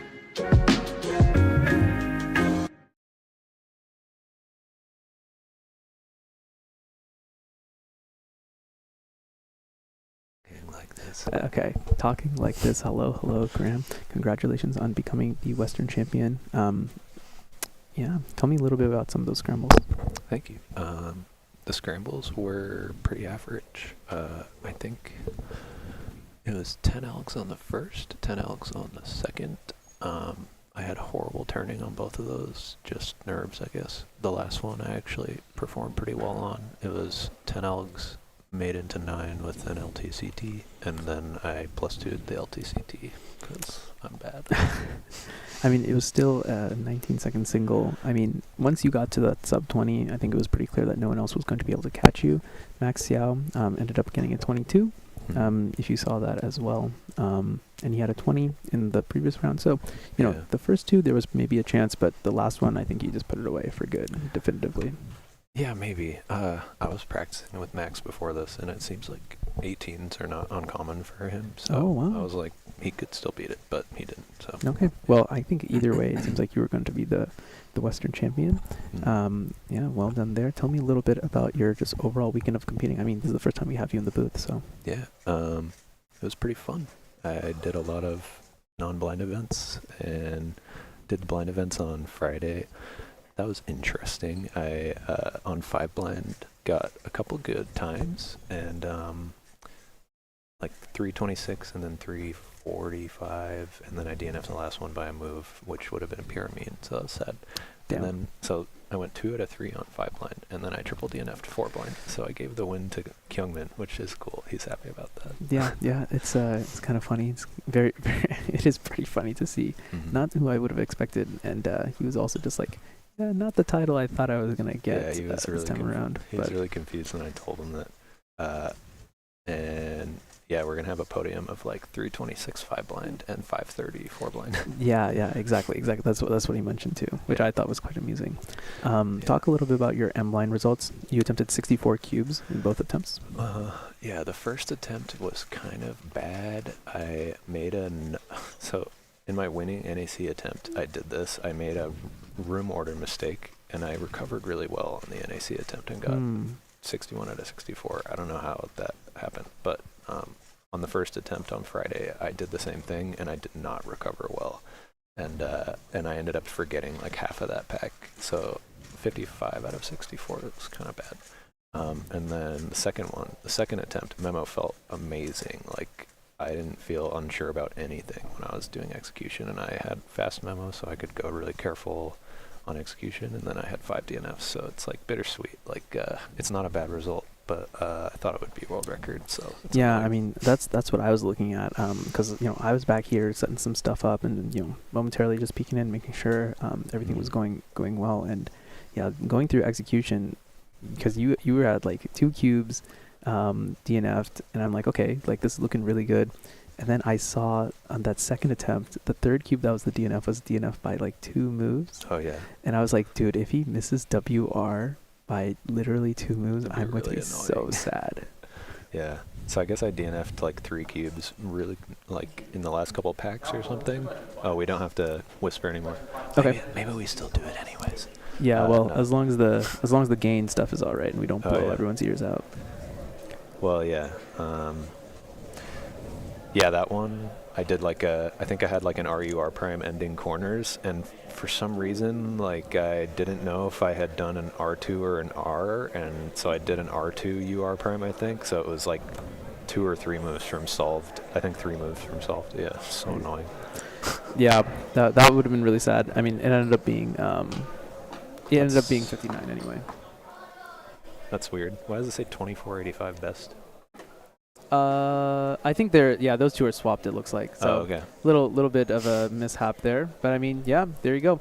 Yeah. So, yeah, we just saw it there. Those were the results from 3x3 blindfolded, and yeah, the Western champion in 3x3 blindfolded, 5x5 blindfolded, and M blind. When is your next competition with multi-blind? I think it's gonna be Chicago. Yeah, I'm we're there. We're both I'm there in crashing Chicago. at. We're both gonna crash at Draco's house. At Draco's, I'm looking forward to scrambling 128 cubes yet again. Hell yeah! I haven't had a 3-attempt multi-comp since, like, at least 3 attempts since the Mountain View Multi-Madness? or Multi-Madness.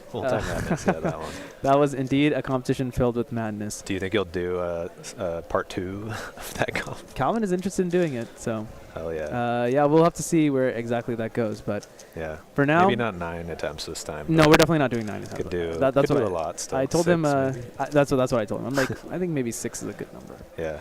In any case, we're going to return to the rest of Western Championships 2024. Thanks for hopping on, Grant, and congratulations once again. Thank you.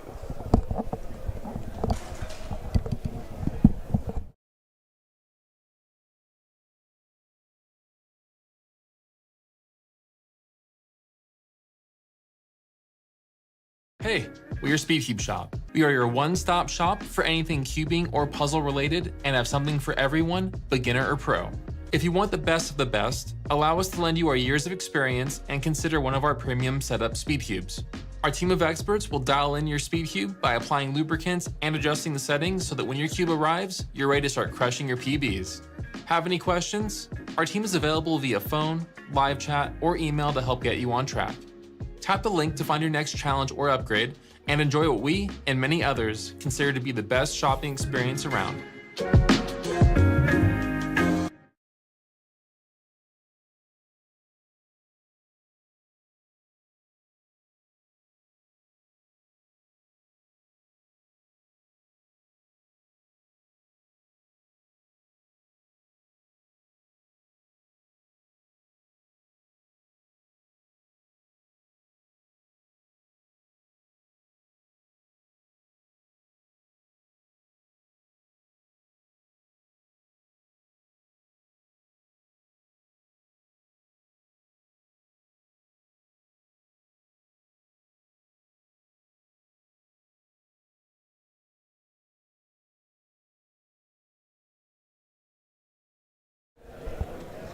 And looks like we're just about getting started with 2x2 finals.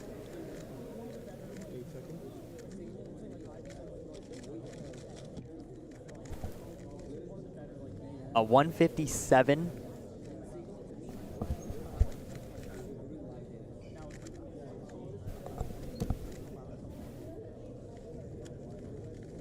For the first solve.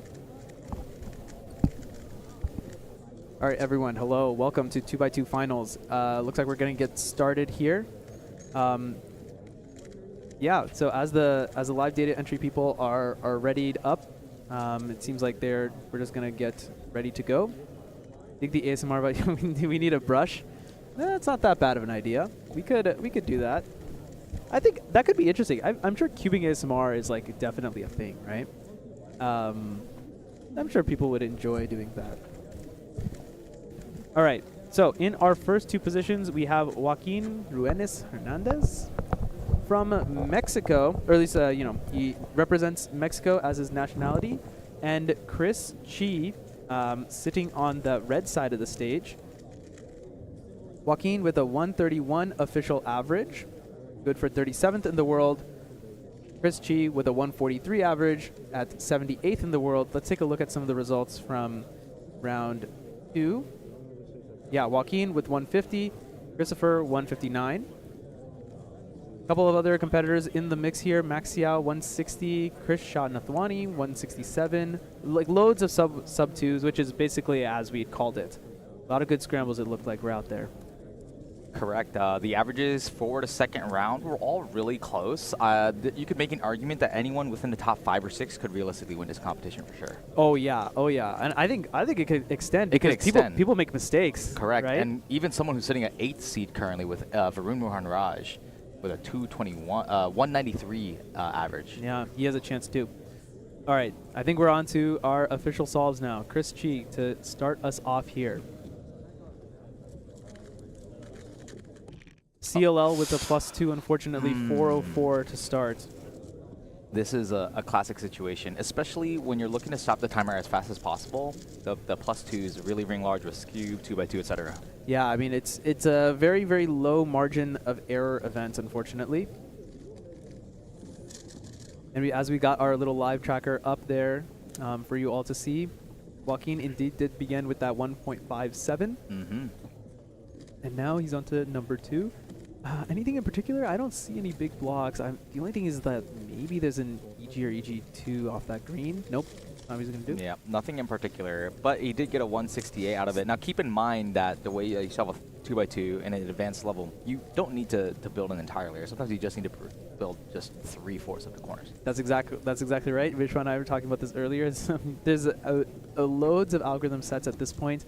We got like TCLL, and there were like the TBLL, whatever it was, man. Yeah. Yeah, there's a lot of stuff, and the 2x2ers these days are very, very skilled. They know a lot of algorithms, and something that I know Zane does is if he'll see something on an official solve, and he wasn't able to come up with a good solution for it, he'll just straight up memorize it. Correct. And he's just gonna store that in his bank forever, and know that next time it shows up, he's gonna execute it right the second time. Yeah. That's nuts to me.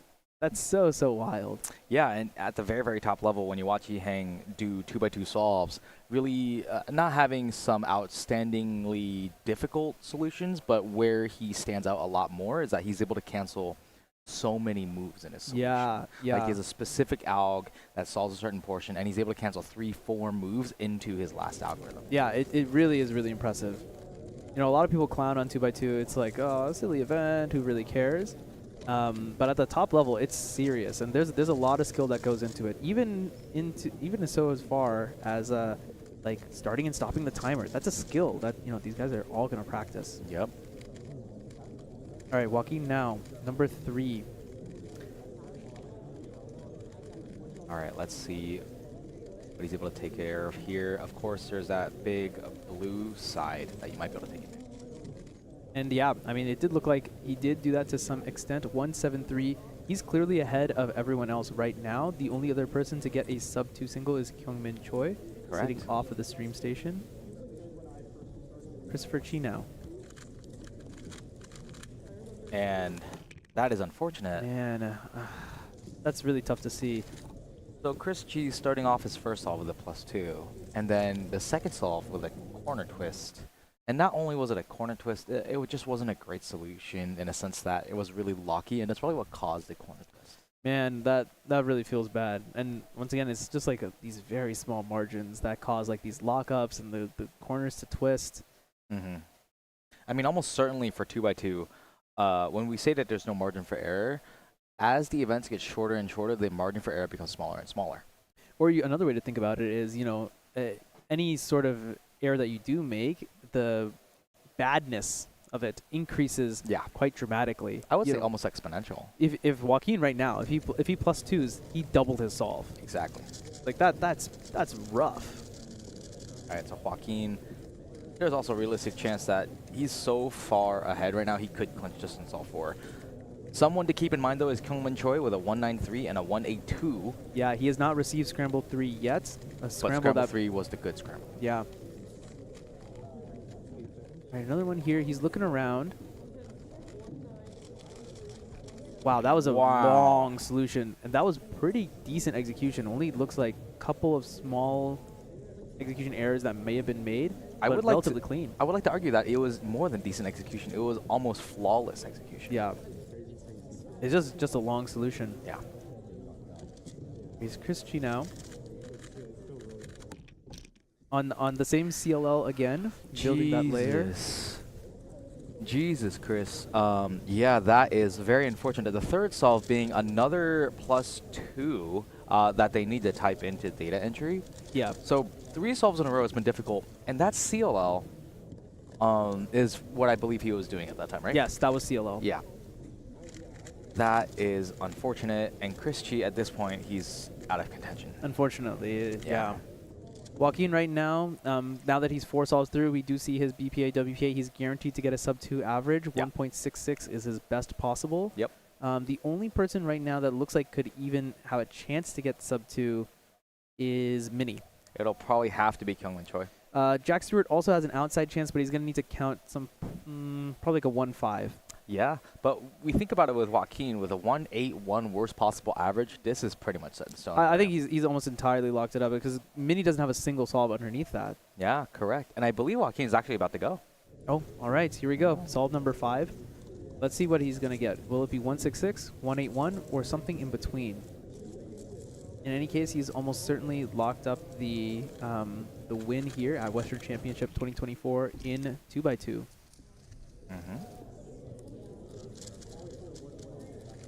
However, the Western champion has yet to be determined. That's a good point. That's a good point.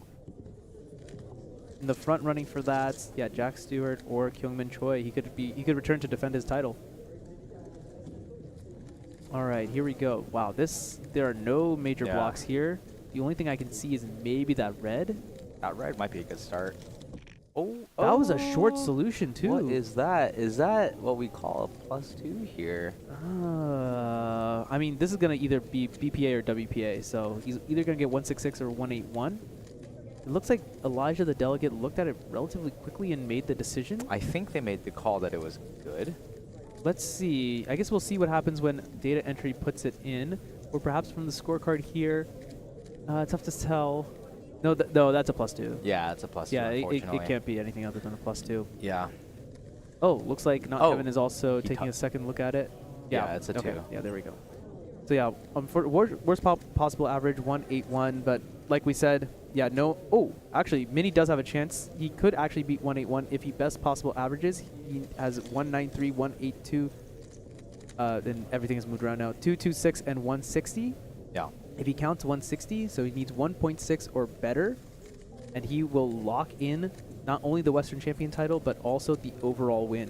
1.61, 1.62 will probably get it done. Yeah, I think up to 1.61 probably.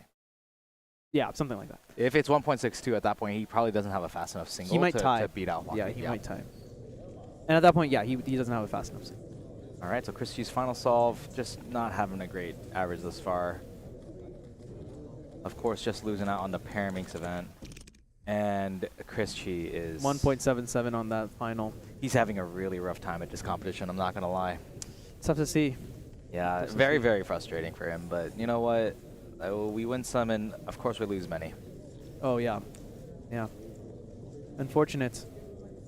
All right, with most entries already filled in, it looks like we are just going to wait on Kyungmin Choi to see if he's going to defend his title or if he's going to relinquish the overall win to Joaquin Ruenes Hernandez. We also see that Max Xiao is finished up with a 214, and Joel Kim is currently third with a 268. Of course, quite a few people who might be in contention have yet to do Solve 5. Yeah. And Kyungmin Choi with a 110. Oh my entered goodness. into WCA Live now. That is insane. 1.78 You know what? average to clutch it up. What we should do is I should go get him. Yeah, Let's yeah. talk about it. Yeah, let me grab this guy. Yeah, we'll be right back and let's get Kyungmin.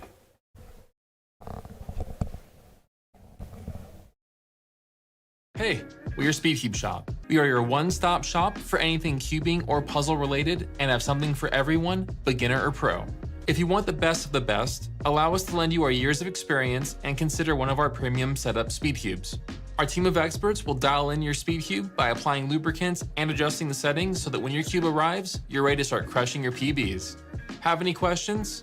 Our team is available via phone, live chat, or email to help get you on track. Tap the link to find your next challenge or upgrade and enjoy what we and many others consider to be the best shopping experience around. All right, everyone. The man of the moment, Kyungmin Choi, has successfully defended his Western champion title. Not just that, he has won the entire competition, 1.1 on that last solve to get the best possible average, just edging out Joaquin Ruenes Hernandez from Mexico. Mr. Choi, what happened in this average? Tell us all. Absolutely terrible scrambles. Yeah, 1 and 2 were really terrible. The scrambles were. So, I mean, I couldn't find anything, but I was still kind of disappointed about my solves because 1.9 and 1.8, that's not a great start for me at least. So I knew I had to kind of climb my way back up if I wanted a chance at winning or podiuming. Yeah. And solve 3 was kind of sad. So at that point, I was like, oh, it's kind of over. So I'm probably not gonna win, but I was a little more relaxed on my last 2 solves, and I was able to turn really well on last 2 because I wasn't as nervous. Okay, I see. Tell us a little bit about what you saw on the last one, solve 5. The last one, that was a really tough scramble until I found basically like. So I never do EG2 because I don't know EG2 algorithms. So I would always have to do anti-CLO, right? Okay. But I had to resolve to a diagonal layer because I really couldn't see anything else. But that ended up being really lucky because it was the easiest EG2 case possible, which was R2F to R2. Oh. So, yeah. Oh yeah! Wow, that is actually, yes, the easiest thing you could possibly get. That kind of saved me a lot. Wow. Well, I mean, you can call it lucky, or you can call it. I guess it was just a pretty good solution. Well, yeah, I had a different solution that would have gave like a 1.7, 1.8, but that would not have done the job right. So, I got pretty lucky there. So, how many solutions are you evaluating at each of these steps? It depends on the scramble, but of course, if it looks tough and I have a decent scramble, then I would just go for the first one I see. But usually on a normal scramble, 4, I guess. I think 4 is a good number. Yeah. Wow, that's quite a lot. So going into Solve 5, did you know what you needed to win, or I mean, at that point, did you just not really care? I didn't know how other people did besides Max, so I had no idea. I honestly thought I probably didn't get first. I thought I could podium because the set was really difficult and 1.7 is not too terrible considering the how good all the competitors are for this competition. But I'm pretty surprised that I won actually. Okay. Yeah. Well, somehow you managed to pull through in the very end in quite dramatic fashion, if I do say so myself. You've now claimed 4 Western champion titles in 4 different events. That's pretty special. You may end up as the most decorated Western champion aside from Max Park at the end of the day today. How do you feel? Maybe. Well, this competition, if I didn't, I only podiumed, or okay, how do I say this? When I podiumed, I only won. Yeah. So yeah. Yeah. All my podiums were gold. Yeah. And that's great. That feels good. I mean, overall, the competition performance wasn't great, to be honest. But I still feel pretty good about what I was able to do. And I'm very blessed to be in this position to be able to win multiple titles. Yeah, absolute quality. Well done, Kyungmin. I'm going to let you go so you can enjoy the rest of Western Championships 3x3 finals coming up next. You got a pick for who's going to win, who's going to get second? Let's take a look. No, I'm not going to look. First, Max Park. Okay, yes. Second, the other Max. Max Xiao. Max Xiao. All right. All and right. Third, Jeremy. Ooh. Give us a thought on what do you think, what average is going to win and what's going to get second and third? Pull some numbers out. Max is known for being clutch, and he has been really clutch recently during like big finals, Worlds, NEC. He's definitely gonna get a sub-6 average. It's gonna be, I'm gonna give, let's say 5.5. 5.5 is good. Okay, damn. And, okay, Max Xiao, 6.4. Jeremy with a solid 6.7. All right, there we go. You heard it here, Kyungmin Choi. Let's hope those predictions come true.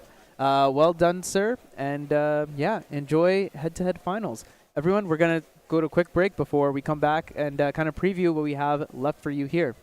Thanks, Kyungmin. Hey, we're Speedcube Shop. We are your one-stop shop for anything cubing or puzzle related and have something for everyone, beginner or pro. If you want the best of the best, allow us to lend you our years of experience and consider one of our premium setup speed cubes. Our team of experts will dial in your speed cube by applying lubricants and adjusting the settings so that when your cube arrives, you're ready to start crushing your PBs. Have any questions? Our team is available via phone, live chat, or email to help get you on track. Tap the link to find your next challenge or upgrade and enjoy what we and many others consider to be the best shopping experience around.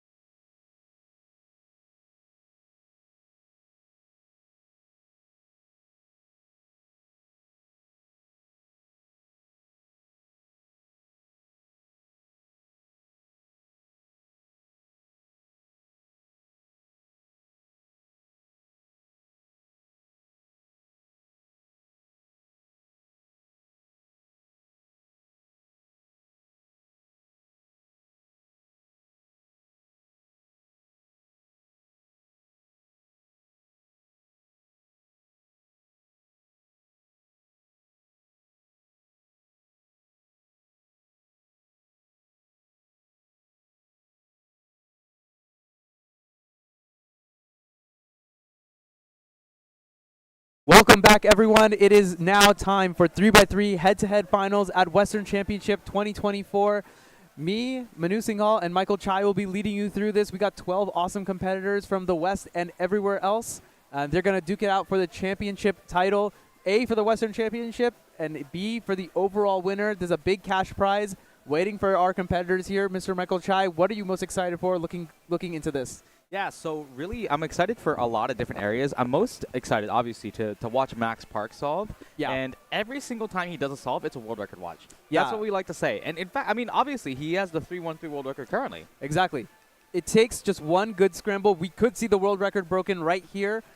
In this venue, we are streaming live from San Diego, University of California, San Diego.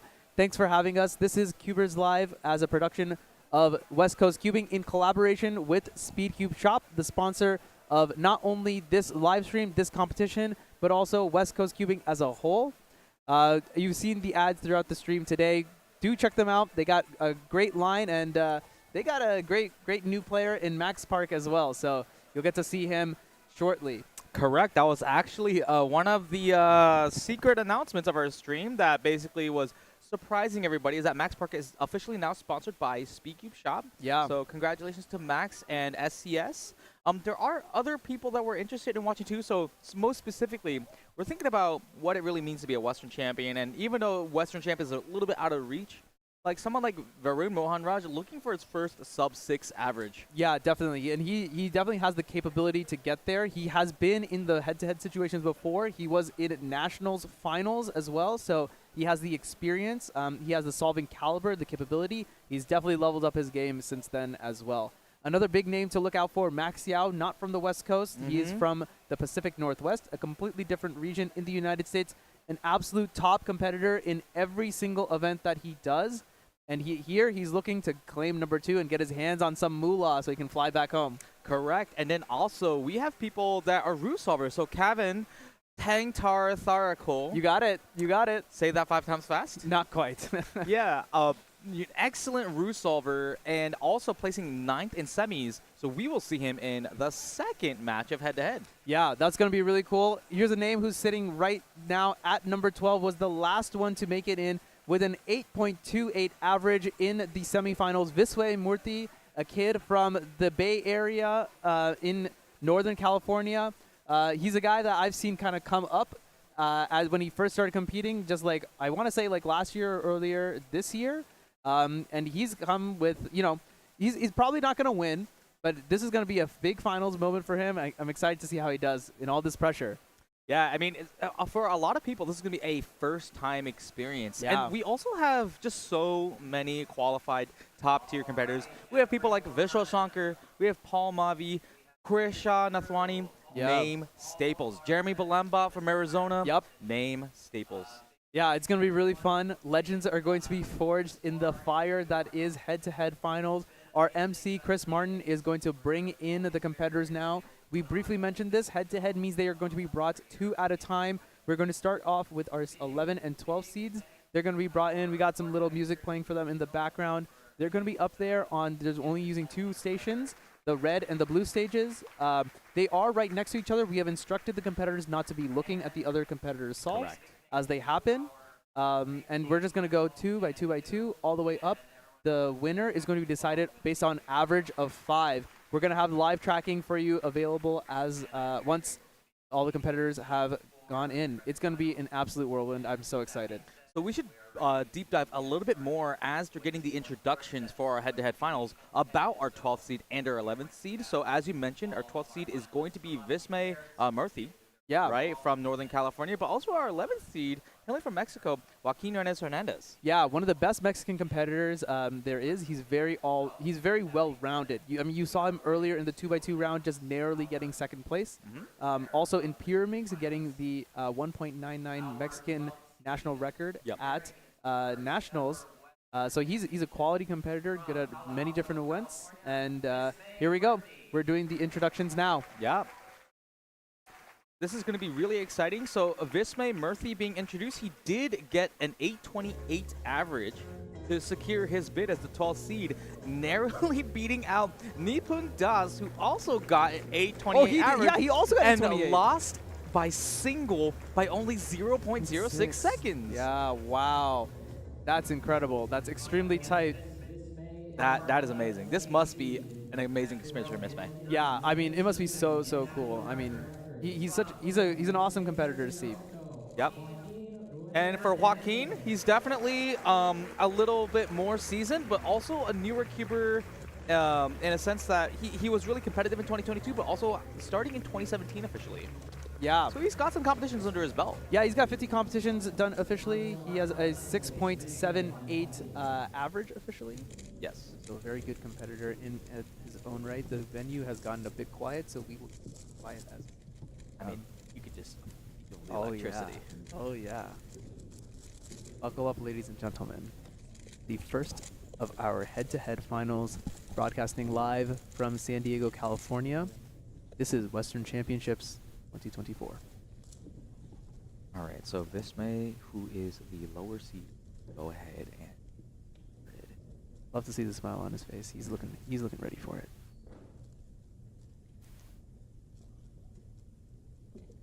All right, just taking a second to collect himself into the head-to-head final. All right, scramble 1. Everyone is going to get the same scramble. Interesting. Yellow is the first thing that I saw, but he still has white on bottom. Wondering if it's a white-only type solution. Here we go. Checking, turning, looking a little shaky out of the gate. He looks like he's getting more comfortable with it though. Wow. J-Perm to finish 8-12. You know Good what? solid start. That was pretty impressive on Vismay's end. Yeah. What I want to say is he had a rough start to the solve, but he really flew through F2L, and the last layer was amazing. Yeah, I actually really like the way he composed himself and went into the second half of the solution there. You know, just because you do these PLLs all the time, you are training them, but in a high pressure situation, you know, this is the first thing to fail, right? Yeah. The most likely thing that you'll see in these high tension situations are these logs. Mm-hmm. All right, looks like Joaquin also has white on bottom right now. Looks like that is the cross color of choice. Yep. Flying through F2L, long solution on that F2L number 3. OL kind of locking up there, not great execution, 934. Yeah, and that's exactly what we're talking about. Like, the solution is not terrible, but just a lot of lockups in this in the overall solve. I mean, you saw that F2L number 3. That looked like a pretty long solution for, you know, a pair that was already had the edge oriented too. Yeah. I wonder if that was one of those kind of solutions that's like one of those fallbacks. You know, you might as well do something that you're comfortable with, just so that you don't, you know, lock up and make a mistake. Not necessarily a bad choice, just a bit of a trade-off. Correct. And Vismay, you know, having the advantage at this point, right? And yeah, we'll have to see how far he's able to collect himself. Is he going to get a 6 or a 7 on the stream is yet to be determined. Yeah, and once again, everyone, I mean, that you've only gone through Scramble 1. There are 4 more scrambles still to be revealed. We have no idea what could be hiding behind those. Yeah. Ready. All right, he's ready as he picks up his cube. He once again has white on bottom, suggests to me that he's a white cross-only solver. Yeah. Inspection time has passed into F2L now. Looking pretty good. I liked those first 2 F2Ls. This is a 7-7-0. Great solve. Great solve.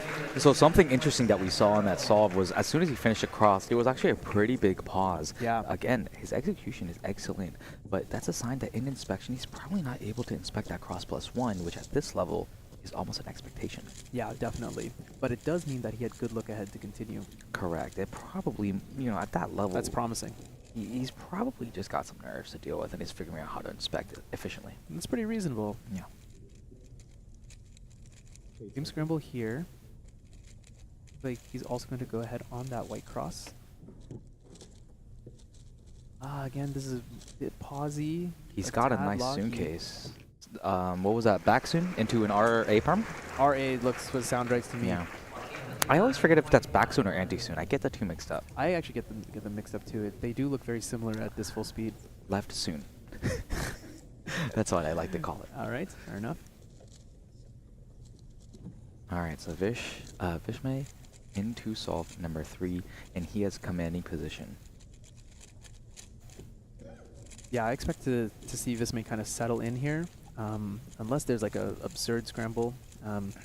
To me, he's the type of competitor that, yes, he's young, but he's more mature than he lets on.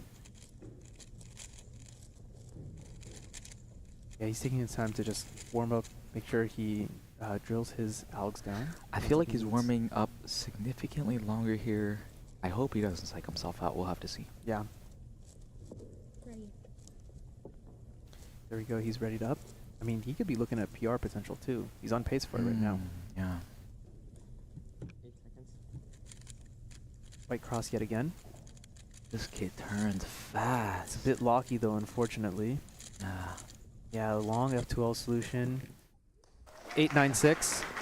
It's good to see that he isn't too miffed by it because, yeah, it was long and unfortunately did look like it kind of cost him there because he did lock up quite a bit more. Quite a few lockups. He just tried to turn through it. And, yeah, gotta be a little bit more efficient. You can definitely slow down a little bit. Mm-hmm. All right, Joaquin now. He's got 9 and 9 to start off. Not particularly savory. He's going to look for a comeback here. 8 seconds. That edge being solved is going to help him out a little bit. Yeah, good cross. Yeah. Joaquin also turning incredibly quickly, but got a much better solution. 823. Yeah. Well done. That was very good. The PLO was struggling just a little bit to wrap up. It could have been a 7 possibly, but it's really hard to say. 823, you'll take it any day. Yeah, I mean, especially after starting 9-9. Yeah, exactly.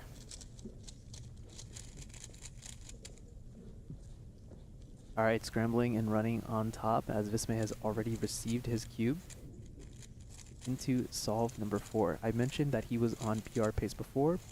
Technically still possible, but he is probably going to need to count that 770 now. 795 is his PR average. I don't like this from Vismay, and this is something that, you know, maybe he'll be able to prove me wrong here, but you don't want to think too much before you're solved. That's at least a personal preference of mine. He's taking longer and longer to get ready.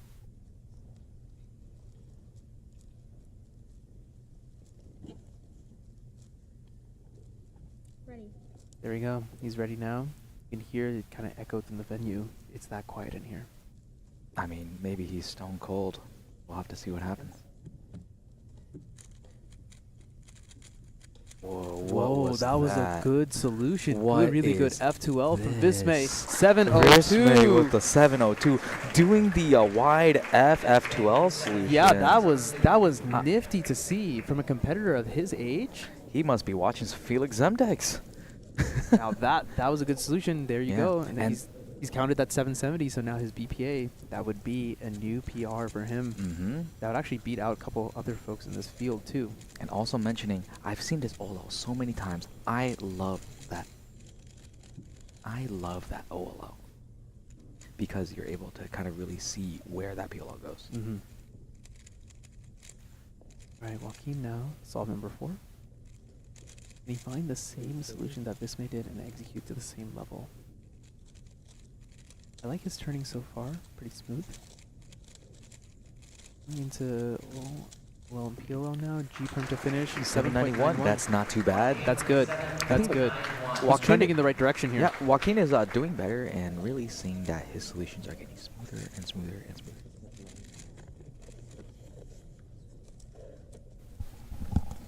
All right, Vismay now on to solve number 5.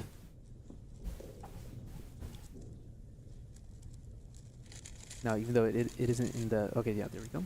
It is up in the tracker now, so there you go. Our first averages have populated. It is possible for Joaquin to still win this matchup.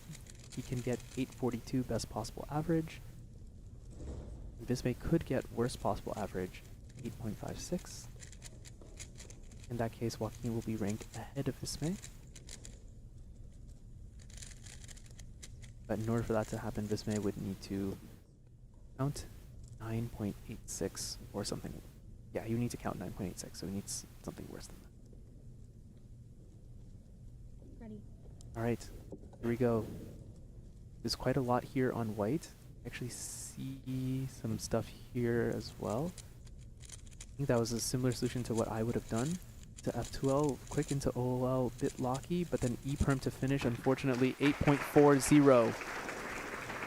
I think Visme is not going to get his PR. Yes, correct. He is not going to get his PR at 8.07, but not too bad. I mean, when you end with an E-perm, you can only get so good of a solution. Not bad solving out from Visme. Yeah, so Joaquin's final solve coming into play right now. Really not able to get too much out of this. The BPA 842. 8 seconds. Yeah, unfortunately that means that he's not going to be able to beat Visme, but this looked like a pretty nifty F2L solution. He's going to have a 6. Wow! Nice. That was excellent. Yeah, I mean, that was a quality solution we saw out from Joaquin there. Congratulations to both competitors. That was amazing. Yeah, great solving from both of them. Especially, I'm very impressed with Visme. He's almost certainly not going to win this competition, sure. But to be able to do that in this type of situation, his first ever head-to-head final, I think he did a great job. Joaquin Renes Hernandez, also not a particularly great average for him overall, 8.42. He got second in this matchup, but that 5.74 in this kind of atmosphere, you know, there's some high tension here. When Visme said that he was ready, you could hear that echo throughout the whole venue. As we're going to start to bring on the other two competitors. All right, there we go. We got a good one coming up next. Placed third place in 4x4 at the North America Championships 2024. All right. Ari Ari Randers Persson. We talked to him earlier today. He wasn't necessarily, he didn't necessarily think he was going to make 3x3 finals here, but here he is. He's looking good in the number 10 spot. Yeah, Ari Randers Persson, very exciting. Hometown hero from La Jolla, California, Kevin Tank Tartarcool. There we go. Chris Martin with the absolute on-point pronunciation. Kevin Tank Tartarcool, as he mentioned, is the hometown boy from San Diego. The Roux solver, the lone one in this entire group, representing the entire method of Roux. Yeah. This is going to be a really fun matchup. You know, neither of these competitors are really in it to necessarily win the entire thing. Obviously, they want to perform as good, as well as possible, but you know, it's going to be a little bit tough for them to get onto the podium per se. But I think we're going to see some spectacular solving from them because the pressure's off. Yeah, I agree. And, you know, seeing here that Ari has a 735 official average, and these are our first competitors that have gotten sub-8 from the semifinals. That's right. So we will be able to see a lot more fun solves, and also keeping in mind that last scramble is very, very interesting. Yeah, what's going to be even crazier is to see how Kevin reacts to it. Remember, we saw...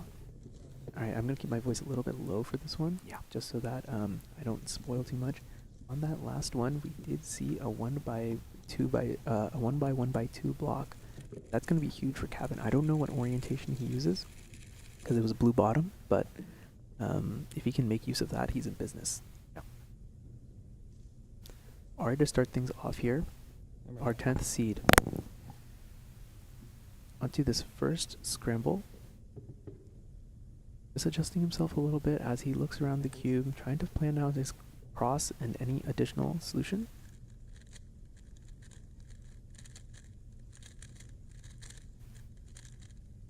Not too much to comment on here. Up until the very end, unfortunate lockup execution errors there, 10.64. Yeah, that was unfortunate for Ari in the sense that, you know what was interesting to me? It's interesting to see Ari spend less inspection on 3x3 than 4x4 because I expect him to skip parity on 3x3 well, every second in 4x4, whereas 3x3, I don't even know if he wastes 8 seconds. Well, for what it's worth, he is skipping parity on this puzzle. All right, everyone. Here we go. You're about to see a demonstration in the Roux method. Kevin is going to build a block on the left-hand side first. Yeah, just like this. Now he's going to build the second block, going into CMLL now. And last, I really like that last 6 case. Yeah. That looked really fluid. Just immediately after CMLL knew exactly what to do. That LSE bailed him out a little bit because the solve was not going fantastic. Just a lot of pop, right? I liked first block. I thought first block was good. Second block I thought was slow and not quite there. I actually expected him to get to CMLL a little bit, quite a bit earlier than when he actually did.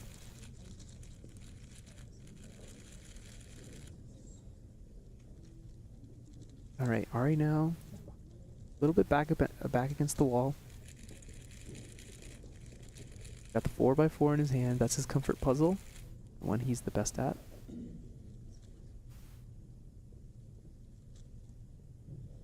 Loosen up his joints, getting all the tension out of his system so he can solve at his absolute peak performance. It's so interesting.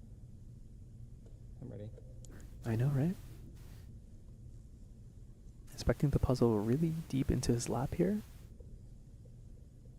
8 seconds. Full white piece is already oriented.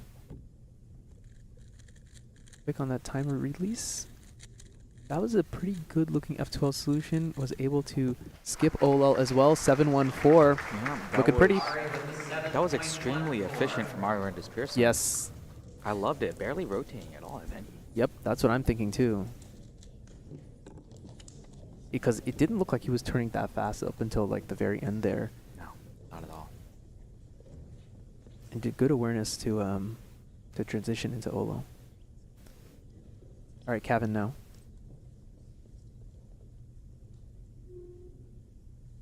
What is this? How buff he looks. His very big shoulders, huh? All right, here we go. There's that block again. Second block. Now he must be starting CMLO here. 9 mover into what looked like a pretty easy LSE case. Yeah. The LSE so far has been saving him just a little bit lucky on those blocks. Yeah, I'm not super confident, so take this with a grain of salt, everyone. I want to say he had all edges oriented there on that LSE. Mm-hmm.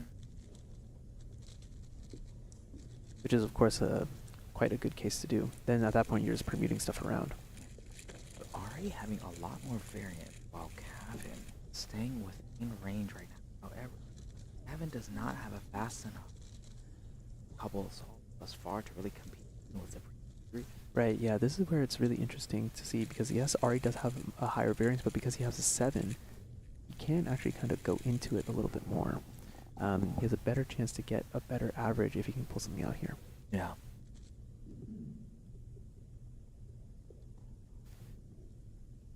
Ball number 3 upcoming.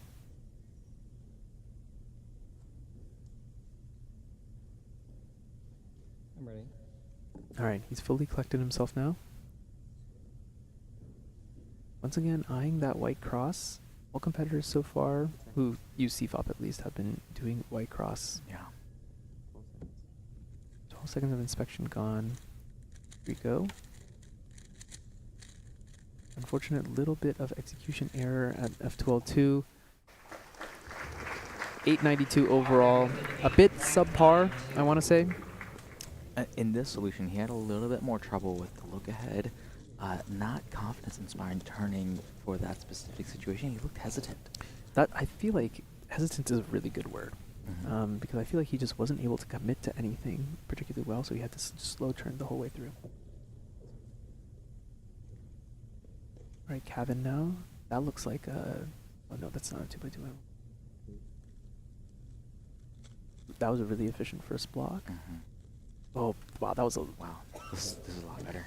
That was really interesting. Yeah. I was about to say that was a really long second block until I realized CMLL was done. Yeah. So that just means that he flowed into it really well. Yeah, it was good solution. It was really his last. Yeah. I mean, he's looked really, really good. Mm-hmm. 749, one of the faster solves we've seen so far. Yeah. Yeah, Harsha, what's with Kevin's green side? He is a bit colorblind. Because of that, there are stickers on his puzzle. Now, before everyone complains, why is this allowed? It is explicitly allowed in the regulations for disabilities to have slightly modified puzzles. That's why he has extra stickers on that side. I'm ready.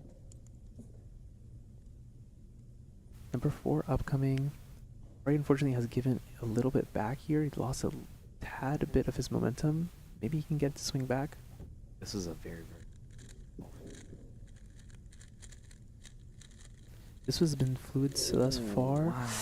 Bit locky on the G perm, but 774. He has kind of brought it back a little bit. It was locky, but also he oriented all of his edges on that fourth F2L pair. Yes, that's correct. That's correct. He did, he was gonna basically create a better last layer case for Right. himself. Yeah, and that he did. Ended up with one of the T cases. The all edges oriented. Unfortunately, ended up with the G perm instead. Yeah, and it looks like Ari's best possible average with a 793. He can overtake first place. That's correct. He needs to make 714 count. Kevin on number 4, same thing. He's going to have a very pivotal solve here. This is really going to give us a range of what he can expect.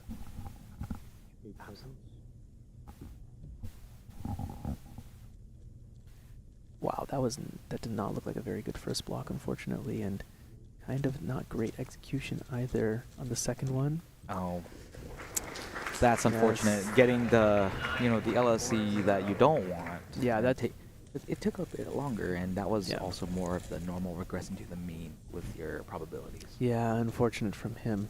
840 is his best possible average. He cannot beat Vismay. Ari Randis Pearson has the chance to take over first place. However, 714 for him is not the easiest to beat, considering the circuit. Yeah, that's correct. Yeah, Ari is really a tale of two cities here right now. He may either BPA and take over first place, or he could WPA and get fourth place instantly. Yeah.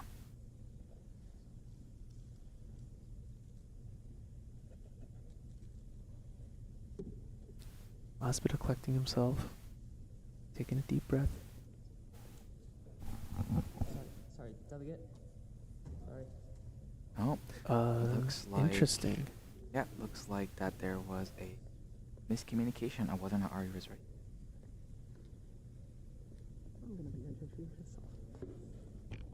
Looks like we're going to see a switch of judges here. Oh, interesting. I wonder how this is going to. Ari. Okay. He's resetting. Yeah, this is certainly very interesting. The regulations do say that the competitors have a minute to get ready, but I'm not sure what happens in this case. Does that reset at all? I don't think. I think at this point the competitor does have some. That was a little bit. Yeah, what? That was. But that's why he's taking the additional time to warm. Yeah. Definitely take some time to kind of just reset whatever just happened there. We don't really know, but just time to just forget about it.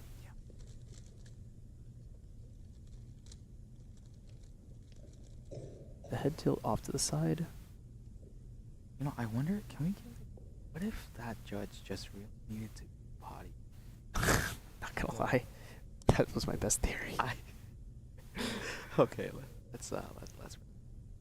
All right, remember everyone, this is the same scramble that Joaquin Renes Hernandez got a 5-second solve on. What will Ari find? Bit of a different solution here. It's slightly longer. Oh my goodness! Fantastic! A PLL skip. Did he recognize the last layer? I don't know if he recognized that. That was absolutely absurd. 5.08. He's got to be happy with that one. That is a new PR for Ari Randers Pearson. Congratulations to Ari. This last scramble has been epic thus far. And I'm telling you, there's a 2x2x1. There's a 2x1x1 that is calling Kevin's name right now. Yeah.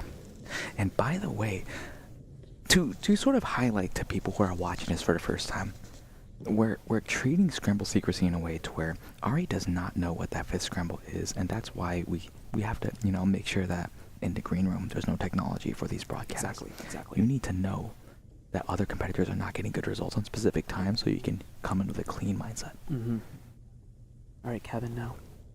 Yeah, he did take advantage of that block initially. Oh my goodness, this is a fast solve from him too. 640. This is going to be very, very interesting to see how this people is going to be react fun. this. Yeah. This is going to be fun. If another one of our top competitors can find the solution Ari did, we are in for a treat, Mr. Michael Chai. This is amazing. Ari Randers Pearson with the 508. I actually didn't even think about it, the fact that he needed to beat 714, and it was just simply done. It was just done. I mean, it's absolutely amazing.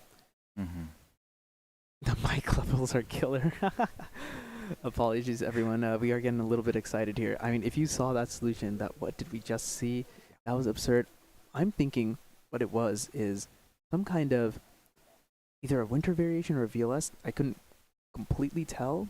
That just happened to be a PLL skip. Yeah, he did have that square OLL, and there's a lot of easy ways to recognize because that OLL creates a lot of blocks that are possible that create a lot of possibilities to recognize specific cases. Yeah. In fact, those type of cases, and for example, like the lightning OLLs, those they have an entire series made by Jaden McNeil about it's like a one look glass layer index or something like that on YouTube. There you go. So There those you go. variations of algorithms, yeah. We know Ari is a very smart solver, so. Who currently has WR top 100 from Los Angeles, California, Ethan Ye. All right, Ethan Ye. He's also WR top 100 for clock now, the reigning Western champion as of just earlier today. Congratulations to Ethan Ye. Classic competitor, man. Got a PR with a 763, and we'll see what he has to offer. He actually recently PR'd in 3x3 3 weeks ago as well. It's on a hot streak. Yeah. North American Championship 24 from Atlanta, Georgia, Vishwa Sankar. And here we go. These are one and only Vishwa Sankar, VS9 cubing. I just want to give a quick shout out to the cubers who traveled all the way to Cubing USA Western Championship. Yeah, man. I thought it was amazing to see people like Chris Chi. It was amazing to see people like Marcus Kamen, Vishwa Sankar, Ari. Krish, or Ari, all of these competitors. Thank you so much. The West Coast loves you. Yeah, dude, it's awesome. We love to see top competitors from all around the country. So Vish, the top seed here. Something to keep in mind is that in 6x6, he needed a 26-second solve to win 6x6, and he was unable to get the job done. Yeah, I wonder how that's going to affect his mindset here, too. Pretty disappointing performance from him. What can I say? All right, Denier now. Right. With an official 7.63. This is PR. What is he going to find on solve number 1? Once again, dealing with the white cross. Bit of a fluff on that F12-4 execution. Decent OLL PLL, 815. Yeah, that solve, again, we've said this a few times, was saved by that last layer with a very nice well into what I believe would be a T.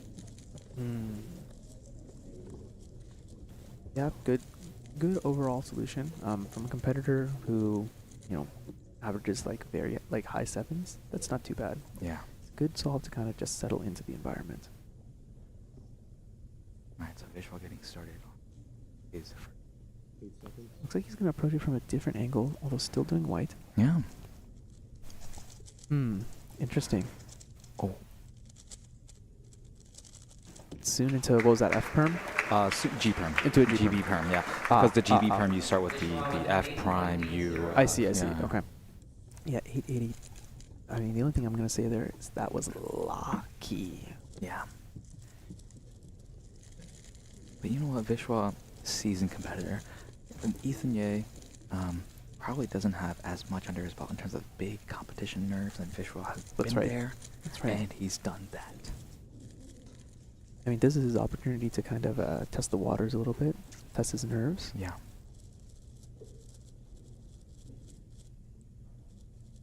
If you want to be at Clock World Championship Finals, you gotta be able to deal with this. Yeah.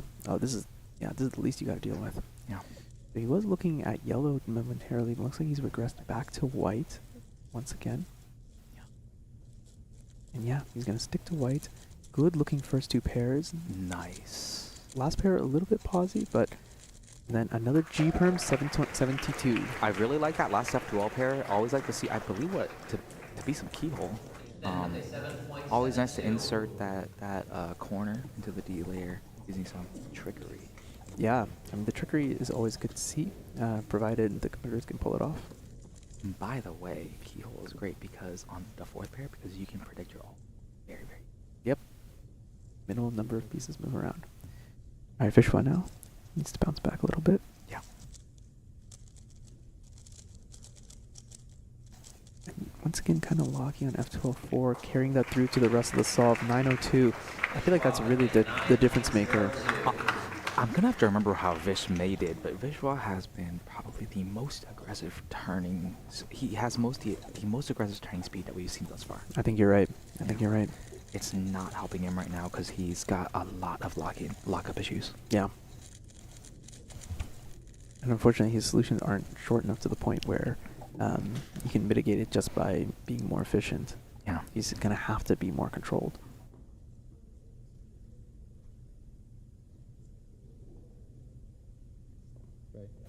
All right, he's dialed in. Pretty decent start to his average so far. He's very, very solidly holding this orientation. What does he see?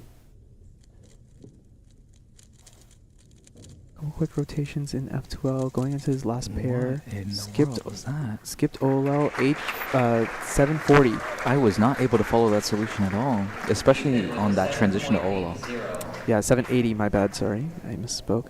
But yeah, that was a really interesting solution. I liked his turning there. Yeah. What I will say is he's doing quite well, and he's on pace to take over Ari. And this is not even talking about the last off. Yeah, yeah. All right, Vishwa now. He really needs this one to bounce back. Wow. Great start. That into is OLL. an amazing solve thus far. And a good, solid execution on what looked to me like a G-perm. Yeah. That's one of the better G-perms, too. It was pretty good up until after all of 3. Mhm. And then was trying to get fancy with it pretty much. And yeah. But then he didn't work out in his favor. He decided to pull it back a little bit. You know, he had that U case, the UZVL, just did the basic 9 mover. Ended up with the G-perm, one of the better G-perms, not too bad. 7. I said he needed to come back a little bit, and he's got it. He did come back, yes.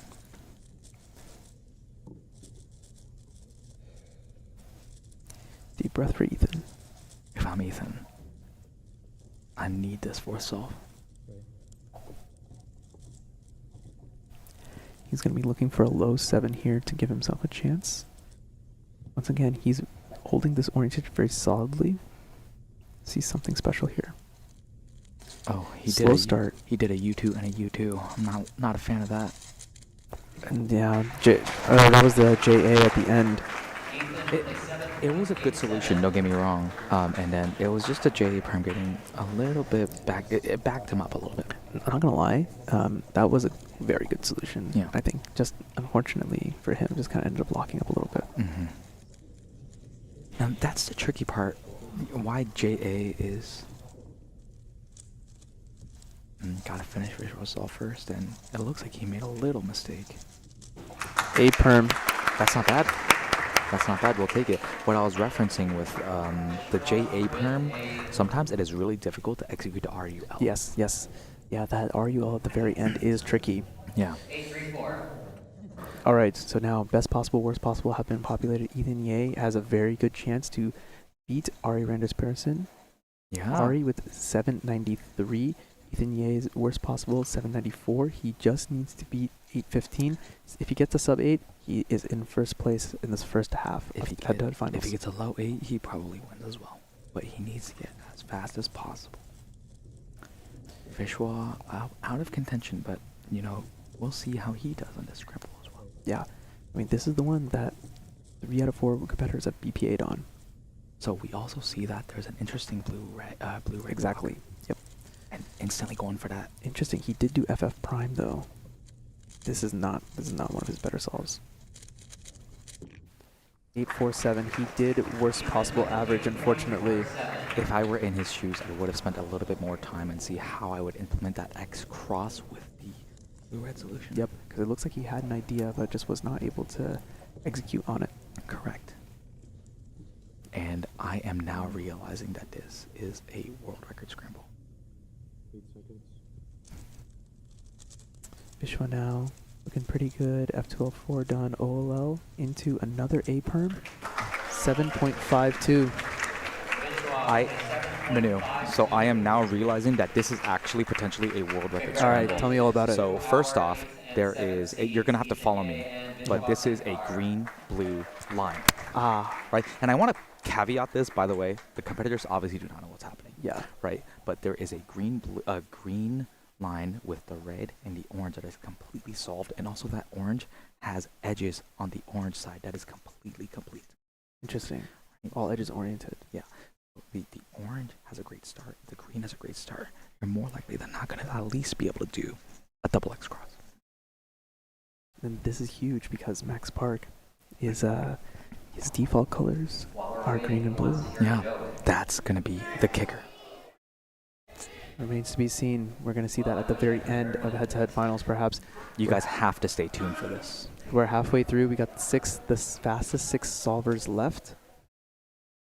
And man, this is heating up. This is exciting. Yeah, I am very, very intrigued. Our 6th seed. All right, so we are announcing the 6th seed currently. On his WCA profile.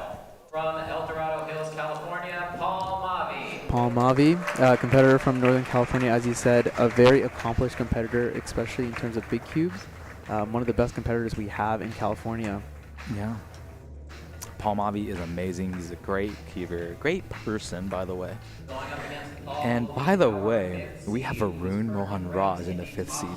Varun Mohan Raj, my grandson. I got him on the podium here. Let's see what he can do. He is also white cross only, so we're going to see pretty similar. We may see very similar solutions that we've seen from the other competitors. Yeah. I'm excited to see if he can find something really good and execute because he has the TPS to do it. This is going to be very, very interesting. Varun won't be able to capitalize on that portion of the scramble, but also keep in mind, I'm analyzing a portion of the scramble that's not white and yellow. That's right, right. But actually, now that I'm realizing this, Paul is also a green cross solver. Yes, Paul is a green cross solver, so we will have Let's see insight what he does on what Max Park's 5th solve might look like. You're gonna have to point these out once we get to solve number 5. That's Absolutely. the magic scramble. It truly isn't like if I got the scramble personally as green blue, I would be ecstatic. All right, everyone. We are now entering the second half of head-to-head finals with the 6th seed versus the 5th seed. Oh man, Manu, my spidey senses are tingling right now. I'm leaning in. We got the gamer lean going on here. I'm as nervous as the competitors are. All right, what will Paul see? We will see a completely different solution from anything we've seen so far. That green cross. That was unfortunately a really big pause during F201. Can he recover? That was really unfortunate for Paul. He did a ton of rotations, and what's interesting is that some of his F2L solutions, he will do a trigger, rotate, insert the pair. And that's not something you can do at this level if you want to win. If you're rotating, you're not turning. Yeah. General rule of thumb, and again, it's a guideline, not a rule. When you rotate, you want to rotate before or after your execution. All right, Varun now. What is he going to do on this white cross? He's white cross only? What? White cross on top. Interesting. That's very unique. Preserve that pair. Whoa. Is this a ZP? Yes, it is. It's the yes, easy it is. ZP. Is that It's the the easy Y one? perm If ZP. you're watching at home, you all know this one. Just do R prime, Y perm, and then R. Very, very simple. Good recognition from Varun. Absolutely. That was impressive. I gotta say, he spent nearly every second of inspection. Yeah. And man, I really like that pair that he preserved. Yeah. That looked really, really good. Varun's got a clutch up. He doesn't know. He doesn't know. He doesn't know. He has a real chance at a PR. He doesn't know. The scrams are good. The solutions are out there. Wow. Can our competitors find it? 8 seconds. 8 seconds of inspection used. Unfortunately, Paul just doesn't look like he's able to execute super well. Relatively short solution, though.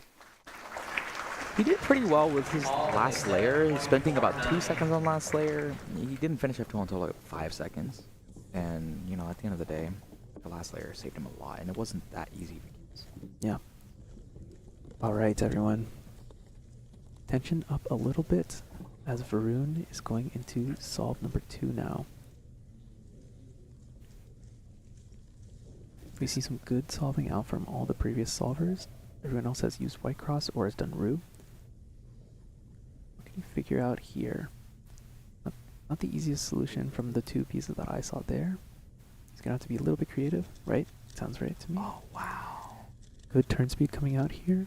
Good solution for that last OLL to orient. That's a great solution, and obviously in inspection he didn't preserve, but he looked ahead to the what I believe to be the red-green pair, quickly inserting into the right slot. No, he's on a good pace right now. Yeah. Now we were talking about PR potential. Varun's PR is 6.15. So he's got a shot. Yeah. Varun will need about one more good solve here, and we will see something spectacular. Paul has green on bottom now. Hudson Kent on the green cross. Very impressive start to the solve. Yeah, he started off really well. Unfortunately, I feel like... Actually, I was going to say his turning was not particularly good, but at the end, he really did recover. Yeah. That is interesting to see Paul have a great start, and what do we call it? 25-cent start, 5-cent finish? 10-cent start, 5... What is it? Sounds familiar, but I'm not confident enough to finish it. Sorry, Paul. You get the stray of the hour. Varun using a double hand warmer and the hot breath into the hands to warm strat. What can we see here? A couple of interesting things that I can see at least on white. Varun starting with white on top, still white cross. Yeah, unfortunately, this is a fantastic solution. And the peel completely messed him up. Slight execution error at the end of F2L and that G-perm at the end. I mean, if it weren't for that lockup, he was looking at a sub-7 here, most certainly. I mean, he's still on pace for a sub-7 average, but he needs to really lock in. Unfortunately, I think his chances at PR are dwindling. Yeah, so that OLL2 it's a pretty easy execution, but it's one of those algs that if you do it in comp, it's not super easy to not lock up on it. 8 seconds. Paul picked up the cube in this orientation, has kept it here the whole time. What does he see? You were talking about rotations. That was almost 0 rotations in that solve. Just one forward and one back. 7, 5, 8. Yeah, the easy BOLO. What is it? The F reverse for rough? Yeah. Yeah. Yeah. As you call it, the PLL is not great, but if I'm Paul, I take that solve any day of the week.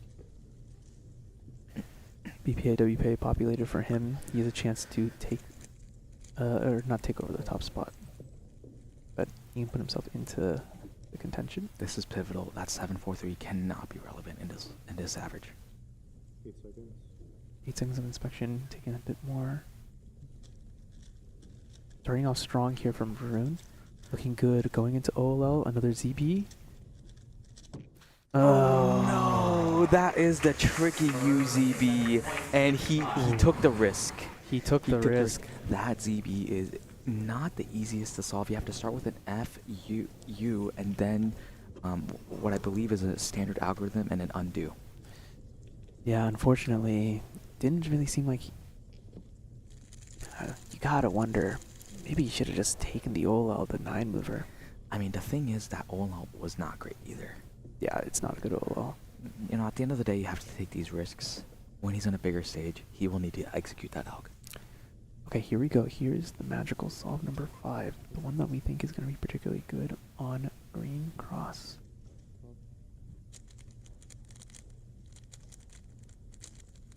All doing the green cross onto OLL.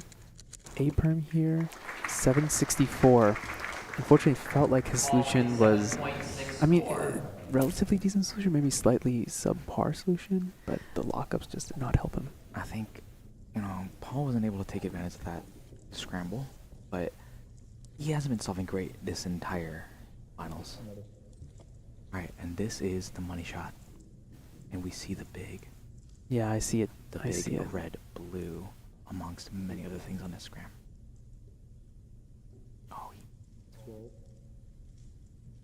taking an extra second in inspection just to look through. Nice. Congratulations to Varun Mohan Raj. This is confirmation that, dude, this is going to be interesting. What's interesting is it's good on both white and green. Yeah, and wow, that is phenomenal. Now, Varun, I don't think he realized that he was on. Obviously, you can't, but being on PR pace up until those sevens, because you almost knew that he was going to take advantage of that fifth scram.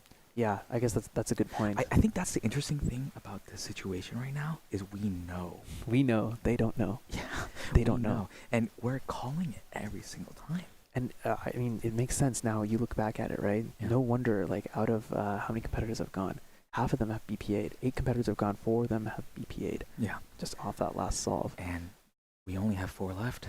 So the 4th competitor, Chris Shawnathwani, and the 3rd place is Jeremy Palumbo. Yeah, a couple of competitors outside of the Western region. Once again, welcome to have them here. Here are the standings as they stand. Varun Mohan Raj is solidly in first, 6.55. Varun will be able to have a really good idea of where he stands on the podium after this match. You're absolutely correct, yeah. After this point, someone will be guaranteed to get onto the podium. Yeah. At the Rubik's WCA North America Championship 2024 from Worcester, Massachusetts, Krish Shawnathwani. Wait, did Worcester? Yeah. You mean like Worcestershire? I think it's something like that, yeah. Look, dude, they got weird names out east. Dude, we got some crazy vocabulary here. Like, we got Tangtar Tharakul, we got Worcester, Massachusetts. Shawnathwani, Worcester, Massachusetts. I'm not sure, man. It couldn't be any worse than the England city with the Worcestershire. No. Oh, the one in Wales. And that's me, Krish. There he is. All right, and Jeremy coming up, of course, honorary West Coast member from Arizona. We got some state record holders going back to back at each other, Massachusetts and Arizona. Ooh, this is that's kind of cool. This is gonna be intense, man. That's kind of cool. Hey, if you're supporting Krish, make sure you let him know. Oh yeah, we gotta hear it in the chat. We gotta hear it in the chat. If you support Jeremy, make sure you let him know. We want the tribalism. The cubing fedora is in a full force here. He's squat down, glasses off, beaver in front. All smiles, got his hand warmers ready. I believe Krish is already got his cube. He's gonna get us started. Now the scramble one is the one that we just saw Varun get a 5 on. Krish is gonna be the first person to solve on yellow.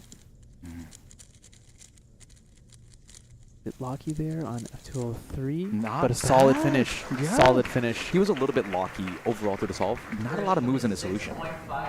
You know, I gotta say, Krish, he's got the drip. Yeah, no, definitely. I mean, you can't be actually somewhat unironically can't be underrated. If you feel good, if you dress well to make yourself feel good, that's extra confidence going into it. Dress for battle. All right, Jeremy initially looking at yellow, but now looking at the white cross instead, just as everyone else has before him.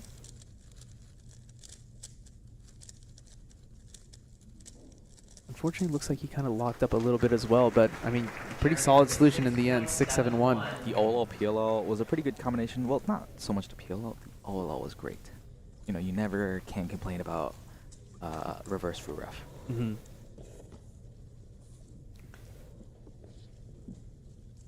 Both competitors right now in good position to chase after their PRs, mid-6s for each of them. Yeah. Krish once again looks like he's going to have yellow on bottom. Yeah. I like his turning there. His turning through F12 was pretty good. Krish, you know, that's one of those OLLs. I'm surprised that Krish doesn't know it. With the line OLL, you should be able to either take advantage of it and force an EPLL.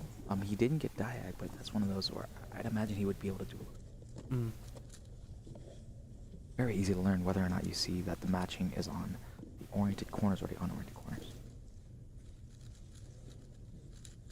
Jeremy Bullenbot now. Solve number 2. He's also eyeing, well, Initially eyeing yellow, but back to white once again. 8 seconds. I'm back to yellow, still haven't decided what exactly he's going to do. That usually is not a good sign. Kind of can tell here, a bit of a longer solution. He's turning fast to try and catch up. Soon ended up permuting all of his corners, so U-perm to finish. Yeah. Not the smoothest E-perm, though. That E-perm, I mean, not E-perm, U-perm. Yeah, not the smoothest U-perm. Alright, will Krish find an 11-move DR into a short HDR finish and get a 3? Possibly. It doesn't look like there's a lot of EO done, so Yeah, let's scrap that. We might have to wait for the fizz off for that. Good start to the solution, going into OLL now. Ooh. Yeah, unfortunately, rough execution on that OLL. Almost feels like he did a 5th pair. I don't think he did, but it did feel that yeah, way. I know. I thought he was on his last pair, but then he ended up inserting something into the back right. Something to pay attention to if you're watching a top advanced CBSU solver.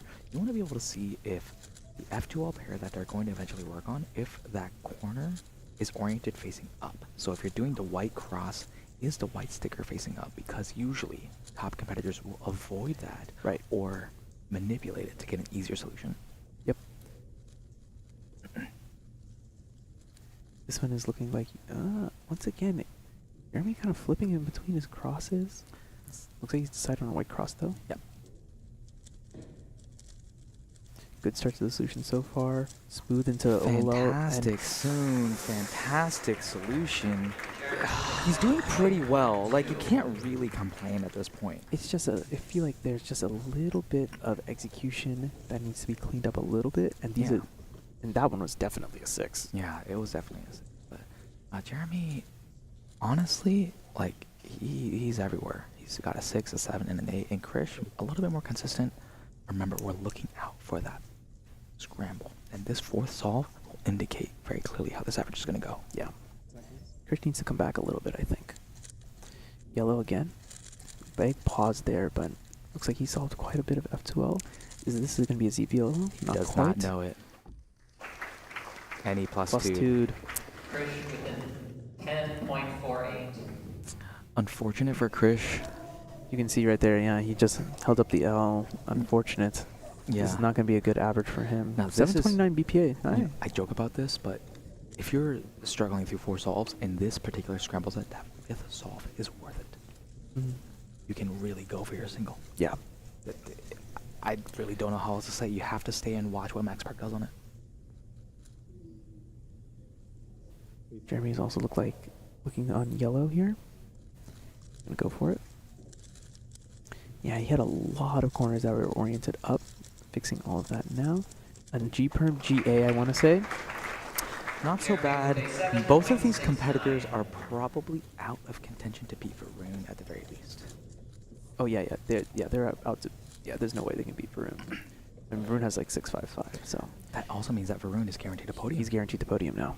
Yeah. All right, so this is the coveted scramble. All right, what magic are we going to see here? Looks like Krish is going to go for white cross.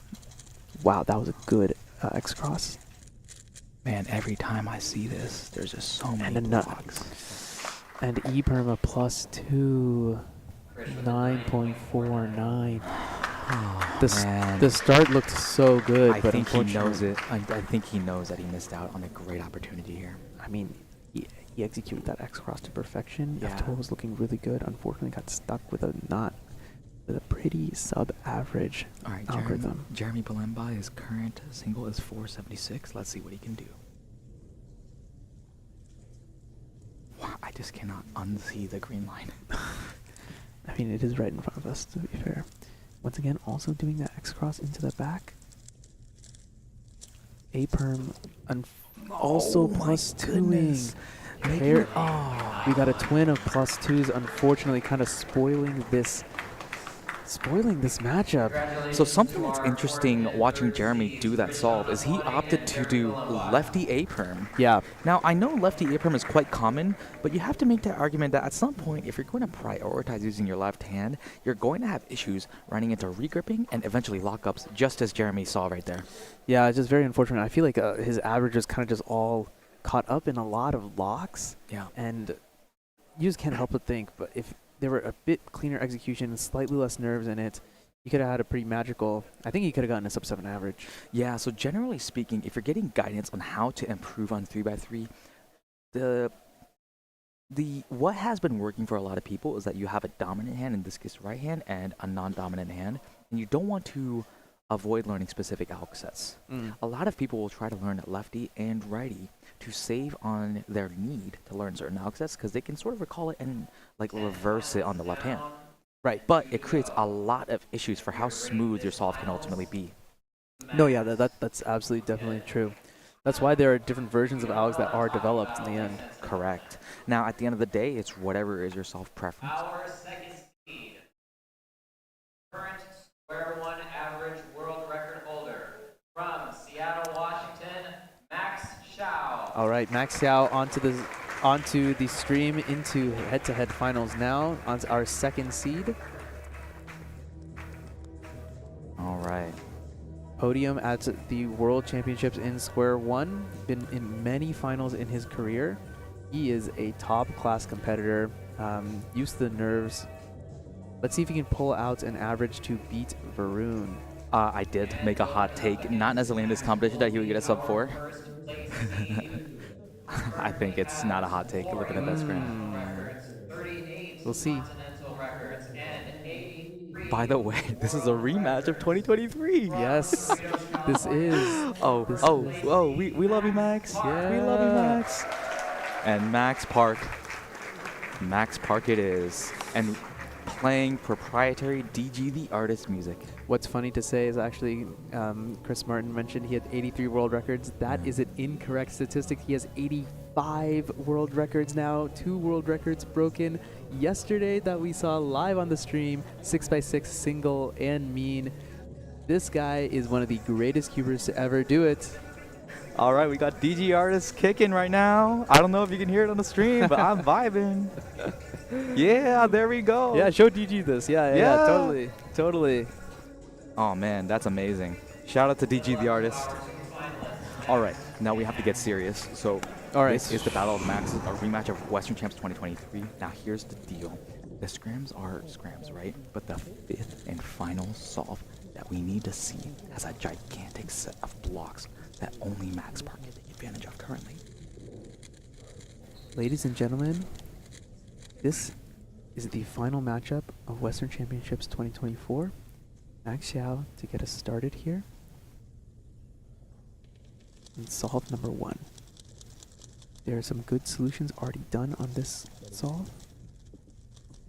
Can you find what Varun did and get a mid-5? Just kick things off here. 8 seconds. Yellow cross. 12.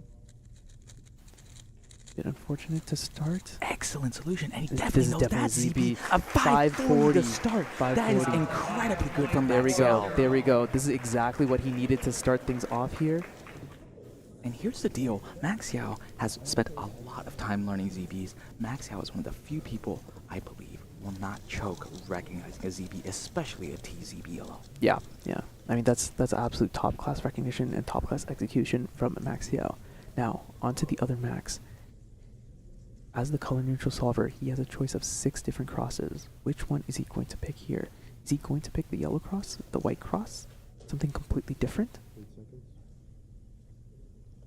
seconds. Looks like he's decided. Yeah, yellow cross it is.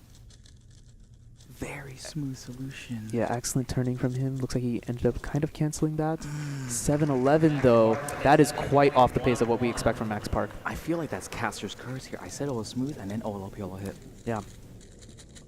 Also, that was something worth noting. That was a T case for Olo. So I'm curious if Max wanted to recognize. Maybe. I did see him do F prime F. Yeah. So looks like he just ended up deciding to cancel something into it. Max Xiao looking really good right now. Can compose himself. Dude, honestly, if I'm Max Xiao, I am nervous in my mind. He's looking around a little bit more. Got blue on top here. It's gonna end up being yellow. Yep. OLL bit locky into PLL. 6:45, not too bad. This is looking good. He's well ahead of Varun so far. Yeah, so that solve for Max Xiao looked a little bit uneasy. He composed himself. No lockups. But there were some pauses there that made you feel like that this solve was going to be a lot slower than it really was.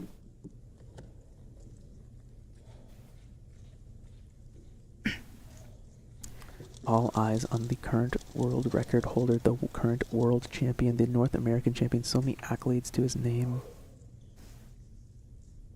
Solve number 2 after a poor first solve from Max Park. Looking around. See if he can bounce back.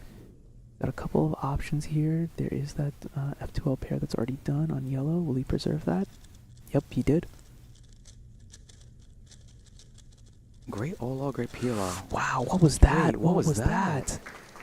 I was saying great PLL, but then he locked up halfway through. This is crazy because through F2L he looked really, really good there. 9-4-6 with the +2. What was that PLL execution? That is extremely uncharacteristic. Not too sure, but he obviously recognized the PLL straight out of that OLL. So that OLL is the wide R algorithm set. That's a very easy algorithm to lock up. This is interesting, ladies and gentlemen. Very different than what I had expected going to this. Something to consider with that OLL is that you have to regrip for that OLL and maybe regrip and back to PLL. It made it very difficult. This is actually getting very, very dramatic. Oh well. I don't have to win here. Ready. Taking a little bit of an extra second to dial in. You can see that Max Xiao himself is also feeling the pressure a little bit. Boy. He's taking a lot of time in inspection here. 12 seconds have already passed. Max Xiao's thumb is shaking beyond belief. So OLL, now the short recognitions of the PLL 719. He got the same OLL, the inverse. He got the similar OLL case to Max Park from the previous solve. So now we are able to elaborate the same algorithms that you got to regrip. It's not super easy to execute in a high tension situation.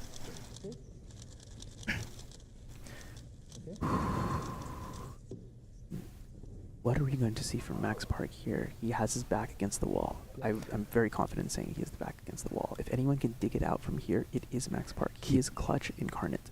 Yeah. 8 seconds. He's got green on bottom right now. Green cross it is. Great solution. That's a terrible OLL though. The OLL is a terrible case to deal with. It's that line. It's a C OLL with the non-existent line on the side. It's just a dot. You never want that. 6.27 here.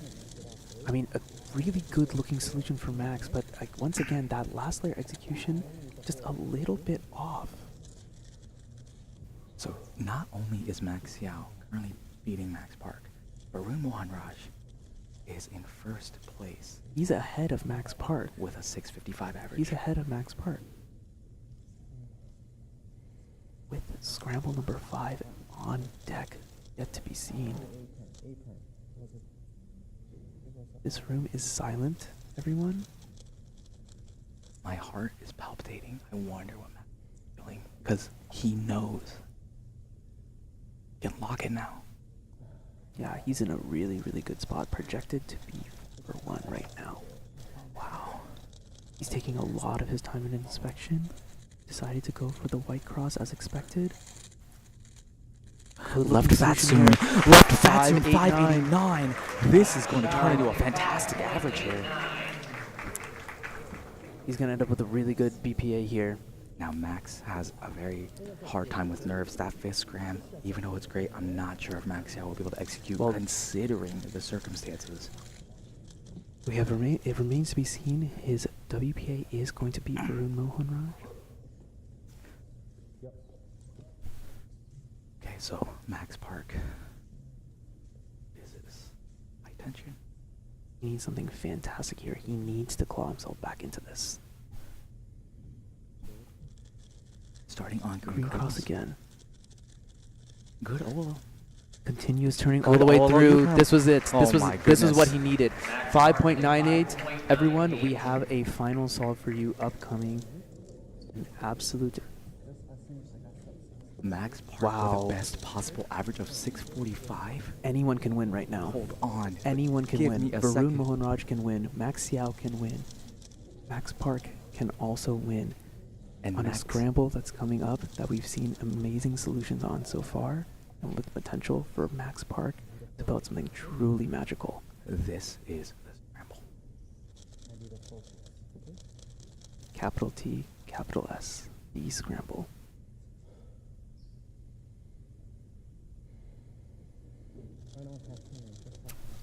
There's not a single person in this room who can do anything except focus on Max Yao right now. And there it is, everyone. The magic scramble. 8 seconds. He's looking at that white cross, trying to see what can we extend into. Same solution into the back as we saw earlier. Here's the OLL.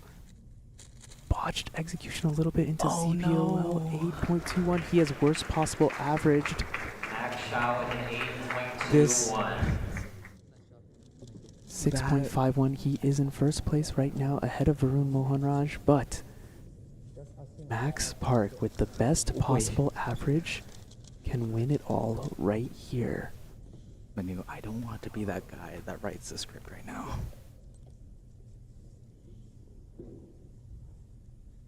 Really targeting the green cross.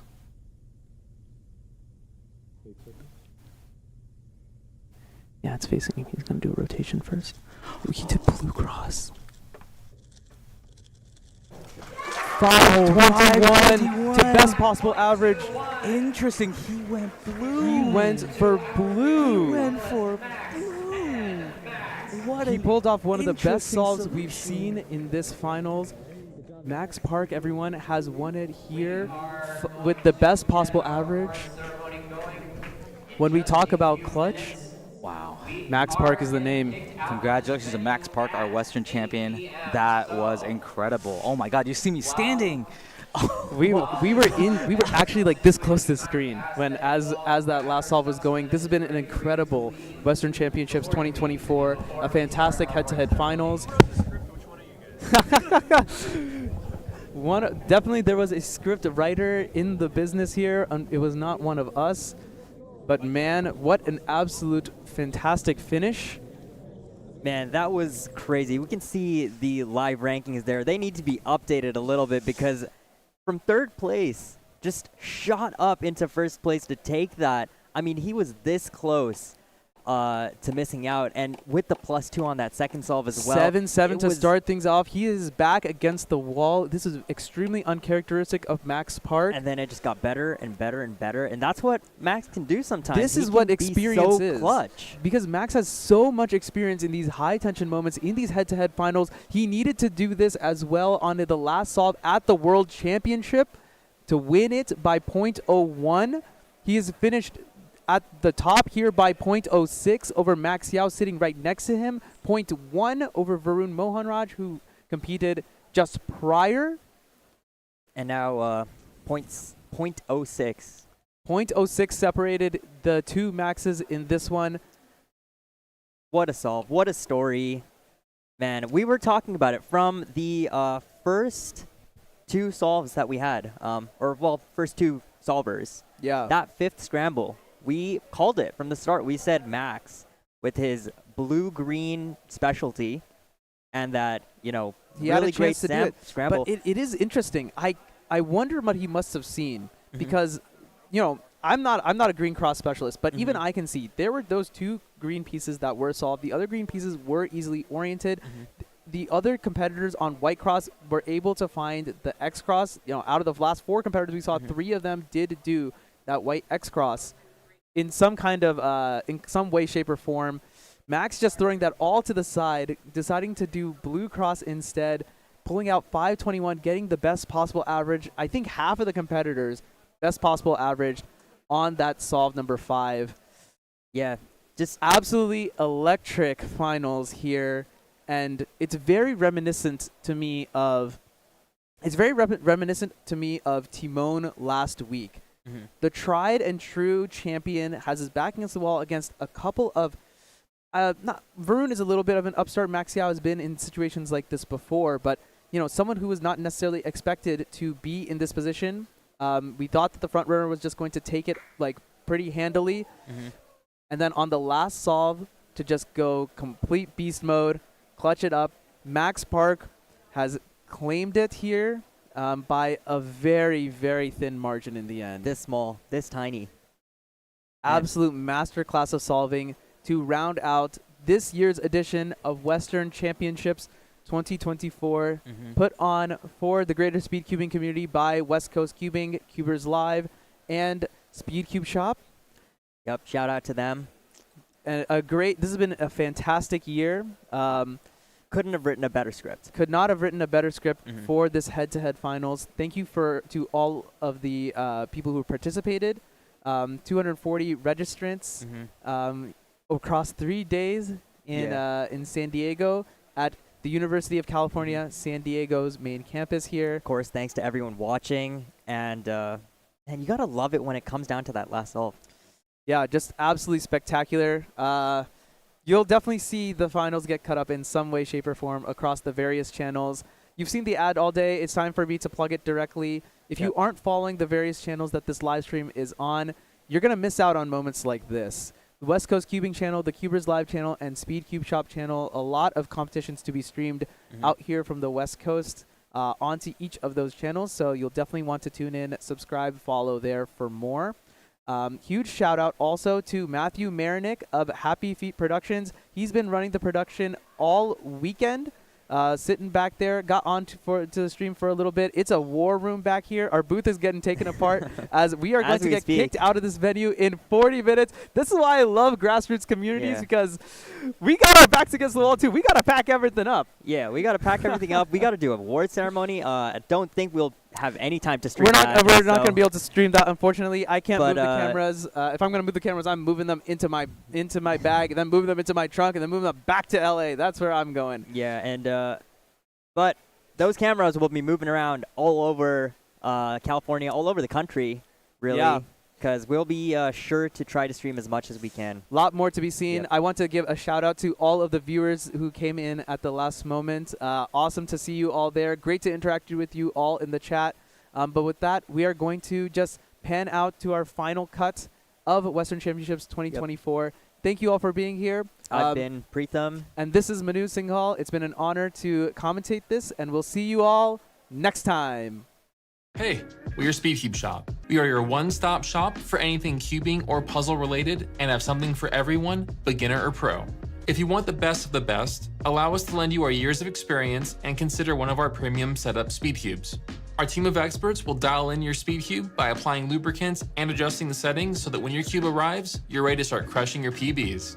Have any questions? Our team is available via phone, live chat, or email to help get you on track. Tap the link to find your next challenge or upgrade and enjoy what we and many others consider to be the best shopping experience around. USA Western Championship 2024.